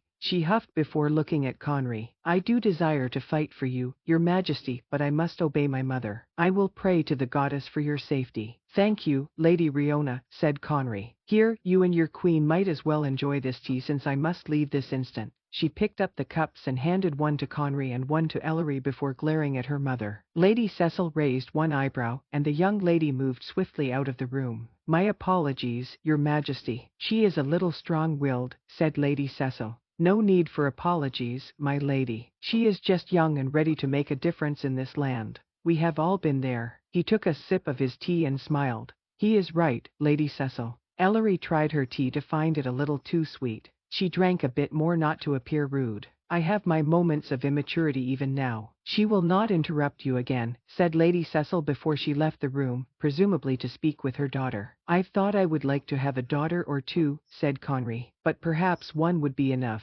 Ellery smiled. Boys have their challenges as well, Conry, or have you forgotten how you were at 19? She took another drink of her tea before setting it down. He laughed. I suppose you are right. She smiled at him, amazed that he could lighten her mood even in a time like this. Without thinking, she leaned up and kissed him quickly on his lips. She heard a few conversations falter around her, but she didn't care. There was no reason to hold back her feelings for Conry. She didn't know what the evening would bring or even the days after it, but she could be sure of the love she had for him. He looked at her with a soft expression until Lord Cecil called for everyone's attention. They spent the rest of the day hearing of the current situation in the palace and around it. The city entrances were all closed, with many guards surrounding each part. The palace and Argenta House were rumored to be even more fortified. The longer the day went on, the more Ellery's mark ached. She pressed on it, trying to ignore its pulsing as dark thoughts threatened to enter her mind. So, how will we get through? Asked Conry. With the force that is assembling now, said Lord Cecil.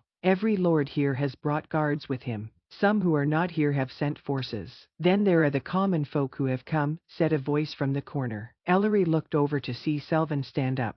He walked closer to them as Kerwin moved forward. Have you been hiding over there just to make some big gesture, Selvin? Asked Kerwin with a smile. You know me very well, bright one, said Selvin before he turned to Conry. Many have come to fight for their rightful king, and even more wait inside the city. Once they see what is happening, they will begin to fight the guards stationed everywhere. It will be chaos quickly. I'm afraid that will cause a large loss of life, said Conry. Everyone who is ready to fight knows it might be their last day, but I don't think you understand the numbers that are prepared at this moment to take on the palace forces. Many of the poorer citizens have been waiting for weeks to strike as a large group. You have given them an excuse. It's hard to convince poor overlooked people they should care about who is king. It's easy to get them to fight against those who have caused them pain and misery. Selvin took a long drink out of the cup he held. Thank you for all your work, Selvin. These people who fight for me might not care who is king, but when I sit on the throne, I will do all I can to make life better for them, said Conry. So the city will be in chaos, and that will be a good time for us to get into the palace, your majesty. We can take a large group of guards to break in, and then a smaller group can infiltrate and look for Lord Felon, said Lord Cadwin.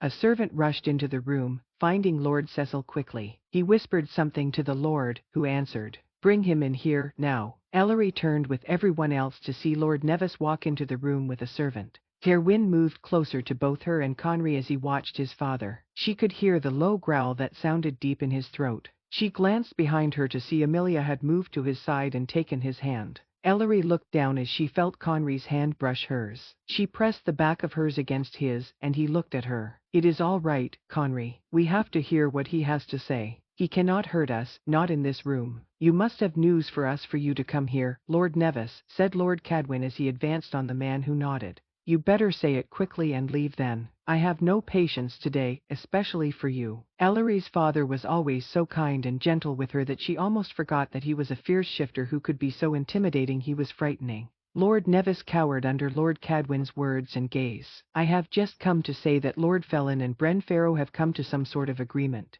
I don't know what it is, but they have decided to join forces to keep the palace and Argenta House. There were low murmurs throughout the room. This could make it harder to get into the palace, said Lord Cadwin. Lord Nevis leaned on his cane and looked at the room until his eyes settled on Ellery. It will not be hard for you to gain entrance to the palace as long as Lady Eller is with the party. Lord Felin is desperate to see her. He believes he can convince her to stay with him somehow. Conry grabbed her hand as her father moved closer to Lord Nevis. He thinks it will be that easy. He is convinced. I think if she walked up to the palace gates even with the prince and Bright One in tow, he would let them in. King, said Ellery. You mean if I walked in with our king and Bright One, Lord Nevis? You should address King Conry correctly. This will not change our plans, said Conry. We will fight our way into the city and find a way to enter the palace as we want. We will not walk into some trap and most definitely not be using Lady Ellery as bait. Ellery put her hand to her neck as she felt her mark throb. Conry turned to her, and she focused on him as she stared into his eyes. She could feel the darkness in her stronger than ever before. It felt as if it were moving through her, trying to take over her completely. She concentrated on Conry's steady, deep blue eyes. He leaned forward. You are mine, Ellery, and I belong to you. There is no one else. Taking her hand off her neck, she nodded. She pushed the darkness back, feeling the peace of having Conry near. We could keep Lady Ellery here, suggested Lord Cecil. We could get our king into the palace with a small group and find Lord Felin. No, said Ellery as the thought of being away from Conry caused the darkness to creep back over her. I cannot be separated from him. I must go into the palace, she said quietly to Conry. I think I have to be there to break this bond. I'm scared of what will happen if we are separated. Lady Ellery will go with us, said Conry loudly. She is of my court and should fight for her land by my side. She should go, said Effa. She fights not only as a Cadwin but as a Moss as well. The magic users will want to know she fought for them. Should we wait a night or two? Asked Lord Rees. If they expect us tonight, would it be better not to go? They don't know when to expect us, so tonight is as good as any, said Lord Cadwin. It may be better because it sounds like Brenfaro and Lord Felin have just agreed to work together. Everything will probably not be in place as they wish. He paced for a moment. We will strike tonight, so everyone needs to go get their guards ready. We will leave in 2 hours. Lord Cadwin walked over to Conry and Ellery. We need to decide who will be going in the palace with you, my king. Ellery and Cerwyn, of course, will be going, Lady Farrow as well. If you would like to join us, I would welcome it. I hope you will allow Aaron as well, father. He will want to come if you and I are in the group, said Ellery. You should bring Selvin, too, your majesty. He is a good fighter and tricky. He could divert some guards if needed, said Cerwyn. You know I will come, said Effa as she moved closer to them. Ellery can't be the only magic user in your group. She will need to keep her strength. I think that is enough, said Lord Cadwin. We will go into the city behind the first wave and before the second. I think our best chance to get onto the palace grounds is Argenta House. There is no caretaker yet, so it will not be patrolled as well as it should be. We can use the side gate and go in by the servants' entrance, said Conry. That is where we escaped last time. Any ideas of where Lord Felin will be? Asked Cerwyn. There is a parlor he likes to frequent, but I don't think he will want us to meet him there, said Ellery. He likes to show power. I think he will be in the throne room of the palace, as though he is king. I suppose it's a good place to start, said Lord Cadwin. If we don't find him there, we can split up and look. The next 2 hours was a flurry of everyone preparing. Ellery attached a couple of daggers to her belt and took a moment to breathe. She felt her magic rolling inside of her. It felt as if the darkness was more prevalent than ever, always lurking in the corners. She closed her eyes as she stood by a window, telling herself over and over all that she was and what she was not. She jumped as someone took her hand. Come with me for a moment, Ellery, Conry softly said close to her ear. She opened her eyes and looked at him. He led her to a very small room that held a few broken chairs, some trinkets, and 2 candles on a small shelf. Ellery lit the candles with a touch. After shutting the door, he took her hands and held her close. "I wanted just a few moments to be with you alone," he said as he held her. This was the only place Lady Cecil could think of that would be devoid of people. She put her arms around him as she leaned against him. "I don't care where it is. I am just happy to get a moment with you." He placed one of his hands beneath her chin and raised her face so he could look down at her. "You will not leave my side at any time after we leave this house. If you find it is too overwhelming once we get in the palace, let me know, and I will find a way to get you out of there. We can regroup and go back in after, or I can leave the others to do what must be done. I will not be overwhelmed. I must do this, Conry. I have to help you save our people. I have to see him destroyed for myself, or I am not sure I will believe it," said Ellery. "I will not let him hurt you. I won't let any of them even touch you. Don't forget who you are, my love. Soon this will all be over, and you will officially be my wife and queen." She nodded.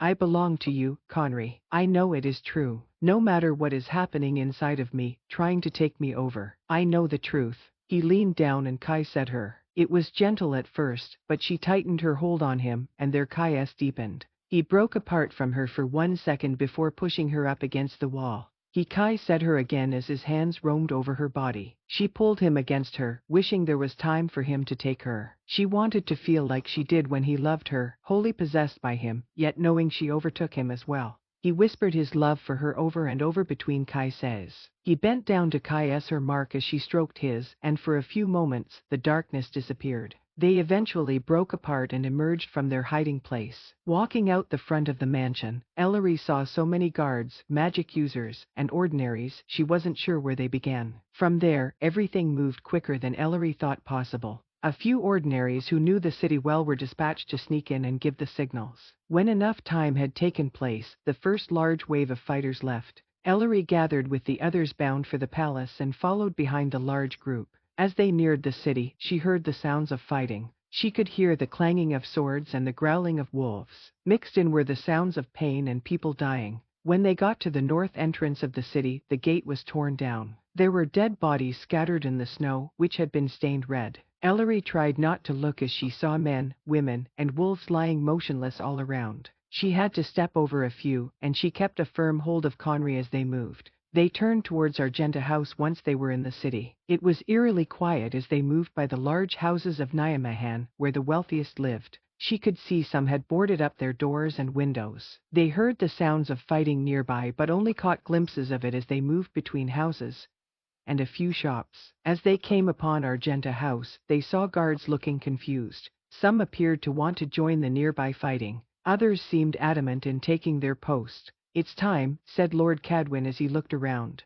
"We will have to fight." Kerwin nodded as he and Amelia dashed behind a nearby building. Ellery's father and Aaron went 2 separate ways. First came a large russet and gray-colored wolf with a slightly smaller brown one that Ellery knew was her father and Aaron. Not long after, Bright One appeared with Amelia's small brown wolf walking beside him. They moved ahead of Conry and Ellery as Effa and Selvin walked behind them. Running towards the side gate, the few guards there became aware of their presence. They looked fearful and confused, and it was too late when they finally pulled out their swords. Kerwin jumped on 2 guards, pushing them both over as Amelia tore at another one's leg with her teeth. Her father and Aaron took out 4 more quickly, and they found themselves at the gate. Effa threw out her hands, and the gate burst open. They ran through it and towards the servants' entrance of the palace. Kerwin and her father took out some more guards, throwing them aside. As they came to the servants' courtyard door, Ellery raised her hand, and it was blown open by a harsh wind. She raised her other hand and threw a guard against the wall. They continued through the door and slowed down as they entered the courtyard. It was empty, and they continued to the door. Ellery tried it to find it unlocked. She opened it to enter a dingy, dark hallway. She held up her hand and whispered a few words until a small flame sat in her palm. She used it to lead the way forward as Conry kept a hold of her other hand. They came to an end, and Conry stepped in front of her to open the door. He looked before stepping out into the palace. There was no one. The torches were lit on the halls, but the area was empty. Ellery looked around and put her hand to her neck as it started throbbing. She heard a voice in her head that was no louder than a whisper. "Come to me, Ellery," said Conry. "Do not give in to it." She took deep breaths, pushing back the shadow that threatened to take over who she was. I'm fine. Where is the throne room? Her father's wolf stepped in front of them, turning down the right hallway. She knew they would find Lord Felin in the throne room. The voice in her head was leading her, telling her right where he would be. At one point, she moved ahead of her father's wolf, following the voice. They came to a hallway even wider than the rest. Still, they saw no one. At the end were two large double doors, painted silver with golden moons upon them. The voice was so loud in her head that she almost didn't hear Conry as she reached for the door. Ellery, wait, said Conry as he took her hand. We don't know what we could be facing. Does it matter? She asked. He is in there. I know he is. We need to do this correctly, said Conry. Come here. He took her hand and pulled her back as the wolves moved in front. Selvin stood with them and put his hand on one of the door handles. Effa positioned herself in front of Ellery and Conry. Selvin looked at Conry, who nodded at him. He opened the heavy door, and Ellery tried to peek in. Will you shift? She asked Conry quietly. He shook his head. I wish to speak with Lord Felin and keep you by my side. Guards did not meet them at the door, so they all moved slowly into the long room. As Ellery entered, she saw that halfway up the space, guards lined the walls too deep. The floor was the same miscolored stone that ran through the palace, while the walls were gray stone with silvery veins running through them. At the front of the room was a raised dais that ran almost the width. There was a large throne on the dais that was carved out of stone. On it sat Lord Felin with Kira behind him. Bren stood on one side, looking at them all with a smug smile. I was wondering when you would come, said Lord Felin happily. I am glad I did not have to wait long. I have longed for your company again, Ellery. Ellery's hand went to her neck as her mark throbbed worse than ever. Her wolf growled inside of her, not wanting to feel pulled towards Lord Felin. The battle inside of her caused her to stumble forward. Do not be afraid, my dear, said Lord Felin. You can feel the connection we have, can't you? It is very strong. All I want is what I claimed first. Come with me, Ellery, and all those you care about can go back where they came from without being harmed. Conry took Ellery's hand and pulled her close as he looked up at Lord Felin. You will stop this now. You have no claim over her, as you marked her forcibly. I don't know how you caused it to reform, but it will not work. But it is working, said Kira as they stopped in front of the dais. She moved closer to the edge and looked at Conry. Oh, you poor thing. You let her mark you. I can sense the connection, but it will not help. What Lord Felin and I came up with can overpower whatever hold you think you have on her. Ellery glanced at the guards as they slowly moved closer towards her group. You wish for Lord Felin to be bonded with me, Kira. I wouldn't think you would wish him to claim me at all. I do as my future king likes. He desires to have you in some way, so I will get him what he wants. You would watch while he kept me by his side and came to you less and less, said Ellery. You must know if I become truly bound to him, he will be bound to me as well. He will not want you anymore, only me. You think a lot of yourself, spat Kira. I just know how marks work being a shifter. It's hard to understand if you aren't one. If I truly become his, he will not want you anymore. You will be nothing to him. I doubt you are anything to him now but a distraction, said Ellery. Kira looked at Lord Felin, who was smiling at Ellery. Is that what you wish, my lady? Do you want to be mine? If I swear my loyalty to you alone and promise not to take another, will you give in to what you know is inevitable? We could end this without bloodshed. Ellery closed her eyes for a moment and gripped Conry's hand. She thought over and over who she was. She was a Cadwin, a great red wolf who was fierce and loyal to the Gildans, serving the land. She was a moss, magical and wild. She opened her eyes and looked at Conry. She was a woman who loved Conry, a Gildan king of the great golden grey wolves. He loved her in return. Her magic welled up within her, and she could imagine it circling her wolf before reaching out towards Conry. She kept her eyes on Conry as something within him reached out to meet her magic. It connected her with him in a way she knew was secure. Nothing could break what they had together as they were bonded by magic, blood, and most of all, love. She leaned in close to Conry and breathed the words, trust me. She quickly glanced over at Effa, who nodded very slightly and moved to stand by Conry. Letting go of his hand, Ellery walked forward. Perhaps I need to see if this bond you think you have with me is real, Lord Felin. I have felt some of it, but I don't know if it is strong enough. If I have to give up who I am to you to save those I love, then I need to see if it truly is inevitable that I become yours. Lord Felin stood up. What do you suggest, my lady? She gazed up at him. The darkness threatened her, but she easily pushed it aside, knowing she was surrounded by those she loved and feeling her secure connection with Conry. She smiled at Lord Felon and raised her hand. A touch, Lord Felon. Maxon, take my hand and let me feel our bond. You remembered my name, Ellery, said Lord Felon with wide eyes as he came forward. How could I not? I hear your voice say it in my head constantly. Now, come, Maxon, take my hand. Her father and Kerwin gathered by her sides. She gave them each a look, and they backed off slightly. Lord Felon came to the edge of the dais and bent down as he held his hand out. She hesitated for a moment, feeling her power build. She slowly reached up to him. He took it, and she held on to him tightly as she closed her eyes, telling her magic what to do. She felt it run up her arm as she opened her eyes to see the fear on Lord Felon's face. Her power poured into him as he started to shake. She heard Kira hiss as she threw up her hands. She sent something towards Ellery, but Effa moved forward, placing up a shield around Ellery. Kira's spell rebounded, making her roll out of the way. Ellery continued to fight to keep a hold of Lord Felon, willing her power to destroy him.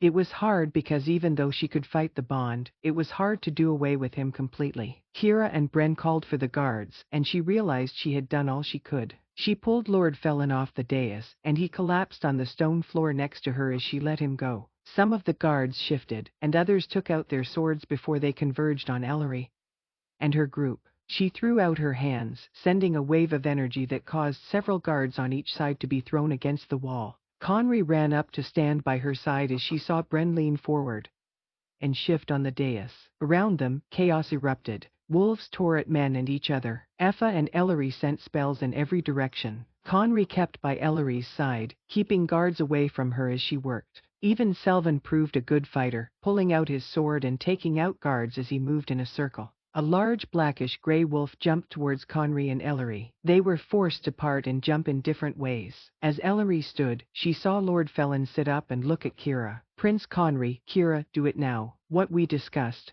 Ellery looked over at Conry as he stood. He moved out of the way as a wolf ran towards him, and Kerwin took it out. Ellery saw Kira raise her hand, and Ellery could feel the power in the spell she was building. She worked to sense it, and when she realized what it was, she could not believe it. No, cried Ellery as she ran in front of Conry with her hands up. She put up a block that met the spell just as Kira threw it. The spell was too powerful to rebound, and Ellery held it with her shield, trying to absorb it. It started to work when she heard a fierce growl close to her. She turned just to see Bren's wolf leaping at her. His front paw hit her face, and she lost her shield. Kira's spell crashed into her before she was thrown to the floor by the power of it and Bren's weight. She gasped as she felt something die inside of her. A sharp cry of a wolf echoed in her ears as she lost all contact with the wolf she had known almost all her life. She lay on the floor feeling as if one side of her face was on fire. Struggling to stay conscious, she heard Conry say her name in anguish. She managed to just sit up, feeling blood running down her face and neck. Using her hands to drag herself, she made it to the very edge of the dais and sat back against it as she looked up to see Bren stalking her. She took a deep breath and closed her eyes, prepared to leave the land. The pain she expected to feel never came as she lost all sense of awareness. Chapter 29. Stumbling forward, he felt like he would fall where he was. In those few seconds where Conry thought Ellery was surely dead, it felt as if all strength had left his body. Even standing seemed too much. Then he saw her crawling forward, and hope moved him towards her. He was aware of the fighting all around him. He knew Kerwin was close to his side, keeping threats away from him, but all he saw was Ellery. One side of her face was torn because of Bren's claws. Blood ran freely down her face onto her chest. She crawled slowly before propping herself up against the dais. He couldn't imagine what pain she was in, and he had to get to her. Kerwin followed at his side, taking out a guard while Conry met the sword of another one. He buried his sword in the man's chest before throwing him away. Looking back at Ellery, he saw Bren approach her. Bren's wolf stood in front of her low on his paws, appearing to savor her injured appearance. He bounded towards her, and everything moved in slow motion to Conry as he tried to reach Ellery. He yelled at Kerwin to do something, but he knew neither of them could make it in time.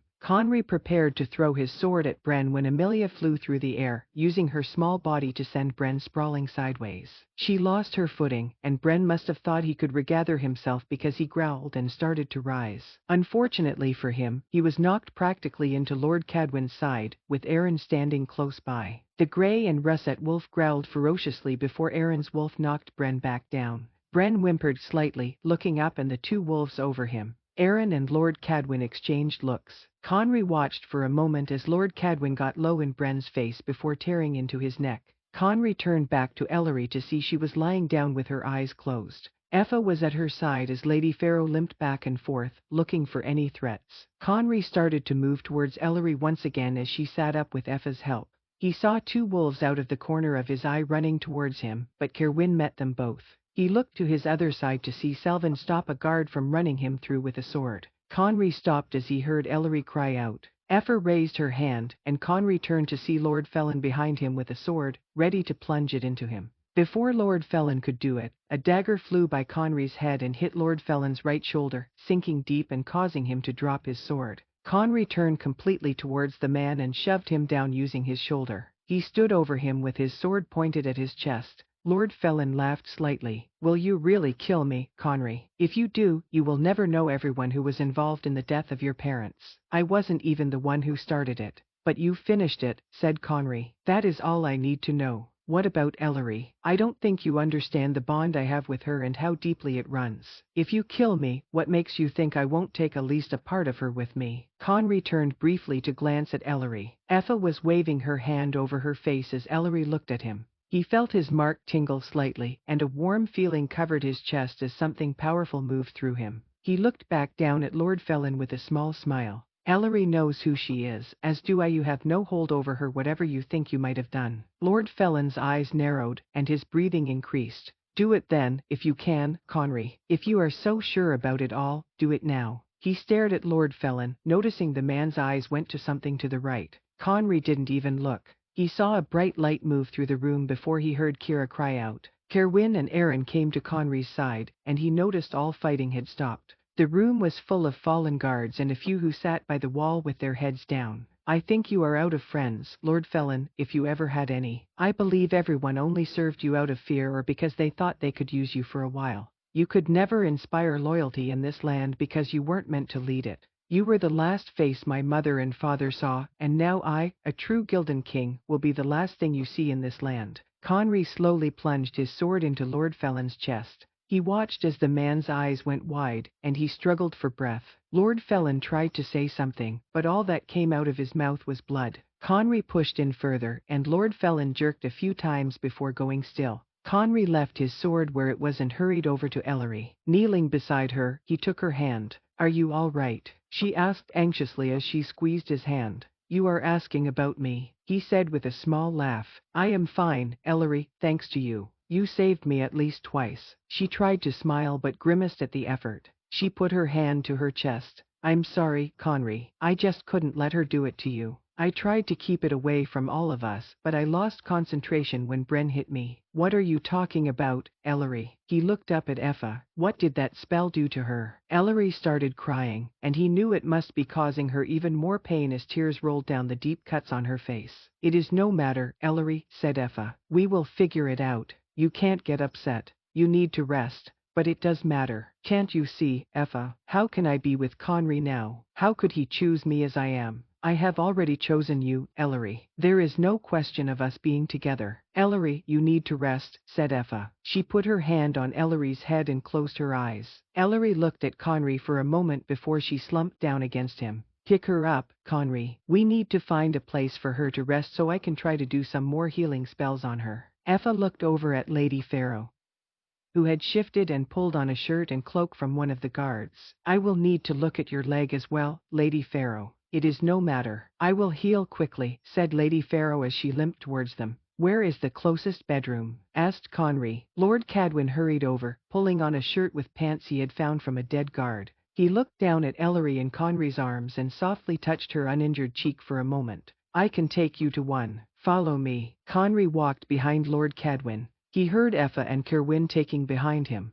"Someone needs to go outside and see what is happening in the city. Word must be spread that both Lord Felin and Bren Pharaoh are dead," said Effa. "It must be known that the Gildan court has retaken the palace." "It should be the king, but I doubt he will want to go now," said Kerwin. Conry glanced back at Kerwin with a frown before shaking his head. "I will go." "It will have to be me," confirmed Kerwin. "I'll go with you in case there is trouble," said Aaron. "Effa, will Ellery be all right?" "She will live if that is what you are asking." Not exactly, but if that is all you can tell me at the moment, it is enough, said Aaron. Come on, Kirwin. Let me come, too, said Selvin. I can try to get the word out throughout the city. Kirwin nodded before he walked up next to Conry. I will go take care of this for you, but as soon as I am done, I will find you. Stay with her and the others while I am gone. We don't know what is happening outside of the palace, and I would hate for something further to happen to either of you. I will be by her side the whole time, Kirwin. He looked back. I will keep Lady Pharaoh close as well. Kirwin nodded before hurrying off with Aaron. Lord Cadwin took them up a flight of stairs and turned down a hall. He opened the first door he came to, and they entered a large, dark bedroom. Ewan put some of those logs in the fireplace,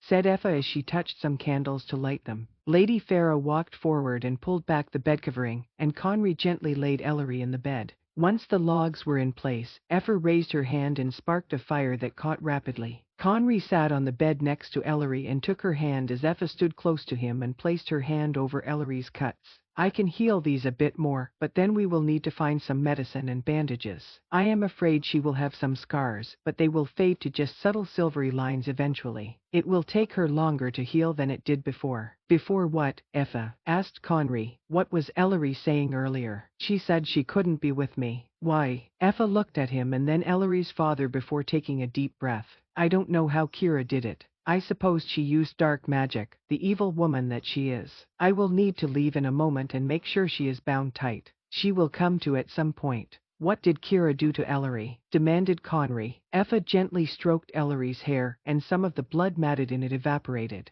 The spell she used caused Ellery's wolf to die inside of her. Ellery no longer has any connection to her inner wolf.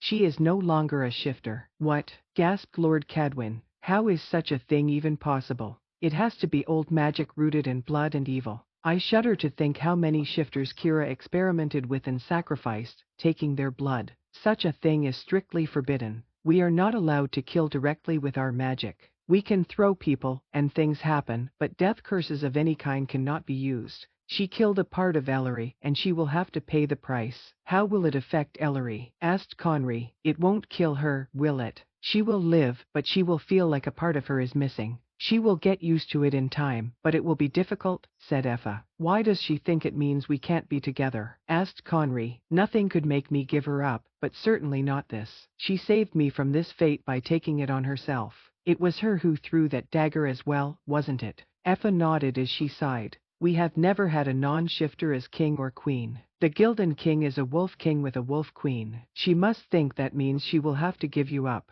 I will not let her, said Conry. I have already pledged myself to her and her to me. We are both marked by blood and magic. He looked at Effa. Will she still have her magic? Effa smiled a little as she put her hand on Ellery's upper stomach. She will, and I believe it will be stronger than ever before. Where her wolf once lived inside of her, her magic is starting to take over. Her bond with Lord Felin is gone too. Conry leaned forward and kissed Ellery's forehead. Then I shall be a wolf king with a magical queen. He looked at Lord Cadwin. You had a non-shifter wife. You were happy, and look what came from your union. There is no one in this land as brave or good as your daughter, my lord. Lord Cadwin put his hand on Conry's shoulder. There is not. She will be a good queen to Elathia even without her connection to her wolf.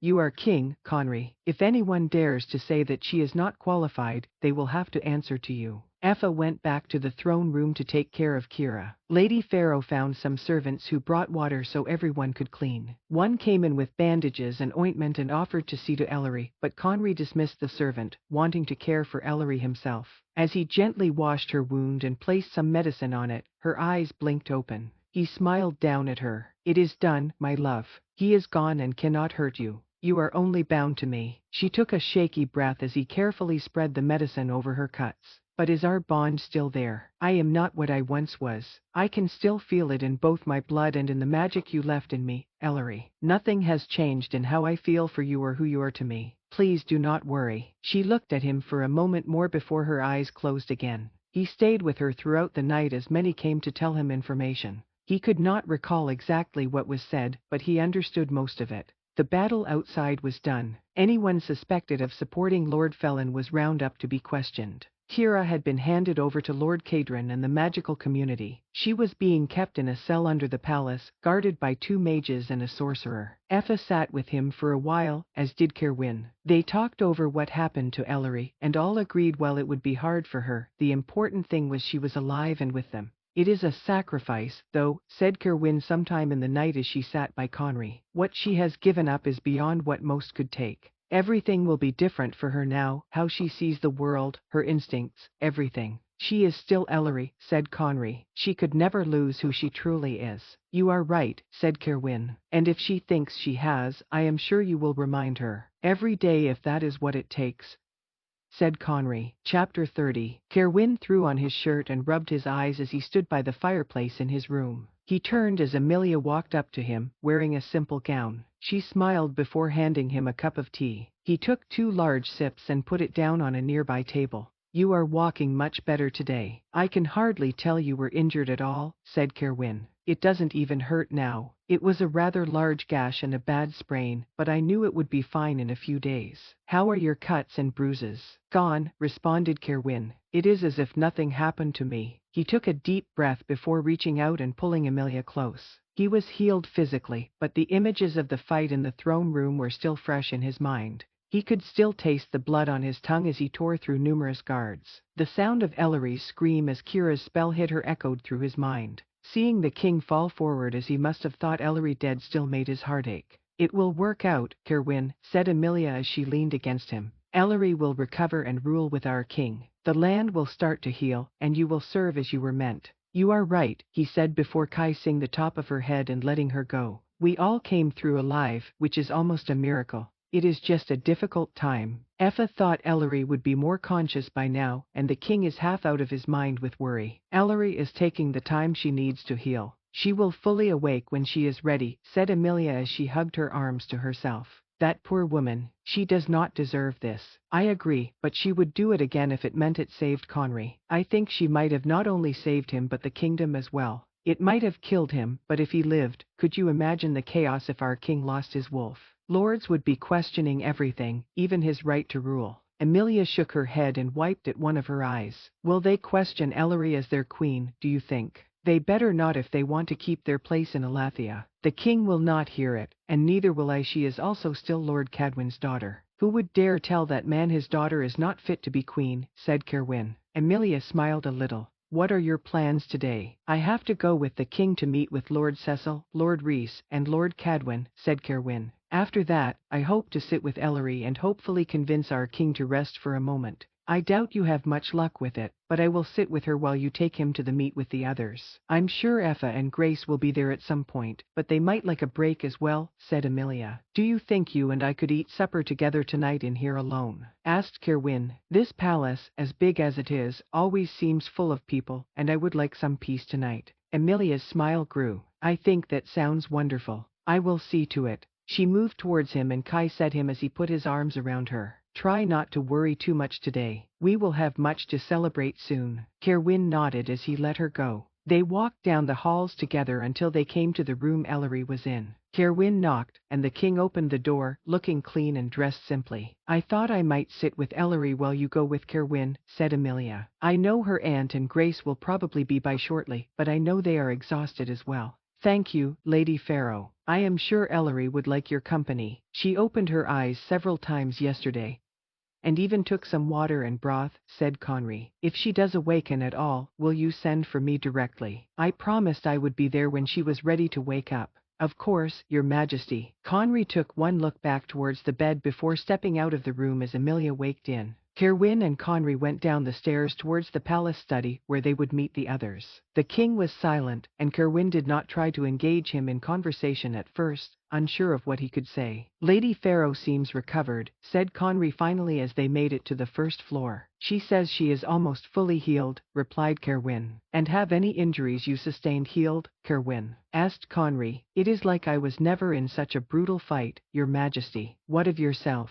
I barely had a scratch on me with you and Ellery protecting me. I would have gladly taken any injury had it spared her from all she has to endure. Her gashes looked much better yesterday when Effa changed the bandage. She will always carry some light scars, but it looks to be healing well, said Kerwin. Her outward injuries will heal, but what they did to her and what they took from her will never truly leave her. I'm afraid she will feel like less now, and that is why she will not wake up. But she is not less, said Kerwin. She is more than many of us could ever be. I know, said Conry as they came to the door of the study. I can never give her up, Kerwin. I don't care what others might say about her not being a shifter now. It doesn't matter to me. I will have no other. I will give up my crown before her. It will not come to it, your majesty. Everyone will hear what she did in that fight to save you and the whole land. After hearing it, no one will dare question her as queen. I hope you are right, Kerwin, but I have learned that people will believe almost anything if it fits their strange small view of the land.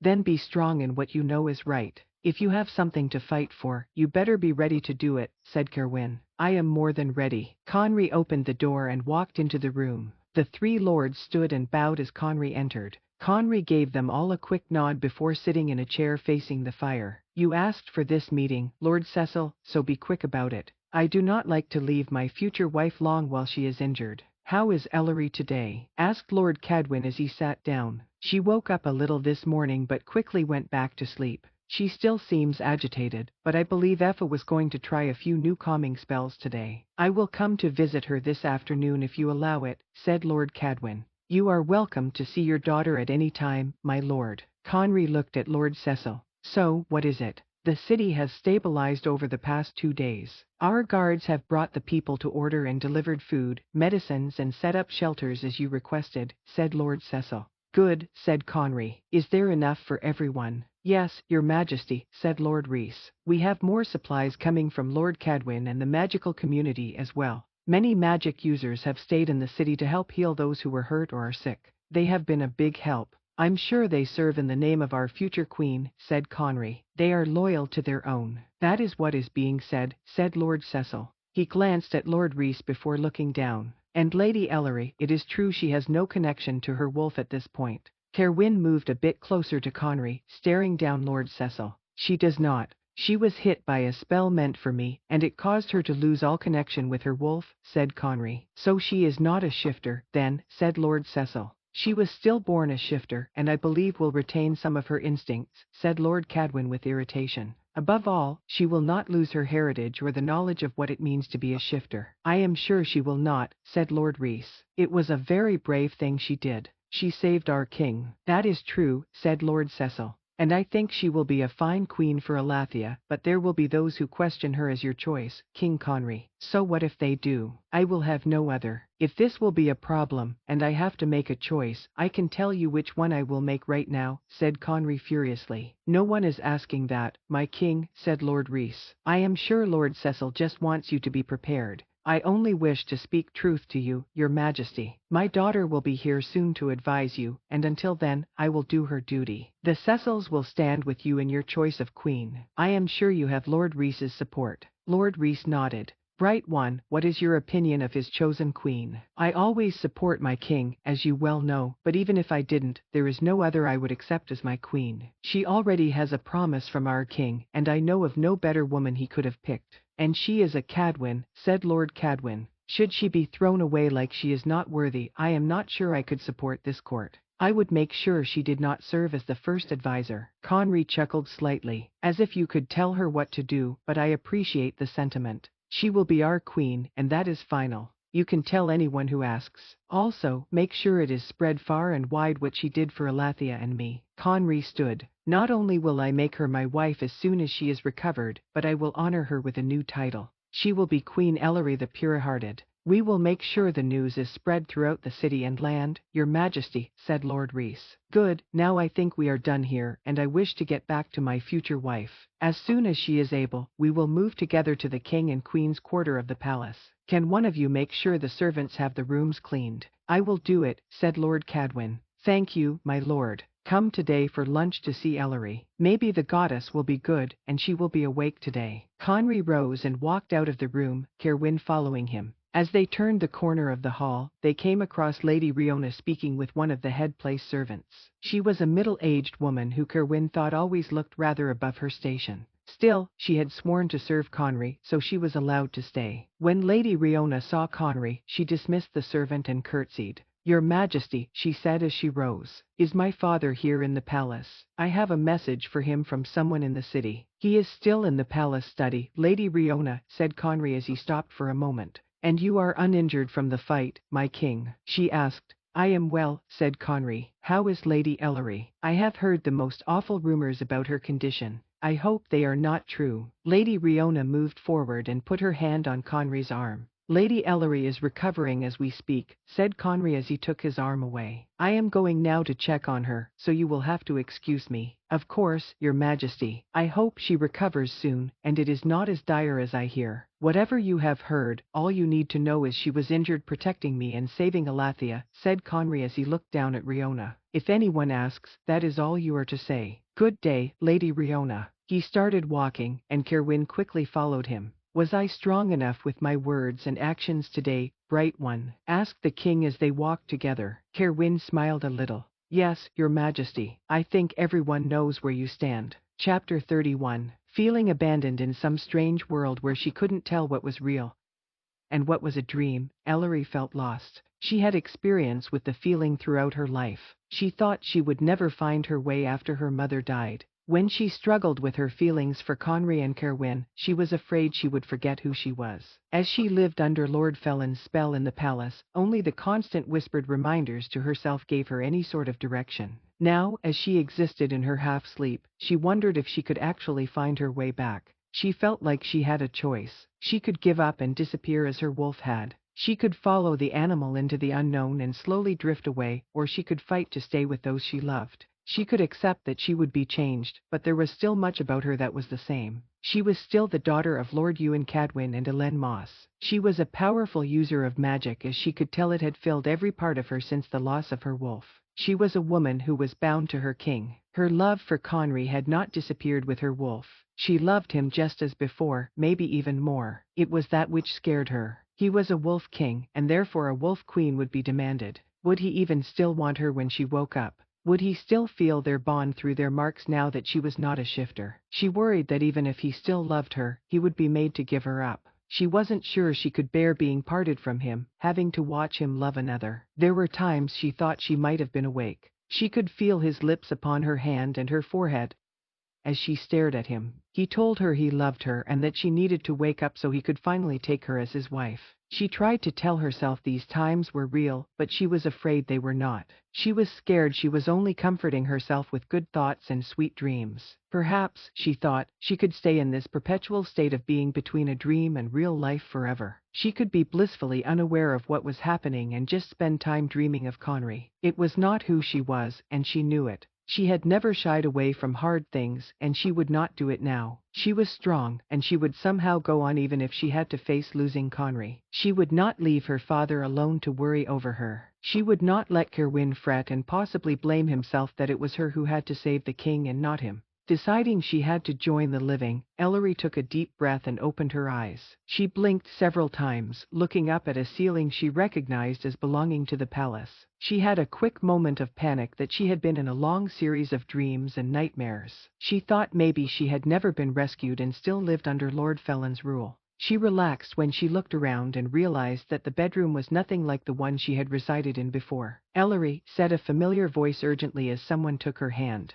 Ellery, are you awake? She blinked a few more times and focused her eyes to see Cerwyn looking over her with concern. She tried to smile at him but only managed a grin. It was enough to make him give a breath of relief and smile in return. Amelia, go find someone to fetch the king, quickly, said Cerwyn. I will go myself, now, answered Amelia. He is speaking with Lord Cecil and his daughter in the entry hall. He will want to come immediately, said Cerwyn. She heard the door open and shut as Cerwyn looked down at her. Water. Can I have some water? She rasped, her throat feeling raw and angry. Cerwyn let go of her hand. He left for a second, and when he came back, he handed her a half cup of water. He helped her to sit up a bit so she could drink. As the cup hit her lips, she grimaced slightly. Her face felt stiff and achy. She used one of her hands to pull up a bandage wrapped around her head close to her face. Once she emptied her cup, Cerwyn took it back. Would you like more? Maybe some food? I can have some brought here. Ellery shook her head.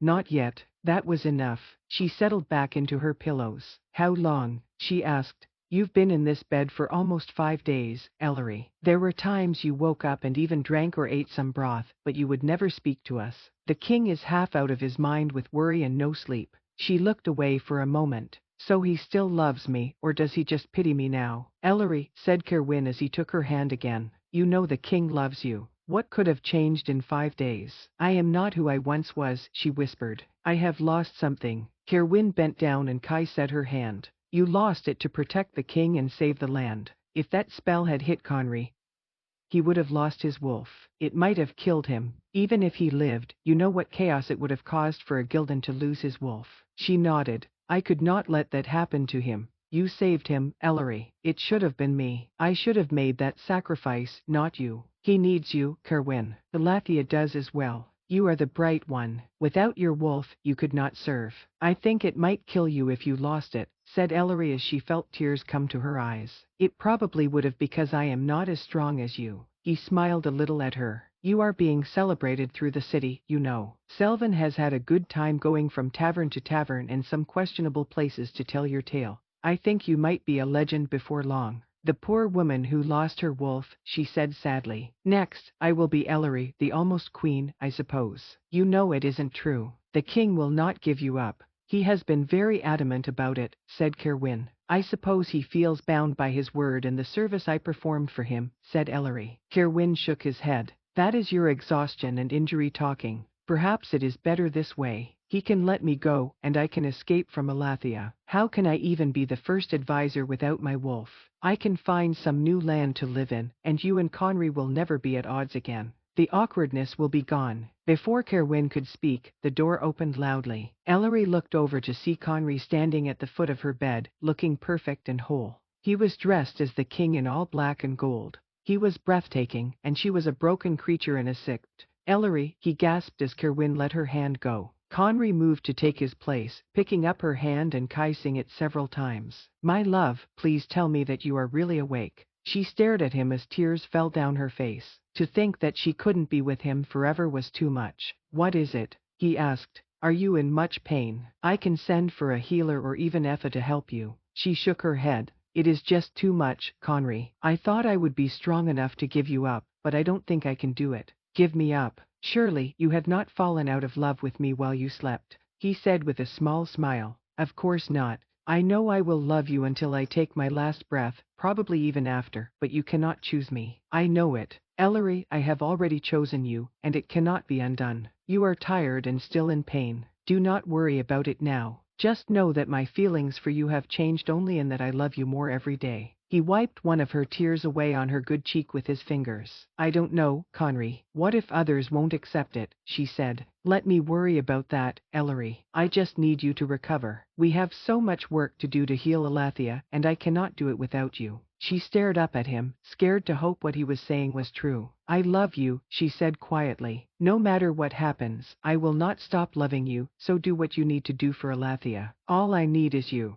I would give up my crown in a second for you. I would never let you, said Ellery. Then rule with me as my queen, and all will be well, he said with a smile. Now that all that is settled, what would you like? Some food. I want to get up for a moment, and I would like a bath, answered Ellery. Are you sure you can manage it? She nodded. If you call a few servants to help me, I can do it. I will call for some water, but I can help you, Ellery. I don't think I can let you out of my sight for at least the whole day now that you are awake. She started to protest, but Conry wouldn't let her. She spent the rest of the day with him after her bath, dozing off and on as others came to see her. She wept when her father came, though he said how proud of her he was. Effa and Grace fussed over her, and Effa told her quietly not to doubt Conry or give him a hard time. Aaron teased her a little, but she could sense the sadness behind his words. He did not stay long, saying he could not leave his duty. Amelia may have been the most useful to her. She did not admonish Ellery's thoughts. She listened and did not offer advice. She did tell her it would all work out before she left, but she did not press Ellery to believe it. Conry slept with her that night and many nights after. He held her gently, never doing more than kissing her cheek or forehead. In time, Ellery started to heal to where she could get out of bed. She walked the halls with Conry, her father, Kerwin, or Amelia. Her appetite returned, and eventually, Effa took her bandages off. She gazed in the mirror at herself, looking at the red lines that went across half her face. She traced them gently with her hand. They will fade in time, Ellery, said Effa. Even with them, you are still beautiful. I think they only add to your beauty, Ellery, said Conry as he looked at her. You will be my fierce, beautiful warrior queen. She tried to smile at him as tears gathered in her eyes. They are the least of my worries. Effa hugged her as Conry watched. I know it is hard, Ellery, but you are still so wonderful. I can feel how powerful you are now, even in your weakened state. You are not less because of what you lost. Effa is right, my love. You can mourn as long as you need, but do not think this changes how I or anyone else who loves you sees you. Ellery nodded at their reassurances while wiping away her tears. Still, as she looked at herself in the mirror, she couldn't help but wonder how everything would work out. As the days went by, she would be left alone to rest as the others had to see to their different duties. One of the head palace attendants was charged to watch over her, ensuring she had all she needed. The woman prattled on as she served Ellery, speaking of how impressive Conry was as the king and how shocking and sad it was that Ellery had lost her wolf. It would be strange having a non-shifter queen, I think, said the woman one day after she poured Ellery some tea. No offense to you, my lady. I know it is not your fault you lost your wolf, but the Gildan kings have always had shifter queens. What if one of your children is born without a wolf? What if it is the firstborn son? Ellery looked at the woman as she drank her tea. My mother was a non-shifter, and I was born with the ability. I may have lost my wolf, but I still have shifter blood. I am sure it will not be a problem. I hope not, my lady, said the woman. They had many conversations like this, where the woman would fret over the state of Elathia. Ellery grew tired of it and once harshly told her to keep her mouth shut on the subject. She felt guilty about it and apologized later. She did not mention any of it to Conry, not wanting him to think she was worrying over it. Still, late at night after he had drifted to sleep, she stayed up with his arms around her, wondering if perhaps when she was well if she should just leave him. Conry was always very kind and gentle with her. He spoke other of his day as she listened. He would caress her cheek and sleep with her each night, but he never tried to do more. He certainly didn't attempt to love her. He left her alone more and more each day. He did not ask her how she was feeling at night. She wondered if he was trying to pull away from her. He spoke to her of love, but for some reason, she still heard a voice in her head told her he would never see their marriage through. Once she was able to leave her room regularly, Ellery thought she should get to work as first advisor. She woke up one day later than normal to find Conry already gone. Calling for a servant, she got out of bed and looked into the mirror. The gashes on her face had turned into 3 thin red lines that extended from the side of her face to her mouth.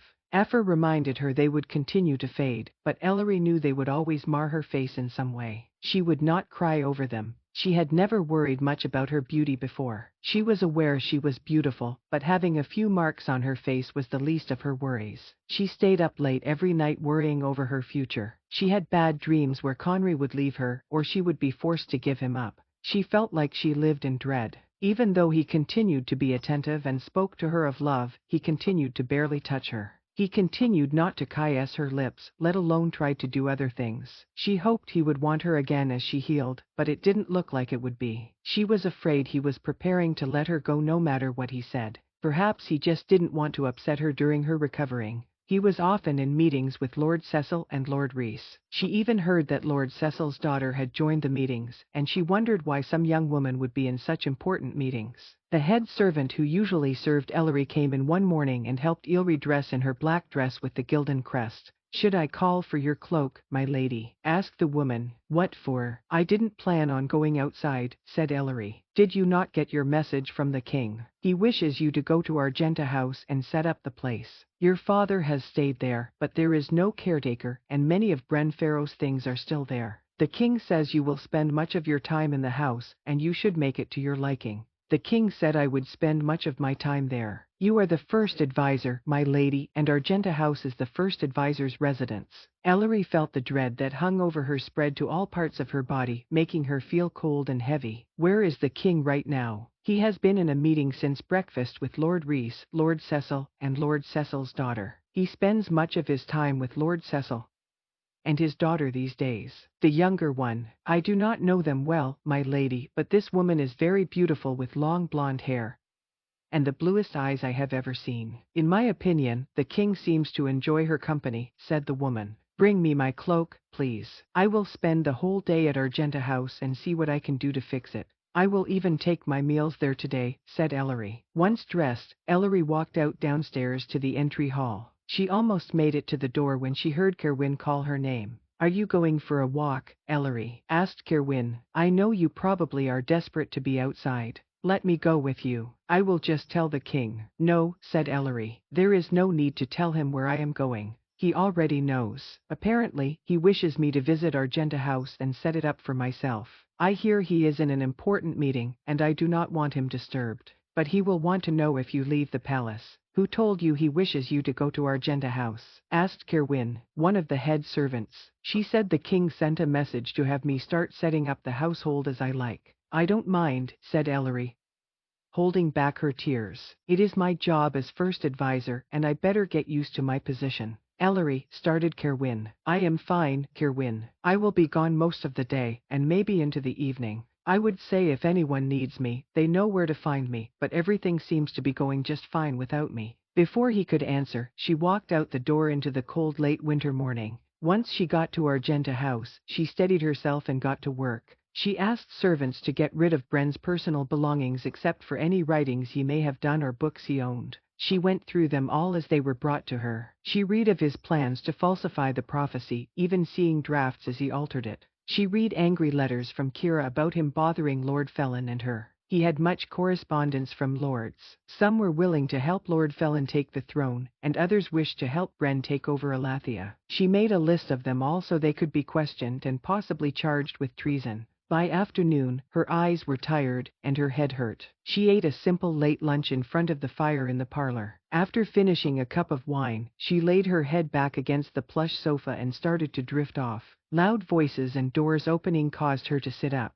She looked to the doorway of the parlor to see a harried-looking servant showing Conry into the room. Conry huffed as he looked at her before turning to the servant. Leave us, and make sure we are not disturbed at any point. The servant nodded and hurried away. What in the name of the goddess are you doing here, Ellery? If you wished to come to Argenta House, you should have asked me to come with you. She looked at him in confusion. I was told you wanted me to come here and start setting up the house. You said I would spend most of my time here. Who told you this? He asked as she walked closer to her. Does it matter? Is it true you said you wish me to set up Argenta House? I mentioned it in a meeting a few days ago when the discussion came up on what to do with it. I said you were the first advisor, and you should do with the house as you please. I thought you would still want to have some meetings here even with you staying at the palace. It seems your father likes staying here when he is in town, and I thought you would want to make it comfortable for him. Perhaps it is more than that, said Ellery as she sat up further. You might see this as my home. You want to live in Argenta House? He asked as he stood in front of the fire. He looked at her for a moment before closing his eyes and taking a deep breath.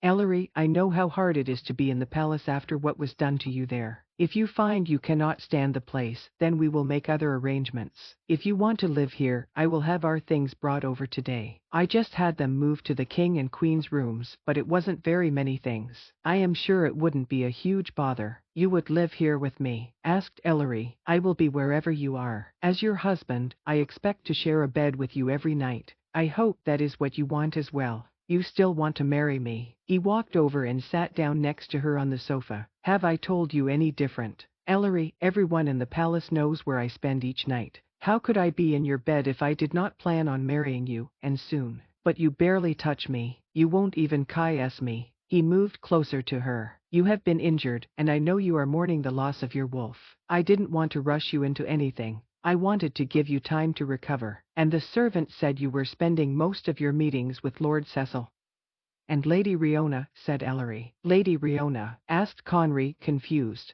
I see the woman here and there out by the palace or roaming the halls, but I have barely spoken to her. I have been meeting with Lady Cecil's older daughter, Lady Carey. She delivered her son safely, and came to the city to join my court when she was able. She is a part of my meetings with Lord Rhys and Kerwin. Your father and Lord Cecil join us at times as well. They wish me to pick the rest of my court, but I told them it would wait until you were well enough to help me. Ellery put her head in her hand and shook it slightly. I don't know what is wrong with me. I have just been so scared of losing you. I know I am not who you fell in love with anymore. He grabbed her hand and held it. You are exactly who I fell in love with, Ellery. You have been through so much, and I have been so busy. I have not meant to neglect you or make you feel unwanted. I am just so scared of hurting you. I can't stand the thought that you have to go through all of this because of me. I would do it a dozen times more if that is what it took to see you safe and in your place as the king. She looked up at him, and his free hand went to her injured cheek. He traced the red lines with his thumb. Does it still hurt? She shook her head, and he leaned forward to caress each of her red scars. I know you have lost so much, but I cannot stand the thought of losing you. If you find you can't do any of this, if you do not wish to be queen and live in the palace, then we will run away together. We will get on a boat and cross the sea to a new land. I don't want to leave Elathia. You were meant to be king, she said quietly as he kissed her cheek again. And you were meant to be my queen, Ellery. He let go of her hand and brought it up to gently stroke her mark, making her eyes close as she took a shaky breath. You are still affected by it. I can still feel mine and know I belong to you. I am sorry you lost your wolf, but you are still my Ellery. If you leave me now, you will cause me nothing but pain. I don't want to leave you, she said as his lips hovered close to her. Then say you will stay marry me. He kissed her gently. Say you will be my wife and queen and that there will be no more misunderstandings between us. What if others won't accept it? What if they want you to choose another? No one will dare say a word against you. You saved Elathia and me. He kissed her again before grinning. If I don't marry you, there are some powerful magic users who could dispose of me quickly, including your aunt. I have seen your father in action now as well, and I do wish to be on Lord Cadwin's bad side. She laughed a little as her hands came up to his face. She kissed him as his arms went around her. He leaned her back against the sofa as their kisses deepened, and his hand wandered over her body. Conry, she said between kisses, my father is due back any minute. Effa is stopping at Cadwin Manor after attending Kira's trial. She will bring him directly here. He said he would be back this afternoon. Conry growled slightly before releasing her and standing up. He held out his hand to her, and she took it. As soon as she stood, he picked her up. What are you doing? She asked. Taking you to bed, of course, he said as he walked towards the exit of the parlor. You can't possibly think you will carry me all the way to the palace, said Ellery. I could if I had to, but it has been many weeks since I loved you. I don't think I can wait that long to have you. Where is the closest bedroom? She kissed him quickly before answering. Up the stairs and the first door on the left, but I can walk. He laughed as they reached the stairs. I like having you in my arms, Ellery, and I want you to have plenty of strength for what I have planned. He hurried up them, passing a servant who stared at them for a moment. He got to the door that Ellery indicated and fumbled for the handle while not releasing her. He finally managed to get it open. He kicked the door shut before walking over to the bed and laying her down. He wasted no time in joining her, taking her into his arms to kiss her over and over. She found it hard not to smile at first, feeling his arms around her as she pressed herself against him. Tears fell from her eyes, but they were of joy and not sorrow. His hands went to the back of her dress, finding her ties and pulling at them. She did not wish to break apart from him, desperate for his touch, but she leaned and sat up slightly, quickly taking off her gown with Conry's help. He threw it on the floor behind them before Ellery helped him undress as well. He hovered over her, his hands under her shift, pulling it up. The room was cool as no fire burned. The only light was the fading afternoon sun coming through the one window, but Ellery was not cold. The warmth of Conry over her and the heat of passion running through her body made it so that she cared not about the chill. He entered her as he sucked on her mark. His name was on her lips continually as he loved her. When he leaned up to move deeper within her, she moved her lips to his mark, making him cry out her name. They had and would have other times where their lovemaking lasted longer with sweet caresses and other pleasures, but that day was so dear to Ellery that she knew she would remember every moment of it her whole life. After so much dread, pain, and loss, to be loved by him made her feel like she would heal fully in time. As she reached her peak, she pulled him down to her. She moaned at his name before he captured her lips. He finished deep within her, his cry lost in their kisses. She lay in his arms after, resting her head against his chest, wondering how she ever doubted that this was where she belonged. Though she knew it was impossible, she swore she felt her wolf sigh contentedly within her. Perhaps it was her magic settling after flooding both him and her. When shall we marry, Ellery? He asked before kissing her forehead. Give me a date, and let it be soon. We should probably give the city some time to heal. and the palace staff an opportunity to get things ready, maybe 2 moon cycles. He groaned. No, that is too long. The city is already doing better, and we have numerous servants at our disposal. I will pay them double, make it half a moon cycle. Conry, you know that is impossible. What about 1 moon cycle? He sighed and Kai said her. It still seems impossibly long, but I will take it. She laughed. But what does it matter? I will not avoid your bed until then. What will truly change? I will get to declare to all of Elathia, and beyond that, you are mine, Ellery. I'm ready to be bound with you so tightly that you never question us again. I am sorry, Conry. I know you must be tired of my doubts and crying. I want you to know that I never once doubted my love for you or even your love for me. I just worried I wouldn't be enough. You are more than enough. I love you, Ellery, and nothing would keep me from you. We will marry, and then we can have an excuse to hide away for a few days before we arrange our trip out in the land later this year. And then we will rule Elathia, side by side, she said with a small smile. Yes, my love, he whispered before Kai sang her again. Chapter 32. Pacing by the fireplace in the palace study, Conry was beyond angry. After speaking with the servant who told Ellery she would go to Argenta House, Conry was ready to take out vengeance quickly. He knew he had a temper, and he worked to keep it in check, but he felt his fury was justified this time. He stopped for a moment and looked behind the sofa to see Kerwin almost mimicking his movements as he paced with his fists clenched at his side. You both need to settle, said Ellery as she sat on the sofa, drinking a cup of tea. You will get no answers if you rage at the woman as soon as she walks in the room. So you expect me to ask her politely. You think I will sit down calmly and have a nice chat with the horrible woman about how she tried to ruin everything between us, said Conry. Ellery gave a small shrug. She was not successful. She caused you at least a few weeks of misery, said Kerwin. I still don't know why you didn't speak to me about this earlier, Ellery. I would have set everything straight immediately. She put her cup down and looked ashamed. I know I was silly, but I wasn't myself. I was still trying to figure everything out after losing my wolf. I felt very lost at the time. Conry softened and sat down next to her. He took her hand and Kai said it. I'm sorry, my love. I know this has been horrible for you. I should have spoken to you about it more. I wanted to give you time and space. I didn't know what to say or do to help you, and I almost lost you because of it. You did not, said Ellery. There was nothing you could say, and I don't believe my dark mood would have lasted forever. I could never let you go. You must know it. He smiled at her as Kerwin moved to stand closer to the fireplace. So, how will you handle this? They will be here any minute. I will lay out the facts. I will tell her and her father what the servant told us, and we will see how she responds, said Conry. And what will you do if she denies it? Asked Kerwin. I can handle that, said Ellery. We will not leave this room until we have answers. What will you do? Asked Conry as Ellery picked her teacup back up. Ellery only smiled as she sipped her tea in response. There was a knock at the door, and Kerwin walked to answer it. He returned to the sitting area with Lord Cecil, Lady Carey, and Lady Riona walking behind him. Conry stood as they entered. Lady Carey looked curious, her father looked worried, and Lady Riona appeared much too pleased with herself.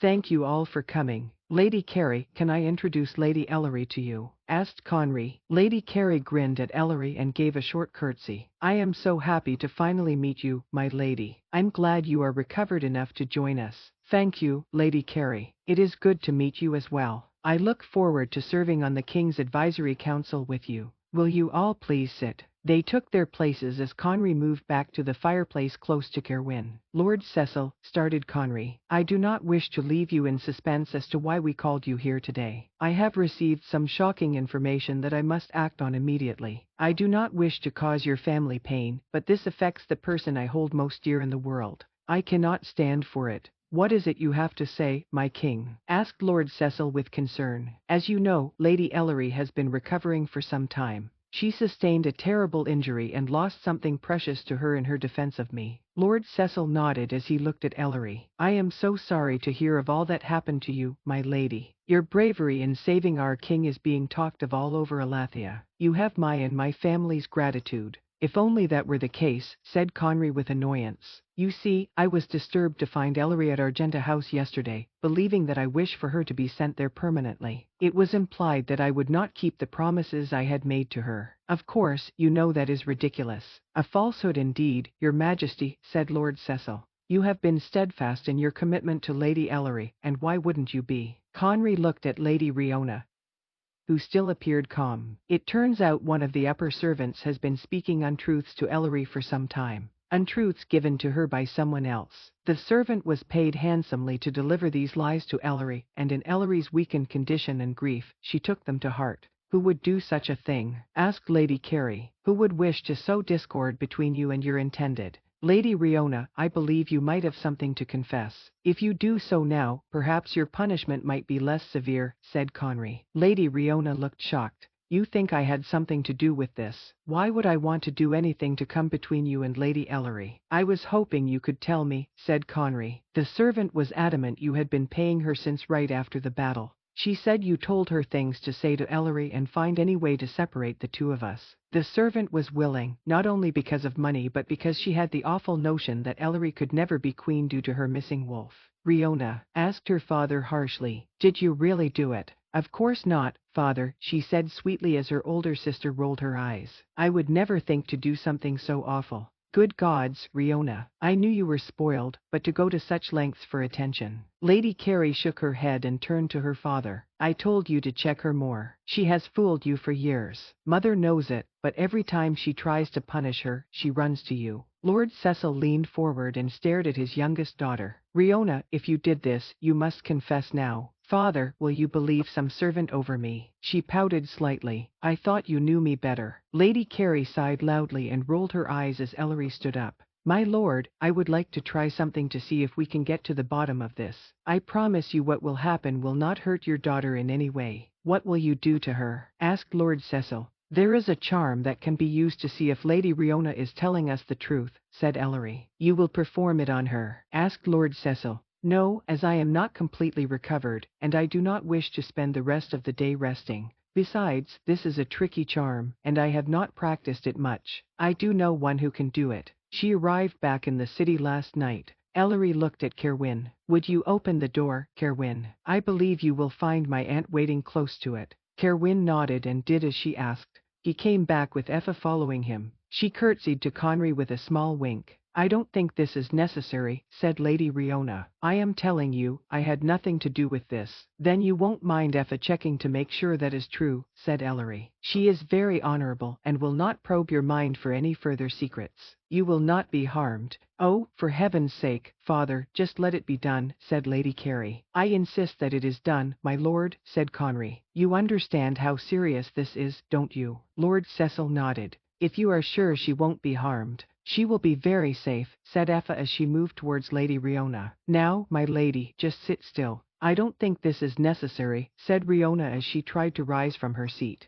Effa placed her hand on Riona's head, and Riona's eyes went wide as she slumped in her seat. Everyone watched as Effa closed her eyes and was quiet. After a few minutes, she took her hand off Riona and looked down at the young woman with her eyes narrowed. How dare you? Do you know what you could have done, you stupid girl? What is it? Asked Conry. This woman not only paid a servant to pass lies to Ellery, but she had the woman poison Ellery's tea with something. It was the same thing given to Ellery in Cadwin Manor. Lady Riona put it in her wine and tea several times, and it is what reactivated the bond with Lord Felon. It was you? Asked Conry furiously. Riona? Asked Lord Cecil looking disturbed. Riona leaned forward and put her head in her hands. I didn't know what it would do. I was told it wouldn't hurt Lady Ellery, just make her not want the king. A new student to Lord Mivans gave it to me before you came to collect me, father. I didn't know. Why would you do it, Riona? Why didn't you tell me someone had given you some substance? Why would you go along with this? I don't know. I just always felt so overlooked over Renee. She is so perfect and got everything she wanted.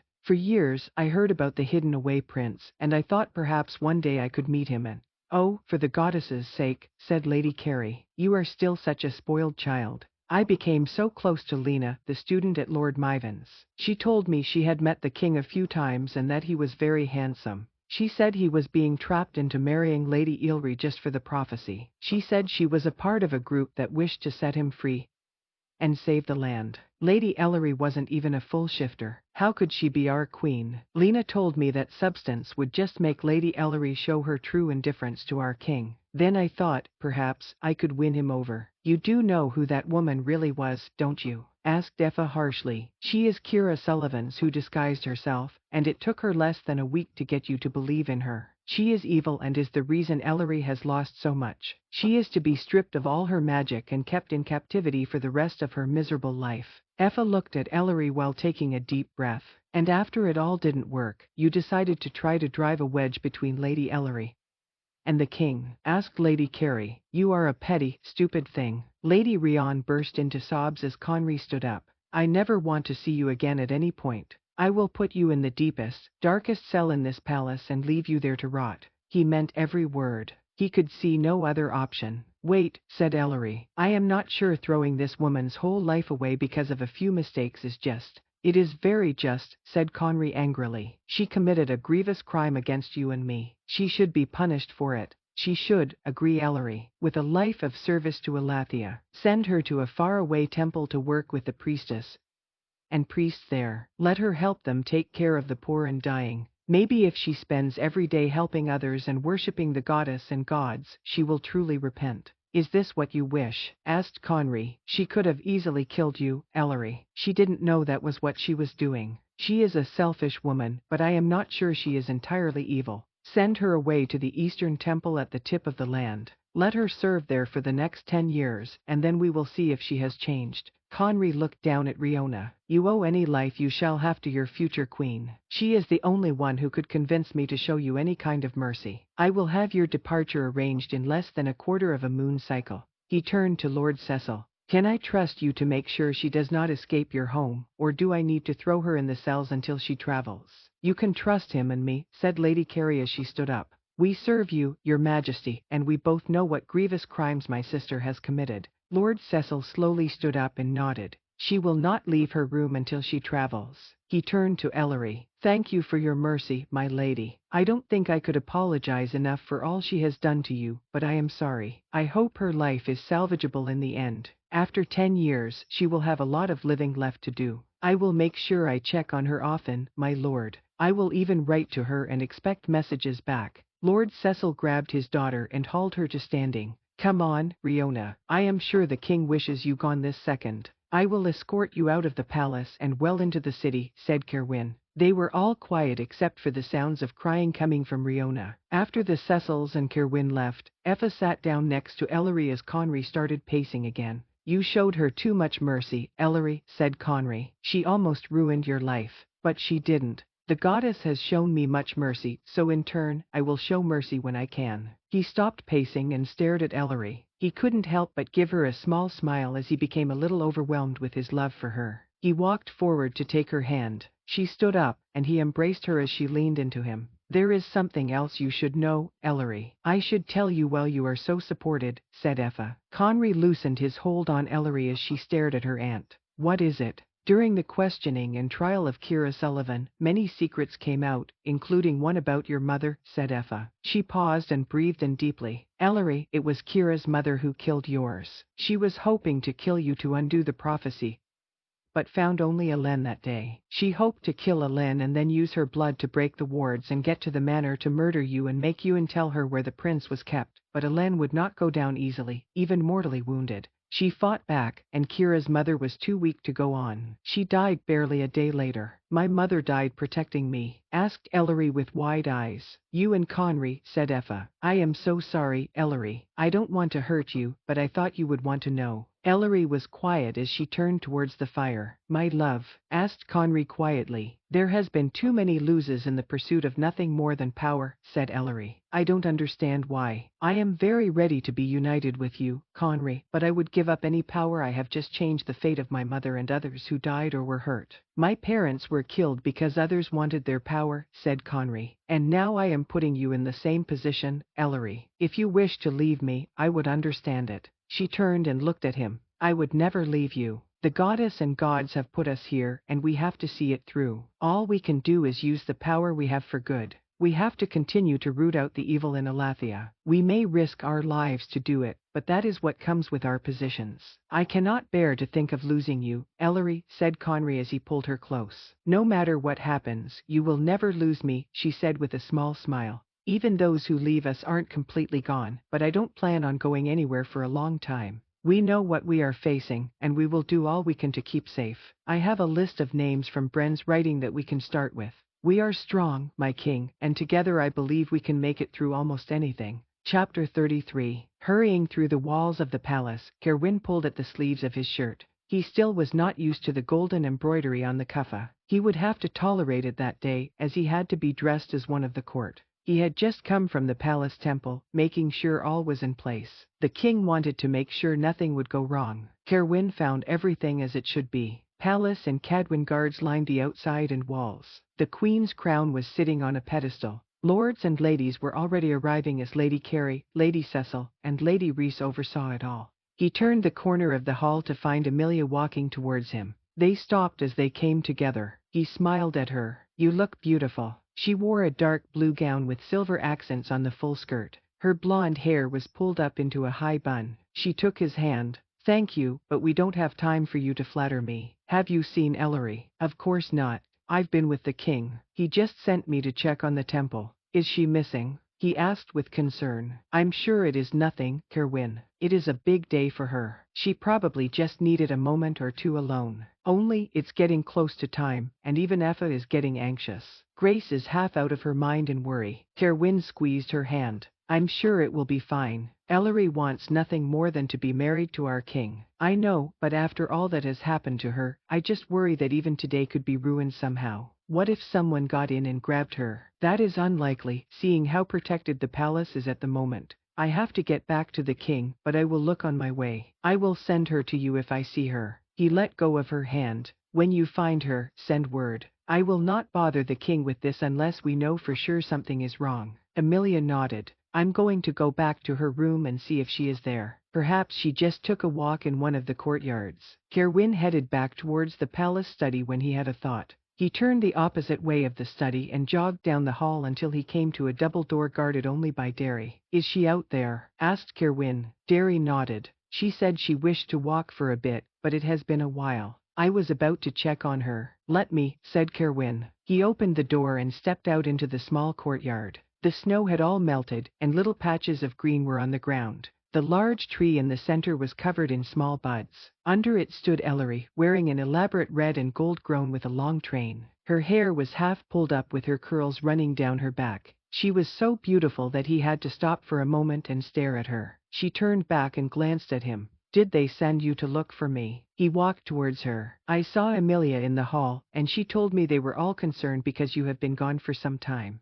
I suppose I have been gone too long. I just wanted a quick moment outside to myself, and this was the only place I could think to go, said Ellery. Strange it was here, said Kerwin as he stood by her side. Isn't this the only outdoor place you were allowed to go when you were kept here? She nodded. It was my one place I could escape the suffocating rooms and halls. I do not have happy memories here, but it is lovely. I imagine in a few weeks that it will be breathtaking. Are you all right, Ellery? He asked. She smiled slightly. If you are worried I am having second thoughts, I can tell you I am not. I want to marry Conry. I don't even mind being queen. I was just overwhelmed for a moment. So much has happened in so little time. I think it was this time last year that I visited Cadwin Manor. She turned to look at him. I believe it was. She looked down for a moment with her hands in front of her. I did love you, Kerwin. I wasn't lying when I said it. I know, Ellery. I loved you as well, though I wouldn't admit it. I think I still love you. I always will. She looked up with a small smile.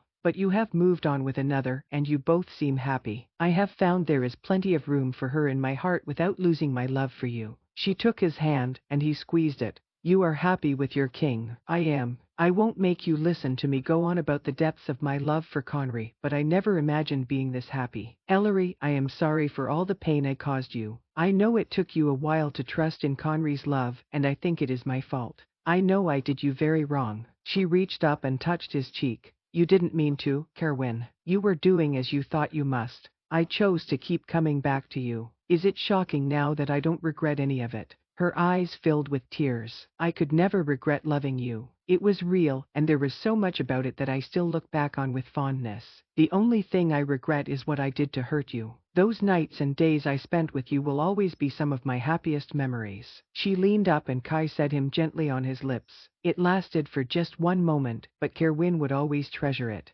Can I escort you back to your room, my lady? This is the last time I can refer to you so. She smiled as she took his arm. You can take me to the stairs, and I will go the rest of the way myself. I am sure the king is wondering where you ran off to.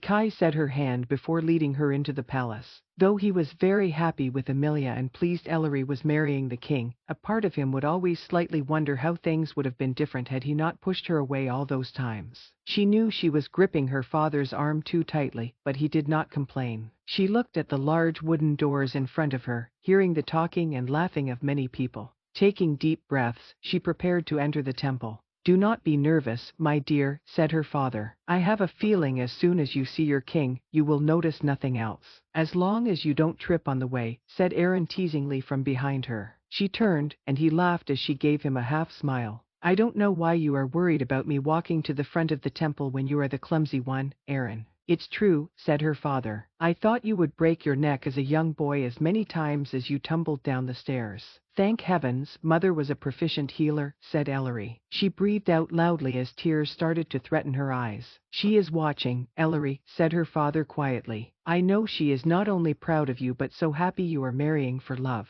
I always promised her I would, said Ellery. 2 guards put their hands on the door handles. Are you ready? Her father asked.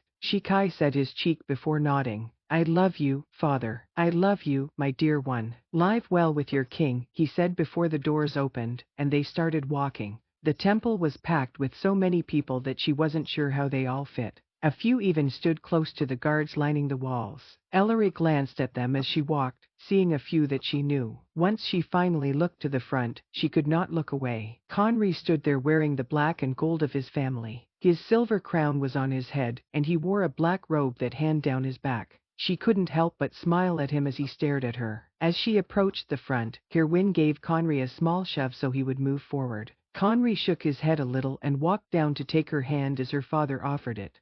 Kai set her hand before nodding to Lord Cadwin and leading her up the stairs to stand before the same priest and priestess who crowned Conry. They said the words of promise to each other that thousands had said before. Though Ellery couldn't recall all she repeated, she remembered how she felt. Everything about uniting herself with Conry felt right. Her magic swirled inside of her and even reached out towards him as he pledged himself to her. As the priestess said the final words, uniting them officially as husband and wife, she felt her mark tingle slightly. It was not unpleasant, and she looked at Conry, wondering if he was feeling the same thing. After they were officially pronounced as bonded by the goddess and gods in marriage, Ellery and Conry turned to face the crowd in the temple. He helped her to kneel on the top step as the priest and priestess moved towards the queen's crown on the pedestal. It was silver like the king's but small. Instead of pointed tips, it had smaller round ones. There were dark red jewels all around it that matched the ones on Conry's crown. Lady Ellery Cadwin has united herself with our king, willingly. She has committed to love and support him throughout his reign and life, said the priestess. Today, she became of the Gildans, and now she will wear the crown of a Gildan queen. Lady Ellery, will you support our king as he rules Elathia? Will you offer him your counsel and give him comfort?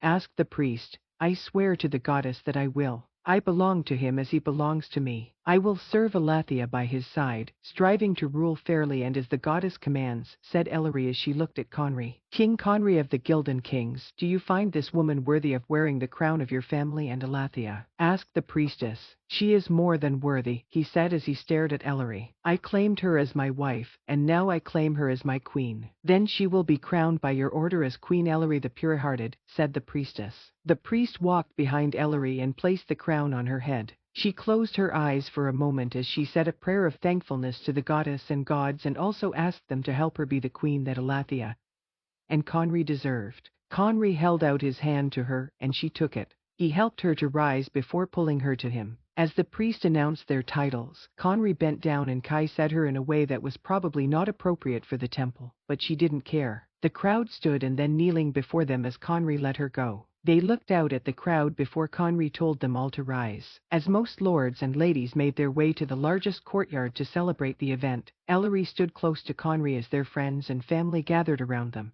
Her father took her hand as she smiled at him. You look very happy, my queen. I am father, more than I thought possible, replied Ellery. You look perfect today, said Grace with tears in her eyes as she hugged Ellery. You look just as a queen should. She will act like one too, said Effa as Grace let her go. Her aunt embraced her. I know your mother is watching and is so proud, Ellery. I am as well. Thank you, Aunt Effa, for everything. Lady Havens dabbed at her eyes before hugging Conry and then Ellery. "You have chosen a good queen, I think," said Lord Havens as he gripped Conry's hand. "I know I have. I only hope to prove to be a king worthy of her," said Conry. "You will. You were always meant to be king," said Lord Havens. "Thank you for caring for me, loving me," said Conry. "I know I haven't always done completely right, but you taught me much about what it means to be a good man." Lord Havens nodded as Lady Havens' tears increased. "Do not forget to visit when you can. If you don't, Lady Havens might make me travel here constantly, and there is much that needs to be done on the estate."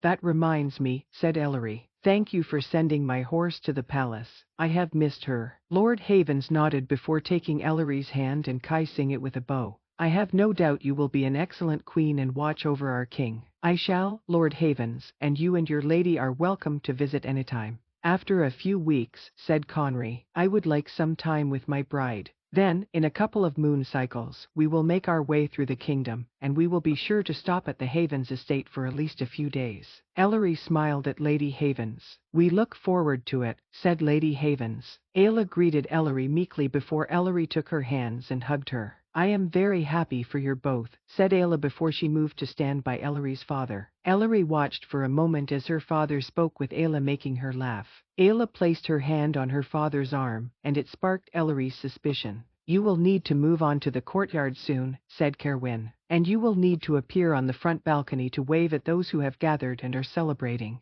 "I'm glad someone is here to keep us on schedule, Kerwin," said Ellery. "I'm not sure I have the concentration for it today." "You shouldn't have to worry about anything," said Amelia. "Just enjoy the day, and we will see you are where you need to be. In a couple of weeks, I hope you will meet with me, Amelia. I was serious when I said I would like you to serve as my advisor if you are willing. I have an idea of what you could do if you aren't opposed to traveling in the land from time to time. I would not want to take you away from anyone too often. I think I will be very open to traveling, Your Majesty. As settled as I am in some ways, I will still long to roam at times, and Kerwin understands it." "Good. The king has Selvin as his informant in the land. I was hoping you could be mine," said Ellery. Amelia smiled. "I like the sound of that. We will talk more about it in a few weeks. You should not talk about any court business today." They made their way out of the temple and towards the courtyard. On their way, Conry and Ellery walked up the stairs with Kerwin and Amelia behind them.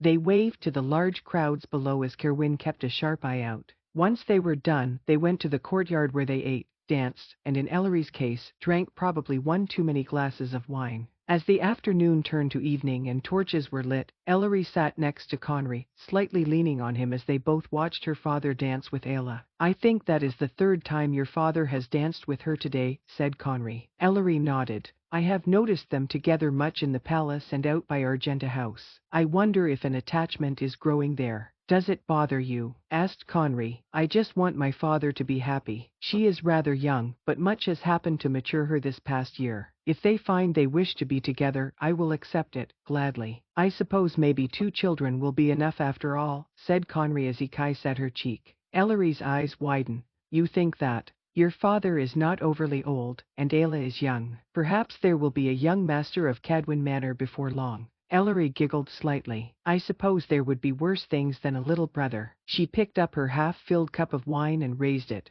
"To their happiness, should they choose it." Conry picked up his cup and touched hers with it before they both took a long drink. After setting his cup down, he pulled her even closer. "Do you think we have stayed long enough? I would like to sneak away if we can. Everyone looks to be having such a good time that I doubt they would notice," said Ellery. Conry stood up and offered her his hand. "Then let's go. I have asked that no one disturbs us tonight, my love." She took it, and he helped her up as she leaned on him. They walked slowly towards the palace door, Conry nodding at Kerwin and Amelia, who smiled in return. Ellery laughed a little as Conry drug her up the stairs. "This dress isn't exactly the easiest thing to walk in, my king. You will have to slow down." She gave a startled shriek as he picked her up. "I am afraid I can't wait a moment more to have my wife." He hurried up the stairs as she leaned into him. Sometime in the night, Ellery lay in Conry's arms, content and sleepy. She sighed as she felt him caress her bare shoulder. "Sometimes I feared we would never end up here," said Conry. "It almost seemed like things were too broken to fix. But we didn't give up."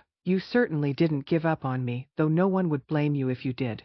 Kai said her again. I could never give up on you, Ellery. You quickly became essential to me in a way that I don't think I could make it without you. I should argue with you and tell you that you could, said Ellery with a yawn. But I do not have the strength. I will only say, you never have to do without me. She closed her eyes and leaned further back into him. Before she could completely fall asleep, Conry whispered in her ear, Ellery, tell me you are without a doubt the happiest woman in Alathia. She opened her eyes and looked back at him. I am, my king, and what about you? I think I might be the happiest man that ever lived. The end.